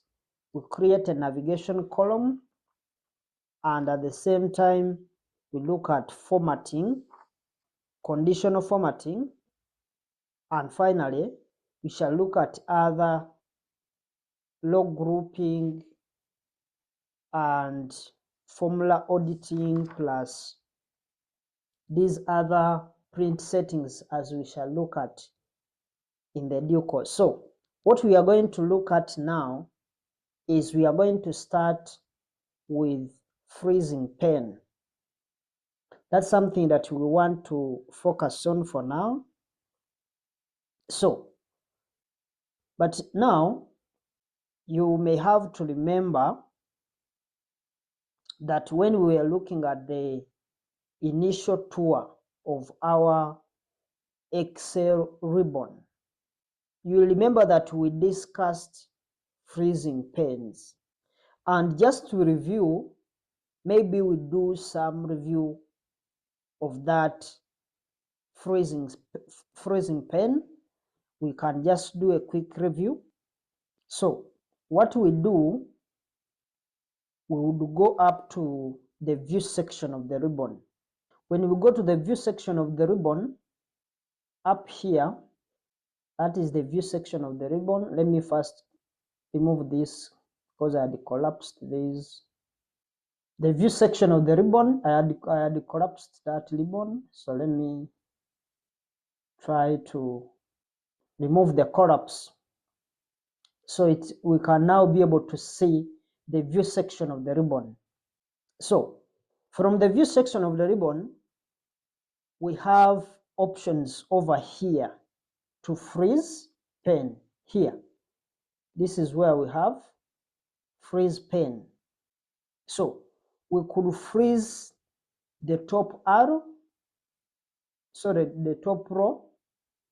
We could also freeze the first column, or we could also use this section right here for freeze pen to have a more advanced or a more control over what can be frozen.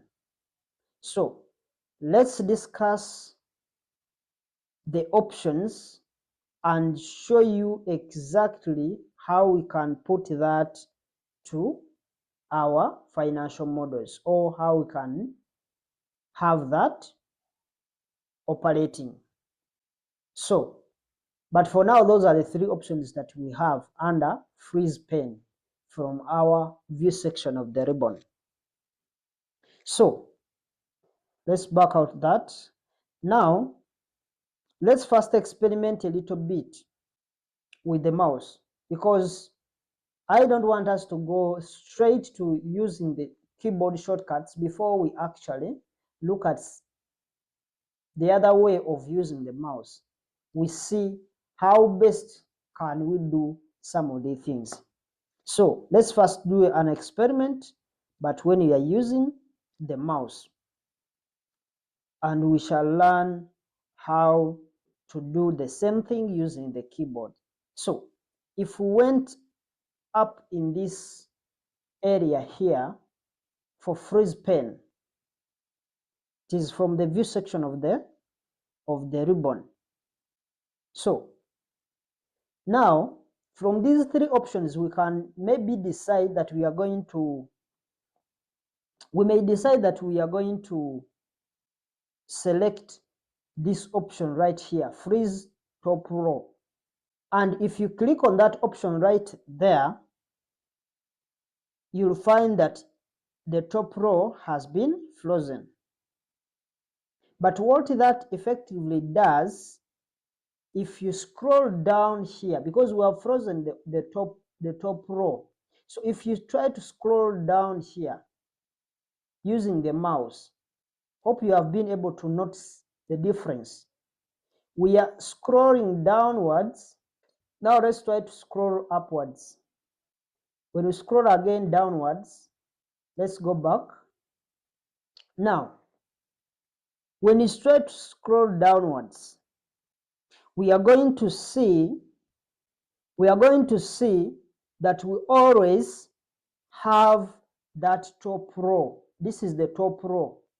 That top row, which is having the company logo, it's not moving. It's in the same place, meaning the top row has been frozen or has been fixed to one place. So now what we can do, we can go back up here from the view section of the ribbon. We go back to freeze pen and we try to unfreeze the pen.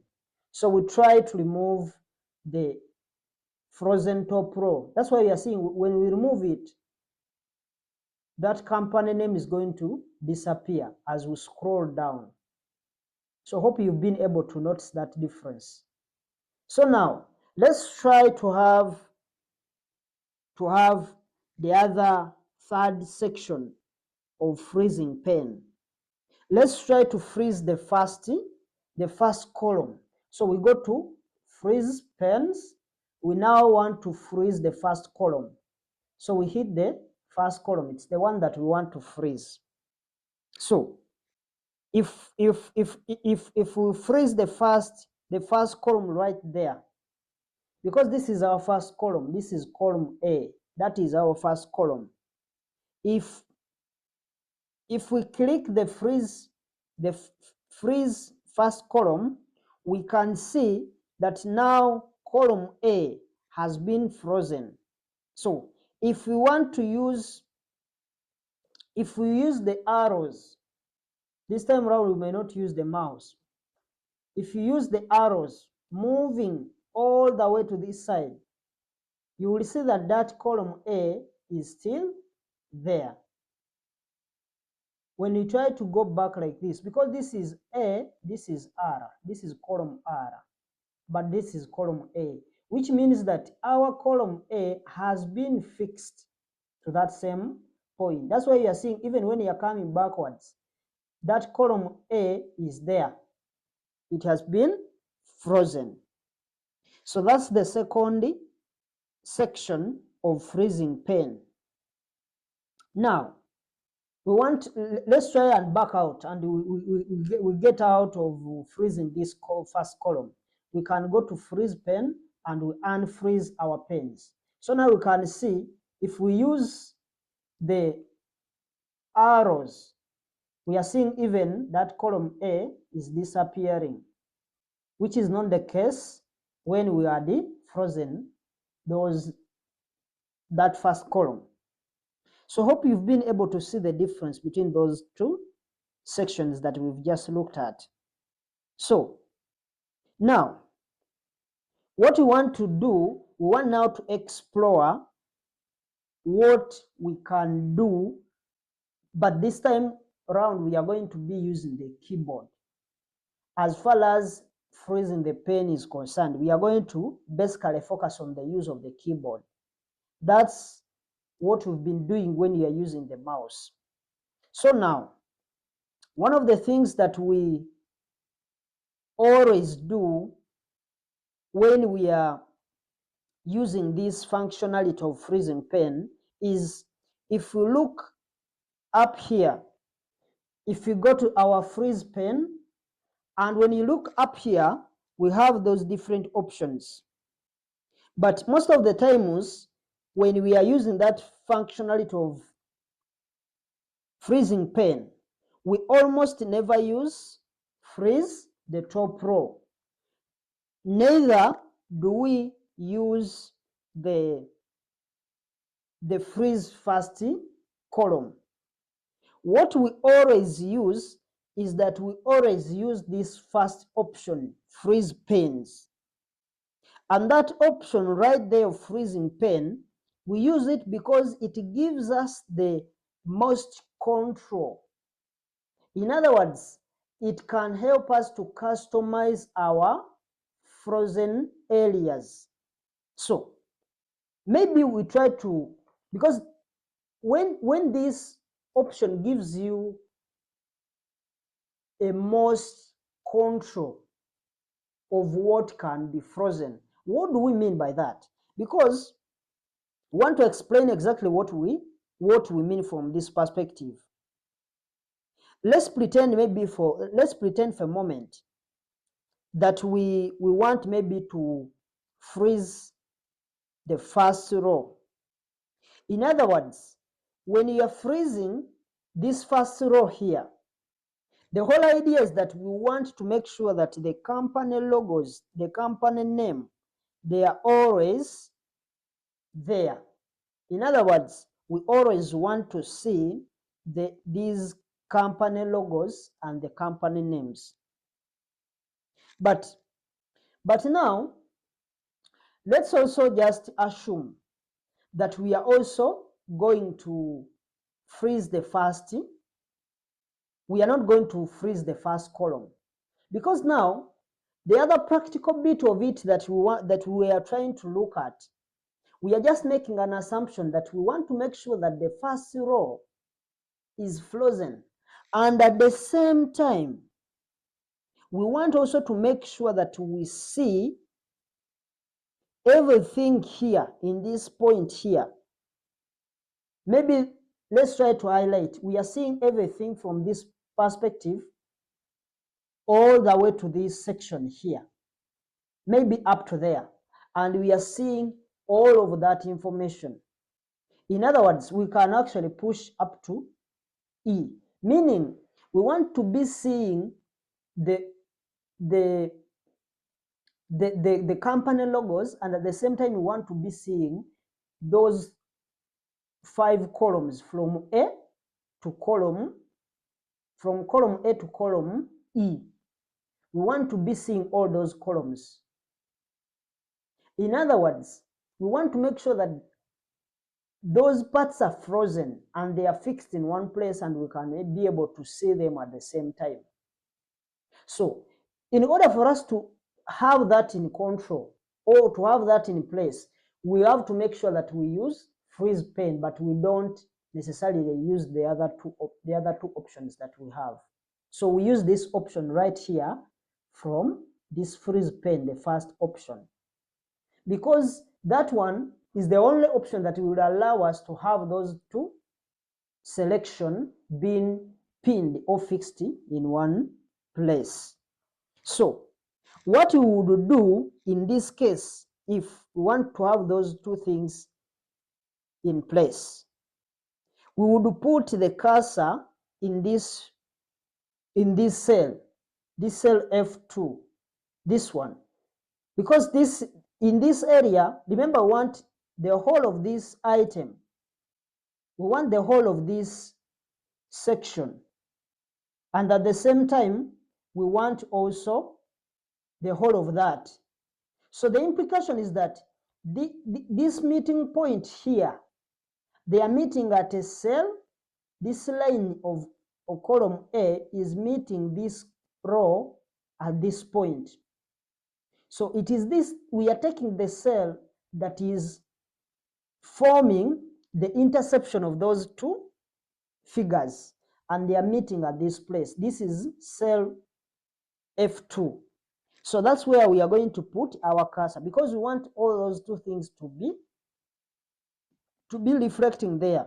So we put our cursor at that point in cell F2. And if we do what we could do, we could as well, what we are going to do now, let's try to do a quick demonstration. We see how we can, how best can we demonstrate that, so that we have that in place and we can see the rest of the things being fixed.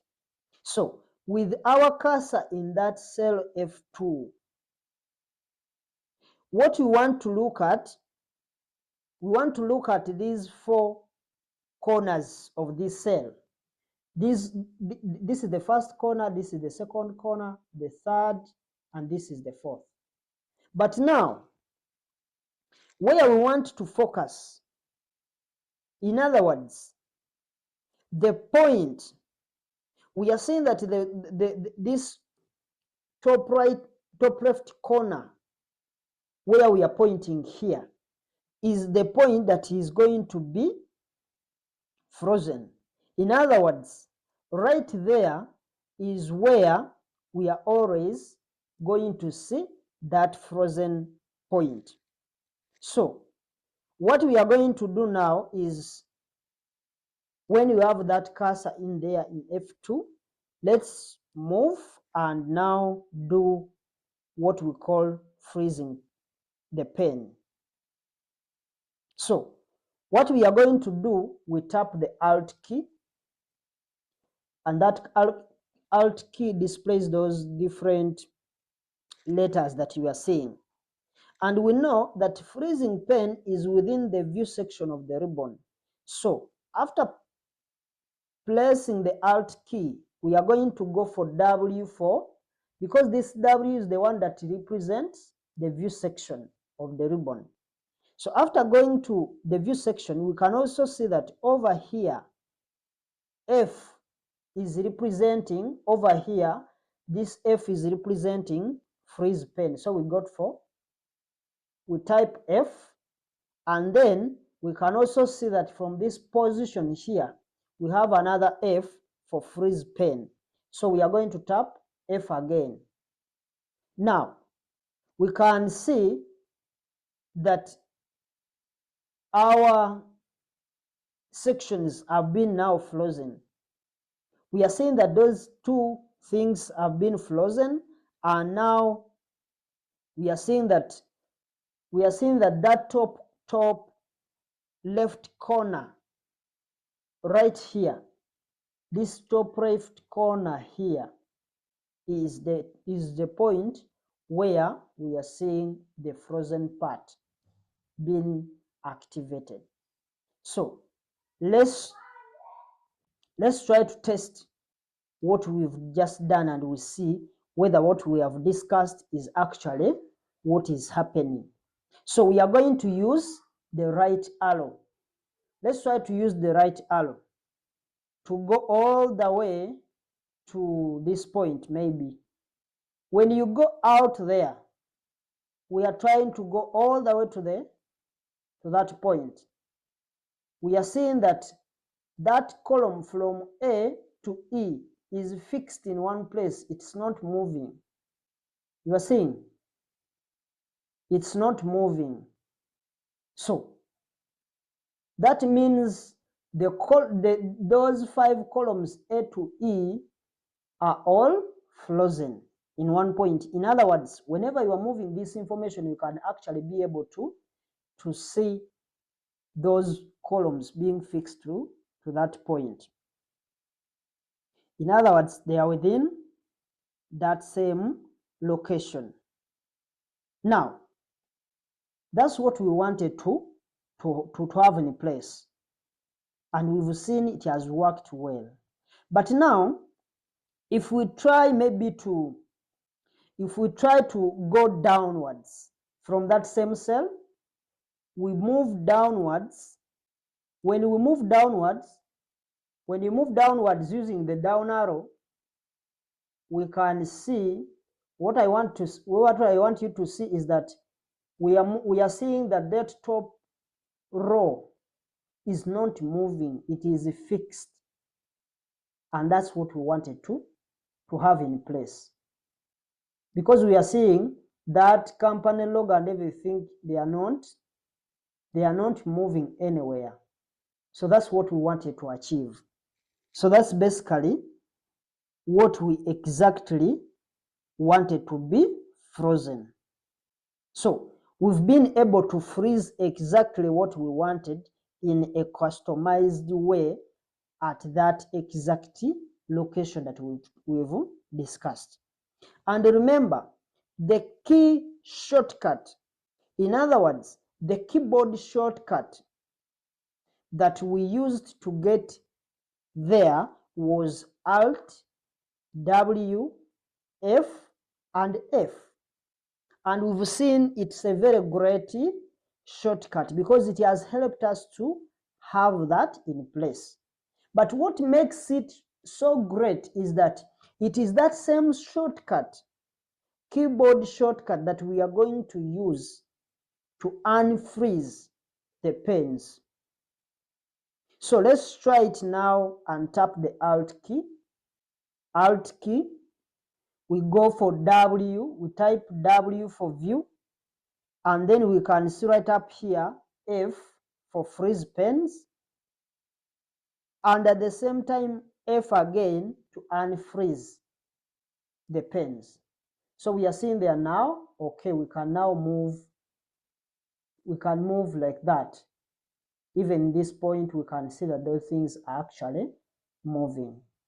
So that's what we basically wanted to look at in that perspective. Hope you've been able to get the difference and to get how some of those things are done.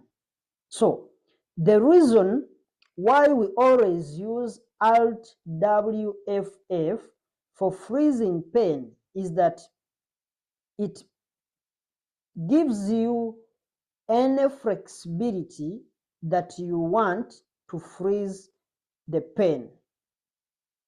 Absolutely, because now you are going to focus at anywhere, at any point within your spreadsheet. you can freeze it. That kind of flexibility is what makes the freeze pen most favorable, or the most preferred mode of control.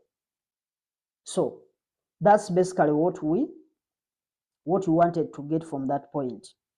Now let's suppose we only wanted to freeze across here, the top row, this top row alone.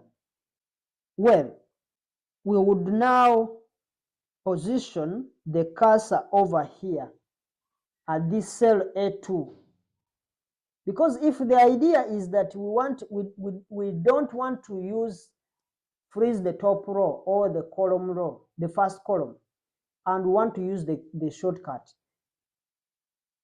using the keyboard will require you to hold your cursor in cell A2. That is the cell before, it is the cell after that row 1 that we want to have frozen. So after positioning your cursor in that cell A2, now we are going to go to Alt, W for view, F for freeze pen, and then F again. And it's frozen. We are seeing that this top right corner here of that cell has been frozen.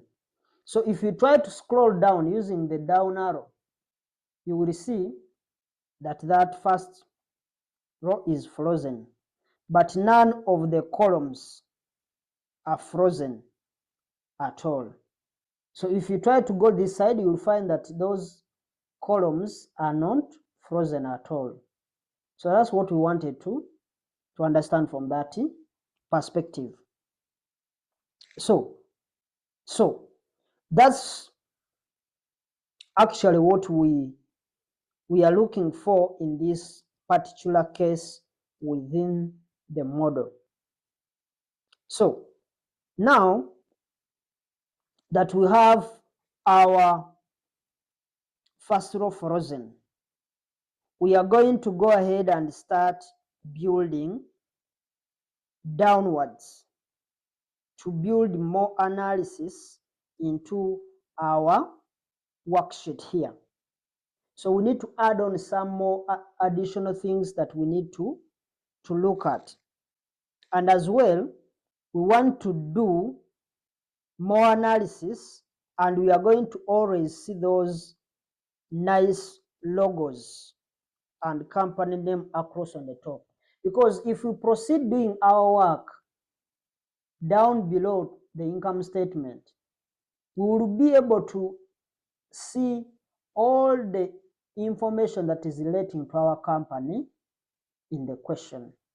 So we are saying that KC Accountants Education Center is visible because it has been frozen to be there as we are progressing within our financial model. So, but now there is something I want us also to learn, because there is a situation whereby our model is, instead of ending at this year 2028, maybe let's assume that our model was actually stretching up to this point. Remember, if it is stretching up to this point S, you find that there is some information that we are not seeing from this point.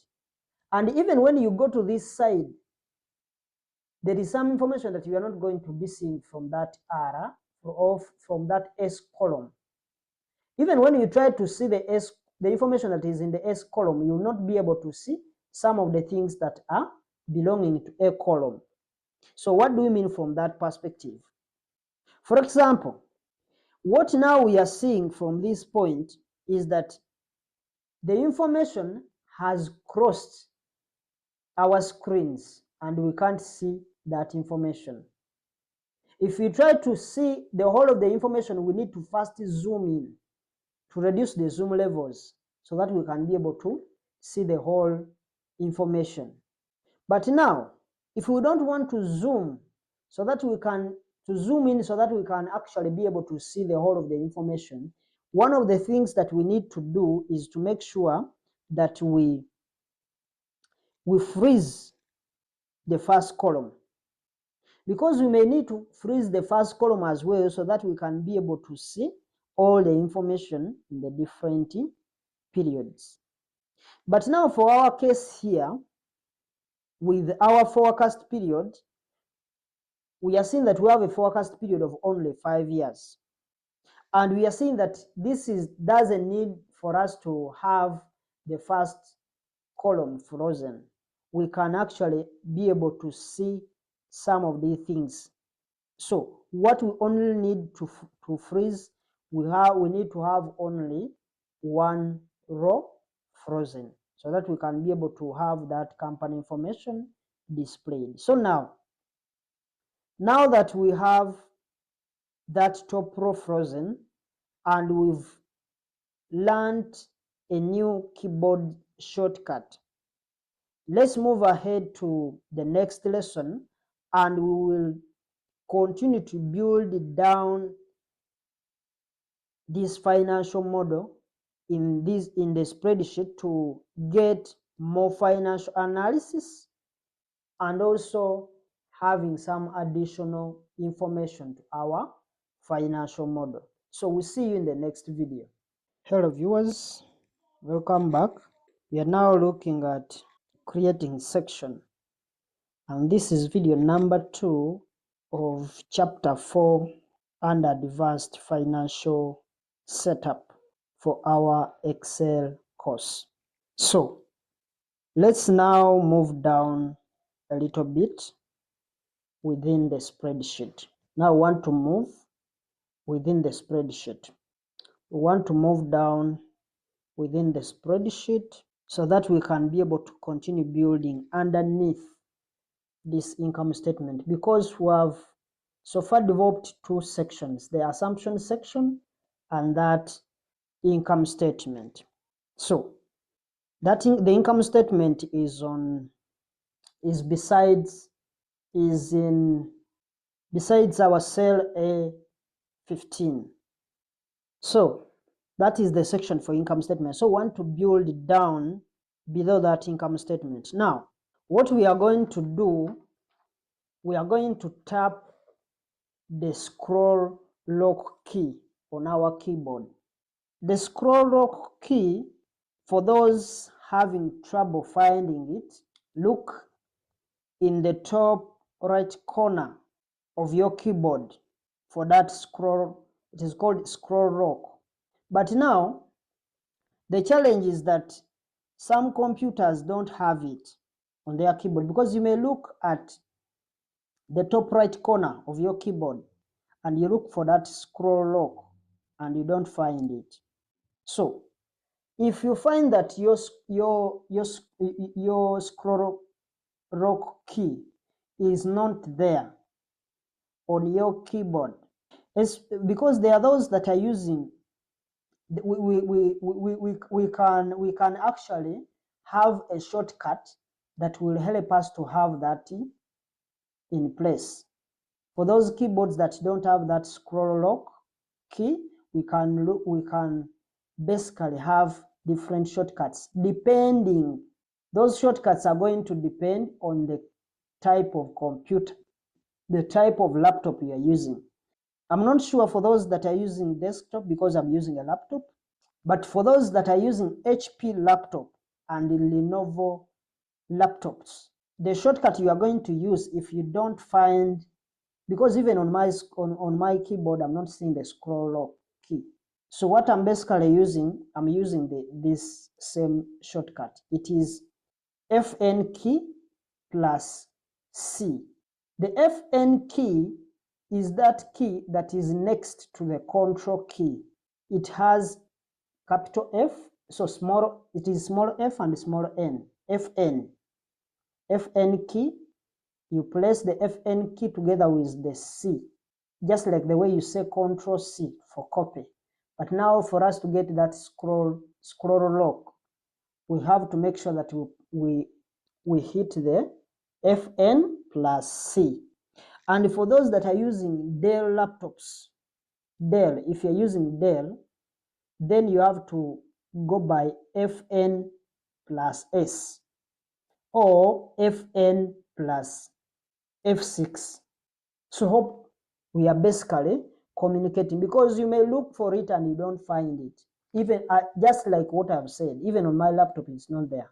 But we need to have that scroll lock, and what we are basically, the reason is why we want that scroll lock, that's what I'm going to explain, because it is very important. Even though it's not, some of these laptops, they don't have that lock, but at the end of the day, it's important for us. So Fn plus C, if you look at my screen here, down here you have what says scroll lock, and when you put the cursor on that item, it is going to read that scroll lock enabled. Arrow keys will scroll the worksheet without changing cell selection. So that's the scroll key. It has been enabled because even when you are here, if you press it again, FC, it will disappear because you are not seeing it here. We have only accessibility. So Fn, to have that in place. Some of them may not be having, as I've said, but we have other means how we can be able to access it. So why is it important for us to have that in place? The scroll key, if you tap the scroll key once, like the way we've done, and now since we have the scroll lock in place, if you just come and hit the down arrow, you're seeing when you use the down arrow, you will see that now we can see what we can see all the information being displayed, because the scroll lock helps us to actually adjust the viewpoints of the spreadsheet. So that's why you are seeing when you press the scroll lock once and use the down arrow or the up arrow, you'll be able to see a wider viewpoint without necessarily having those cursors moving using the down arrow or the up arrow. So that's basically the reason as why we are using that scroll lock.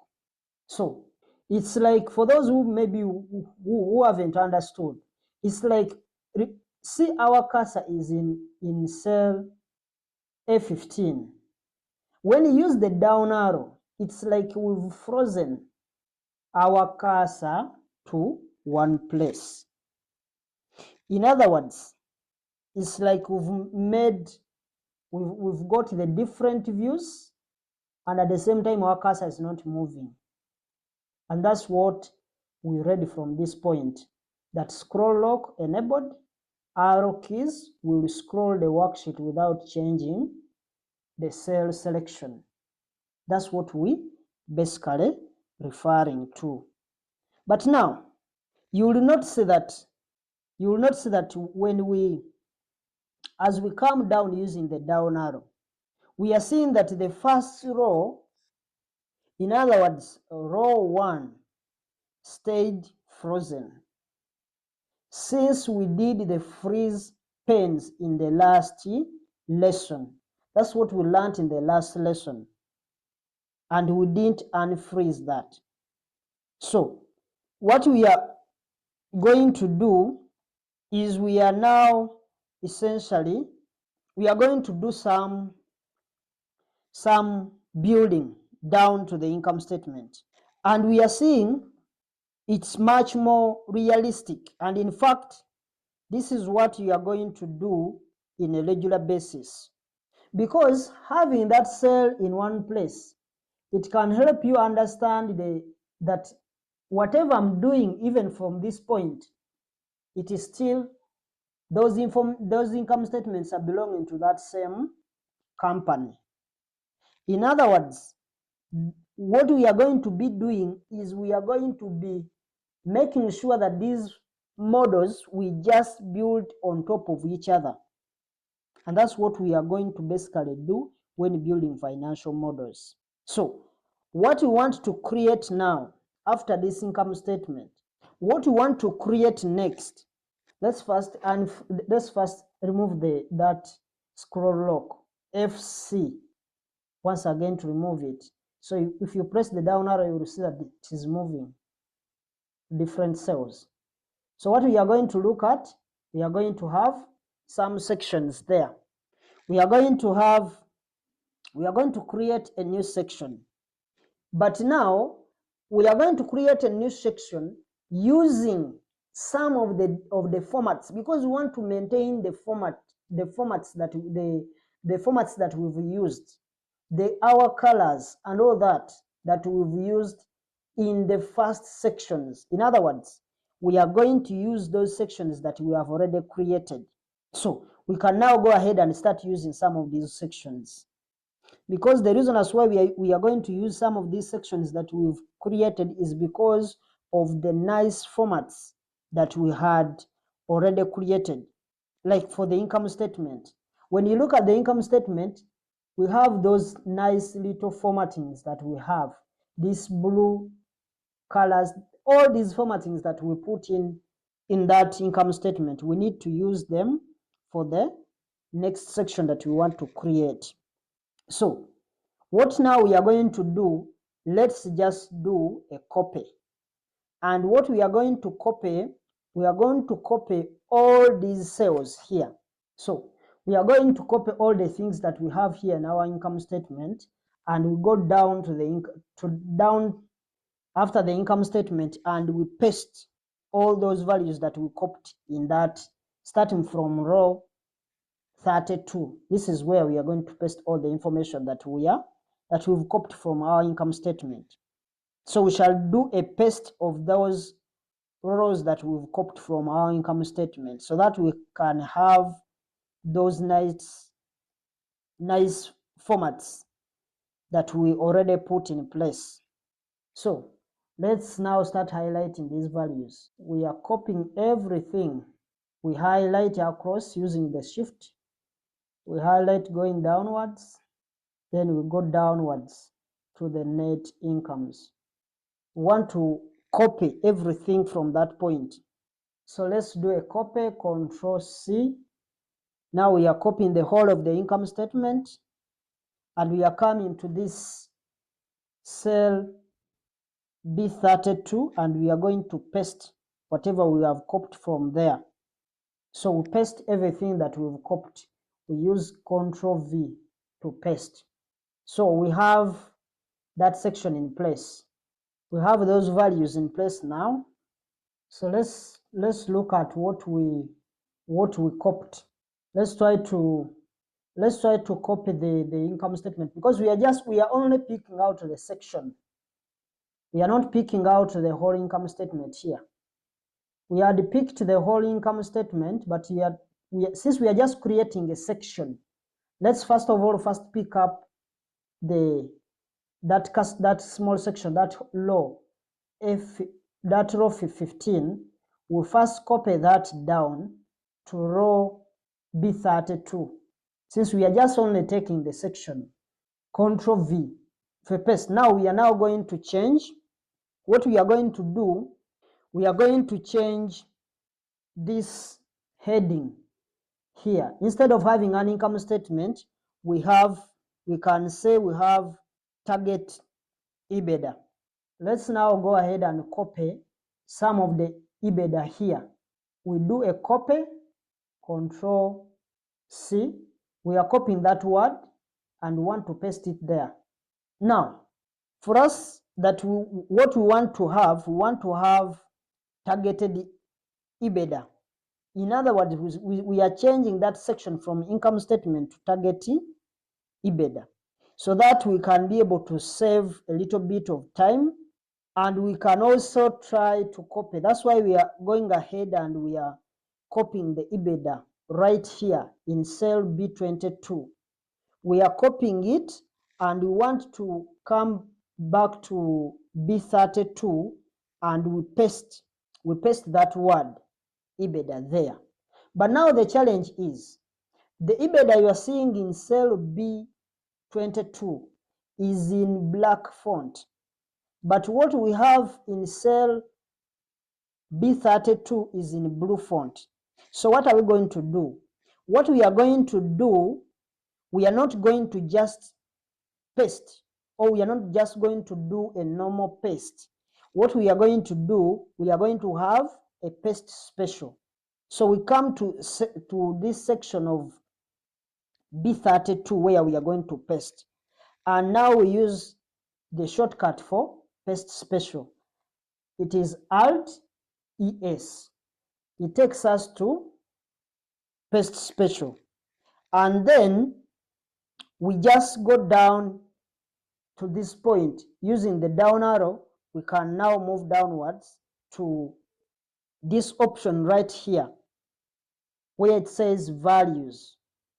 We are pasting values and then we hit enter. We can see that now we've changed the word EBITDA. It's now in black because it is now in blue font. It has been in black font, but since we did a paste special, we've maintained our color or our formats that we have in that section. So what we are going to do, we are now going to tap the F2 key. And the reason as why we are tapping the F2 key is because we want to go inside that cell for EBITDA. Because what we want to have there, we want to have target EBITDA. In other words, we don't want EBITDA alone. So we are going to move that cursor at the beginning. So we go to the beginning with the arrow key, left arrow. Now we are at the beginning of that word EBITDA. It is actually not even a word, it is an acronym, because it is representing earnings before interest, tax, depreciation, and the amortization. It is just an acronym that we use, EBITDA. But now what we want to have there is we want to go ahead and add the word target EBITDA, so that it reads target EBITDA or targeted EBITDA. So since we have the word target in front of that word EBITDA, we can now move out of that cell, and it has saved us time of typing some of those things by typing even that same acronym of EBITDA. So now what we want to put is we want to make sure that at least we have that label in place. So we have the target EBITDA there. That is our new section that we are creating. We are creating that new section based on the information or using the information that we already created, so that we can have consistency in terms of the formatting. So now what we want to do, we want to put a label. So we want to put a label in place here in this row 35 here. And the label says we want it to be reading EBITDA highlighted. In other words, we want to look at, if you try to look at some examples where we can be able to save time again, because now our main focus is to make sure that at least we save time when we are doing some of these things. So if we want to save time by when we are putting in some label there as EBITDA highlighted, what we need to do, we need to go ahead and grab this label right here for EBITDA in cell B22, this one. We grab that, we copy, we do a copy, that is Ctrl+C, and then we do a paste in that same cell. We do a paste in this cell right here of cell B35. So we do a paste, that is Ctrl+V. So we've pasted that there, and we've gotten that word EBITDA. And now what we want to do, since that one, the one we've copied is in bold, we want to make sure that at least that is going to be not bold. So we hit the Control B to make sure that we unbold that. And now we can tap the F2 key to make sure that we get into that cell right there, because it is the cell that we need to adjust. So when we are in that cell B35 and we are seeing that it says EBITDA, but now what we are going to put is we are going to put the word highlighted so that we can have the full word. So we use the arrow key, the left arrow, to move in front of that word EBITDA. So we type in the word highlighted. In that case, we are going to have EBITDA highlighted. So we hit the enter key. Now we have that highlighted EBITDA in place. And that's what we wanted to have in that cell B35 or in that row 35. So now let's go ahead and also grab some of the number formats, because we also need the formats for the highlighted EBITDA. So let's go up above and we grab some of the number formats that we have already set up, because we did some of these things and we spent a lot of time. So what we are going to do, we are just going to copy from this cell right here. We go to maybe cell, let's go up and we pick maybe from cell, let's just pick from this cell here, H. Let's pick from that cell because we have all that information right there. So let's pick from that information. We copy, we do a copy, Control C from that cell H17, and then go into, we're now going to that, we are going to go into that row 35. So we paste those values from F. So we paste these values from F all the way to the L. So we move from column F. This is where we are going to paste those values. So we do a paste, Control V. So we first highlight and we can highlight across. We can undo that. We first highlight, then we copy because we want to, then we do a Control V there. We've pasted all the information that we got from that cell. What we only needed is not the information that is in there, but what we prefer are the formats. That's why we copied from only one cell, but we want everything spread to the rest of the cells. So since we have pasted all the information, now what we want to make sure that there is zeros in each of these cells. We have to make sure that we have zeros, because if you copy and some of these, you may get some of these. If you paste, we may get some of these things. But what we want to have there, we want to have zeros in those sections. So we want to have zeros in those sections from the first one, F35, then we highlight across and we do a fill right, Control R. We need to have zeros there. So now we could go ahead and link up the values, because what we are picking from this point, we are picking the EBITDA values. So we are going ahead to link up the values in the EBITDA line from our income statement section. So what we are going to do here, we put in our cursor there and we just hit the equal sign, because we are going to pull the information from our previous sections of the income statement that we created. So now what we are going to do, we are going to use the keyboard and we use the up arrow to move all the way to the income statement to pick the value for EBITDA. That is 66,000 or 66 million. It is the value that we are going to pull from that income statement all the way down to our highlighted EBITDA.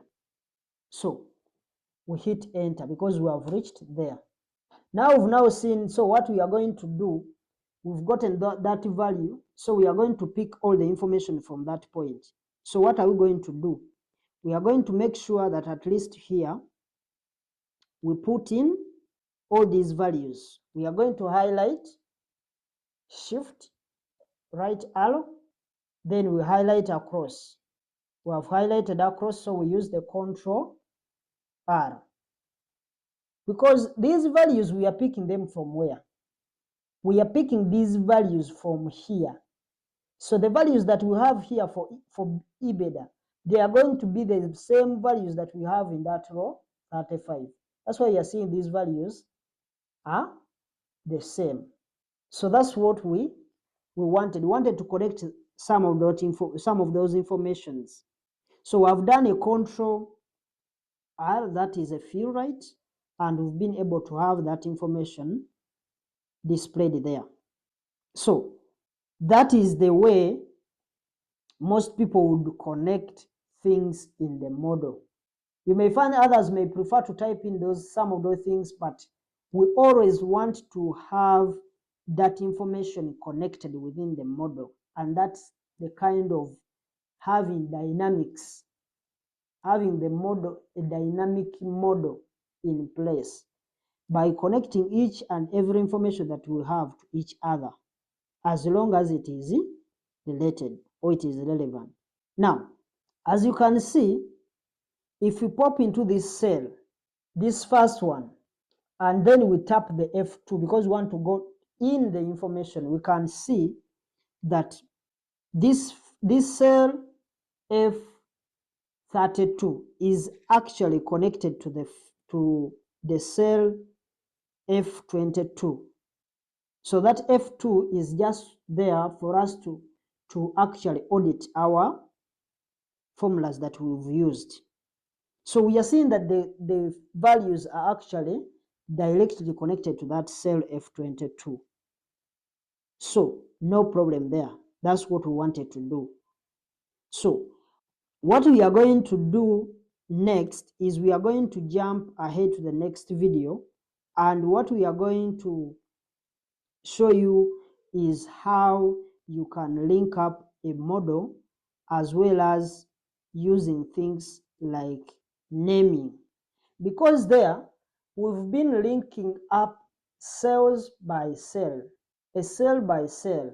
But now I want to look at the other perspective of also linking up the same cells, but at this time we are going to use naming. In other words, we are going to name those cells.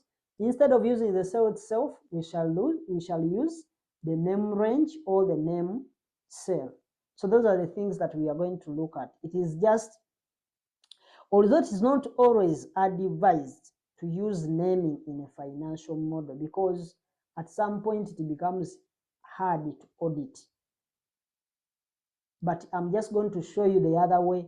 It's not always, in other words, it's not my recommendation that we actually use naming in our financial model. But I just want to show you that there is a way where we can be able to connect using the cell names, and we connect up the different cells. It will also give us the same result of having the model dynamic.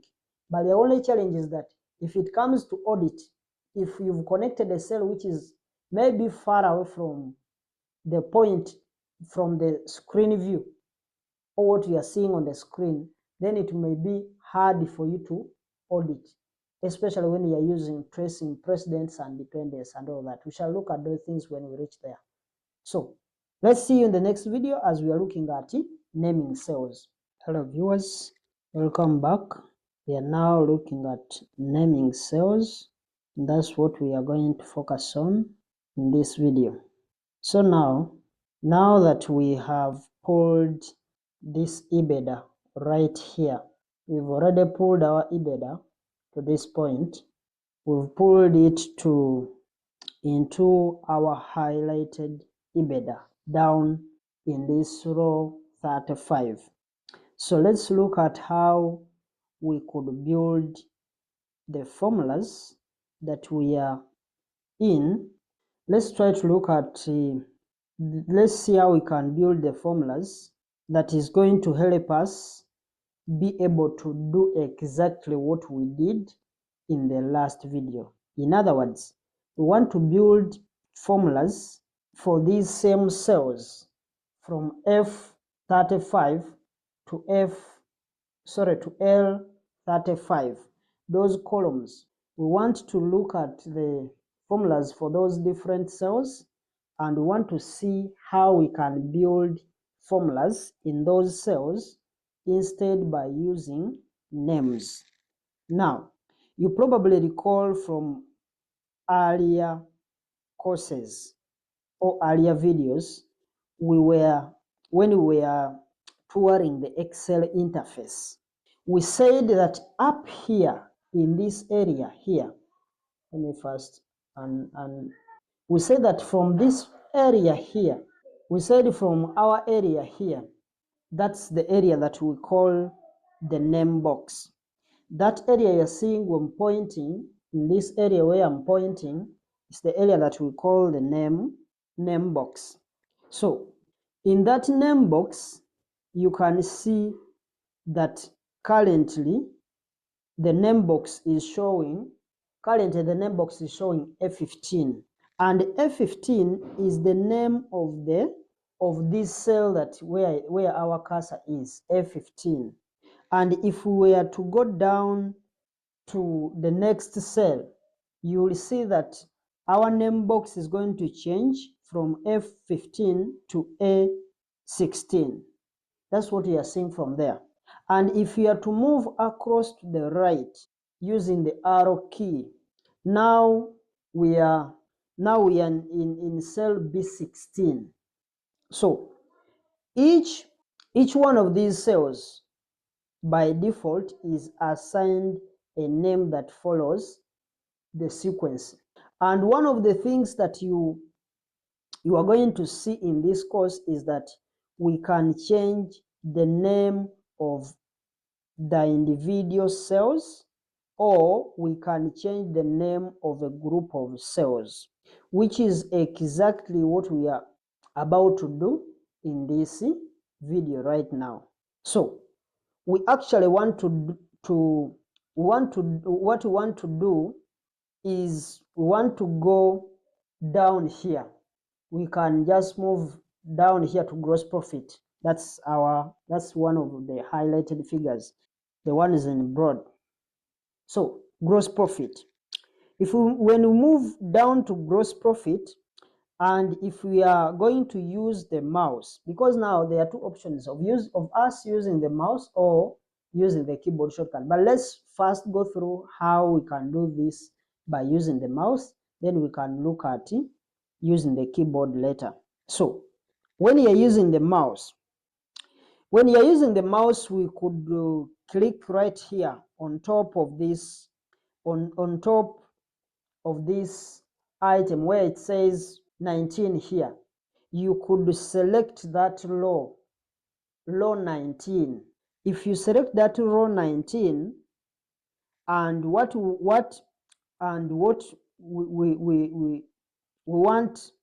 want to name this entire row as gross profit, because you are seeing this is a gross profit line item.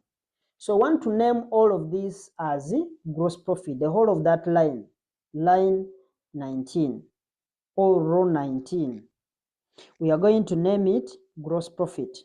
But now, if you are to do that, you can either go through the use of the mouse or you can go through the use of the keyboard. So let's walk through exactly how do we do that with the keyboard.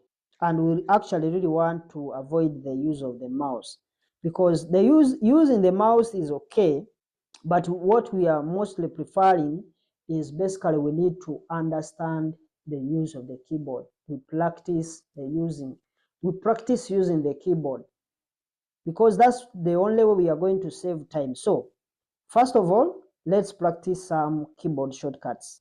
So before you do that, let's get some of these shortcuts that we can practice or that we can play around. If you move along with that arrow, that cell 19, this one.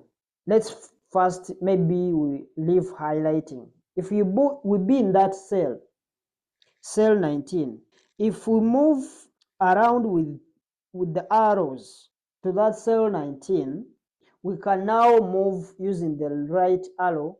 We move to cell B19. That's the cell that has gross profit. Oh, that's where our line item for gross profit starts. And now we want to select the entire row, because the other one we did it using just by hitting the row, that 19, it will highlight itself automatic. But if you are to use the keyboard, how do we do that? So if you are to highlight that, or if you are to select that entire row, then we are going to do Shift plus spacebar. Shift spacebar. Spacebar is that big button. Shift spacebar, just like that, and we have highlighted that value.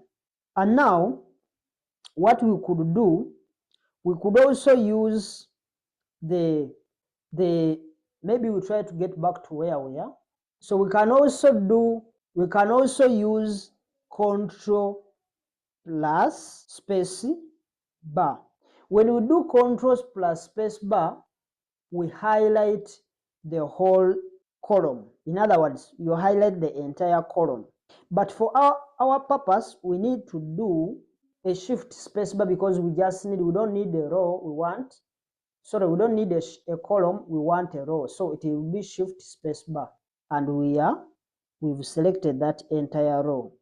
Now, if you are using the mouse, we could just go up here in this name box here, and we just click in that section of the name box, and this we could give it a name as gross profit, gross profit, gross profit, just like that. But what we want to use is not basically to use the mouse. That's why we are not going to name this using the keyboard. So what we want to do, we want to highlight that Shift spacebar. Then we make sure that at least we are not using the mouse, we are using the keyboard. So what we are going to do, let's tap Alt key, and now what we want to go, we want to go up into here, formulas. We go to M for formulas.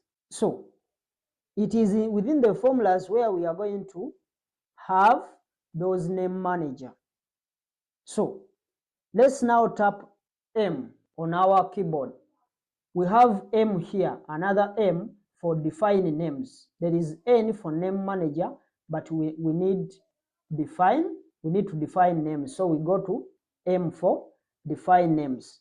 Then we have also a D.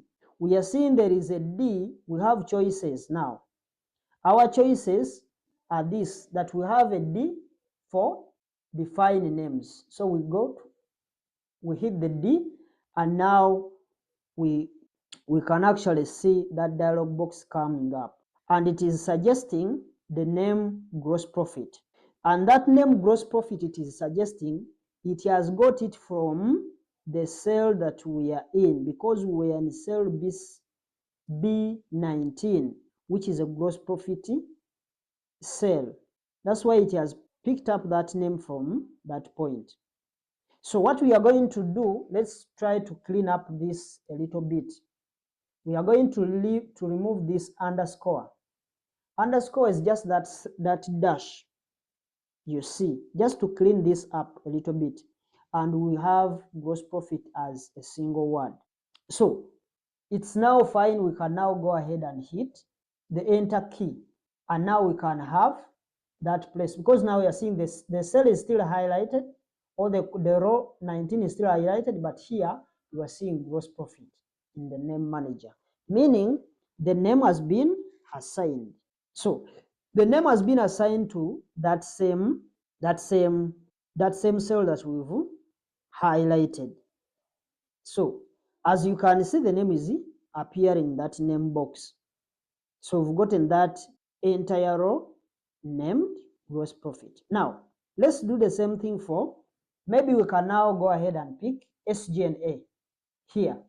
Let's pick SGNA. Now, for SGNA, we are also going to do the same thing. We are going to highlight. We are in that cell for SGNA B21. And now what we are going to do is we are going down to that very cell. We use shift spacebar. We hit shift and spacebar to highlight that cell for SGNA. And then we are now having the entire row selected. So we go to Alt, M for formulas, and then M for define names. Then we go to D to define name. So you are seeing it has brought SGA, but we have also that underscore. So we clean it up a bit and we remove that underscore. Then we hit enter. You are also seeing that SGA has been assigned in that name box as our row 21. So if you never wanted to repeat that same keyboard shortcut, you could also highlight that figure, that row 21, and then you hit F4 key just to repeat the last command. But for now, we needed to do that so that we can be able to have those things in place. So let's see how we can use those names that we've created, and we want to put those names in a formula. So let's try to put those names in a formula down here. Let's go down the last section here. Maybe we can just use it from this point. Let's just assume and we put it there. Or we can just put it somewhere there. Let's just put it in that cell F37. We shall delete it, but here we are just showing how we can actually do that. So what we are going to do is we are going to pretend just maybe that we just pretend for the moment that we only, let's just put it in this cell. Let's pretend that we wanted to pull out the gross profit. So what we are going to do, we put in an equal sign there. Remember, we are putting in the gross profit. So after putting in the equal sign, now what we are going to do, we are going to start typing, because what we need gross profit. We type in gross profit. The moment you see it, you hit the tab key and it has come up. So you hit enter. You will see it has picked. If I highlight that using shift right arrow to highlight, then Control R for fill right, you will see that the whole of these values you are seeing in which are highlighted, they are the same values that are within this point, that are this side of gross profit. This is 82,500, this is 90,750. If you look at these values, you will see that they are the same. And if you hit in that cell, you hit now the F2, you'll find it is picking from the gross profit. But now there is something I also want to note. Some computers, you may find that instead of saying equal sign gross profit, you may find that you need to put that symbol, at symbol, like that. You put equal sign, then you put that at symbol, then you hit the tab key to pick the gross profit. But now the challenge, if I hit enter, it will not work. Reason, this one doesn't recognize it as a formula, because it has remained in black.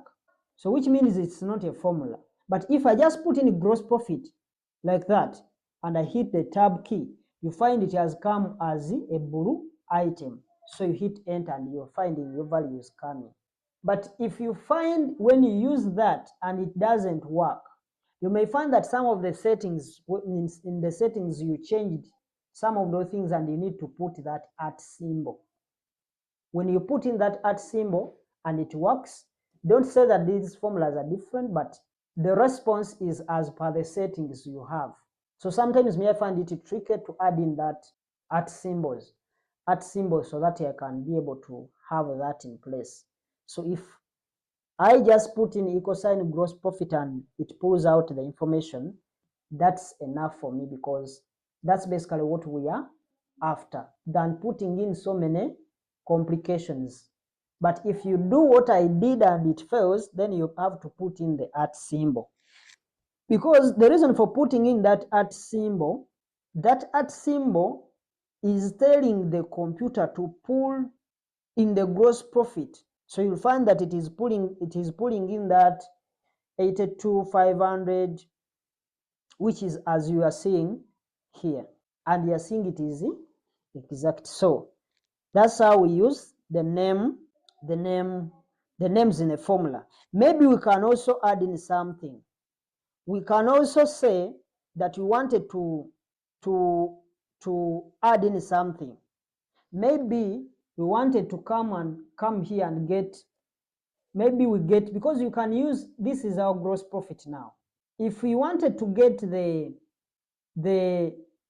EBITDA, the same EBITDA you are seeing here, the same values you are seeing up here in these highlighted cells, I can also get them. I can also compute them from here by putting in equal sign. Then I put in gross profit. Then I hit the tab key. But now I'm going to subtract SG and A. Because I have also SG and A. Enter. Then you hit the enter key. Sorry, I've removed. It is equal sign gross profit, tab key, minus. Because for us to get EBITDA, that is gross profit minus the SG and A. SG and A. Then we hit the tab key, enter. You are seeing that we are getting these values. Now we are not supposed to subtract because the other one, they are already negatives. Sorry about that. The SG and A, they are already negative, so we add. Sorry about that. We have to add. Because this SG and A, these figures are already in bracket. So if you just subtract, it means it's like you are adding that figure. You are adding this to the other one. So that's why you are seeing here, it has come up. We can do shift right arrow just to highlight across. Then we do a Control R to fill right. That's why you are seeing these values here. Shift right arrow. You are seeing these values, they are the same as these values you are seeing here. So that's what I wanted to show you. But now, as I said, it is not always good to use name managers, name cells in our formulas. Reason being, it will be hard for us to audit those formulas. Just imagine if the figures we are pulling out, they are from this cover page. How are you going to audit if you are using, maybe you are using trace dependence or trace precedence? There is no way you are going to do that. So it's better we avoid using the name cells. So we are going to delete these values from here, the whole of them, because we don't need them. That was just for us to see what we have there. So that's what we have from that point, and that's what I wanted us to learn, because those values are going also to help you if at all you have mastered some of the things. We shall find ways of how we can incorporate some of those things in here, as long as you have learned what we need to do. So we finished doing those naming of those different cells as we wanted to do. But as I said, we definitely prefer not to use names in our financial models. But what I wanted to know, I wanted you to understand that it's really important for you to have seen them and understood them a little bit, because from that point you know what to do if at all you encounter such kind of transactions. So let's jump ahead to the next video and look at some other interesting features that we can build onto that target EBITDA section that we created, because we created the target EBITDA section, we've put in the highlighted EBITDA, and now what we want to focus on is basically to look at the EBITDA limit. That's what we are going to look at. So we see you in the next video as we are looking at when we are setting the EBITDA limit. We see you there. In other words, it is pulling in the gross profit for the column that we are in. Hello viewers, welcome back. We are now looking at setting EBITDA limit. So what we are going to put in place is effectively what we want to put here is we want to put some conditional formatting across these bunches of cells.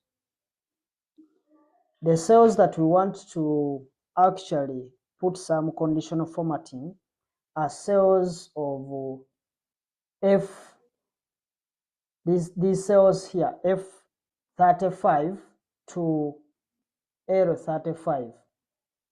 Those are the values that we want to put in some conditional formatting in particular.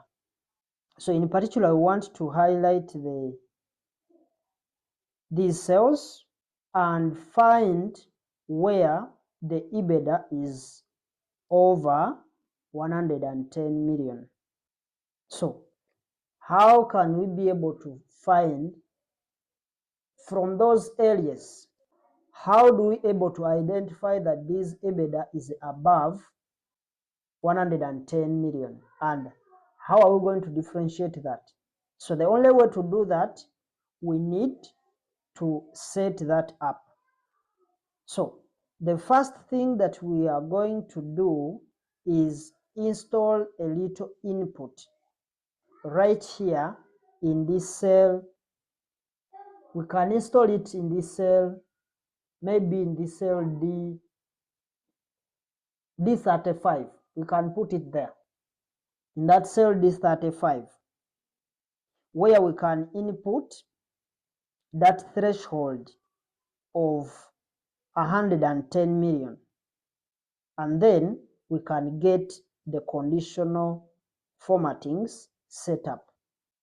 Now, knowing that we are going to put an input in that cell D35, we could go up into these different cells, because we want to pick the formats that we have. We want to be consistent, so we need to put values there. But now we can put in, we can go ahead and grab some of these values from this point. We can maybe grab from this income statement section. We can pick some values from there. Maybe let's go by this value here, that one, because the other one is going to be an input. So since it is an input, we can pick any value from there. So let's just pick maybe F24.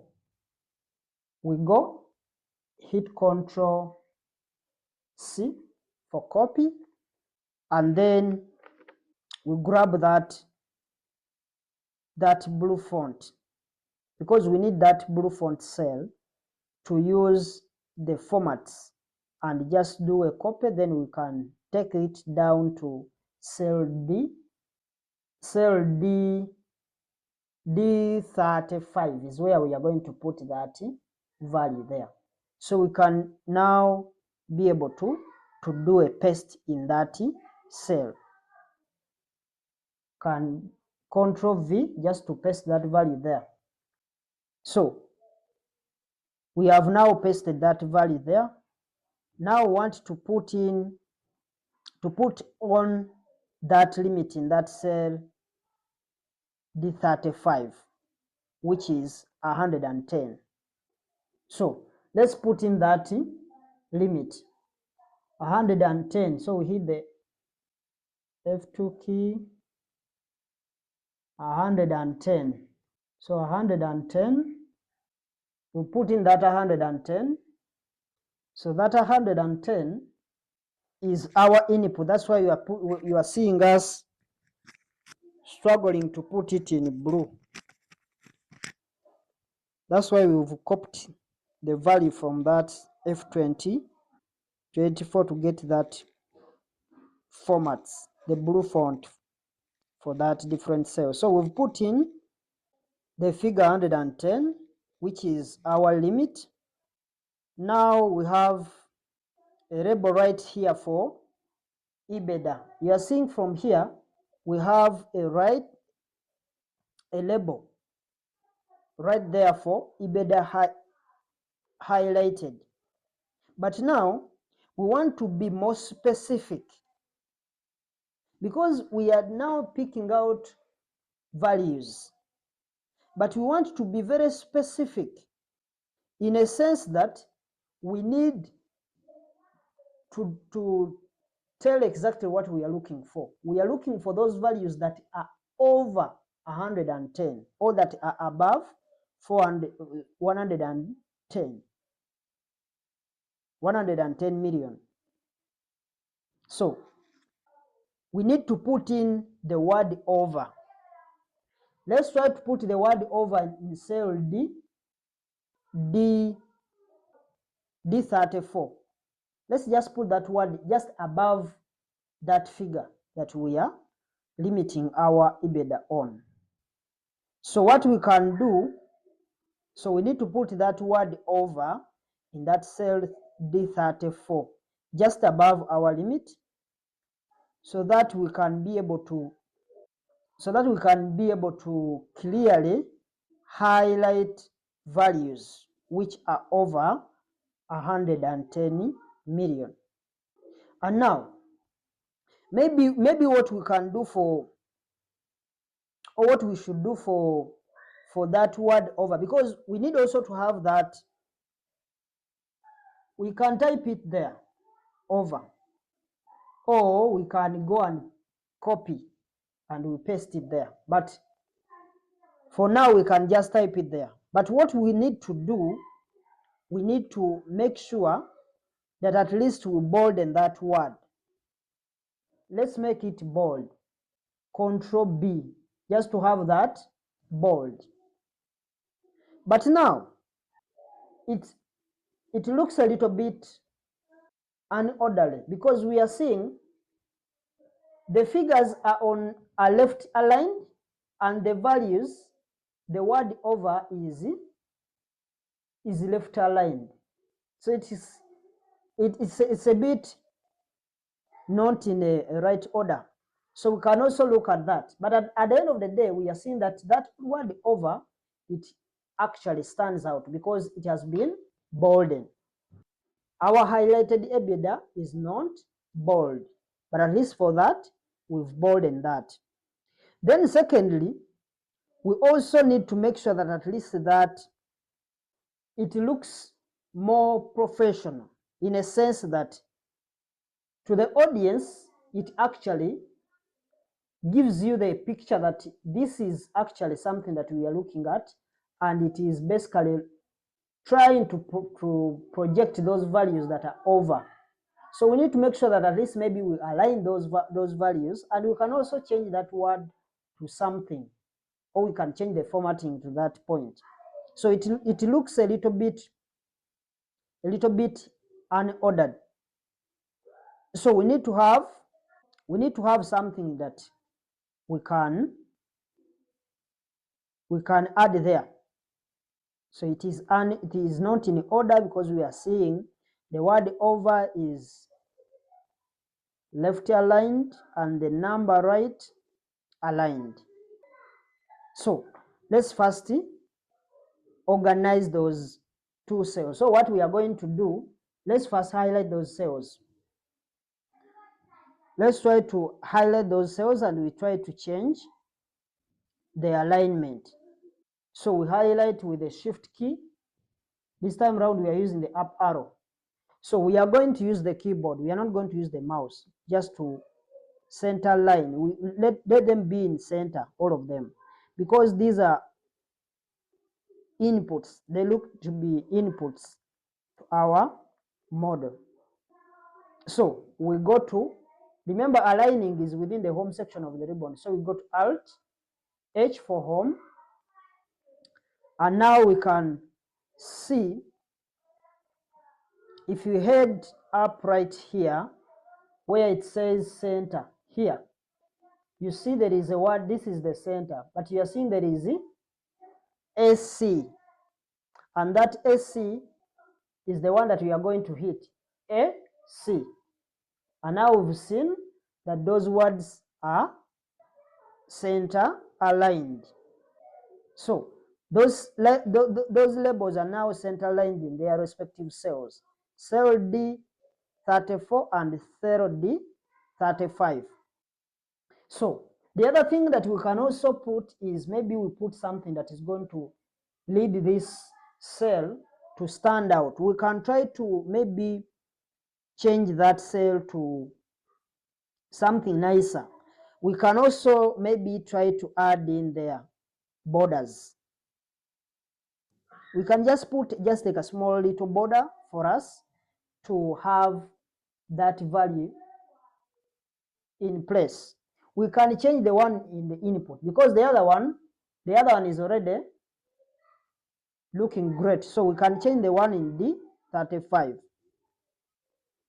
That is the figure, since it is already an input. So we put a little border around that cell D35, so that it can bring some attention to the readers or the audience. So from that cell D35,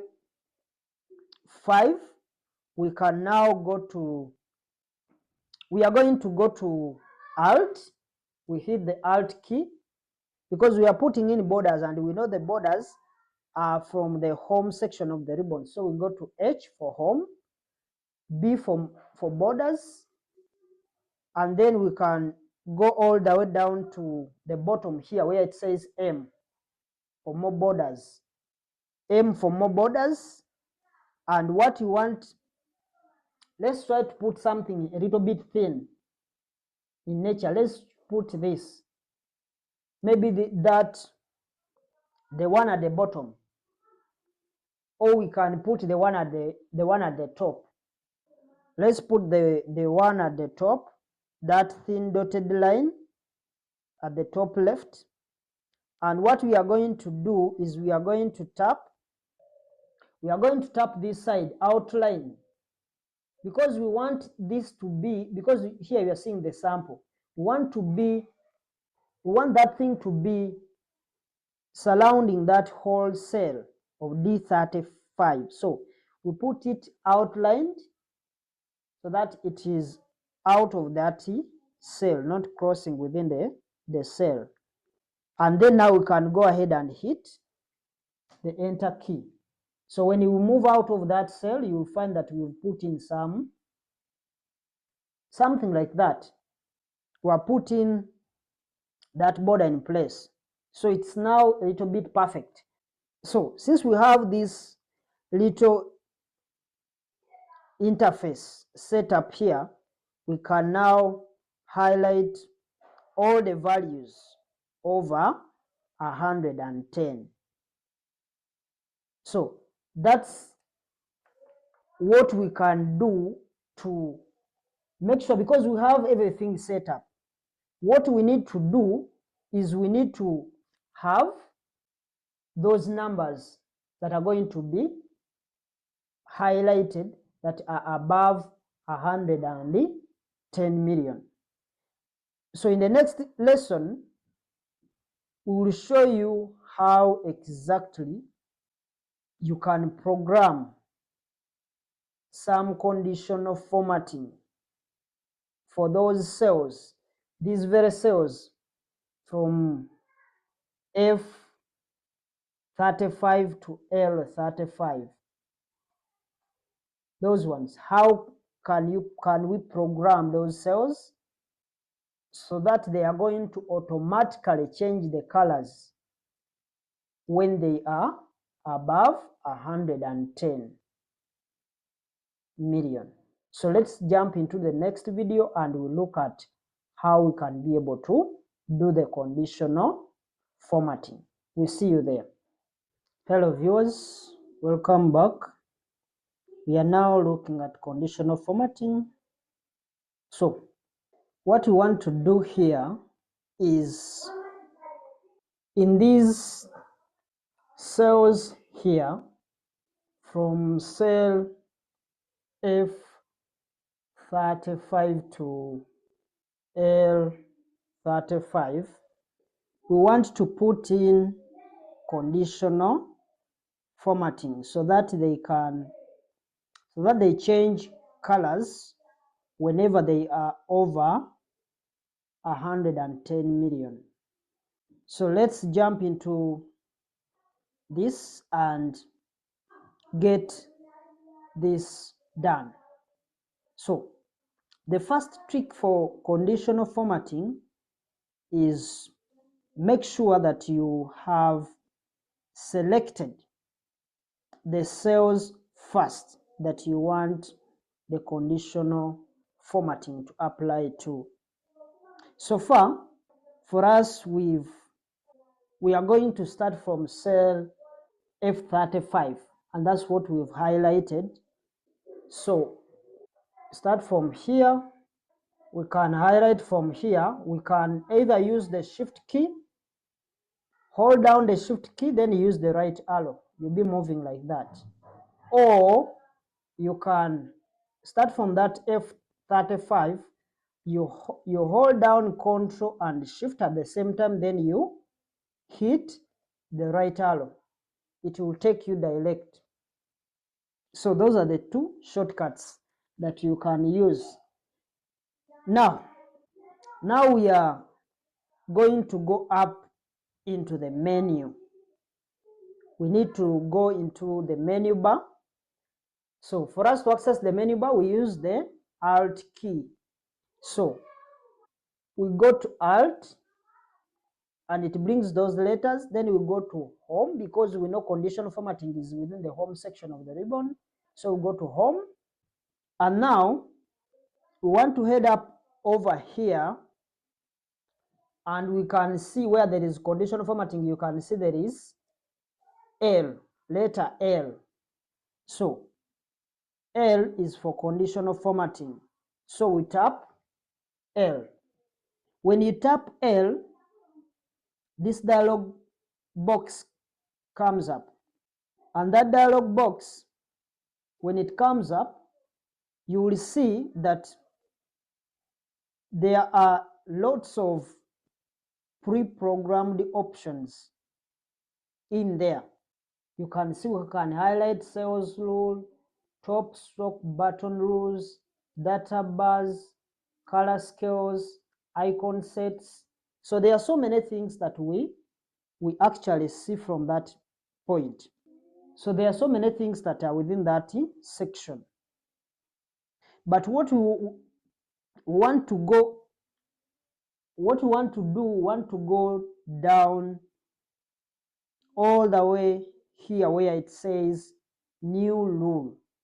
Here where it says new rule, or you can tap the N key. When you hit the N key, then you will see this dialog box. It will come up.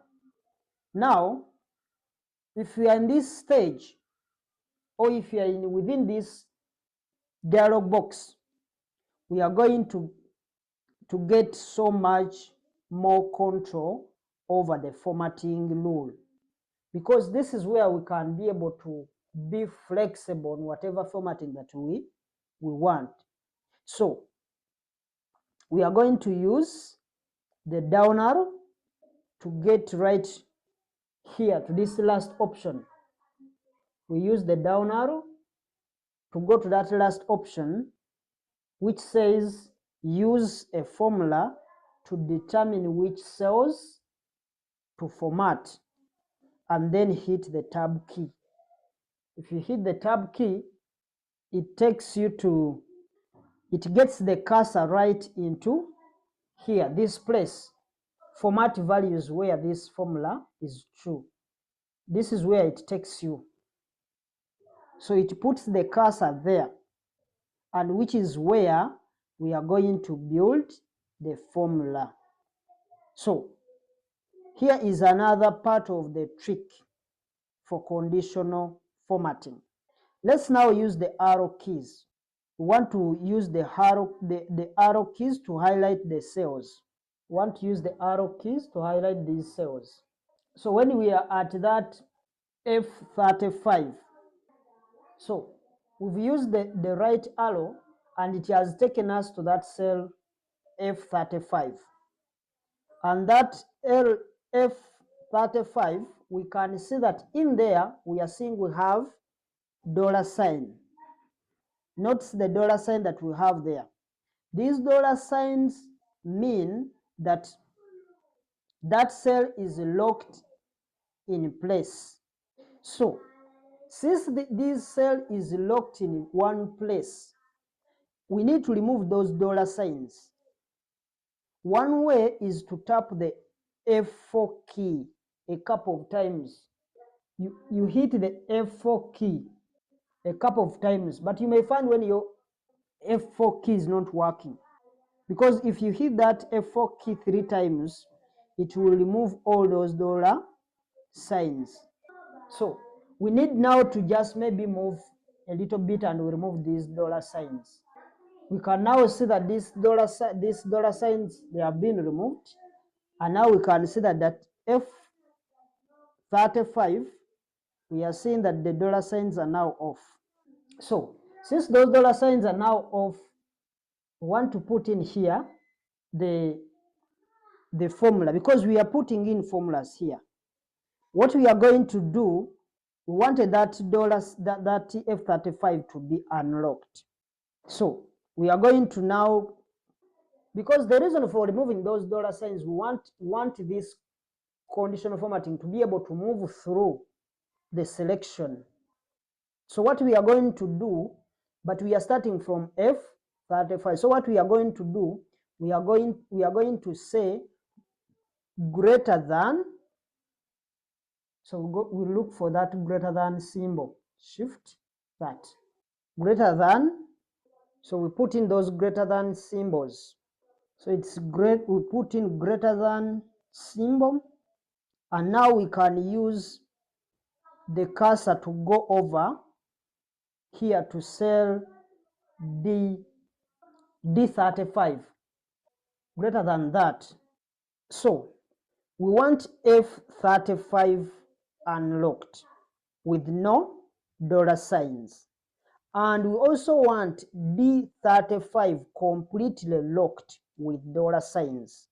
Now let's switch over to the mouse, because this will be a little bit easier for the next steps if you are using the mouse. Now that we have the formulas in place, what we are going to do, we are going to go over here where it says format, and we click on format.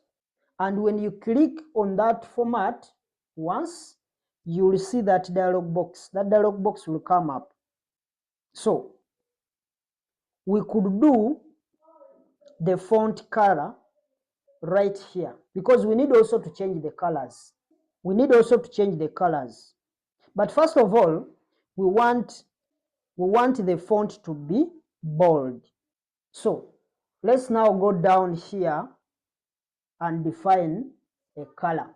So we are now in that format where we are going to define the color that we are going to use. So what we are going to do, we have to go all the way down here to more colors.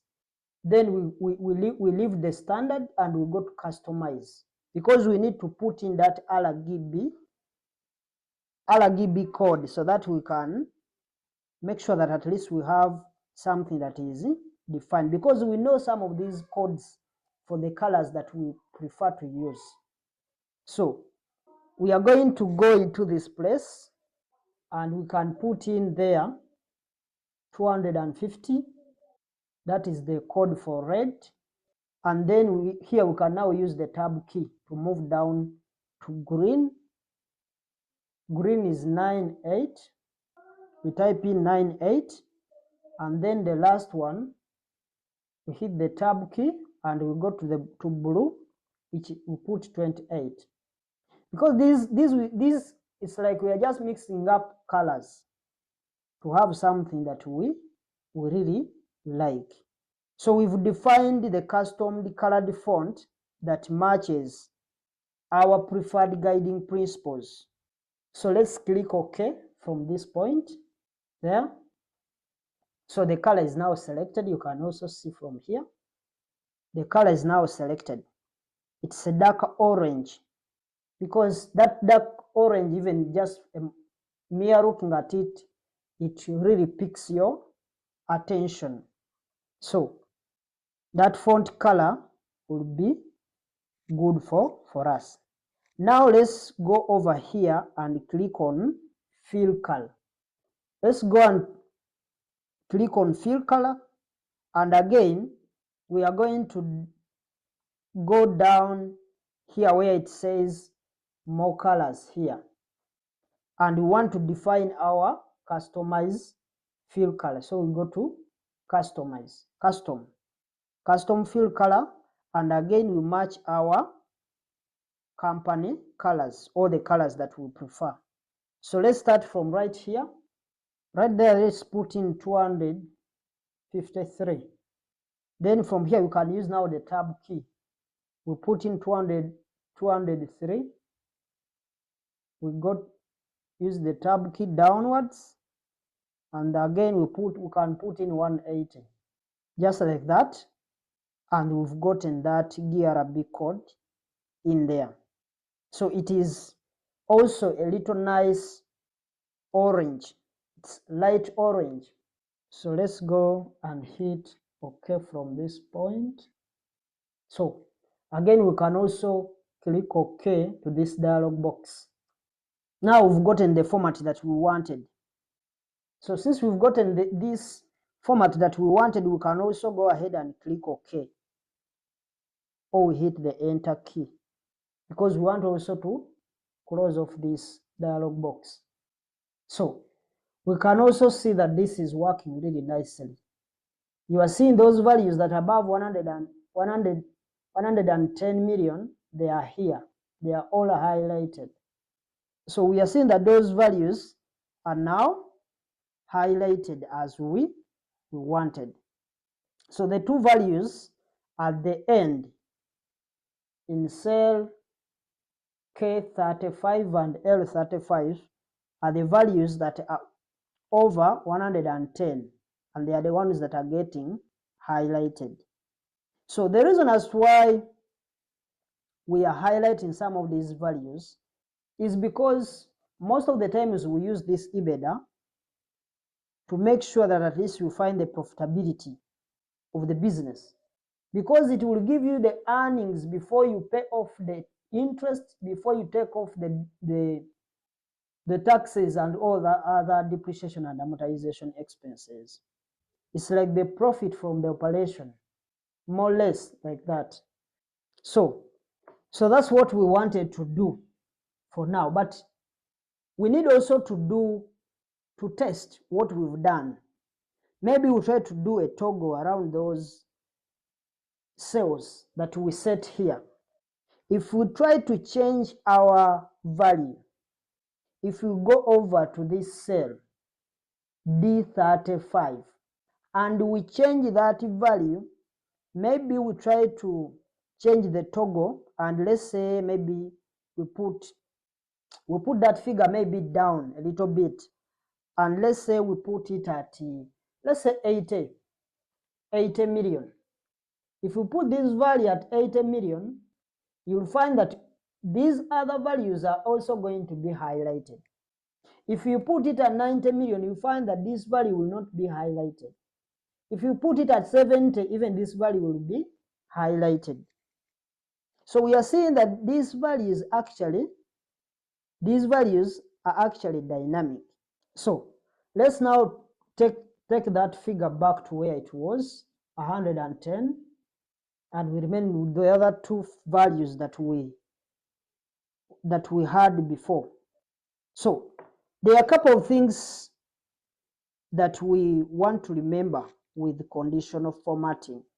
One, recall that we selected all those cells from F35 to L35 at the beginning before we program the conditional formatting.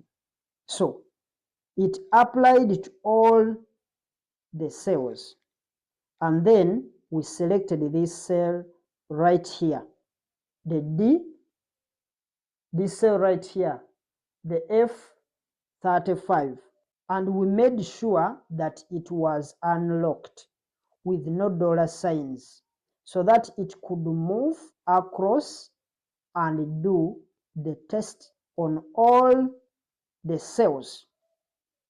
But we also made sure when we referenced this cell of D35, we made sure that that cell had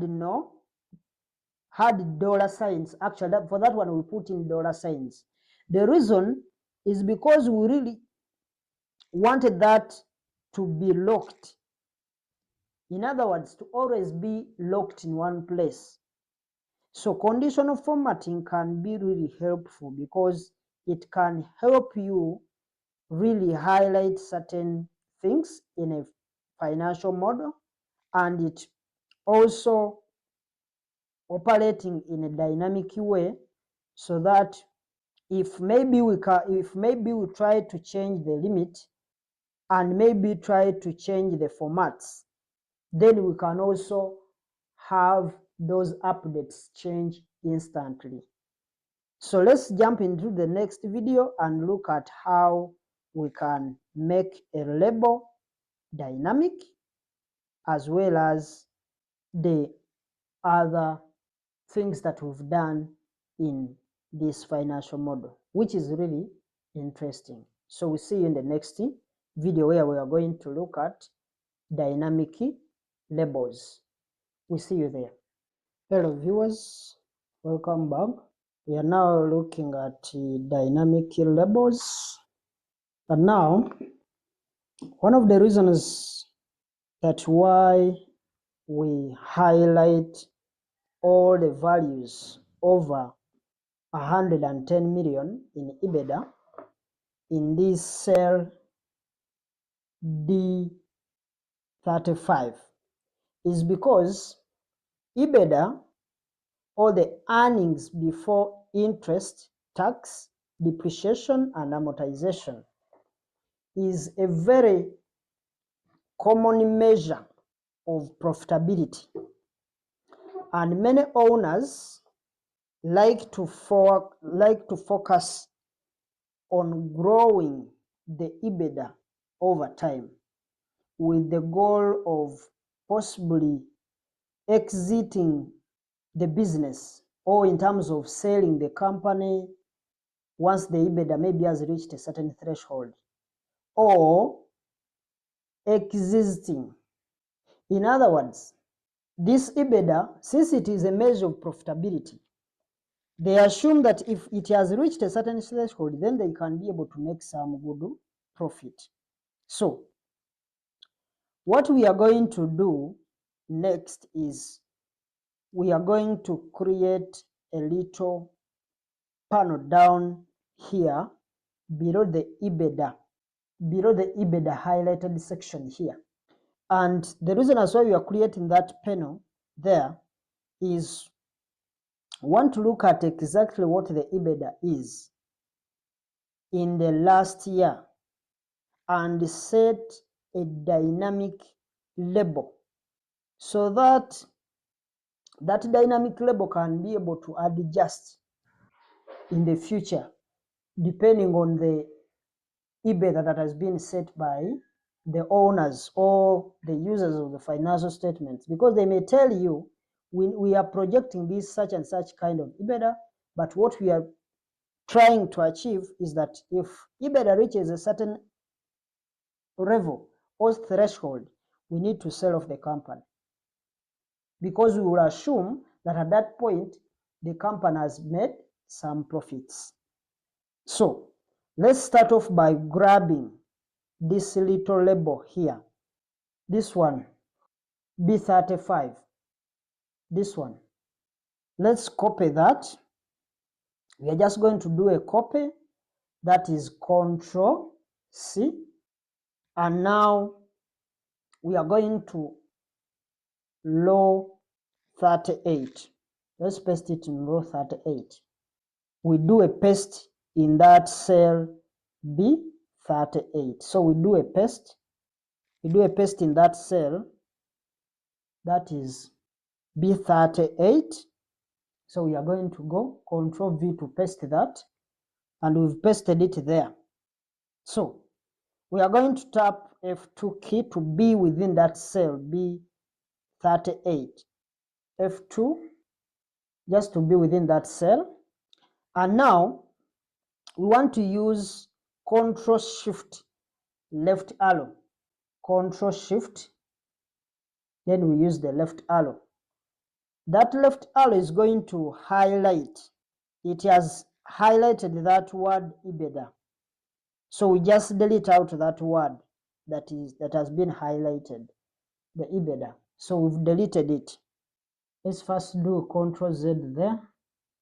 We are supposed to first to highlight Control Alt is Control Shift right arrow. We delete this one highlighted because we are picking the EBITDA. We are picking EBITDA of the last year because we just want this model to be dynamic. So what we are going to do, we want the EBITDA in 2028, because what we are picking the EBITDA for the last year, because that's what we can use if at all we want to set a given threshold, or if you want to see when we have reached a given threshold. So now what we are going to do, obviously, is we are going to link this cell D38. So we are going to put in the equal sign. We use now the up arrow. Sorry. So this is what the one we've created here is something that is static. What we've created is the static label. What we are going to do, we are going to make it dynamic in a moment, but before we do that, let's bring down the formatting that is here in this cell D34. This one, the formatting that is in this cell D34 and D35. So we can highlight, shift down arrow. We highlight those two cells. So want those and the label. So we can do a copy, Control C, and now we can paste that down to cell D37 and D38. You can paste them here. Control V to paste those values there. And now we are going to change this word here, this word over right there, to amount. We are going to change it to amount. So we can hit the F2 key to get into that. We change it to amount, just like that. And then we can bring in the amounts of EBITDA in 2028. Down here, we bring in the EBITDA amount for 2028. So now what we are going to do, obviously, is we are going to link that D38, put in an equal sign. We are going to link that value to, and we'll head over to cell L35. Can just use these arrows, L35. That is the L35. That's the value for the EBITDA value in 2028 is that. So let's link this across. That is the value for EBITDA in the last year, which is 126,154,000 US dollars. That's roughly 126 million. So we've brought that value to that cell D38. So let's pop up into that cell, and what we want to do, we want to change the font color in that cell D38 to black. So we want this one to be black. So let's do Alt H for home, then FC, and now we are going to use black in there, and we have changed that value to black. So that's the black font color. So this is the setup that looks nice. But now, even though the setup looks really nice, but the label over here in B38, the label B38 here, as we mentioned before, that it is static. And what do we mean exactly by static? Well, if we go all the way back to the top of the model, if maybe we try to move all out the top of the model, that's the top of the model, and we switch.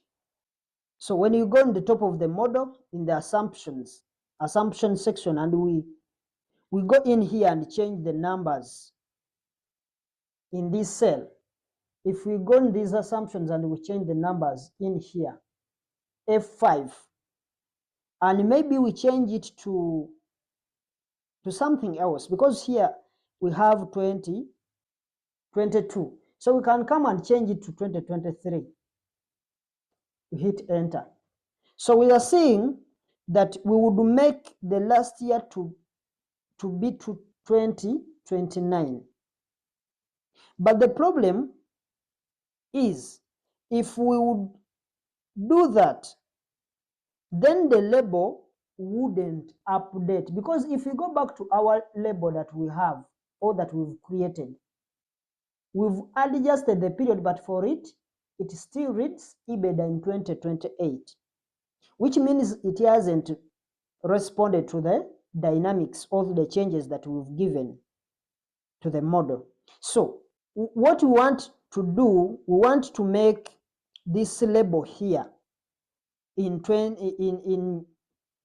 cell B38, so that that cell is linked up to the years in the model, so that here, if we change the period the other side, even this one can actually adjust automatically. So how are we going to do that?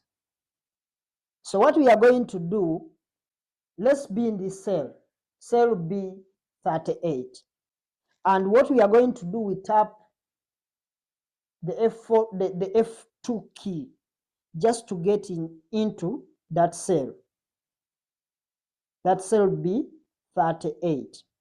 And what we are going to do, we are going to delete out the static number there. So the static number there is 2028. So what we are going to do there, so we are going to go to the beginning of that cell right here.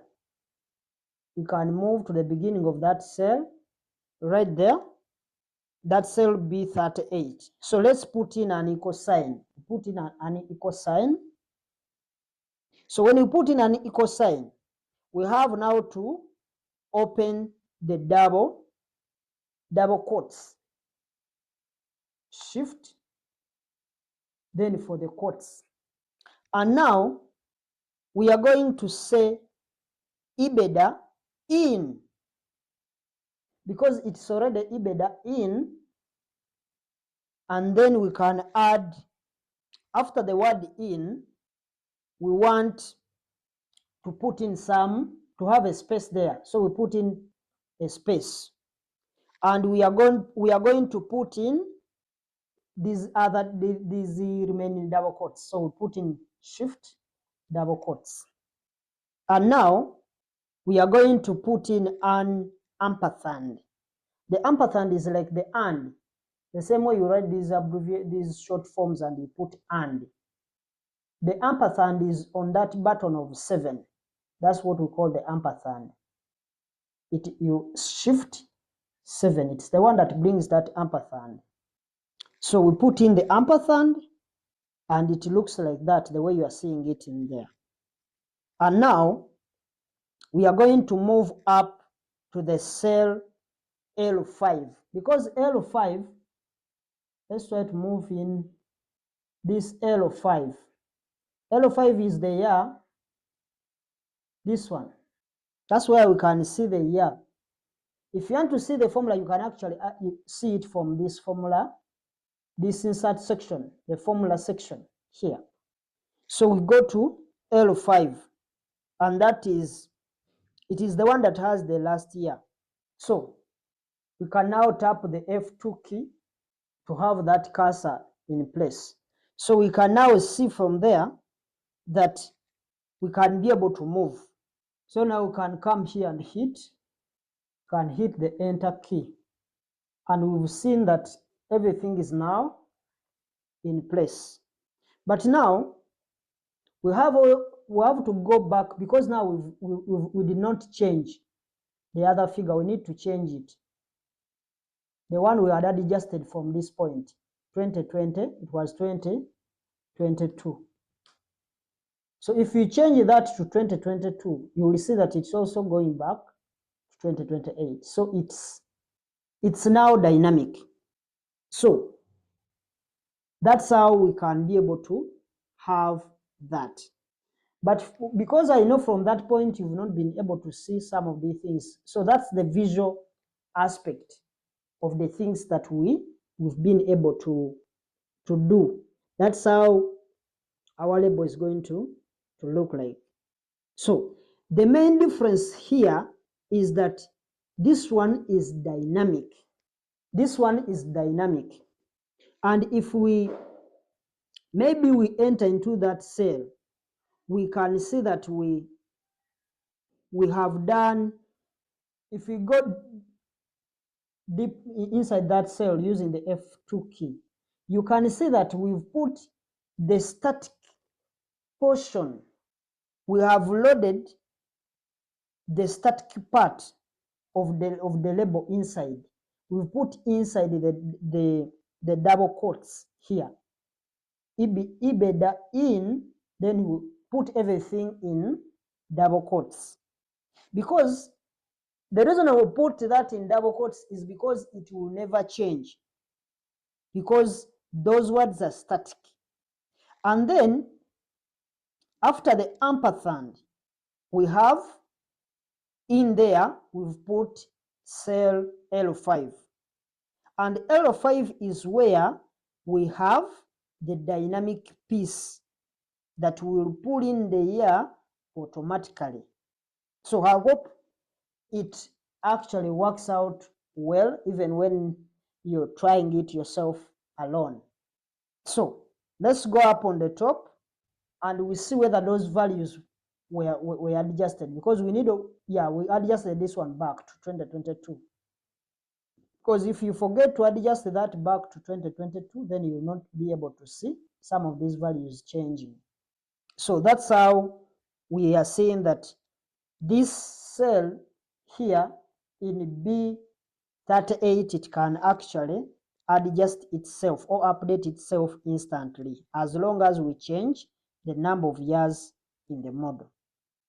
So it's now a great job that we've done, because we've been able to put in the dynamic label as we wanted it.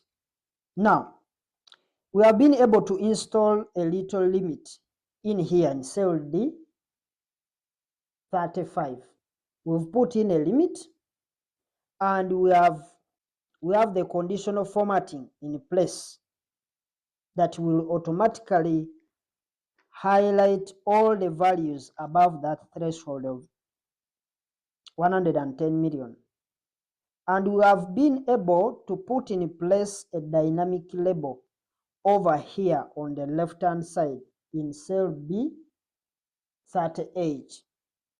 So with that in place, let's jump ahead to the next video, and now we start building another section down below these values, these values that we have. And what we are going to build there is what we call common size income statement. So it is the common size income statement where we are going to be able to have those information that is relating to the income statement. We'll be able to have some percentages and all that. So we are going to be able to do some comparisons with all the different income statement line items against the revenue line item for a given period of time. So those are the things that we are going to look at in the next video. We'll see you there. Hello viewers, welcome back. We are now looking at common sized income statement. As we mentioned, we want to build a common size income statement that is going to be down here. It's going to be below these values. We are going to have it there in our row 41. This common sized income statement is very commonly used in analysis, and it's used to effectively compare every line item of the income statement up to the revenue line. So we use this common sized income statement to compare each line item of the income statement, be it gross profit, cost of goods sold, be it revenue itself, be it the EBITDA, SG&A, depreciation, and all other line item. And we compare that with the revenue line. In other words, we use all the items in the income statement and we compare them to our revenue figures. And that's basically what we are going to be doing the computations. We definitely want to make use of some of the great formatting, the formatting that we already have in place. We want to use the formattings that we have already created, and in fact we are going to go all the way to the top of the model. We are going to move all the way to the top of the model here, and we are going to pick these items from the assumptions. We are going to pick the things from the assumptions, including the global units marker and the years. In other words, we are going to highlight all these values. We are going to highlight all these values you are seeing. We are going to take all these values from the assumption section. We are going to use shift highlight. We are going to use shift to highlight across like that. And now we are going to move all the way down to that point. So we are going to take that section we've highlighted from row 3 to row 6. And we are going to do a copy. So we use Ctrl+C to copy that. And we are going to head down to this place right here in cell, in row 41 here. And what we are going to do from that point, we are going to make sure that we copy whatever we paste whatever we copied from the other section. So we do a Control V to paste that information, and now you can see we have gotten that information right here. So this is the information that we've copied from the other item. So that's the information that we copied from there. So what we are going to do, we are going to make sure that we add just this label here for assumptions. We double click in it, or we use the F2 to go into that section right there. So we are going to change it to common size income statement. So we can call it common size. So now we've adjusted that value right there. And now we have common size, just like the way you are seeing it. So, but now we always prefer to have our model to be as dynamic as possible. So we need to make sure that at least everything that we have is linked up to is linked up within the model. In other words, you are saying we've copied this information from the other side, but for us to make sure that our model is dynamic, like for example, you are seeing that this global unit mark here, it is the value that it is that information that we picked from, that we copied from the other assumption section. So we want this one also to change. In other words, if we try to change, maybe we are changing our currency, we are moving out of using dollars, maybe to Ugandan shillings. If we add just this point here, like the way you're seeing in here, if we add just maybe we want these values to be in UGX, Ugandan shillings. As we press enter there, we want also this figure to change, because you've seen I've adjusted the other one to Ugandan shillings, but this one is still in US dollars, which means for you to be able to have that change, you have to come here and also change this.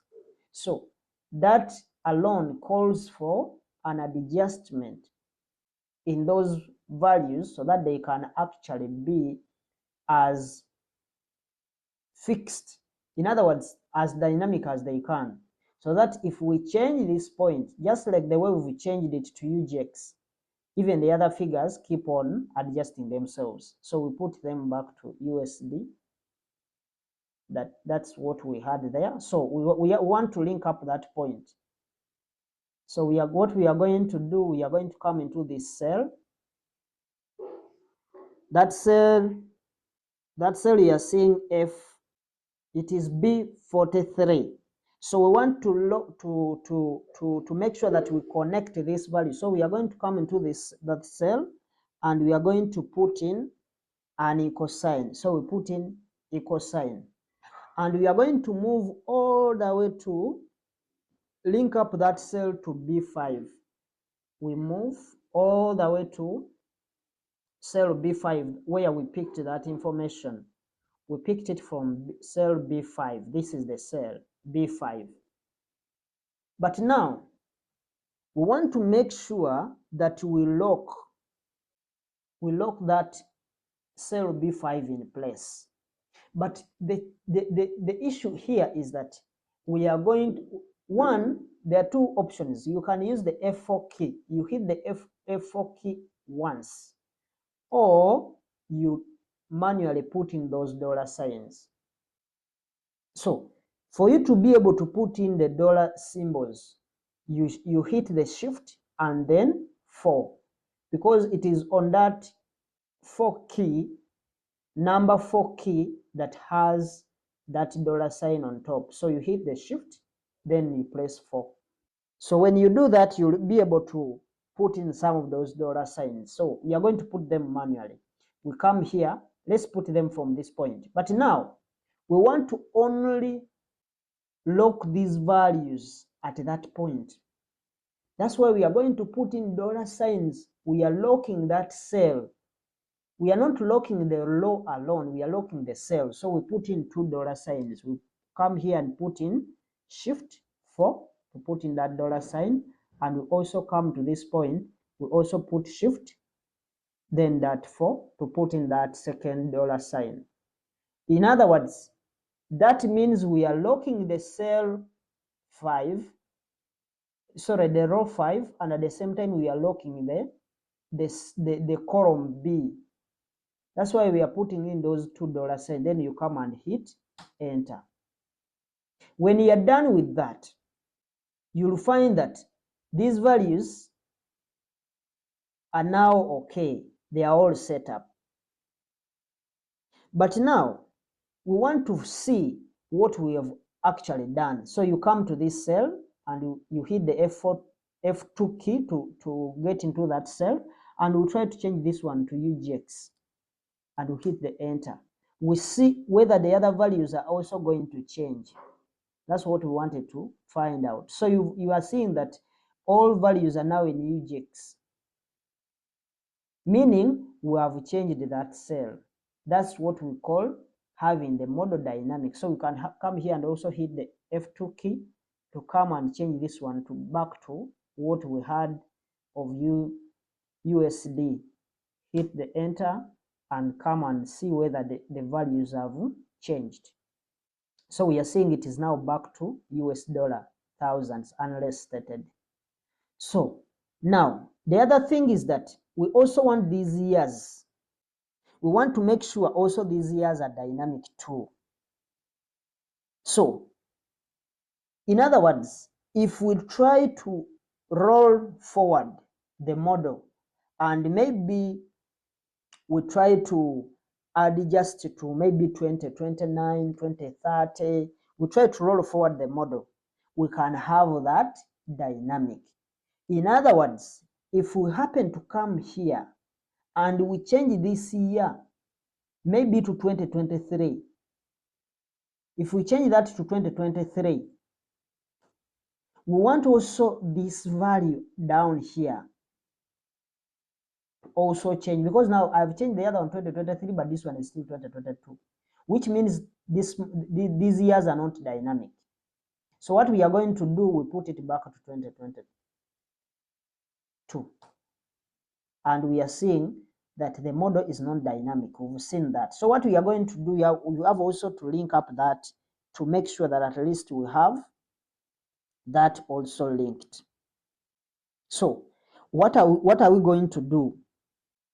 We are seeing that we are in this cell F43.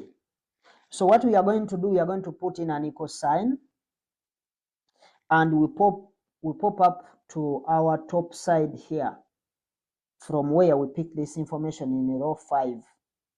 This is the row 5 that we are in. This is the row 5. It is F5. So want to make sure that we are going to go into that cell, as you have seen, F5. And now we are going to make sure that we also make sure that this value here, this cell we are picking, it is going to be also having those dollar signs.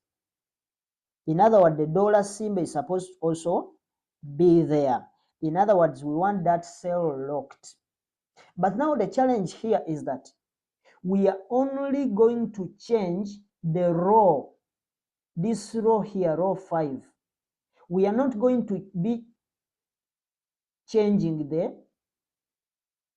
the column F, which means that we are only going to lock only the cell, sorry, the row, not the cell, because a cell is a combination of a row and a column. That's why you're seeing F for column and 5 for row. So we are only going to put a dollar sign in front of the 5, which means we are only locking the row. So we put in $1 sign, we use shift 4, and then we hit enter. We will see that we have made adjustment to that year and we have connected it.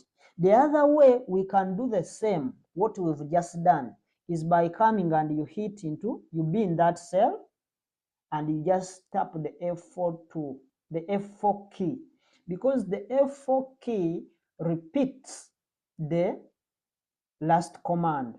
Remember the last command we were changing this. But now for this one, we would come and adjust the formula, because this one had two dollar signs. We are locking the cells. We are locking the cell, not the row. But here we only lock the row because it is only the row that is going to be changing.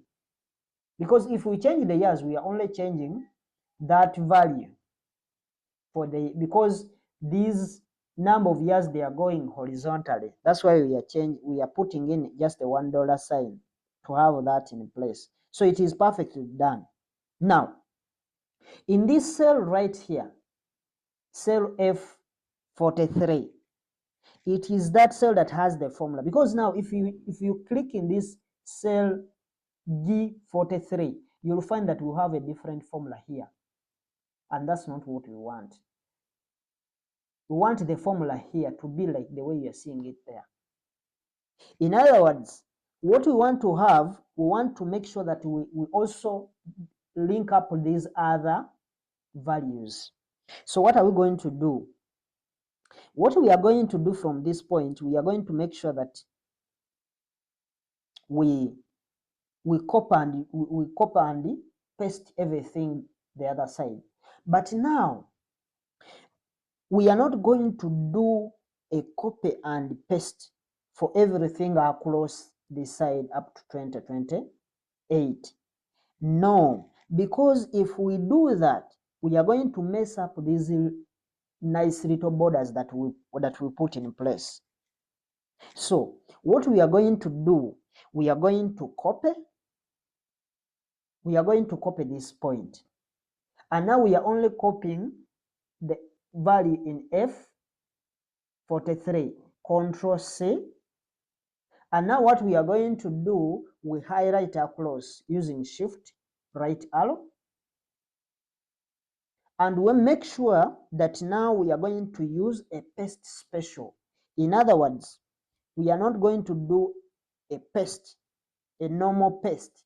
Because if we do a normal paste, we are going to disorganize those nice borders that we put in place. But we want our formatting to be okay. So what we are going to do, we do a paste special. And the paste special is going to be Alt ES for a paste special.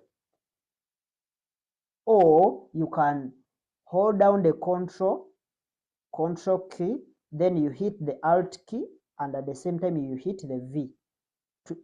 It does the same thing. Control Shift V. It is the same as Alt ES. All of those do what we call paste special.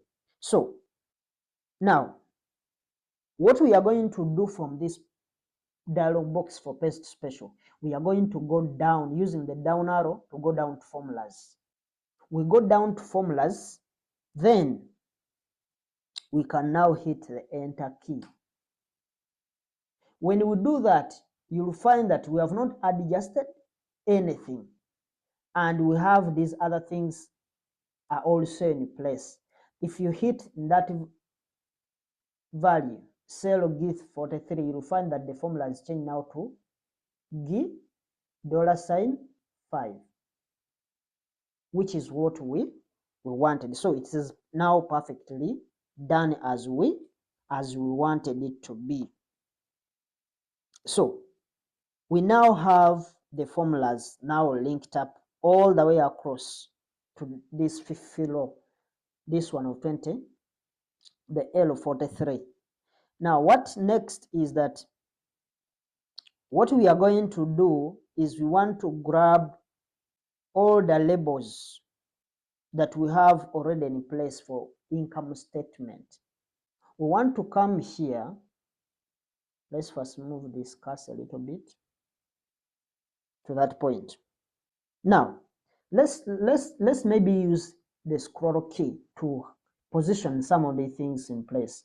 The scroll key, or the scroll key, we said we use Fn plus C. You're seeing we have the scroll rock in place. So we can come and maybe, yeah, we put, I think that will give us a space that we are going to paste, because we are going to paste the other information, and we need to have a space to be looking at what we have. So it is perfectly done. Now we can hit back the scroll key, Fn plus C, to back out, for those who are not having the scroll lock key on their keyboard. So now what we are going to do, we are going to grab all these values here. Let's go to the income statement here. We are going to grab all these labels here from the income statement itself. We copy everything that we have there up to the net income. So we want to select from revenue. We highlight, we can use Shift, Control Shift, right arrow, and then we use a down arrow to move, to highlight all those values that we have for the income statement. We are going to copy everything from there, and we go and grab them, we paste them to our common size income statement. So now, what we have to do now for these values, as you've seen, we have all these other formattings that we need. The other person could actually just take up only these values, and we take up to that year, the first year. We can take up to that first year only, because this first year also has the formattings that we need. We can copy that and we paste it the other side, because it will also bring out the formattings that we have, we want to use, because these are going to come as inputs. That's why we are only picking out the inputs. But it's okay even if you copy everything. But if we copy everything, it is going to be a little bit filled up, and we shall find ourselves having things that are filled that may confuse the viewers. But let's just pick that, and we have a little space where we can actually show these guys what we did to actually have those numbers in place. So what we are going to do, we can now come here and do a copy, because what we only want from these points, we only need the formats. We can do a copy, Control C, to copy that, and we are going to move down to row. Let's paste it, I think, to row. Let's use this one, row 45. We leave just one space, one line there. We are going to paste that from that point. So we can also try to use the scroll key to bring that into focus, Fn plus C. We want to have this, but let's first paste. Let's first do a paste, Control V, to have that pasted there. Then now we can use the F. We can use the F and N, Fn plus C for us to make sure that at least we have this in focus. So that's what we have for now. We've copied those values. Now at least we can be able to see those figures there. So we can now come and try to make adjustments, because we've gotten all the formattings that we need. So we have all these numbers. We have all these numbers down here. But now, these values you're seeing, we are going to use the inputs. Actually, what we are going to do, we are going to make sure that this column here, column 22, column F, for the year 2022 actuals, we are going to put these in formulas. Let's just use formulas. In other words, these very things that you are seeing, these very items you are seeing here, these are the information that we copied from the income statement. So we can just put in formulas instead of wasting time here by copying the inputs, and at the same time we do the computation. We can just pick everything. We make sure that these are all going to be in formulas, because we are going to compute everything that we are going to have in common size income statement is supposed to be computed. In other words, we are just going to pick the inputs from the income statement. So that's what we are going to do. And we are definitely going to make sure that those are actually formulas for those values. Then we can copy and paste, or we can do a few right to make sure that we have these other things in place also. So let's now try to put in some formulas in this for this column F. And when we have the values for this, if we have the values from this point,